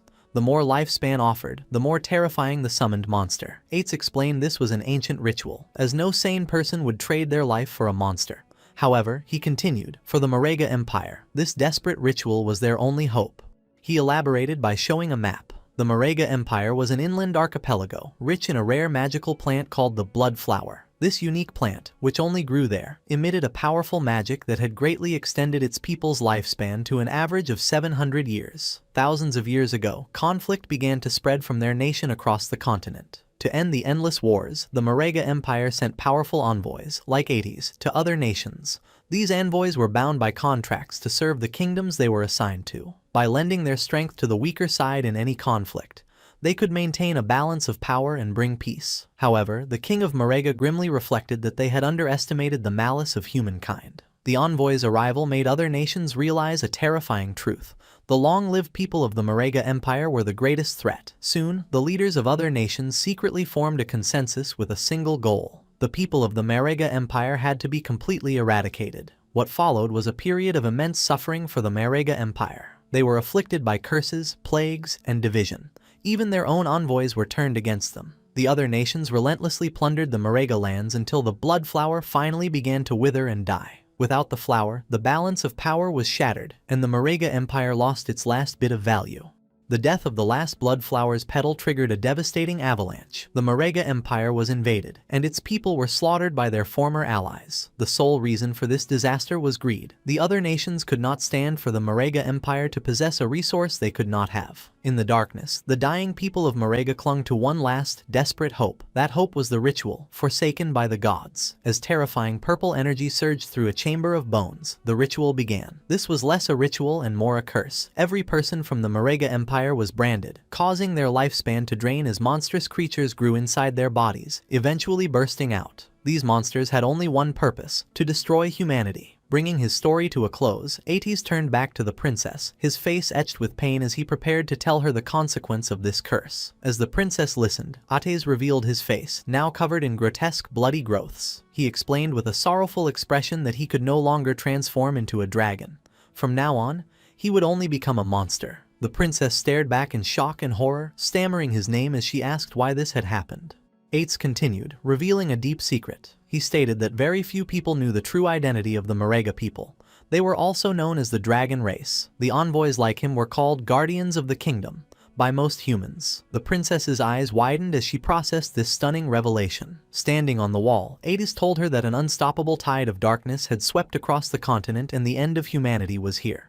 Because of this, he declared, his only desire now was to protect her and her alone. Meanwhile, the brutal invasion continued. The red monsters mercilessly devoured citizens, crushed them underfoot, and hunted down anyone hiding. A seemingly endless horde of these creatures emerged from the smoke, overrunning the kingdom's last defenses. From a high balcony, Scholar Lu Wen gravely informed the king that the number of monsters kept increasing. He pleaded with his ruler, asking if he was truly not going to lead a retreat now that the capital had fallen. The king, however, remained resolute, declaring they had nowhere left to retreat. He explained that the Magic Leaning Tower was a great magical hub. If it was destroyed, their mages' combat power would plummet, and it would become impossible to stop the monsters. The king decided to join the battle himself. He leaped into the fray, his glowing sword slicing a red monster in half. He caught his breath amidst the smoke and rubble, leaning on his sword. He reflected on how quickly time had passed. He recalled first meeting Ates. They had looked the same age, though Ates was nearly 100 years old. For Ates's race, 100 years was barely adulthood. As a monster lunged, he recalled the inseparable years they had spent together. They had fought side by side, drank together, and shared everything. A blast of purple energy struck him. This reminded him of how things had changed. As he grew older, Ates remained eternally young. This created a rift, as Ates could not understand the hard choices the king had made after taking the throne. The king sadly concluded Ates could not understand humans, and humans could never truly understand Ates. The king stood amidst the flames and destruction of his kingdom. His thoughts turned to the moment that changed everything, his daughter's birth. He remembered Ates holding the newborn princess with gentle care. Watching them, the king had found a new sense of hope through their shared affection for the child. On the battlefield, a new massive threat loomed below the king. A shadowy monster with glowing purple eyes gathered a sphere of blue energy for a powerful attack. The king stared forward, his face calm as he accepted his fate. The creature unleashed a devastating blast of energy at him. As the light engulfed him, the king's body vanished, his final thoughts filled with regret that he had been wrong about everything. A massive explosion ripped through the castle, signaling the king's defeat. From the magic-leaning tower, the desperate princess saw the distant blast and cried out in shock. Ates, beside her, calmly stated the capital had fallen and predicted the monsters would head for them soon. As if on cue, a swarm of dark-winged creatures descended. A shadow guard shouted a warning that monsters were approaching. The creatures slammed against a powerful blue barrier protecting the tower. Ates reassured the princess that the tower was protected by a strong barrier, making it nearly impossible for monsters to break through. Suddenly, an injured scholar Lu Wen appeared on the tower wall. The princess turned in surprise, exclaiming his name. Leaning on his staff, the scholar told Ates he had come on the king's orders to escort the princess away. The princess expressed her alarm at how badly he was injured. Ates agreed to the plan, stating he would use his wind magic to send them to a designated location, and asked if their contacts were ready. Scholar Lu Wen confirmed that all preparations had been made, but the princess interrupted, confused. With a heavy heart, Scholar Lu Wen delivered the news. Her father, the king, had fallen. The princess was in shock. He explained the king had arranged for her to escape to a neighboring country for safety. The princess anxiously asked if Ates would come with them. Ates turned to her with a sad smile, asking where he could possibly go. He revealed the monsters below were his own people, the Marega. He explained he was an enemy to all, and no matter where he might flee, humans would hunt and kill him. Kneeling on the edge of the wall, he looked down at the horde and accepted his fate. He declared that a knight's falling place became a dragon's tomb, and this was where he belonged. He vowed to remain and protect it until his lifespan drained away. Hearing his solemn promise, the princess's expression shifted from grief to resolve. She suddenly used her wind magic to leap away from Scholar Lu Wen and back to Ates. She landed before him and declared that if he was staying, she would become his dragon knight. She reminded him this was her home and she would protect it with him. She proudly boasted that her wind riding skills were perfected and asked how they could form a contract. Ates looked up at her, shocked and speechless at her unwavering loyalty. Moved by her loyalty, Ates took the princess's hand in his armored one. With a gentle, sorrowful smile, he agreed to her request. He presented the silver scale of promise, explaining it would be their contract, just like old times. The princess smiled brightly, delighted the contract was so simple. She happily began to seal their pact, promising that they would forever. But Ates cut her off, finishing with a heart-wrenching twist. He said their promise was to never see each other again. The princess's face fell, her eyes wide with shock and disbelief. Before she could react, Ates unleashed a powerful gust of wind, launching her and Scholar Lu Wen away. As they flew, he entrusted the princess's safety to the scholar. The princess screamed Ates' name in confusion and betrayal as she was carried away. Alone on the wall, surrounded by wind magic, Ates told her to go, insisting her place was not with a dragon's tomb. The scene took a horrifying turn. Scholar Lu Wen, his eyes glowing with red light, plunged his hand into the princess's chest, ripping out her still-beating heart. He chillingly told her she had a place where she belonged, a place for humans. Ates watched from the tower in utter shock at this betrayal, while the princess stared in horror as her life was stolen. As he died, the scholar gasped a final warning to Ates, telling him to be careful and revealing the Marega were not the only ones cursed. His face was then consumed by a monstrous red growth. From the scholar's body, a massive tentacle monster erupted, grabbing and devouring the princess's heart. The monster cackled, mocking Ates about the delicious flesh and lifespan it consumed. It then taunted him, asking if killing the person Ates loved was suitable revenge for being burned by his dragon flames in the past. As Ates stared in stunned silence, the tentacle monster laughed maniacally. It held up the princess's lifeless body and her bloody heart, taunting the white dragon, asking if killing his beloved was enough to repay the pain of his dragon flames. In a final, gruesome act, the monster clenched its fist and crushed the princess's heart. Enraged, Ates and his two loyal shadow guards faced the monstrous creature, their eyes glowing with vengeful energy. One guard, the Shadow of Sorrow, transformed into a swirling vortex of dark energy and leaped to rescue the princess's falling body, while the other guard attacked the monster, viciously slicing its tentacles to pieces. The monster dismissed the attack as useless. The shadow of sorrow now knelt, cradling the princess's body in a protective, glowing blue aura. A single tear fell from behind the guard's helmet. In her final moments, the princess weakly whispered Ates's name before passing away in the guard's arms. Even as its host body lay dismembered, the monstrous entity continued to taunt Ates. It mockingly explained that the meager lifespan sacrificed by the white dragon's kin was only enough to summon a tiny fraction of its true form. It revealed its seeds had already been scattered everywhere,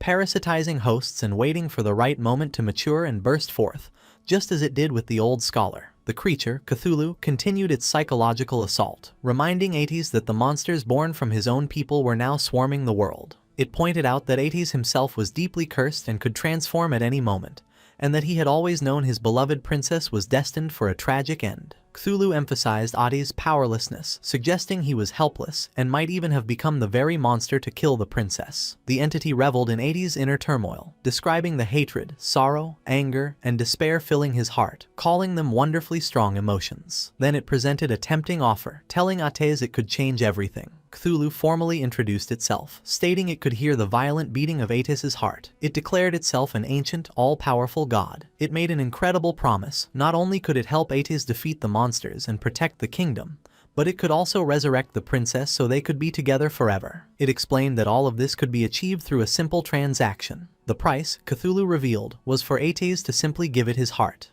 Kneeling alone on the high wall, surrounded by winged monsters, Ates was left to contemplate this impossible choice. He weighed his two options: to let the princess die in the tower, devoured by monsters, or to accept the deal, allowing her to become his dragon knight so they could protect the kingdom for eternity. From its dying host, Cthulhu pressed him for a decision, warning that its current body was fading fast and he was running out of time. Having made his decision, Ates committed the ultimate sacrifice. With a sickening splash of blood, his shadow guard looked on in alarm. In an act of desperation and love, Ates ripped his own beating heart from his chest. Cthulhu praised him, stating that he had made the correct choice. Cthulhu declared it would place a blessing on Ates' heart, causing it to float into the sky amidst a brilliant explosion of energy, destined to beat for all eternity. The entity explained their pact. His beloved would receive the heart and be reawakened with its immense power. Though Ates would be heartless, he would not die or turn into a mindless monster. The glowing heart descended and entered the princess's body, and Cthulhu proclaimed Ates would be transformed into a guardian dragon, destined to remain by her side forever. Ates grunted in agony as the transformation began, and a massive pillar of purple energy erupted from the top of the magic leaning tower. His body contorted and changed until he had become a massive, terrifying skeletal dragon. He let out a powerful roar, surrounded by a swirling aura of blue flame. With his new form, Ates leaped from the tower wall. Now a guardian dragon empowered by Cthulhu, he soared over the battlefield and unleashed a devastating torrent of fire upon the swarming monsters below, beginning his eternal watch over the resurrected princess. As the skeletal dragon Ates unleashed his fiery wrath, Cthulhu's voice narrated the grim scene. The dragon's flames incinerated everything below, purging the land of the monstrous invaders and the kingdom's remaining people alike. Cthulhu told him his power was now great enough to wipe out the entire kingdom, and Ates continued his assault, setting the capital ablaze. Cthulhu then revealed the terrible twist in their bargain. It explained that all the lifespan harvested from those killed in the flames would be funneled to a single point. As purple lightning struck the scorched magic leaning tower, the true purpose was revealed. Back on the tower, the resurrected princess screamed in agony. With Ates's cursed heart in her chest, her body began to transform as dark, shadowy energy erupted from her. Monstrous appendages grew from the shadows, and she was completely consumed by a massive, tentacled beast, becoming its new, living core. With the princess now transformed into a horrifying monster, Cthulhu triumphantly declared that all the harvested lifespan now belonged to it. Cthulhu reflected on its current weakness. It lamented that its power was still too diminished to directly parasitize the powerful dragon race, forcing it to use a human as a temporary host. However, it remained confident, believing it was only a matter of time before it could use the white dragon to gather the lifespan it needed. The monstrous princess looked up at the skeletal Ates circling high in the sky and wondered why he had not returned now that the kingdom had been purged. She found his behavior strange. Suddenly, two glowing silver scales appeared before her. Cthulhu recognized them as the scales of promise, and realized these were vows the white dragon had made before their deal. The first vow was to never see the princess again. The second was to forever protect the kingdom's high tower.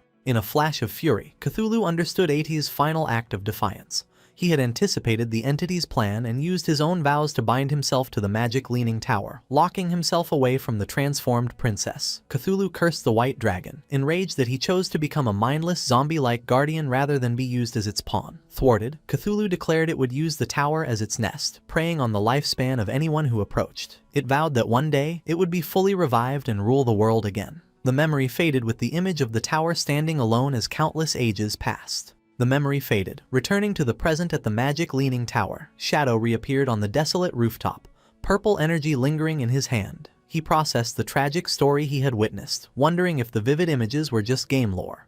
But his instincts told him it was more. The vision had felt too real, its explanation of the monster's origins feeling like actual history. Suddenly, dark purple energy swirls materialized around him. A system window congratulated him on obtaining a new mythical grade skill, Shadow of Sorrow. This powerful ability created 3 shadow clones for 7 seconds that mimicked his skills and dealt 100% damage. The skill's description added a poignant detail.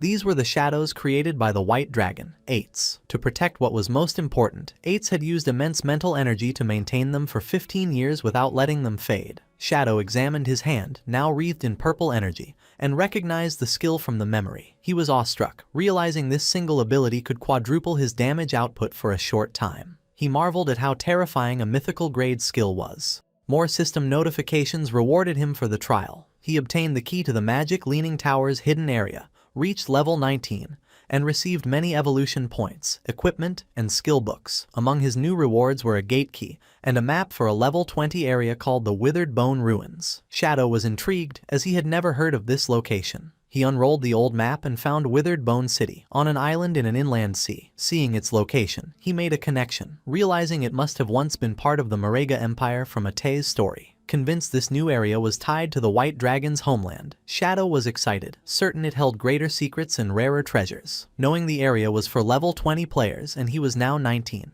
he resolved to go there soon. But first, he held up the ornate, golden key to the magic leaning tower's hideout, deciding to sell it. The scene shifted to the Feka Heavy Industry Guild hideout. Inside, Huang Huifan and her guild members regrouped after their defeat. One of them asked what their next move was, admitting they could not defeat the new Jade Grade boss. He suggested their only option was to contact Shadow for help. With a weary sigh, Huang Huifan agreed. She planned to use her contacts in Zhanghai City, who were on good terms with Shadow, to act as intermediaries. Just then, to her shock, Shadow materialized directly behind her. He told her there was no need for that trouble, as they could trade directly. The other guild members, including Huang Ziking, were stunned by his silent arrival. They shouted his name in alarm. Huang Ziking angrily accused him of being sneaky and demanded to know what he wanted. Shadow calmly walked away, reassuring them that if he had meant any harm, they would already be dead. He offered a friendly reminder that their hideout's barrier could be opened, which was how he had walked in. Huang Huifan, still startled, asked him what he meant by a trade. Turning back, Shadow held up the ornate golden key. He offered to sell them the key to the magic leaning tower's hideout and asked if she was interested. The guild members were floored. They recognized the key and realized Shadow must have defeated the Jade Grade boss, which they could not believe was possible. Huang Huifan eagerly accepted and asked him to name his price. Shadow stated his price remained the same, 1,000 years of lifespan. While his mother agreed, Huang Ziking erupted in fury. He screamed at Shadow, calling him shameless and accusing him of planning this from the start. Pointing an accusatory finger, Ziking laid out his theory. Shadow had first attacked him, used it to destroy their portal, cut off their reinforcements, and gotten their team wiped out. Now, he was playing the hero, selling them the key for an exorbitant price. Ziking declared he had never met such a vile person. Huang Huifan sternly ordered her son to stop, but he refused, trying to convince his mother they were being tricked. He argued the key should have been theirs and they could not let Shadow profit from the guild's losses. Unfazed by the outburst, Shadow calmly asked him what he wanted instead. With a greedy grin, Ziking made an absurd demand. Shadow must return the key and compensate the guild with 1,000 or 800 years of lifespan. Shadow sarcastically remarked to Huang Huifan that she had a fine son. Then, to Ziking's surprise, he agreed to do as he said. With a cold look, he set his new price, 1,800 years, and he would not sell it for a single day less. Ziking was initially triumphant, laughing to his mother that this was how one must deal with people like Shadow. His smug expression turned to shock as the new price sank in, and he stammered, asking what Shadow had said. Shadow patiently explained he had come in good faith to do business, which was why he had not retaliated when Ziking cursed him. However, due to the insult, the original discount was gone, and the price was non-negotiable. Having reached her limit, Huang Huifan swiftly slapped her son hard across the face. She angrily ordered a guild member to take Ziking away to level up, forbidding him from returning without her permission. As he was dragged away, Ziking protested, asking why she had hit him when he was not finished talking. Huang Huifan turned back to Shadow and apologized, asking if he might reconsider. Shadow coldly repeated his new offer, 1,800 years, and he would not say it again. With a weary expression, Huang Huifan accepted, noting it was a fair price since she had heard he had sold other hideouts for 2,000 years. She explained that because of their heavy losses, they could not pay the full amount at once and asked to pay in installments. Shadow agreed. He stipulated she must pay 1,000 years up front, and he would return in 10 days for the remaining 800. Greatly relieved, Huang Huifan thanked him and completed the transaction. A system window confirmed she had the key and Shadow had gained 1,000 years of lifespan. As he faded away, Shadow said his goodbyes. He thought the Fike Heavy Industry Guild had potential, and selling them a good hideout would help them become an important asset for the Great Xia server. With their new base secured, Huang Huifan addressed her guild. She announced the platinum-grade hideout was now theirs. To pay their debt to Shadow, she instituted a 50% lifespan tax on all members. She acknowledged the high rate but framed it as a necessary investment, urging them to work hard. Her guild members responded with renewed determination. Out in a forest at sunset, the small party with Huang Ziking tried to reason with him. A girl told him not to blame his aunt and that he was wrong, but Ziking angrily dismissed her. He muttered to himself, vowing to make Shadow pay sooner or later. Their conversation was cut short when a party member spotted a silver-grade boss, the human-faced Spider Emperor. They immediately prepared for battle. As the others engaged the boss, Ziking hung back. His teammates warned him the boss used poison and to be ready with a detox spell, which he nonchalantly confirmed. However, instead of helping, Ziking turned and fled into the woods, abandoning his team. As he ran, he cursed them as idiots, thinking they could fight the boss themselves. He was disgusted by the girl who had tried to lecture him, wondering what his mother was thinking trying to set them up. He found a secluded spot and crouched, seething with resentment. He believed his entire guild was made of spineless rats, who only developed slowly and safely. He thought they did not understand the true path to power was to seize every opportunity. He concluded that Shadow must operate this way, which was how he had become so powerful. With a sinister smile, Ziking revealed he was not as foolish as his guildmates thought. He scoffed at confronting Shadow without a plan. He then summoned a dark, ornate vase with a single glowing red eye, declaring it a treasure from a jade-grade chest. A system window identified the item as the Abyssal Vase. By reaching into it, the user could randomly pull out a powerful skill, but it had a long 48-hour cooldown. Reaching into the vase, Ziking pulled out a small, grotesque, fleshy object. The system informed him he had acquired an epic-grade skill, the Abyssal Puppet Curse. This magic let him turn any corpse into a puppet he could completely control, retaining all the deceased's original abilities. Ziking laughed with manic glee, overjoyed with his new power. He hatched a plan. If he could kill Shadow, he could use this skill to enslave him, becoming truly invincible. As he celebrated, the abyssal vase glowed with a menacing purple aura. A final, ominous message warned that the abyss holds extraordinary power, but when one gazes into it, the abyss also gazes back, foreshadowing a dark future for Ziking. In the withered bone field, a desolate graveyard in the Magic City ruins, night had fallen. During a battle, Ghost Spirit used her energy-infused paper ribbon to wrap around and pierce a skeletal monster's eye. She beheaded the enemy with a precise blow, dealing over 5,600 damage. System notifications appeared, informing her that her weapon had upgraded to gold and she had enough experience for a class advancement. Standing amidst the energy orbs of defeated enemies, Ghost Spirit sighed in relief, confirming she had enough experience for her advancement. With a determined expression, she accepted the class advancement. A bright magic circle formed at her feet as a column of purple energy surged from her, enveloping her in the transformation. After completion, the system detailed her new abilities. Her weapon was now the Yellow Spring Chainblade, Gold, which could change shape. Her class had evolved to Yellow Spring Evil Ghost, Tier 2, granting a passive stealth bonus and unlocking 2 new skills, Eye of the Yellow Spring and Touch of the Yellow Spring. The system explained the eye was a mental attack that trapped enemies in an illusion, while the touch allowed her to track opponents by their aura. Transformed and enveloped in a blue aura, Ghost Spirit now wielded her weapon as a fearsome scythe. The system notified her she would deal double damage to lower-level opponents, with a 50% chance of applying a burn effect. With her eyes glowing golden, she felt stronger than ever. She knew her increased damage, speed, and new mental attack would let her avenge her parents and defeat Dongfang Yue, and the source of the plague wielder. Ghost Spirit messaged Shadow, her teacher, informing him she had advanced to Tier 2 and would repay his guidance. From a rooftop, Shadow saw she had logged off. Understanding her thirst for revenge had led her to immediately seek out Dongfang Yue. He recalled his past life where Ghost Spirit had gotten her revenge, but sparing a dog had allowed a Beastmaster to track her. This exposed her real identity, leading to a massive hunt by powerful families. The resulting war caused heavy losses for official forces, and Ghost Spirit eventually died of exhaustion, leaving the Magic City region in chaos. Shadow reflected on her potential, but worried her youth and unstable mind made her reckless. To prevent her from repeating this fatal mistake, he decided to log off and check on her in the real world.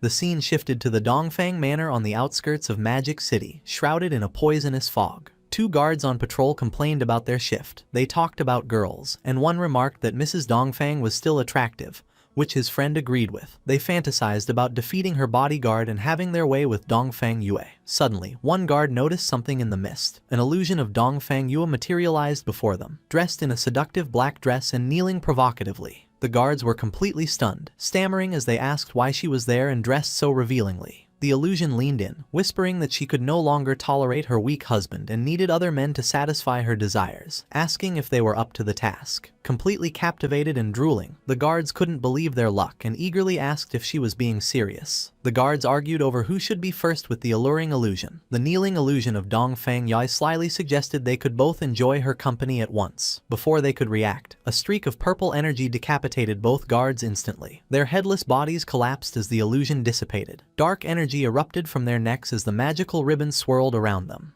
Ghost Spirit appeared from the shadows, catching her weapon. She immediately leapt into the air, escaping the manor grounds. Meanwhile, Dongfang Yue's formidable bodyguard, the Fart Master, was relaxing in a hammock. His senses sharpened and he remarked to himself that a little mouse had snuck in. Ghost Spirit landed silently on the manor rooftop. She paused thoughtfully to assess the situation. Suddenly, she was shocked as the Fart Master descended on her from above with incredible speed. He grabbed her by the neck in mid-air, and they both plummeted towards the ground. He unleashed his signature attack, a powerful blast of gas from his rear, which hit the ground with explosive force. The impact created a crater, with the Fart Master pinning Ghost Spirit to the ground. He mockingly explained his ammonia barrier covered the manor, allowing him to sense her arrival. He identified her as the little lady who had escaped before, grabbed her neck, and noted she would not get away this time. Ghost Spirit struggled helplessly, her face a mix of pain and fear. The Fart Master held Ghost Spirit in the air by her neck, surrounded by a menacing purple aura. He remarked she had grown stronger and mused that with more time, she might become a satisfying opponent. An excited look crossed his face as he admitted a strong urge to kill her now. As Ghost Spirit struggled, the bodyguard had an internal battle, telling himself to wait until she was more powerful. He immediately contradicted this, admitting he was losing self-control. He cursed, tormented by his indecision. Losing control, his grip tightened with a sickening sound. He panicked, realizing he had accidentally crushed her to death. Horrified, he let her lifeless body fall to the ground, shouting in despair. Suddenly, he froze as a purple energy claw pierced his chest from behind. In disbelief, he turned to see Ghost Spirit behind him, her arm in his back. The body he had dropped was a decoy. Bewildered, he questioned how this was possible, as he had been certain she was dead. With her eyes glowing red, Ghost Spirit revealed the truth. She informed him he had been trapped in her illusion all along, a product of her new skill, the Eye of the Yellow Spring. Coldly, she told him to die. Impaled by Ghost Spirit's energy claw, the Fart Master struggled to understand how he had been caught in an illusion. With her glowing red eye fixed on him, Ghost Spirit explained his fate had been sealed the moment he looked into her eyes. A flashback revealed the illusion had begun when he first grabbed her by the neck. Accepting defeat, the bodyguard collapsed. Ghost Spirit stood over him, acknowledging he had been a worthy opponent. Her victory was cut short by a commotion from the manor. Dongfang Yue threw open a window, angrily shouting about the noise and threatening to fire everyone. Her anger turned to shock as she saw her powerful bodyguard's body dissolving into black smoke in the courtyard below. Panicked, she screamed there was an intruder and called for help. Armed guards rushed into the main hall, taking defensive positions to protect Mrs. Dongfang and find the intruder. The noise awakened her son, Nantian, who sleepily asked what was happening. Dongfang Yue told him an enemy had come and instructed him to stay put. However, Nantian sat up and, with a confident smile, told his mother not to be afraid. He declared he was now 18 and a player, and he would protect her. Moved, Dongfang Yue embraced him, wishing his father had been half as wonderful. As they shared a kiss, the window behind them creaked open. Startled, they pulled apart, and Dongfang Yue demanded to know who was there. In the hallway outside, the guards' bodies lay dissolving into shadow. Dongfang Yue stared in horror, unable to comprehend how they were all dead. Her mind raced, wondering if Shadow had discovered their plan to ambush him. Just then, the spectral form of Ghost Spirit appeared behind her, asking, "What plan?" Dongfang Yue whirled to face the hooded figure, demanding to know who she was and why she was being attacked, insisting they had no feud. Ghost Spirit calmly asked if Dongfang Yue truly did not recognize her. With her eyes glowing a menacing red, Ghost Spirit ordered her to look closely and remember. Horrified recognition washed over Dongfang Yue as she realized her attacker was the girl she thought was long gone, cursing that she was still alive. Before Dongfang Yue could react, she was impaled by an energy attack. Ghost Spirit stood over her fallen enemy, declaring her a demon and commanding her to die. In the bedroom, a terrified Nantian and his dog hid under the covers. Ghost Spirit explained her motive. Dongfang Yue had killed her parents, so now she would kill her in front of her son. Defeated and crying, Dongfang Yue accepted her fate but made one plea, not to harm her son. Ghost Spirit laughed mockingly, her energy ribbons lifting Dongfang Yue into the air as Nantian cried for his mother. She scoffed at the request, asking what right she had to make demands. Dongfang Yue continued to plead, insisting the grudge was between them and her son was innocent. Enraged, Ghost Spirit screamed, asking if Dongfang Yue had considered this day when she murdered her parents. With a final, furious cry, Ghost Spirit unleashed a devastating attack, obliterating Dongfang Yue's body in a burst of dark energy. From the bed, Nantian and his dog watched in horror. Ghost Spirit stood panting, her vengeance complete. She then turned her intense red-eyed gaze toward the bed, where Nantian was now paralyzed with terror. With her revenge complete, Ghost Spirit stepped away from the scene. She walked out of the bedroom, leaving Dongfang Yue's body on the floor as the terrified Nantian and his dog watched. As she disappeared, Nantian's fearful expression transformed into a sinister grin. He revealed he had grown tired of his mother's control and was grateful Ghost Spirit had killed her. His small dog's eyes also glowed red as it anticipated eating the young girl meat.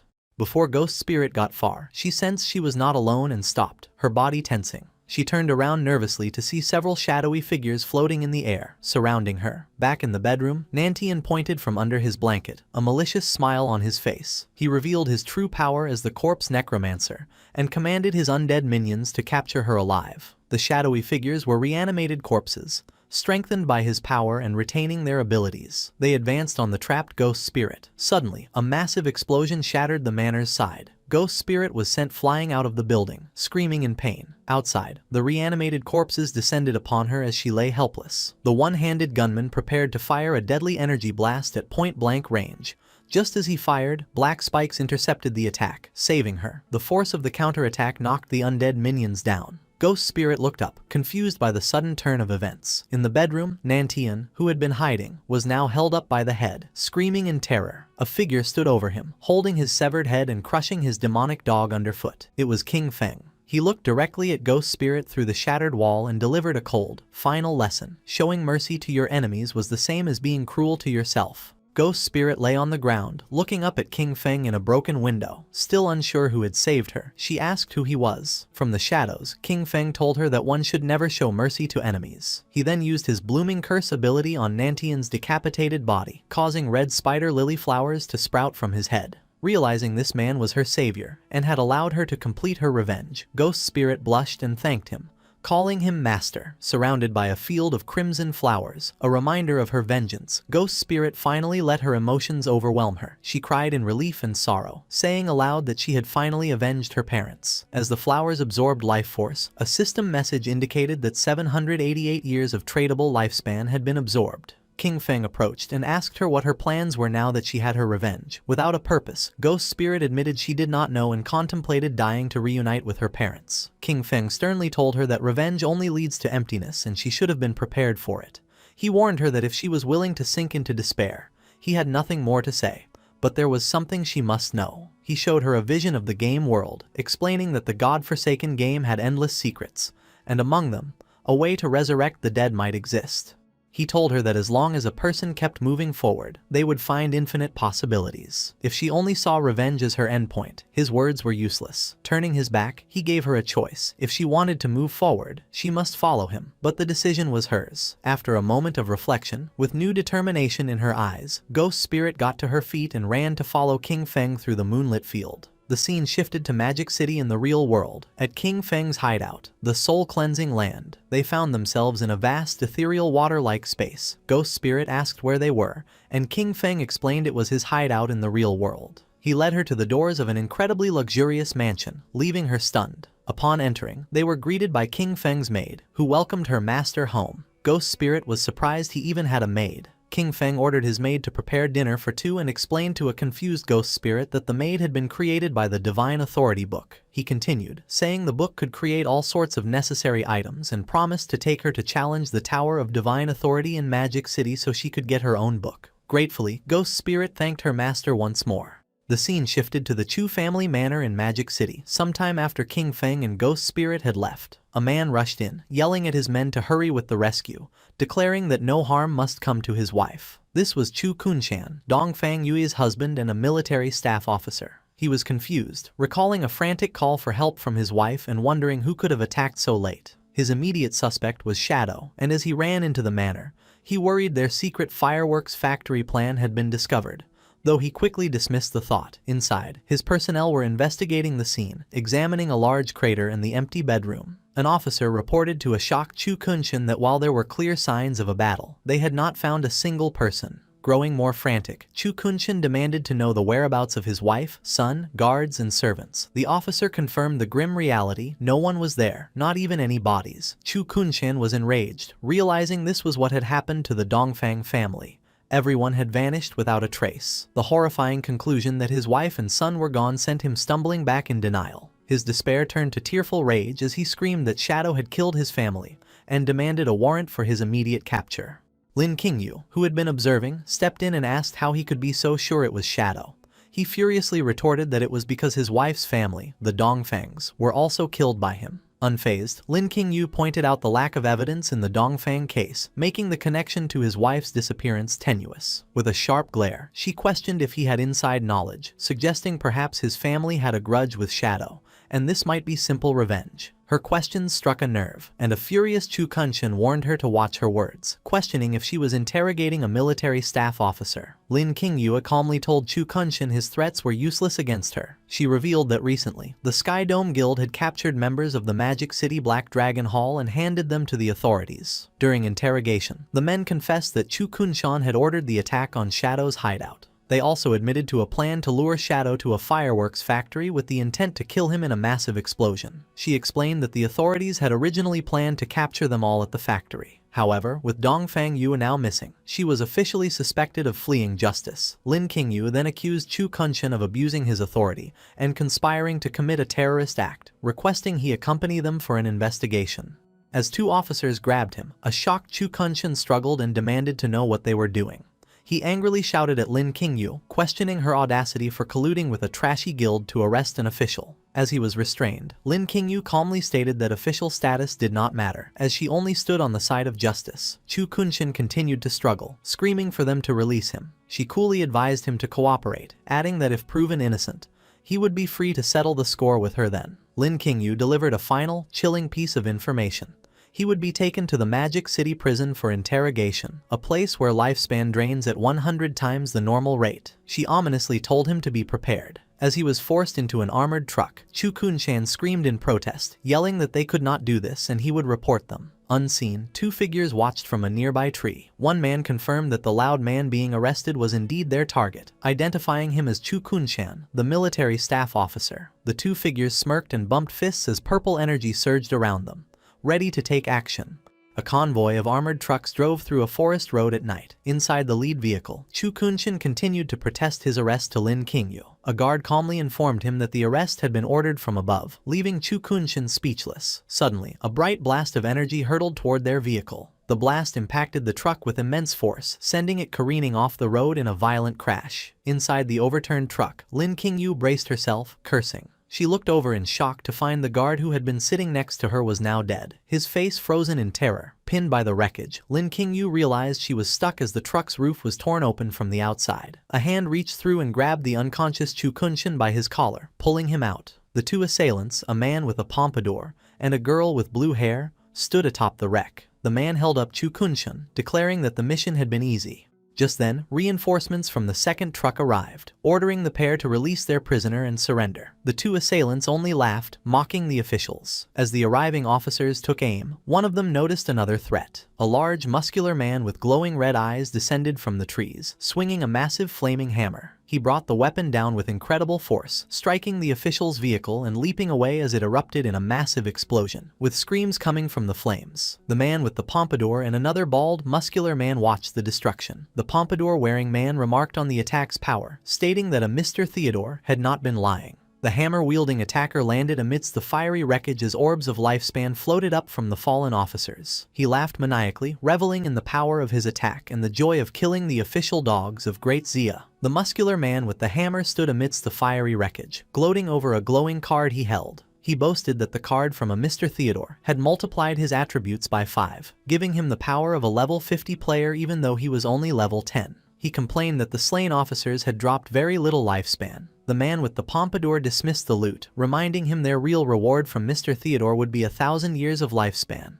Inside the overturned truck, an injured and tearful Lin Qingyue looked out. She thought to herself that with Mr. Theodore's help, they could soon kill Shadow and avenge Qian Shishi. As the attackers prepared to leave, the girl with blue hair suddenly told them to wait. With a sinister smile, she announced she could sense a little mouse still hiding inside the truck. Lin Qingyue, concealed within the wreckage, realized she had been discovered. She hurled a massive fireball at the already destroyed truck, causing a second, larger explosion. She declared with a smirk that no official dogs would be left alive. As the group walked away, the woman complained that they were still thinking about Qian Shishi, asking if she was not beautiful enough. The man with the pompadour laughed, explaining that while she was cute, Qian Shishi had been an old partner, and it was their tradition to help her get revenge. With that, they departed into the night. Hidden behind a tree, a naked and battered Lin Qingyue watched them go. She realized the attackers were remnants of the Alice Guild. Her passive skill, killing intent perception, confirmed they had been sent by a man named Theodore to capture Chu Kunshan. Understanding her squad had been wiped out, she knew she must report this immediately.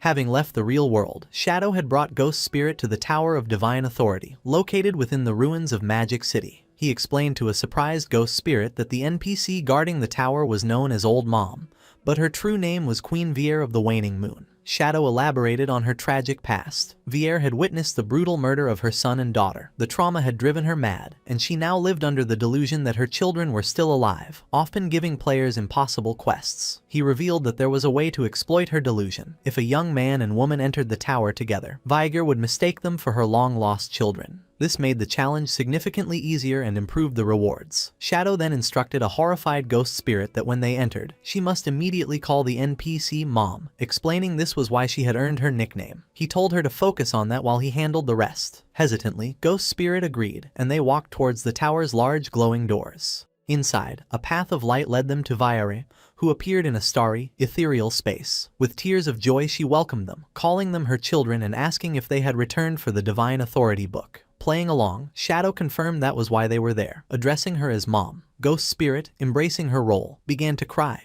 telling Viere how much she had missed her. Viere was overcome with emotion, saying she had missed her child as well. She explained that while she wanted to give them the book, the rules dictated they must first complete a challenge. She summoned her avatar, a massive level 20 Jade tier entity, and told them they must defeat it. A system notification confirmed they had received Mother's Blessing, boosting all their stats by 20%. Before Ghost Spirit could react to the boss, 3 shadowy figures suddenly appeared around her. These were the clones from Shadow's Shadow of Sorrow skill. In an instant, the clones unleashed a devastating flurry of slashes, inflicting hundreds of thousands of points of damage and obliterating the avatar in a single moment. The system announced the challenge had been successfully completed, leaving Ghost Spirit utterly stunned. She exclaimed in disbelief at the instant kill and the impossible appearance of 3 shadows. The battle ended in a blinding flash. Ghost Spirit stood behind King Feng, stunned. She marveled at his technique, summoning 3 clones for an instant kill, and wondered how powerful he truly was. Queen Vilni descended from the sky, still trapped in her delusion. She looked down at them gently, calling them Alan and Anna, and praising their strength. She floated to Ghost Spirit and handed her a stack of glowing blue books. Calling her little Anna, Vilni offered her all 9 of the divine gift books she had. Ghost Spirit played along, hugging the NPC and crying as she thanked Mom. King Feng watched with a somber expression. He knew Vilni gave everything to her children, In the past, many players had exploited this, demanding items until she used up her own lifespan to create them and died. Vilni then turned to King Feng, asking if he wanted anything. King Feng requested the divine book of the communication bracelet. Vilni looked apologetic, admitting she did not have one, but she immediately offered to use her own lifespan to create one. As the book materialized, a system window showed King Feng had obtained it but paid 150 days of lifespan.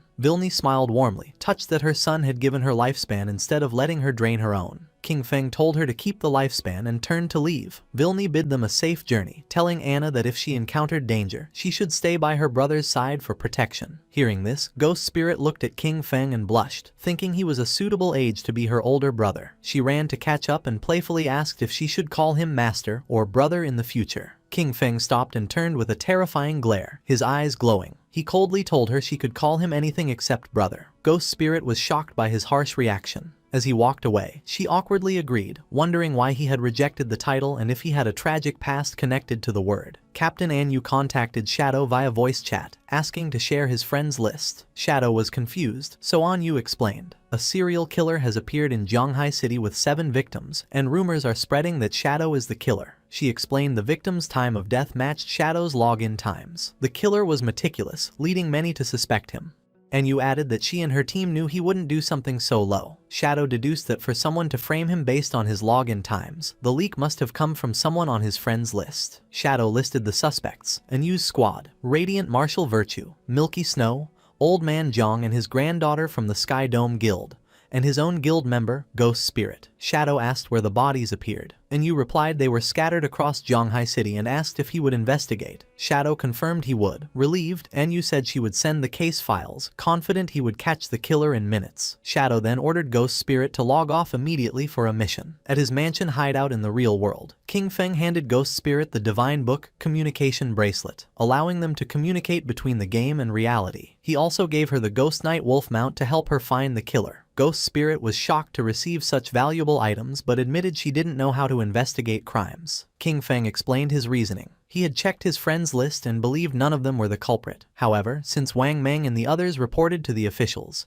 he suspected a mole within the police was leaking his login times. He told Ghost Spirit she was the best candidate because her skill, Touch of the Yellow Spring, allowed her to track targets by aura or scent. He sent her the files and told her to use her skills flexibly. Filled with determination, Ghost Spirit vowed to find the true culprit. Meanwhile, in a hotel in Magic City, Tony and the blue-haired girl threw the bound Chu Kunshin onto the floor. Tony announced to a man in the shadows that he had brought the person. A bald older man smoking a cigar turned around. He praised Tony for a job well done. Chu Kunshin, terrified, recognized him as Mr. Theodore from the embassy. Theodore smiled chillingly, glad that dear Chu remembered him. He claimed he couldn't bear to see Chu suffer injustice, so he asked his friends to rescue him. Sweating, Chu Kunshin pointed out that these friends were wanted criminals. He asked Theodore if his true intention was to deal with Shadow or the Great Xia government. Theodore laughed, asking if there was a difference, noting the officials and Shadow were close allies. Chu Kunshin ranted about the injustice. His wife and son died, yet the authorities arrested him, a military officer, instead of Shadow. He looked up at Theodore, acknowledging he wasn't saved for free and asked what he wanted him to do. Theodore calmly replied that his divination pointed to Chu, telling him Chu could help find something he desperately wanted. He then asked what Chu's profession in the game was. Chu looked confused, but then he realized why he was valuable. He lowered his head and revealed his secret. He held the only hidden class in the priest system, the Feng Shui Master. He explained his skills. Yin-Yang Harmony let him manipulate enemy emotions and deal extra damage to ghosts, and Ley Line Perception could find treasures and monsters. Chu lamented that his hidden class was only a support role, not much help in a direct fight against Shadow. Suddenly, a sinister glint appeared in Chu's eye, and a yin-yang symbol materialized as he activated his yin-yang harmony skill. Immediately, the effects took hold of Theodore's subordinates. Tony and the bald muscular man began to argue violently. The argument instantly escalated into a savage brawl. Chu watched coldly, explaining that under his skill's influence, they would fight to the death, though it was ineffective against enemies more than 5 levels higher. Theodore watched with amusement, laughing and clapping. He praised Chu, saying finding him was the right choice. Then, he pulled out a magical tarot card glowing with blue flames and commanded his men to stop fighting, remarking that infighting was bad. Theodore cast the card, unleashing a spell called Moon God's Purification. A massive beam of blue light descended from a spectral moon, enveloping the two brawling men. The light washed over them, instantly purifying the negative emotional effects from Chu's skill. Tony and the bald man collapsed, unconscious. The blue-haired girl, Mei Jing, laughed, commenting on how strong Mr.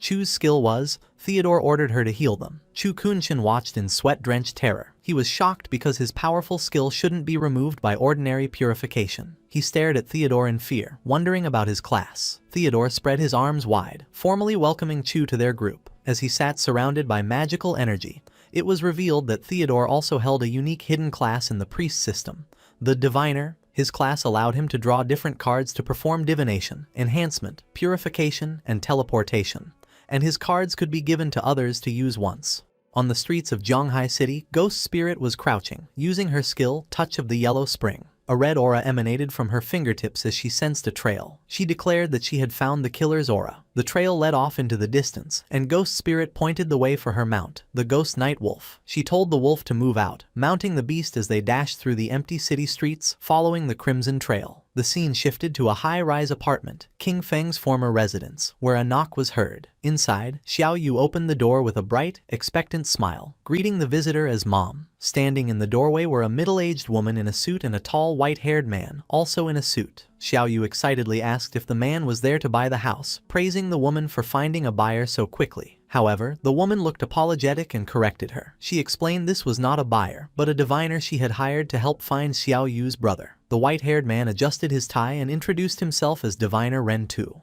Xiao Yu's expression fell. She asked why they needed to divine her brother's location. The woman sadly revealed she would be moving away in a couple of days and could not rest easy leaving Xiao Yu alone. Shocked, Xiao Yu asked why she was suddenly moving. The woman explained that Zhonghai City officials had extracted a platinum-grade hideout, the church sanctuary, and had invited the Mengsha River Guild to move in for safety. The woman pointed to Ren Tu, urging Xiao Yu to accept his help, claiming his divination was very accurate. Ren Tu stepped forward, agreeing. He tried to persuade Xiao Yu, saying that King Feng was reliable and if she begged him properly, he would surely help her. Xiao Yu crossed her arms and angrily rejected the offer. She thanked the woman for her good intentions but declared she did not need it. She bitterly stated that after 19 years, if he had said he did not want her, then that was it. She questioned the point of finding him. Internally, however, Xiao Yu thought she was currently guarding Shadow's hideout and saw him often. She was convinced Shadow would eventually discover her merits and let her join his guild. The woman sighed, resigned to Xiao Yu's stubbornness. She advised Xiao Yu to try the divination anyway, then excused herself to go pack. As she left, Ren Tu remained. He asked Xiao Yu for any items her brother had used for the divination. Xiao Yu snapped at him, repeating that she did not need him to divine anything. Ren Tu ignored her and walked into the apartment, looking around. He mentioned he had heard the siblings had lived together and concluded the house itself was enough of a medium. Xiao Yu followed, demanding to know who had let him in. Ren Tu smiled charmingly and said he felt they had a destiny, so he would perform the divination for free. Without waiting for permission, Ren Tu raised a card that glowed with blue magical energy. He told her she could look at the result. If she was satisfied, great. If not, it did not matter. A holographic tarot card appeared in the air. Ren Tu activated the divination card, which displayed a vision of a dark figure lying in the deep sea. He interpreted the image for Xiao Yu with a regretful expression, informing her that her brother had already been burned to death and his corpse had sunk into the ocean. Xiao Yu was left in total shock. Ironically, while the real King Feng was shown relaxing on a sofa in his hideout, Xiao Yu burst into a rage. She furiously thought he was trash for dying so easily, as he should have waited until she was powerful enough to trample him. Outwardly, Ren Tu simply offered his condolences.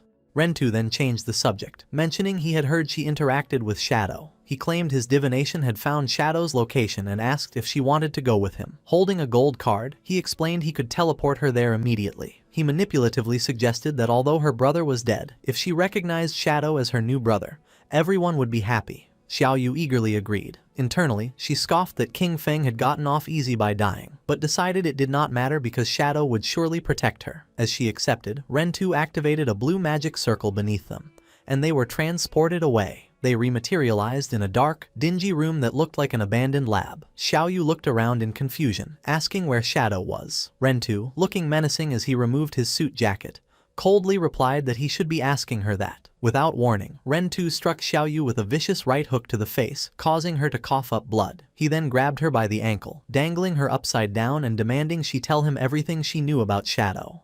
Terrified and crying, Xiao Yu stammered that she did not actually know him. Rentu accused her of lying, reminding her she had claimed to guard his door and see him often. He delivered a brutal punch to her stomach while she hung defenseless, knocking her unconscious. Rentu remarked that she had fainted too easily and was shocked she had not extracted a single ability from the game to protect herself. He dragged the unconscious Xiaoyu across the floor. He spoke on the phone, telling the person on the other end the prey was ready. With sadistic hunger, he asked when he could make his move, complaining that his blade was thirsty. Rentu threw Xiaoyu's limp body onto a metal table. He checked his phone and read a message from his boss forbidding him from killing her without further instructions. Rentu clicked his tongue in disappointment. However, a sinister look returned as his eyes glowed red. He pulled out a scalpel and decided that if he could not kill her, he would just play with her slowly. Meanwhile, in a restroom, Officer Xiaoma noted there had been no news of Shadow logging off for 2 days. He walked out, reasoning that a person's need for food became very high after extracting game stats, making it impossible for Shadow to stay online this long. He concluded Captain Anyu had not reported Shadow's activity because she suspected someone was framing him. Xiaoma entered the main police office, thinking he needed to speed up his plans. His face darkened with malice as he imagined a scenario where the public turned against Shadow, viewing him as a serial killer. He laughed, believing that once public opinion exploded, the officials would be forced to eliminate Shadow. Elsewhere, the Ghost Night Wolf's paws landed softly on the pavement. Ghost Spirit sat atop the mount, declaring she had arrived. A trail of red energy swirled through the air. She looked down from a vantage point at a concrete facility below, confirming the killer's aura led directly into that house. Ghost Spirit leapt down, activating her Shadow Sneak ability to blend in. She landed silently on a window ledge. She peeked through the glass, initially smiling that finding the culprit was great. However, her expression instantly shifted to pure shock and horror at the scene inside. Inside, Xiaoyu was hanging from the ceiling by her wrists. In a gruesome display, her legs had been severed at the knees, dark blood dripping steadily to the floor. Rentu was on his knees below her, his head tilted back with a twisted expression of ecstasy, proclaiming it had been a long time since he had enjoyed himself this much. The system informed Xiaoyu her logout request had failed because she was in a combat state. Tears streamed down her face, realizing there was no escape. She hung from the ceiling by her wrists. Her legs had been severed and wrapped in crude bandages. She screamed in agony while Rentu laughed maniacally below. She couldn't understand why this was happening. She only wanted to sell a house, yet had fallen into this hell. She felt death approaching. Consumed by despair, she cried out for anyone to save her. In her darkest moment, an image of her brother, King Feng, appeared in her mind. She thought if King Feng were here, he would save her. She cursed her brother, wondering why he had to die and leave her alone. Suddenly, a bright green light enveloped her broken body. She watched in confusion as magical energy began knitting her flesh back together. She realized someone was casting a healing art. For a moment, hope filled her eyes, believing someone had come to rescue her. However, Rentu looked up with a twisted grin and introduced himself again. He revealed his game ID was Human Butcher, and his profession was a priest. He walked toward her, bathing in the green light of his own healing spell. With sadistic calmness, he told her not to worry, assuring her he wouldn't let her die so quickly. He covered his face and laughed uncontrollably, explaining his sick philosophy. Playing with prey to the extreme and killing them slowly was the only way to have a wonderful experience. That was why he chose to be a priest. The torture wasn't over. Rentu looked at the terrified girl and announced he would rip off her chest next. The terror was too much for Xiaoyu. Her eyes rolled back, foam formed at her mouth, and she fainted. Rentu looked disappointed that she had passed out so easily, mocking her for being such a weak girl. Suddenly, Rentu sensed danger, his expression changing to shock as he dodged a fast-moving object. A cloaked figure with glowing purple eyes descended. Ghost Spirit. She used her Blade of the Underworld skill, sending a glowing energy ribbon that pierced Rentu, suspending him in the air. With a cold expression, she glared at the captured killer. She demanded to know why he had framed Shadow for his crimes. Rentu activated his healing art, looking arrogant, believing he was in control. His confidence was cut short as the ribbon wrapped tightly around him, immobilizing him. Ghost Spirit descended with terrifying speed, grabbing the killer by the throat and smashing him down. She pinned Rentu against the cracked wall, threatening to saw off his legs if he didn't confess everything. Terrified and defeated, Rentu stammered that he would tell her everything. The scene shifts to the desolate Zhanghai City ruins. Captain Anyu, Wang Meng, and Little Black were having a serious discussion. Anyu noted that since they stopped reporting Shadow's login times, no new murders had occurred, proving someone was trying to frame him. Little Black angrily defended Shadow, arguing a powerful expert like him wouldn't be a perverted serial killer. She reasoned if he killed someone, he would turn them to ashes, not leave bodies to be found.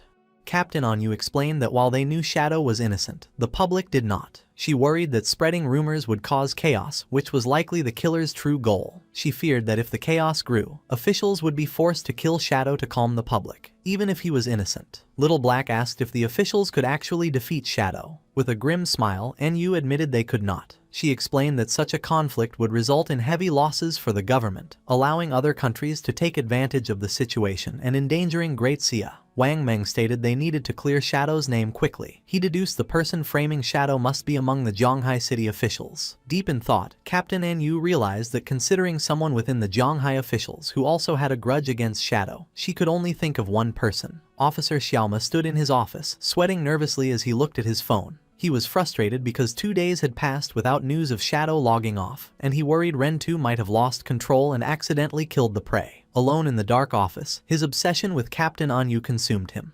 He imagined her face, convinced that as long as Shadow existed, he would never have her. Desperate, he held a glowing card, thinking for Anyu's sake he would become an enemy of all Great Xia. Suddenly, his phone vibrated. He read a message supposedly from Ren 2, stating the prey had escaped. The message demanded 3 years of lifespan to extract a tracking skill and provided an address for Xiaoma to deliver the payment. Furious his subordinate failed such a simple task, Xiaoma clenched his phone. He realized that if this plot was exposed, he would be ruined, so he had no choice but to go and fix the mess himself. He drove to an abandoned industrial facility under a gloomy sky. Entering the dark warehouse, Xiaoma called out for the human butcher, angrily asking why he let the prey escape. However, he stopped, his expression turning to pure shock. He looked up to see a terrifying sight. Xiaoyu was hanging from the ceiling, but next to her, his own hitman, Ren 2, was also bound and unconscious. Before Xiaoma could react, a beam of purple energy shot from the darkness. The energy ribbon wrapped around his body, trapping him. He was hoisted into the air, hanging upside down alongside the other two. Panic set in. He yelled at the approaching figure to let him go, demanding if they knew who he was. Ghost Spirit stepped out of the shadows, her eyes glowing a menacing red. She calmly replied she knew exactly who he was, Ma Nailiang, son of Zhonghai City's mayor. She revealed that Ren 2 had confessed everything, explaining how Ma Nailiang instructed him to kill and dump bodies during Shadow's offline hours to frame him. She thanked Ren 2 for keeping his promise to lure out the mastermind. Ghost Spirit cut Ren 2 loose. She looked down at him and said that as a reward for his cooperation, she would give him a chance to enjoy himself. Ren 2 stood up, surrounded by a surge of purple energy, looking completely deranged. Ghost Spirit ordered him to kill Ma Nailiang in any way he liked. Ren 2 giggled maniacally, thanking the young miss for the opportunity.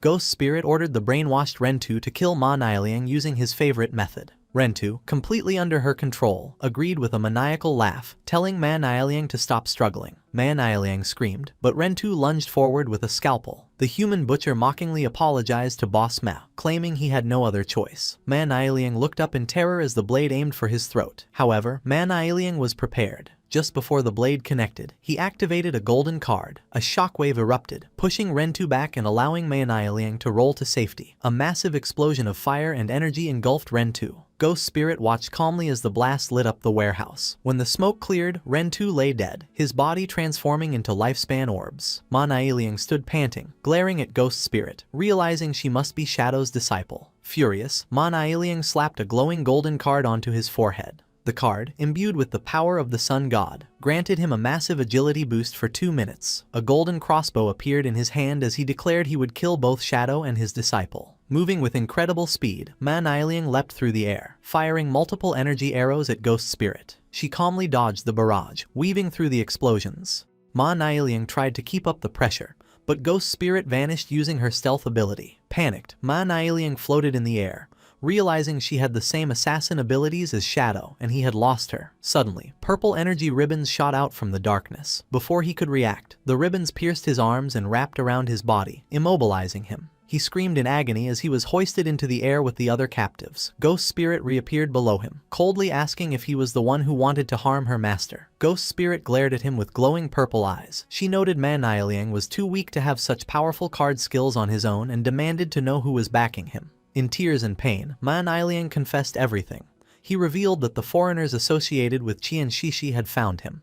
They gave him the cards and asked for his help to kill Shadow, promising a big shot, was backing them. Sobbing, Ma Nailiang claimed he didn't know anything else. He begged for his life, promising his father, the mayor, would give her anything if she let him go. Ghost Spirit simply turned her back, muttering he was too noisy. Behind her, the ribbons constricted violently, causing Ma Niaoliang's body to erupt in a shower of blood, killing him. With cold red glowing eyes, Ghost Spirit walked away. She recalled her master's words, never let a single enemy escape. As she left, she looked back at Xiao Yu, still hanging from the ceiling, unconscious and legless. She pitied the girl but left her for the authorities to save, thinking her survival was up to her own fate. Soon after, police arrived following an anonymous tip. The officers rushed into the warehouse and were shocked by the scene, calling for a healer upon seeing the injured girl. They identified the bodies, Ma Niaoliang and an unidentified man, Ren 2. They noted the girl was in a coma but not in life-threatening danger. A captain shouted that there was a message. On the wall, 2 phones were embedded in the concrete. A message above stated the serial killings were committed by these 2 to frame Shadow. The evidence was in the phones, and the girl was a witness. It was signed, doing good deeds without leaving a name.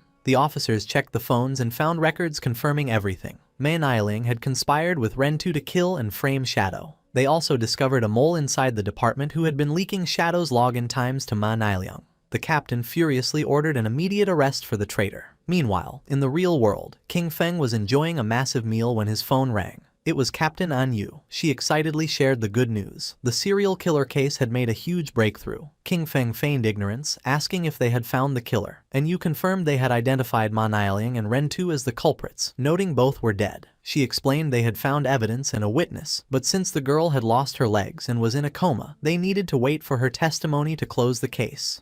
King Feng thought to himself that Ghost Spirit had completed the mission perfectly. An Yu apologized for the trouble the investigation had caused him. As an apology, she offered him some intelligence. She described a strange phenomenon in a novice town in Zhonghai City. 5 flying monsters were circling the sky, hunting players. Strangely, whenever one was killed, there were always 5. An Yu suspected a treasure was hidden there and urged Shadow to solve it. King Feng's eyes widened as he realized the implication. Another ancient god slate had appeared. King Feng analyzed the information. He deduced the ancient god slate must be high in the sky. Since players couldn't fly yet, he would need a flying mount. He recalled the Withered Bone City key he had obtained from the magic Leaning Tower. He knew Withered Bone City was part of the Marega Empire, the dragon homeland, and deduced he might find a flying dragon mount there. The system indicated that entering Withered Bone City required level 20. King Feng checked his status and saw he was level 19. With determination, he decided to enter the game, knowing he only needed to level up once. Shadow teleported to the Withered Bone City outer beach. It was a desolate coastline covered in massive skeletons, with a dark castle looming on a distant island. As Shadow appeared, he noticed glowing lifespan orbs scattered on the ground, indicating other players had been there recently. Shadow's expression sharpened as he sensed a disturbance and hid behind a large skeleton. In the distance, a massive, skeletal lobster monster stood on its hind legs, spitting green acid at a group of players. Among the group was Lin Qingyu, Late Night Drizzle, and a large bald man. Lin Qingyu looked shocked as bubbles of green acid floated toward her. The bald man in her party stepped forward confidently, telling the others to watch him. A green ghostly aura surrounded him. The system identified his class as the Soul Walker, a hidden support class that allowed the user to turn themselves and their teammates into a spirit form. In this state, they couldn't attack but were also immune to damage and had no physical collision. The monster unleashed a torrent of green acid breath, but thanks to the Soul Walker's ability, the attack passed harmlessly through the intangible players. Watching from his hiding spot, Shadow's eyes narrowed. He recognized this group from his past life. He remembered that this bald man, Zuma, Theodore, and others had teamed up to trap Magic City officials. This scheme caused heavy casualties for the official forces, leaving them unable to maintain order. As a result, Magic City fell into chaos for 3 months, indirectly causing hundreds of thousands of deaths. The battle with the giant skeletal lobster reached a critical point as the monster roared. Lin Qingyu, seeing the boss's low health, shouted a warning that it was entering its second phase. The monster then released a swarm of blue bubbles, which burst open to reveal a horde of smaller lobster monsters. The party was immediately overwhelmed. A party member with a shield struggled, complaining there were too many of them. Amidst the chaos, Lin Qingyu screamed at Zuma, the Soul Walker, to use his soul conversion ability to save them. However, Zuma simply turned his head away with a cold expression, ignoring his teammates' pleas for help. Lin Qingyu was shocked by this betrayal as the small lobsters bypassed the front line and lunged at her. The team's formation collapsed, and although she fired her dual weapons, she realized they could not hold the line. She shouted at Zuma one last time, asking what he was doing. But it was too late. The massive boss and its minions lunged at her as she fell. Terrified, she looked up as the monster prepared to devour her. Just as the monster struck, a blur of blue energy slashed through the air, cutting the creature into pieces. Shadow had entered the fray, moving with blinding speed as he unleashed a skill that instantly sliced through the swarm of small lobsters. He leaped over the stunned Lin Qingyo and landed with a devastating area of effect attack, a swirling vortex of dark energy that annihilated the remaining enemies. A system window appeared, confirming Shadow had killed the Jade-grade lobster boss and obtained a massive amount of experience, evolution points, and over 9 years of lifespan. As Shadow stood amidst the loot, Zuma looked on in total shock, realizing the famous Shadow had appeared. The confrontation took a violent turn. Shadow appeared instantly in front of the bald man, Zuma, glaring with intense killing intent. Before anyone could react, Shadow unleashed a swift strike, chopping off Zuma's head in a single motion. As the headless body collapsed, a system notification confirmed Zuma had been killed. His corpse dissolved into light, leaving Lin Qingyu staring in disbelief. She thanked Shadow for the rescue but questioned why he had killed their team member. Shadow glanced back with a cold, glowing eye and asked why the Magic City official team included a foreigner. Lin Qingyu explained that Zuma was hired as external aid because his class was key to defeating the boss, though she admitted she hadn't expected him to get distracted at a critical moment. Shadow scoffed at her naivety, saying it wasn't a distraction. He quoted a proverb, warning that those not of one's own kin will have different hearts, implying Zuma's betrayal was intentional. Lin Qingyu broke into a nervous sweat, asking if he meant Zuma did it on purpose, unable to understand what he would gain from letting them die. Shadow turned his back, his cape billowing. He told her investigating the motive was their job, not his. He then proposed a deal. If Magic City officials found a boss they couldn't handle, they should contact him. He stated his terms clearly. He only wanted the lifespan drops and any assassin class equipment. Everything else was theirs, identical to his deal with the Zhonghai officials. The surviving team members erupted in joy. Shadow confirmed the deal applied only to platinum-grade bosses or higher, and he required full looting rights. Lin Qingyu, seeing the immense value, immediately agreed and prepared to message their exploration teams.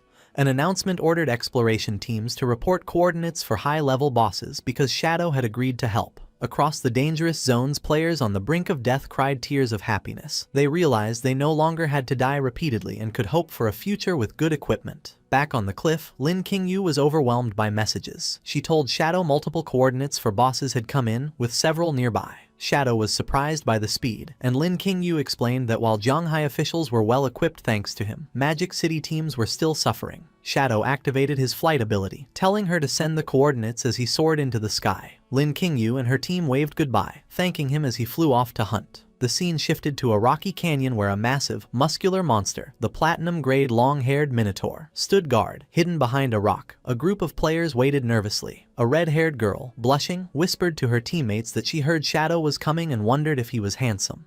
Her teammates were more skeptical. One player doubted Shadow could easily defeat a platinum-grade boss, arguing its stats were too high. His doubts were silenced in a fraction of a second. A colossal vertical beam of blue energy slashed down from the heavens, bisecting the Minotaur instantly and dealing over 300,000 damage. As the beast fell, a system notification confirmed the kill for Shadow, awarding him experience, evolution points, over 5 years of lifespan, and a platinum-grade assassin skill, Smoke Bomb. Shadow simply noted the Minotaur was dealt with and identified his next target in the east. The hidden party members were dumbfounded. The skeptical man screamed in shock, realizing Shadow had killed the boss in a second and left before they could even see his face. The red-haired girl was disappointed she missed him, but they were relieved to see the lifespan orbs left behind. They realized Shadow was a man of his word.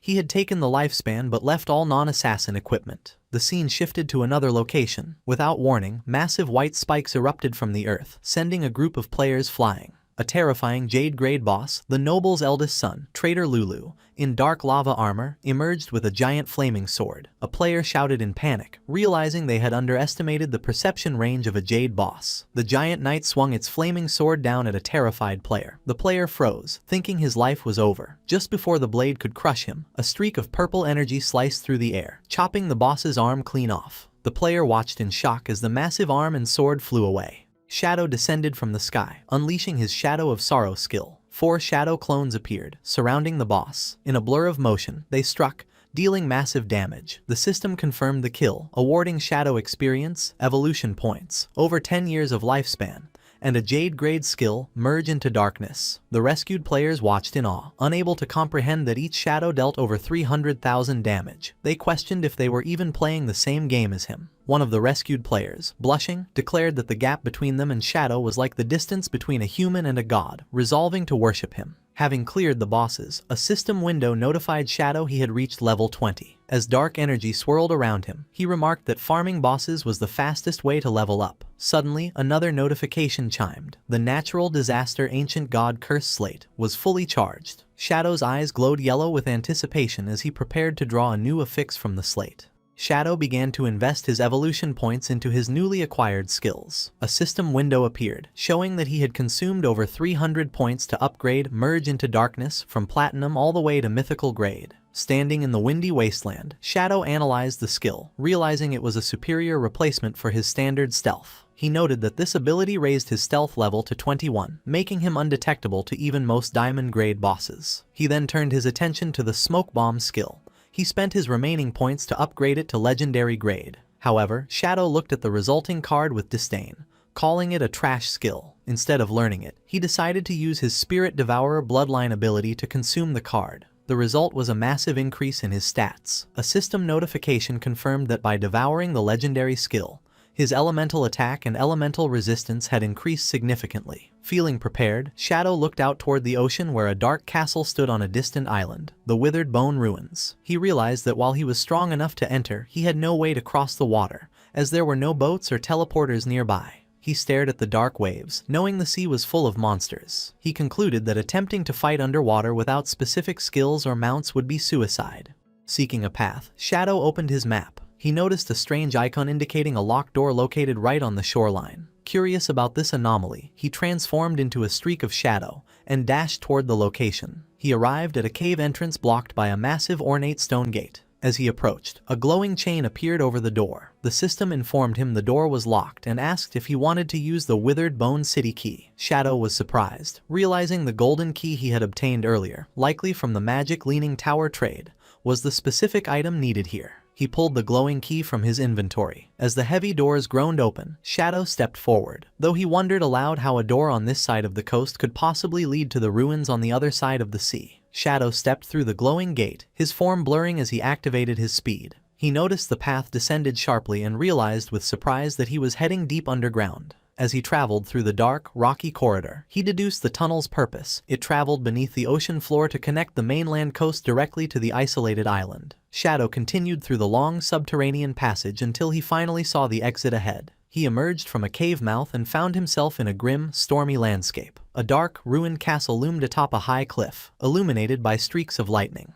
A system notification welcomed him to the Marega Empire, Withered Bone City ruins, and issued a severe warning. This was a berserk area, where the player's lifespan drained at 100 times the normal rate.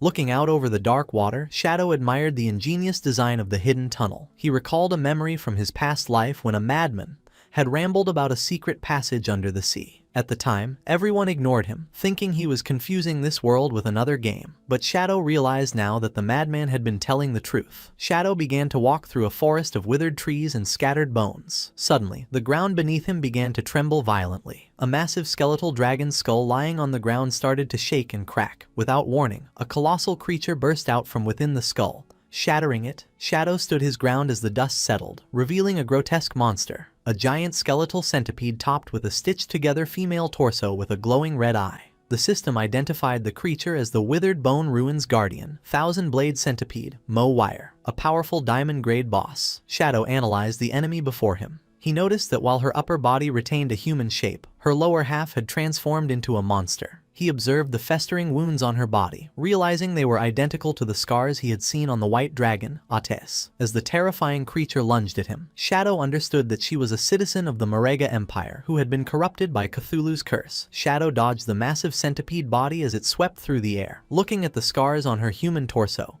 he deduced that she must have suffered inhumane torture while she was still alive. He continued to evade, weaving through the sharp skeletal legs that stabbed at him, and leaped into the air to avoid a crushing strike that shattered the ground.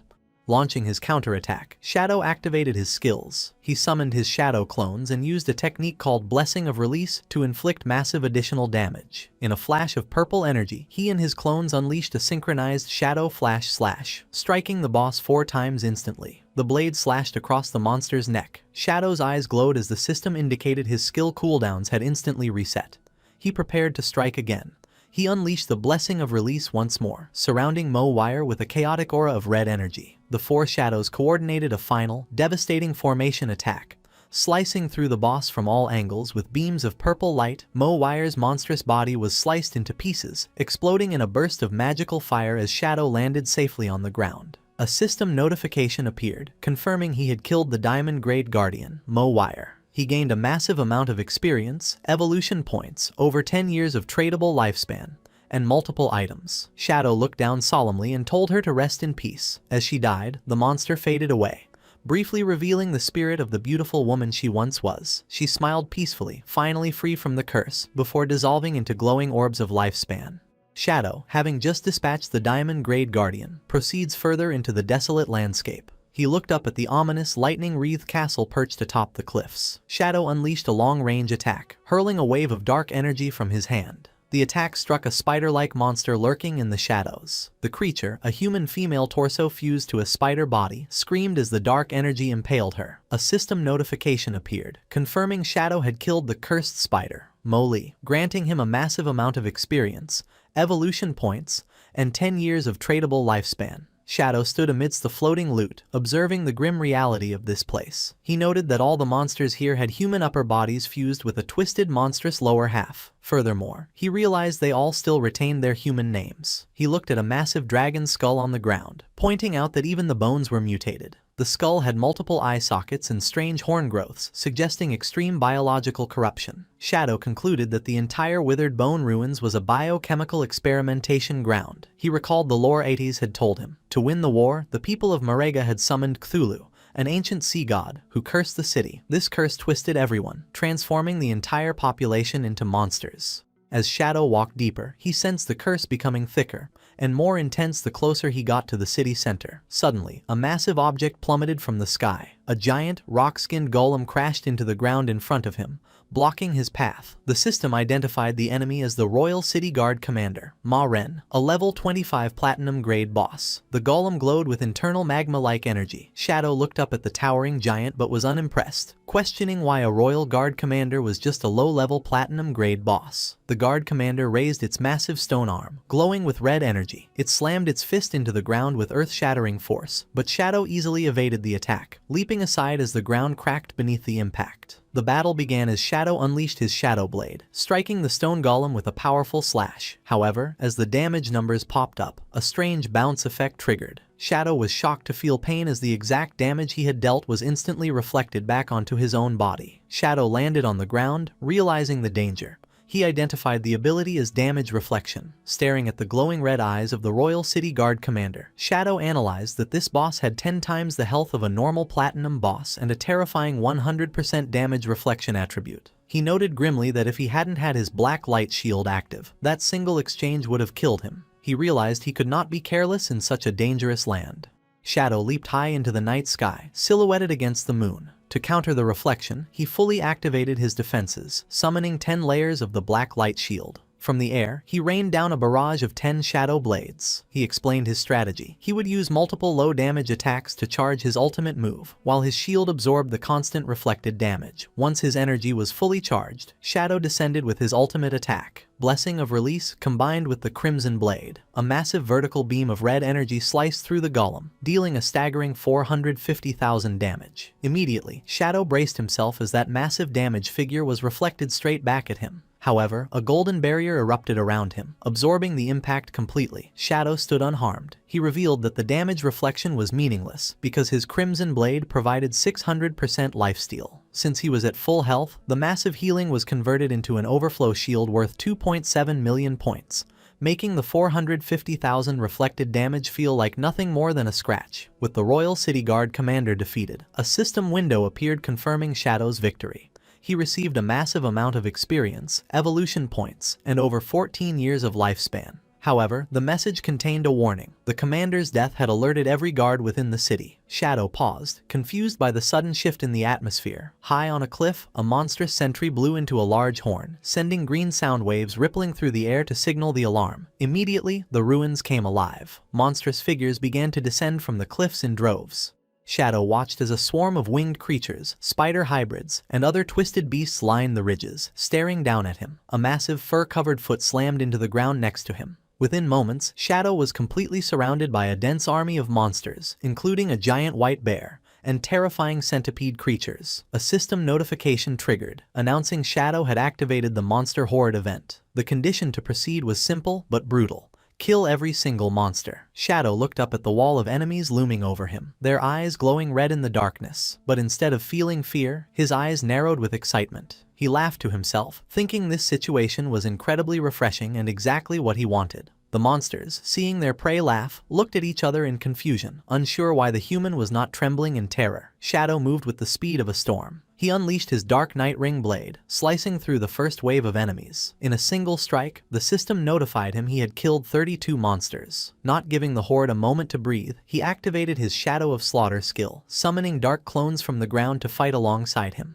Together with his clones, Shadow executed a synchronized Shadow Flash/X4. The burst of purple energy decimated the monster ranks, instantly raising his kill count to 165. The chaotic energy beams sliced through everything in their path, dismembering lion men, shark hybrids, and other twisted creatures. Shadow continued his relentless assault, descending with another Dark Night Ring Blade X4 attack. His dark magic swept through the battlefield, and with every swing, the kill count climbed higher, reaching 518. The battle turned into a one-sided massacre. System notifications flooded his vision as the death toll rose exponentially, jumping from 600 to over 2,000 in seconds. As the fight raged on, the kill count soared past 8,000. The entire battlefield was illuminated by thousands of glowing orbs of lifespan from the fallen army. Finally, silence returned. Shadow stood with his eyes glowing purple, having killed a total of 10,086 monsters. A system window confirmed that he had killed all the monsters, and the road to the Withered Bone City Ruins core was now unlocked. After annihilating the army of over 10,000 monsters, Shadow stood amidst a sea of glowing particles. A notification confirmed the path to the Withered Bone Ruins core was unlocked, and he was surrounded by countless floating orbs of lifespan. However, Shadow looked at the rewards with disappointment, asking why there was so little. He realized the curse had constantly drained the citizens' life force, even after they transformed into monsters. Suddenly, the floating orbs began to swirl around him, gathering in a brilliant display of magic to form a structure. The light shot across the vast chasm, creating a radiant bridge to the ominous castle in the distance. As Shadow stepped onto this bridge made from the light of the dead, a golden aura suddenly engulfed him, surprising him. A system window informed him that he had received a blessing of the Withered Bone citizens. The cursed souls, grateful for their release, granted him a buff that provided a chance to obtain dragon power while fighting in the city. Shadow looked at his glowing hand, remarking that this power was interesting. He deduced the curse's source was in the city and understood the victims' souls were guiding him, hoping he would break the curse for good. He continued across the Bridge of Light until he reached a massive, dark pit that looked like a maw of flesh and darkness. Without hesitation, Shadow leaped into the abyss. As he descended through the fleshy tunnel, a notification warned him he had entered the Withered Bone Curse Great Hollow, where the lifespan drain was 1,000 times the normal rate. He landed with a heavy splash in a red liquid and slowly stood up, surrounded by pulsating, organic walls, ready to face the source of the corruption. Deep within the fleshy walls of the hollow, a man with long red hair and a beard hung suspended, his body pierced by thick spikes. Suddenly, a notification flashed as the man's eyes snapped open, sensing an intruder. Shadow stood ready in the darkness, a purple flame igniting on his chest as he sensed the overwhelming killing intent. The man, still trapped, began to mutter strange syllables. Shadow narrowed his eyes, recognizing the speech as the ancient god language. He translated the sounds and realized the man was repeatedly calling out a specific name, Mo Wire. Driven by madness and grief, the man roared the name Mo Wire and ripped himself free from the wall. His body began to twist and tear apart as he underwent a terrifying metamorphosis. He transformed into a gigantic, armored skeletal beast, identified by the system as the last guardian of Withered Bone City, Arkatos, a level 20 emerald grade boss. Shadow immediately activated Merge into Darkness, dissolving into the shadows to become invisible. However, to his shock, Arkatos swung a massive claw directly at him, bypassing his stealth. Shadow barely evaded the crushing strike that shattered the ground where he had stood and leapt away to create distance. Landing safely, Shadow was confused, wondering how the enemy could see him when he had level 21 stealth. As Arkatos charged again, still screaming the name of the woman he loved, Shadow realized the reason. He deduced that since he had killed Mowire and absorbed her lifespan, Arkatos was tracking her soul's traces within him. Shadow observed the spikes on Arkatos's armor, noticing they were identical to those of the Royal City Guard commander. He prepared his shadow dagger, suspecting the boss shared the same passive ability. To confirm his theory, he struck Arkatos. The exact same amount of damage was instantly reflected back, but his golden shield absorbed the blow. Shadow confirmed the Guardian also possessed the dangerous damage reflection ability. Arkatos let out a deafening roar, his body surging with purple energy as he summoned reinforcements. The fleshy ground around Shadow erupted, and numerous large, blue eggs burst forth, completely surrounding him. Shadow looked at the eggs with a serious expression, realizing they also possessed a damage reflection effect. He deduced that if they hatched, they would spawn dangerous elite-level monsters. Testing their durability, Shadow threw a shadow dagger at one, dealing over 3,000 damage. The egg shattered, but he quickly calculated the cost. Destroying a single egg required 3 daggers, meaning he'd have to sacrifice 3 layers of his black light shield to the reflected damage. Since regenerating a layer took 2 seconds, he concluded he couldn't clear all the eggs in time. With no other choice, Shadow decided to let them hatch. He leaped high into the air for a tactical advantage, accepting he would have to face whatever came out. As he descended towards Arkatos, he noted his ultimate skill was fully charged. He unleashed the Crimson Blade, a massive red energy beam that slammed down on Arkatos for a staggering 450,000 damage. Shadow landed silently, protected by a massive golden barrier from his lifesteal. Unharmed by the chaos, the eggs hatched instantly, and a monstrous claw burst through each shell. A swarm of cursed young dragons, level 20 emerald-grade monsters, flew into the air, screeching as they prepared to attack. Shadow landed in the pool of red liquid, crouching to face the newborn horde. Without hesitation, Shadow unleashed his Dark Night Ring blade. The swirling vortex of dark energy shredded the dragons, dealing nearly 30,000 damage to each. The battle ended in a flash. Shadow stood calmly inside his golden barrier as a notification confirmed he had killed 9 dragons. He remarked that thanks to his blood shield, the damage reflection was nothing to fear. As the dragons died, they dissolved into glowing lifespan orbs. However, instead of being absorbed by Shadow, the orbs gathered in the air, swirling violently. A voice spoke from the light in the ancient god language, addressing Shadow as an outsider. The energy reformed the boss, Arkatos, who transformed into a more terrifying state identified as Flesh Curse, Arkatos Blue Scale. The monster smiled menacingly, declaring that Shadow would not succeed in destroying his race. The battle intensified as Arkatos leapt. The mutated Guardian charged forward, aiming a massive, energized punch at Shadow. Shadow's eyes glowed neon blue as he countered with a blindingly fast, instant shadow slash. He moved like a blur, striking the monster from all angles in a split second. However, to Shadow's disbelief, immunity appeared around Arkatos. The monster was completely unaffected by the attacks. Shadow was stunned, unable to understand how his attacks dealt no damage. Arkatos seized the opening, slamming his fist into Shadow with devastating force. Shadow was sent flying, taking nearly 30,000 damage as the impact created a massive explosion. As he steadied himself, his golden blood shield shattered. Shadow translated the monster's guttural speech and realized Arkatos was declaring that as long as his bloodline and soul remained, his home would never fall. Arkatos stood amidst the purple energy, proclaiming Withered Bone City would never be conquered. Shadow was confused. Usually, only epic-grade monsters or higher could speak and have self-awareness, yet this emerald-grade boss retained his consciousness. Ignoring Shadow, Arkatos gathered dark energy into a sphere, chanting about protecting his city, empire, and people. The Guardian unleashed his Demon Dragon Cannon, a vertical beam of destructive energy. Shadow reacted instantly, leaping high to dodge the blast. He landed and countered with a Shadow Blade. But again, the attack was ineffective. Arkatos walked through it, completely immune. Shadow cursed, realizing he desperately needed to break the monster's invulnerability shield. Arkatos unleashed a new technique. A grotesque ribcage of raw flesh materialized, trapping Shadow inside. The system identified it as the Flesh Prison, and a countdown began, showing Shadow's lifespan draining away by the year. Shadow broke into a cold sweat, realizing Arkatos was siphoning his life force. He identified the drain as an ability of the evil god, Cthulhu. The situation was dire. The flesh prison was an unavoidable attack ignoring all defenses. Arkatos fed on Shadow through a fleshy tendril, and Shadow realized his entire lifespan would soon be gone. Just as hope seemed lost, red energy erupted from Shadow. A notification announced he had triggered dragon power. The system detected he possessed Eights' skill, Shadow of Slaughter. This granted Shadow a new buff, Eights' Flame of Nirvana. The description revealed the key to victory. The white flame ignored all defenses and directly burned the opponent's soul for massive damage. Shadow's eyes glowed with orange dragon fire as he realized this was the true power of the dragon race. He counterattacked with the enhanced Dragon Shadow of Slaughter. His clones materialized, wreathed in holy fire, and descended on the monster. He followed up with a Dragon Instant Shadow Slash, cutting through the air with blinding speed. Arcadus's immunity was shattered. The attacks connected, dealing tens of thousands of damage and inflicting a severe burn. Arcadus screamed as the white flames consumed him. In his final moments, he begged Cthulhu for strength, crying that he couldn't die because he had to preserve the dragon race. Shadow stood calmly, the spirit of Eights manifesting behind him. He told the dying guardian the truth. His actions weren't protection. By summoning Cthulhu, he doomed his people to an eternal curse. With a cold glare, Shadow told him to feel the flame of Nirvana and let it cleanse his sins. Shadow delivered the final blow with a dragon Crimson Blade, a colossal beam of red energy dealing nearly 500,000 damage. The last guardian was incinerated. A system window confirmed the kill, awarding Shadow 1 million experience points, 120 evolution points,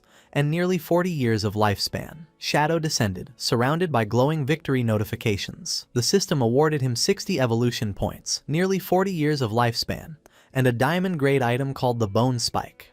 As the dragon power buff faded, Shadow analyzed the rewards. The 1 million experience points proved the city's monsters had funneled resources to Arctos. However, the lifespan reward was suspiciously low at 39.8 years. Shadow suspected most of the lifespan had been stolen by the evil god, Cthulhu. Suddenly, a grotesque chest emerged from the red liquid on the ground. A system message informed Shadow that using dragon power had unlocked a hidden reward. The chest opened, revealing 2 glowing golden items, a withered bone rune and an epic grade Mount Bell. Shadow inspected the rune, a key to the tomb of the withered bone god. He noted that 3 runes would grant him entry to the secret ruin. Next, he held the golden bell, intrigued by the epic grade Mount item, and decided to see what it would summon. Activating the item, a massive winged skeletal dragon materialized. The system identified it as King of Scavengers, Osiris, a level 20 epic grade entity, now soulbound to Shadow. Osiris was a former guardian, now a flying mount and combat pet that could summon smaller bone dragons. To Shadow's surprise, the dragon spoke intelligently. Osiris looked down, asking in shock if Shadow was the one who purged the city and killed Arctos. Shadow calmly confirmed the deed and asked the dragon if it knew the truth about the cursed place. Osiris recounted the city's tragic history. It was an old guardian who died long ago but was resurrected by necromancy to fight in the war between the Marega Empire and the continent as the empire faced defeat. It revealed that in a desperate attempt to turn the tide, the city lord, Arctos, decided to summon the evil god, Cthulhu. The dragon explained the condition for summoning Cthulhu was for Arctos to sacrifice the person he loved most, his daughter, Mo Wire. However, at the last moment, Arctos hesitated. He saved Mo Wire, and instead sacrificed the entire population of Withered Bone City, including himself, to the evil god. The consequences were horrifying. The citizens were cursed and granted immense power, allowing them to defeat their invaders, but they were transformed into monsters and lost their humanity. Osiris revealed that Mo Wire, the only human left, suffered the worst fate. The monstrous citizens hated her and tortured her until she was also consumed by the curse and became a monster. With the story finished, Osiris expressed deep gratitude to Shadow for bringing release to these miserable souls and ending the tragedy. Sensing a powerful aura on Shadow, the dragon bowed its head and pledged to follow him forever, asking for its new master's name. With glowing eyes, the protagonist looked up and simply replied his name was Shadow. The massive skeletal dragon, Osiris, lowered its wings and head in submission, pledging its loyalty to Shadow, and declaring him its master from this day forward. However, as Shadow inspected his new prize, he noted that for an epic grade mount, the dragon's attributes were somewhat strange. He pointed out that a level 20 epic boss should typically have at least 10 million health points, yet the interface showed Osiris had only a little over 100,000. Shadow deduced that this weakness was likely due to the nature of its resurrection. Since Osiris died long ago and its power dissipated over time, this forcibly awakened skeletal body retained only a fraction of its original strength. Reviewing the dragon's offensive skills, such as summoning bone shields and firing spikes, Shadow found them mediocre. However, he was pleased with its ability to summon 12 Jade-grade winged dragons, realizing they would provide him with excellent aerial vision. The true value of the mount was revealed in its mobility. Shadow noted that because the dragon's body was made of lightweight bone, its flight speed was incredible, reaching 360% speed, or roughly 450 meters per second, which broke the sound barrier. Shadow concluded that despite the mount's lack of combat power, the supersonic travel speed alone made it a satisfying acquisition. Just then, a system window appeared, notifying Shadow that he had met the conditions for a class advancement. He was surprised, realizing that the massive experience gained from clearing the withered bone ruins, over 1 million points, was enough to trigger the upgrade immediately. With a determined look, he activated the advancement.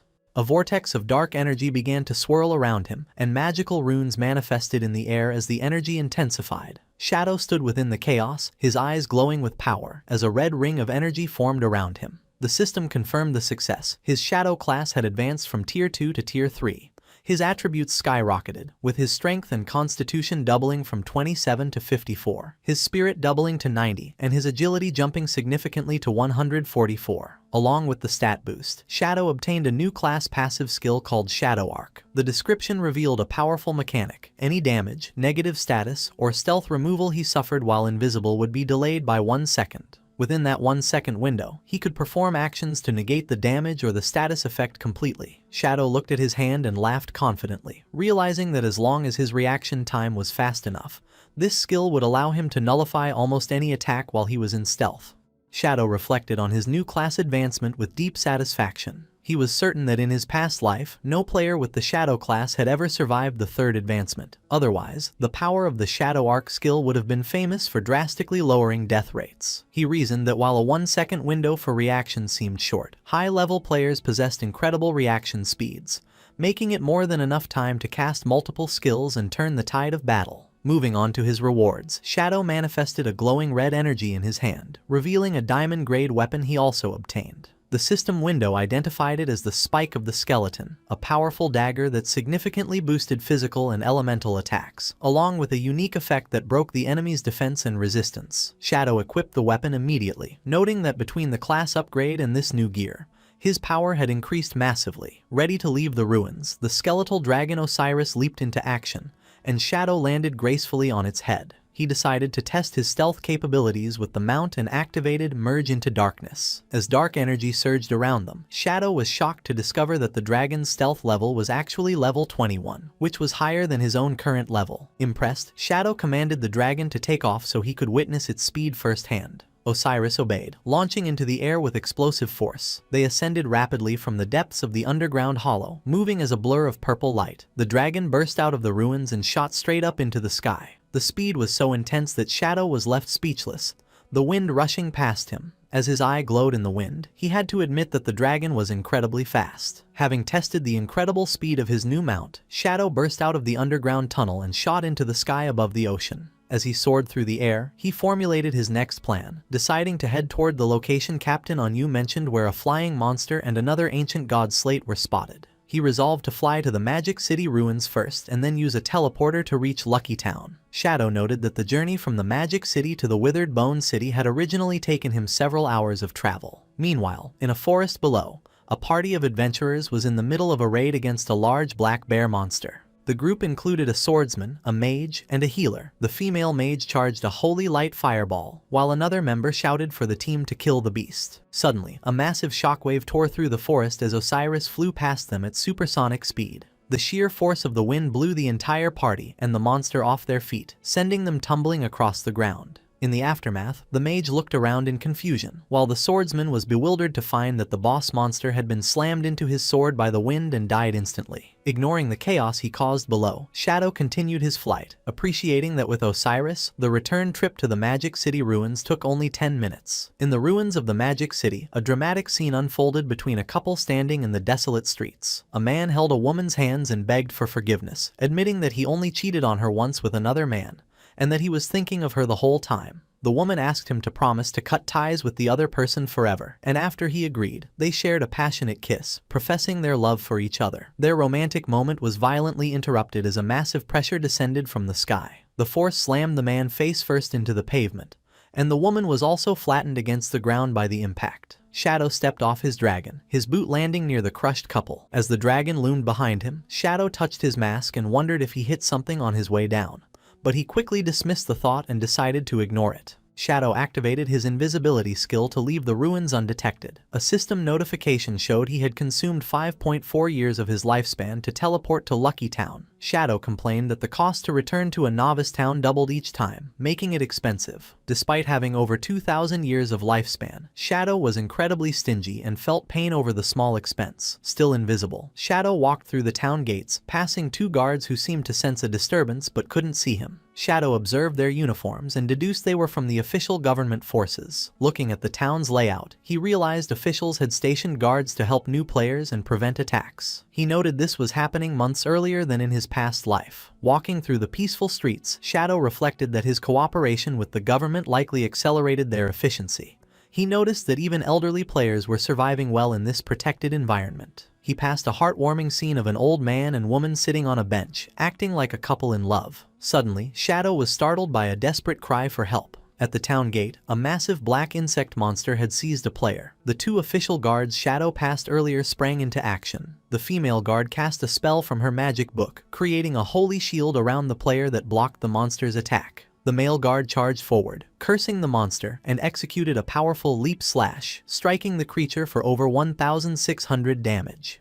The female guard immediately retaliated, casting a holy fireball at the giant insect. However, the creature was incredibly agile and evaded the attack. Taking advantage of the opening, the monster scurried away, leaving the male guard frustrated that it had escaped again. The guards looked up as the escaped monster rejoined its pack of 5. The female guard noted with despair that killing one was useless, as a new one would respawn immediately. Shadow, observing invisibly, realized that while the 5 gold-grade monsters were not individually strong, the team was struggling because the bosses would fly away when losing, leaving the ground-based guards helpless. On the ground, the male guard checked on the elderly victim. The old man was on his knees, crying and trembling.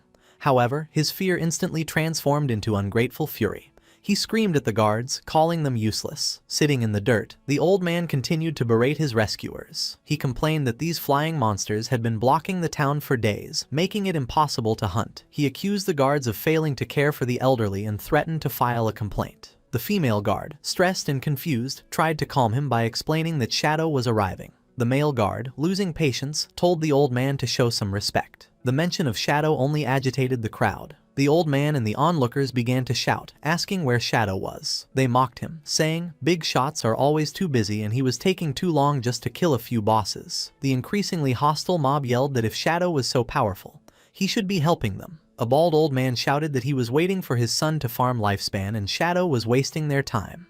The situation spiraled out of control. The female guard tried to reason with the angry mob, assuring them Shadow would arrive. She suggested those who couldn't wait should log off. However, the male guard realized reasoning was futile and urged his partner to leave. The crowd blocked their path, accusing the officials of running away from their responsibilities without solving the monster problem. The mob screamed that the guards were wasting taxpayer money, useless for failing to kill a few bugs, and demanded an explanation. Pushed to his limit, the male guard exploded in anger. He reminded the crowd the officials had already power leveled them to level 3, asking what more they wanted. The ungrateful mob retorted that level 3 was useless and continued to jeer. The elderly players weaponized their age, accusing the guard of wanting to beat up old people. As the male guard tried to move forward, the ungrateful old man from earlier deliberately bumped into him. The old man threw himself to the ground theatrically, wailing that the officials were beating the elderly. He claimed his heart disease was acting up and he was dying. The male guard looked down in panic, insisting he didn't touch him. The mob seized this opportunity, surrounding the guards and daring the officials to beat them to death. They claimed their old lives were worthless and accused the government of not only failing to help but actively hurting them.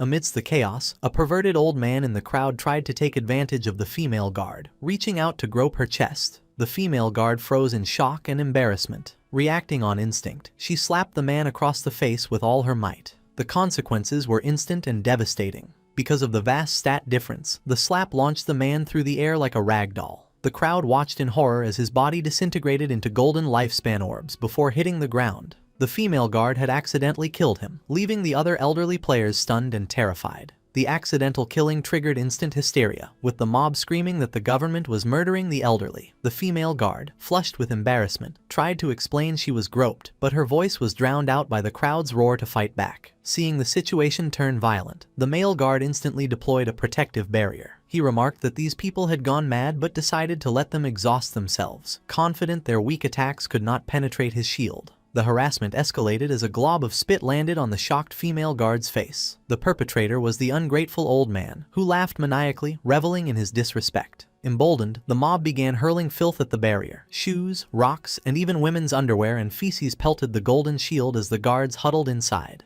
Suddenly, a terrifying presence descended. Shadow materialized on his skeletal dragon Osiris behind the riotous crowd. A heavy silence fell as the massive dragon loomed over them. Shadow and his dragon glared down with glowing eyes, radiating an aura of death. Without a word, a massive gust of wind erupted from the dragon. The force was catastrophic. The elderly players were blasted away like leaves in a storm, unable to resist. Their bodies were flung violently against the surrounding trees with bone-crushing force. Silence returned to the forest. The two guards stood safe within their barrier, looking out in disbelief. Where the angry mob once stood, only dozens of golden lifespan orbs remained, indicating Shadow had instantly wiped out the entire group. High above the town, Shadow and his skeletal dragon, Osiris, soared into a swirling orange vortex. Shadow spotted his targets, 5 winged insect monsters flying in formation, linked by magical energy to a floating stone tablet. Recognizing the object, Shadow commanded his dragon to give chase. From the ground, the two official guards watched in awe as the massive dragon pursued the monsters against a red, eclipse-like sun. Shadow stood firm on the dragon's head as dark purple energy surged, preparing for an aerial strike. The 5 insects frantically tried to escape with the slate, but they were no match for the dragon's speed. Shadow's eyes glowed with intense purple light as he locked onto his prey. In a blur, Osiris spun and unleashed a devastating slash. The attack was precise, slicing all 5 gold-grade insect bosses in half at once. The 2 guards on the ground were left with their mouths open, shocked by the instant victory. Meanwhile, on the ground, the situation with the elderly mob took a ridiculous turn. The elderly players, just wiped out by Shadow's wind, had respawned and marched back to the scene. They were furious, screaming at the guards for hitting old people and playing the victim card again. The mob surrounded the exhausted male guard, demanding compensation for the lifespan they lost. The guard looked overwhelmed, thinking the harassment was never ending. Suddenly, a shadow fell over the group. The guard looked up to see the massive corpses of the 5 insect bosses plummeting from the sky directly above them. Before the mob could react, the giant carcasses crashed down with bone-crushing force. The impact flattened the elderly players, killing them a second time and turning them back into lifespan orbs. The stone slate landed upright in the dirt, surrounded by the glowing orbs of the twice-deceased old man and his companions. Osiris landed gracefully next to the loot. Shadow looked around, genuinely confused. He wondered why there was so much loot when he had only killed 5 bosses, unaware he had accidentally farmed the annoying mob. The ungrateful old man, just crushed by a falling monster corpse, crawled on the ground. Instead of being thankful, he pointed an accusing finger at Shadow, screaming about the danger of falling objects and demanding to know if any law was left in this world. Shadow ignored the ranting and crouched to pick up the slate. However, the old man stood up and confronted him. He yelled that he was speaking to him and demanded respect, using the excuse that he had eaten more salt than Shadow had eaten rice to justify his arrogance. As Shadow reached for the slate, the old man grabbed the other end, trying to snatch it away. He screamed, asking if Shadow was deaf. Shadow looked at the man, surprised that someone so weak would dare to rob him. Shadow's response was immediate and lethal. Without speaking, he threw a dagger at point-blank range. The blade pierced the old man's neck, silencing his complaints instantly. The attack sent the old man flying backwards, dealing over 13,000 critical damage. He dropped the slate as he died yet again, his body dissolving into light. Shadow calmly caught the falling slate. With the nuisance removed, he turned his attention to the scattered loot. He commanded Osiris to summon the small bone dragons. The massive skeletal dragon obeyed without hesitation. A swarm of small black skeletal dragons descended from the sky. They swooped down, tasked with collecting the countless lifespan orbs that had dropped from the twice-killed mob. The female guard and her partner watched the sky in confusion, wondering what Shadow intended to do with so many summoned creatures. Meanwhile, back at the town gate, the ungrateful old man had respawned for the 3rd time. He stood before the mob and the guards, pointing an accusing finger. He yelled that he had figured it out. The officials were conspiring with Shadow to murder people and steal their property. The female guard looked at him in disbelief. The old man put on a dramatic performance, clutching his head and screaming.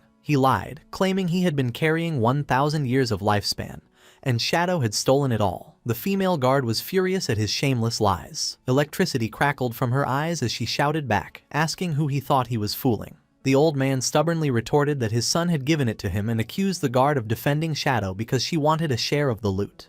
Turning to the crowd, the old man incited a riot. He promised that if everyone helped him demand the return of his 1,000 years, he would share 1 year with each person. He played the victim card again, shouting that they could not let officials and Shadow bully the elderly. Blinded by greed, the mob agreed. They shouted in support, demanding that Shadow return the lifespan.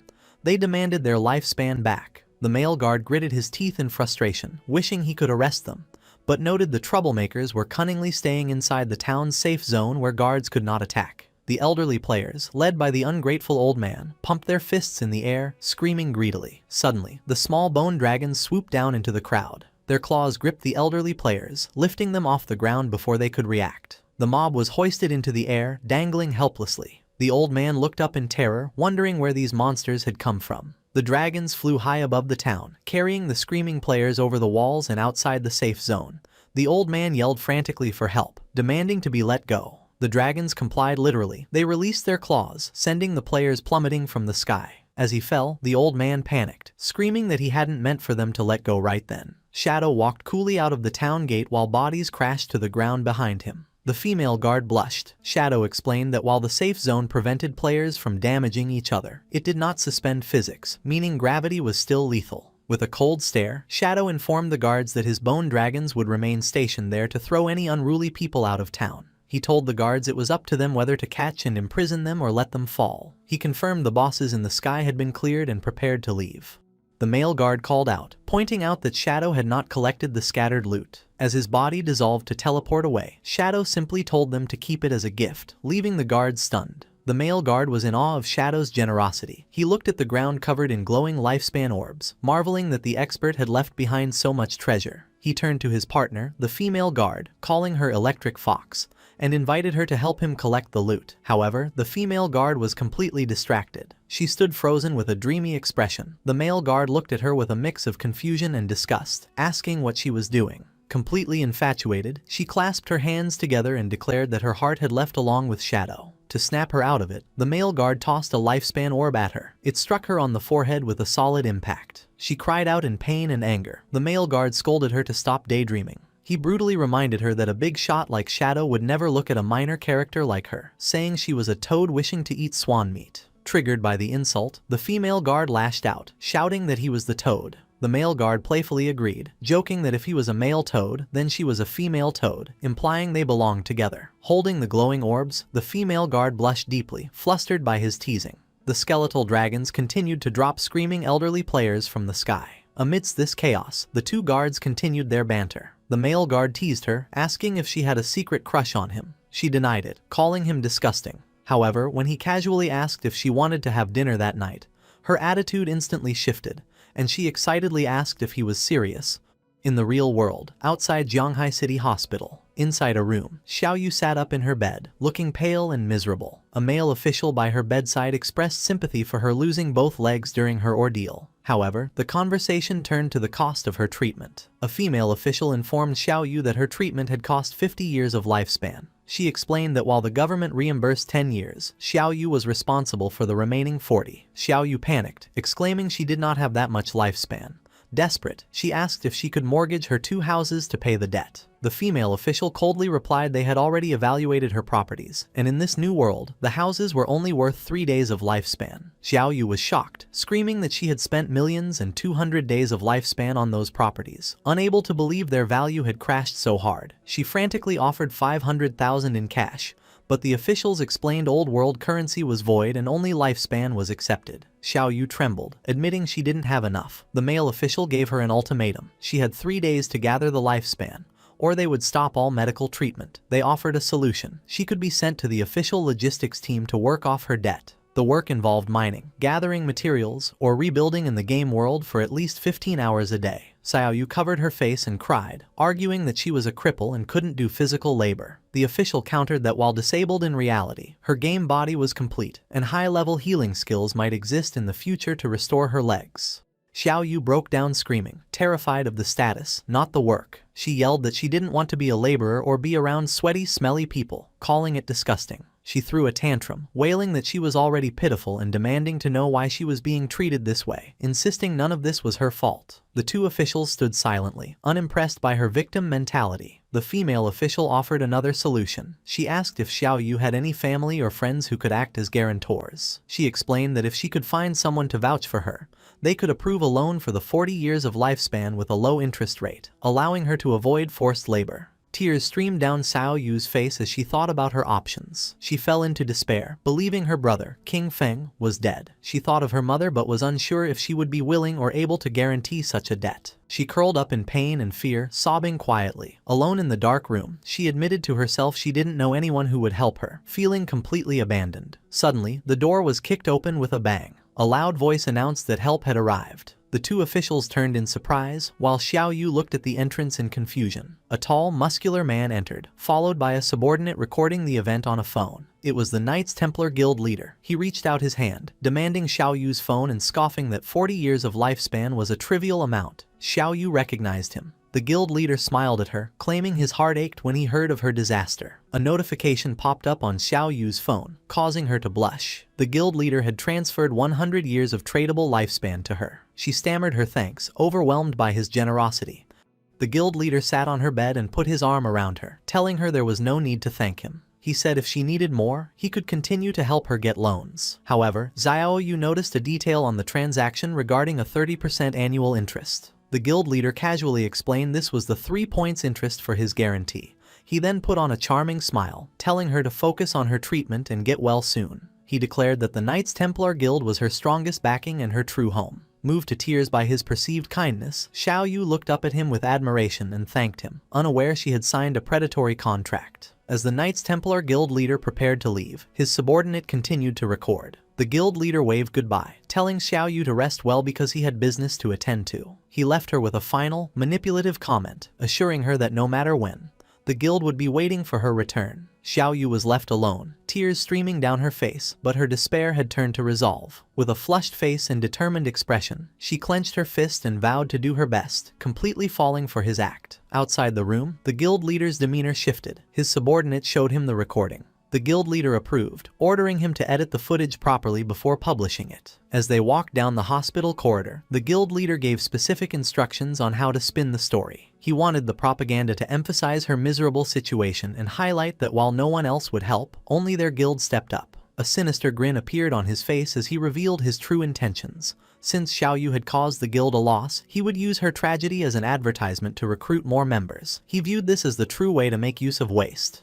Looking out at the city, the guild leader announced it was time to log into the game, as his meeting with Shadow had arrived. The scene shifted to the virtual world, showing the Knights Templar hideout in the ruins of Zhonghai City, protected by a blue energy barrier. Inside the dingy hideout, the guild leader sat on a toilet checking a holographic interface. He noticed many online posts cursing Shadow and laughed, noting Shadow had offended many people. However, his jealousy showed as he muttered that if Shadow were not 10 times stronger, he would have tried to kill him too. Suddenly, Shadow materialized from a cloud of black mist. The guild leader immediately dropped his arrogant attitude and fell to his knees. Shadow asked if the slaughterers were ready. The guild leader eagerly replied they had been ready for a long time and he had been waiting for Big Brother Shadow. Trying to curry favor, the guild leader gestured to the toilet and invited Shadow to sit. Shadow coldly rejected the offer and ordered him to bring out the targets. The guild leader gestured to a large group of bound players. He presented 200 slaughterers, players with red names, and told Shadow they were all there for him to deal with. Shadow accepted the offering. With a casual acknowledgement, he walked past the guild leader. In a display of power, Shadow unleashed his dark energy, instantly slicing the gathered slaughterers into pieces. The guild leader watched in awe as the bodies were torn apart by invisible blades.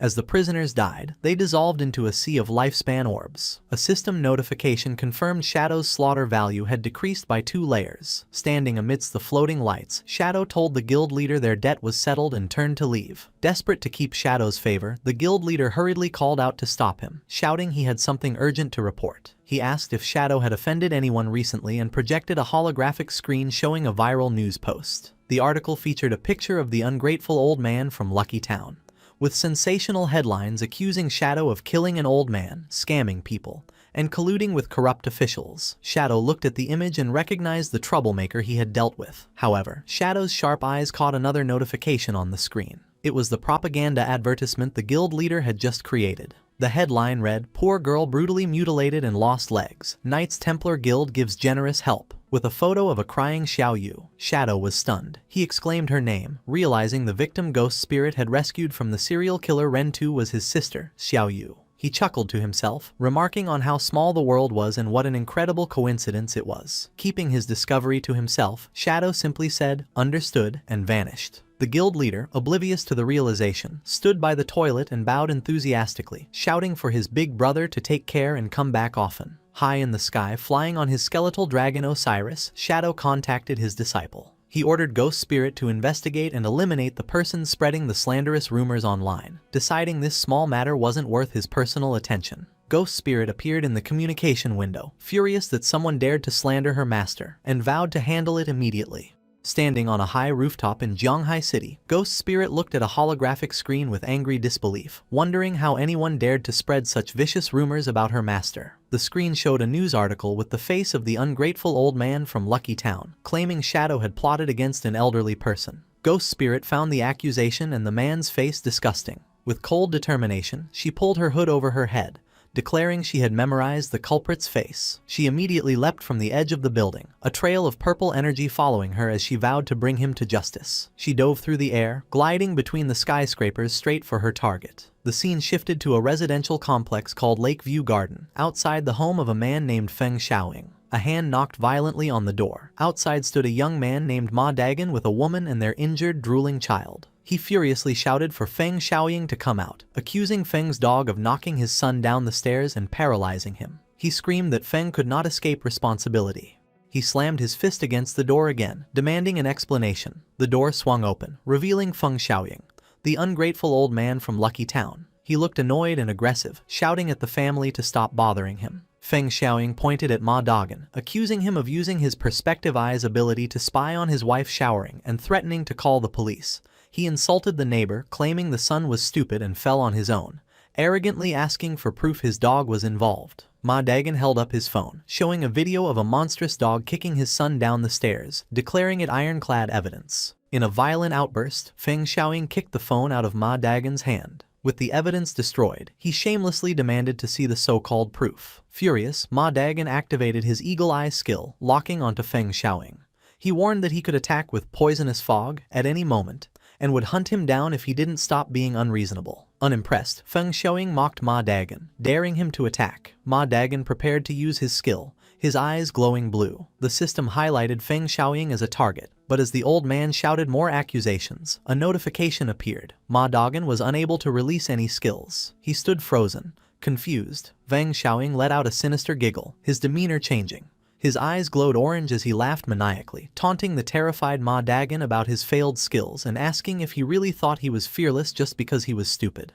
Ma Dagon panicked, shouting to his wife that he couldn't use his skills. As Feng Xiaoying grinned mockingly, the silhouette of a massive man appeared in the doorway behind him. The old man revealed the truth. His son held the hidden class, Magic Forbidden Warlock, and had set up a magic forbidden barrier, preventing skill use. The stranger stepped into the light, a tall, muscular man with a poodle peeking from his shirt. Feng Xiaoying immediately played the victim, crying that Ma Dagon was sexually harassing and terrifying him. With a cold expression, the son moved with blinding speed. Before Ma Dagon could react, the son grabbed him by the throat and brutally kicked his stomach. The force sent Ma Dagon flying into the opposite wall, vomiting blood. His wife screamed and rushed to his side, but her healing magic fizzled out because of the barrier. The son then grabbed the wife, lifting her off the ground. Stating he didn't hit women, he ordered her to take her husband and get lost, warning them never to appear before him again. Tears streamed down the wife's face as she sobbed that it was their fault and demanded they take responsibility. The son stared at her silently before releasing his grip.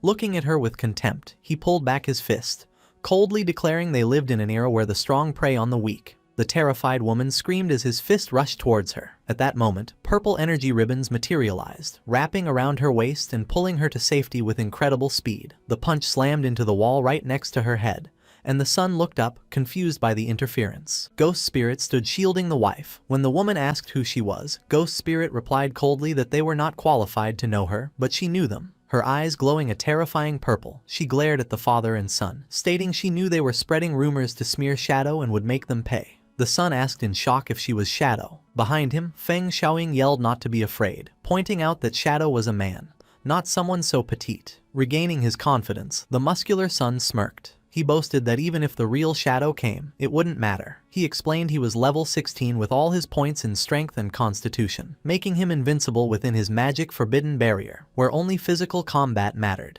Ghost Spirit stood her ground, purple energy swirling around her. She looked at him with pity, called him an idiot, and declared she would teach him just how stupid he really was. The battle began in the hallway's suppression field. Feng Xiaoying's son stood confidently, declaring himself invincible inside his magic forbidden barrier. Ghost Spirit glared, mocking him as a frog in a well. She attacked with blinding speed, surprising the large man. She delivered a kick, and surprised by her agility, he correctly guessed she was an assassin. He spun in midair to evade her follow-up punch. His physical stats clearly overwhelmed hers. Ghost Spirit unleashed a barrage of strikes. She attacked from a different angle, but he was ready and effortlessly caught her fist, stopping her cold. Holding her hand, the son mocked her lack of power despite her speed. He reminded her that without skills, her physical attacks were mere tickles to him. She struggled, but he delivered a devastating uppercut that sent her flying. Ghost Spirit crashed into the ground as Feng Xiaoying cheered for his son. The son flexed, taunting her about their gap in strength and warning her not to die yet. Battered against the wall, Ghost Spirit couldn't move. The son deduced she worked for Shadow and decided to interrogate her.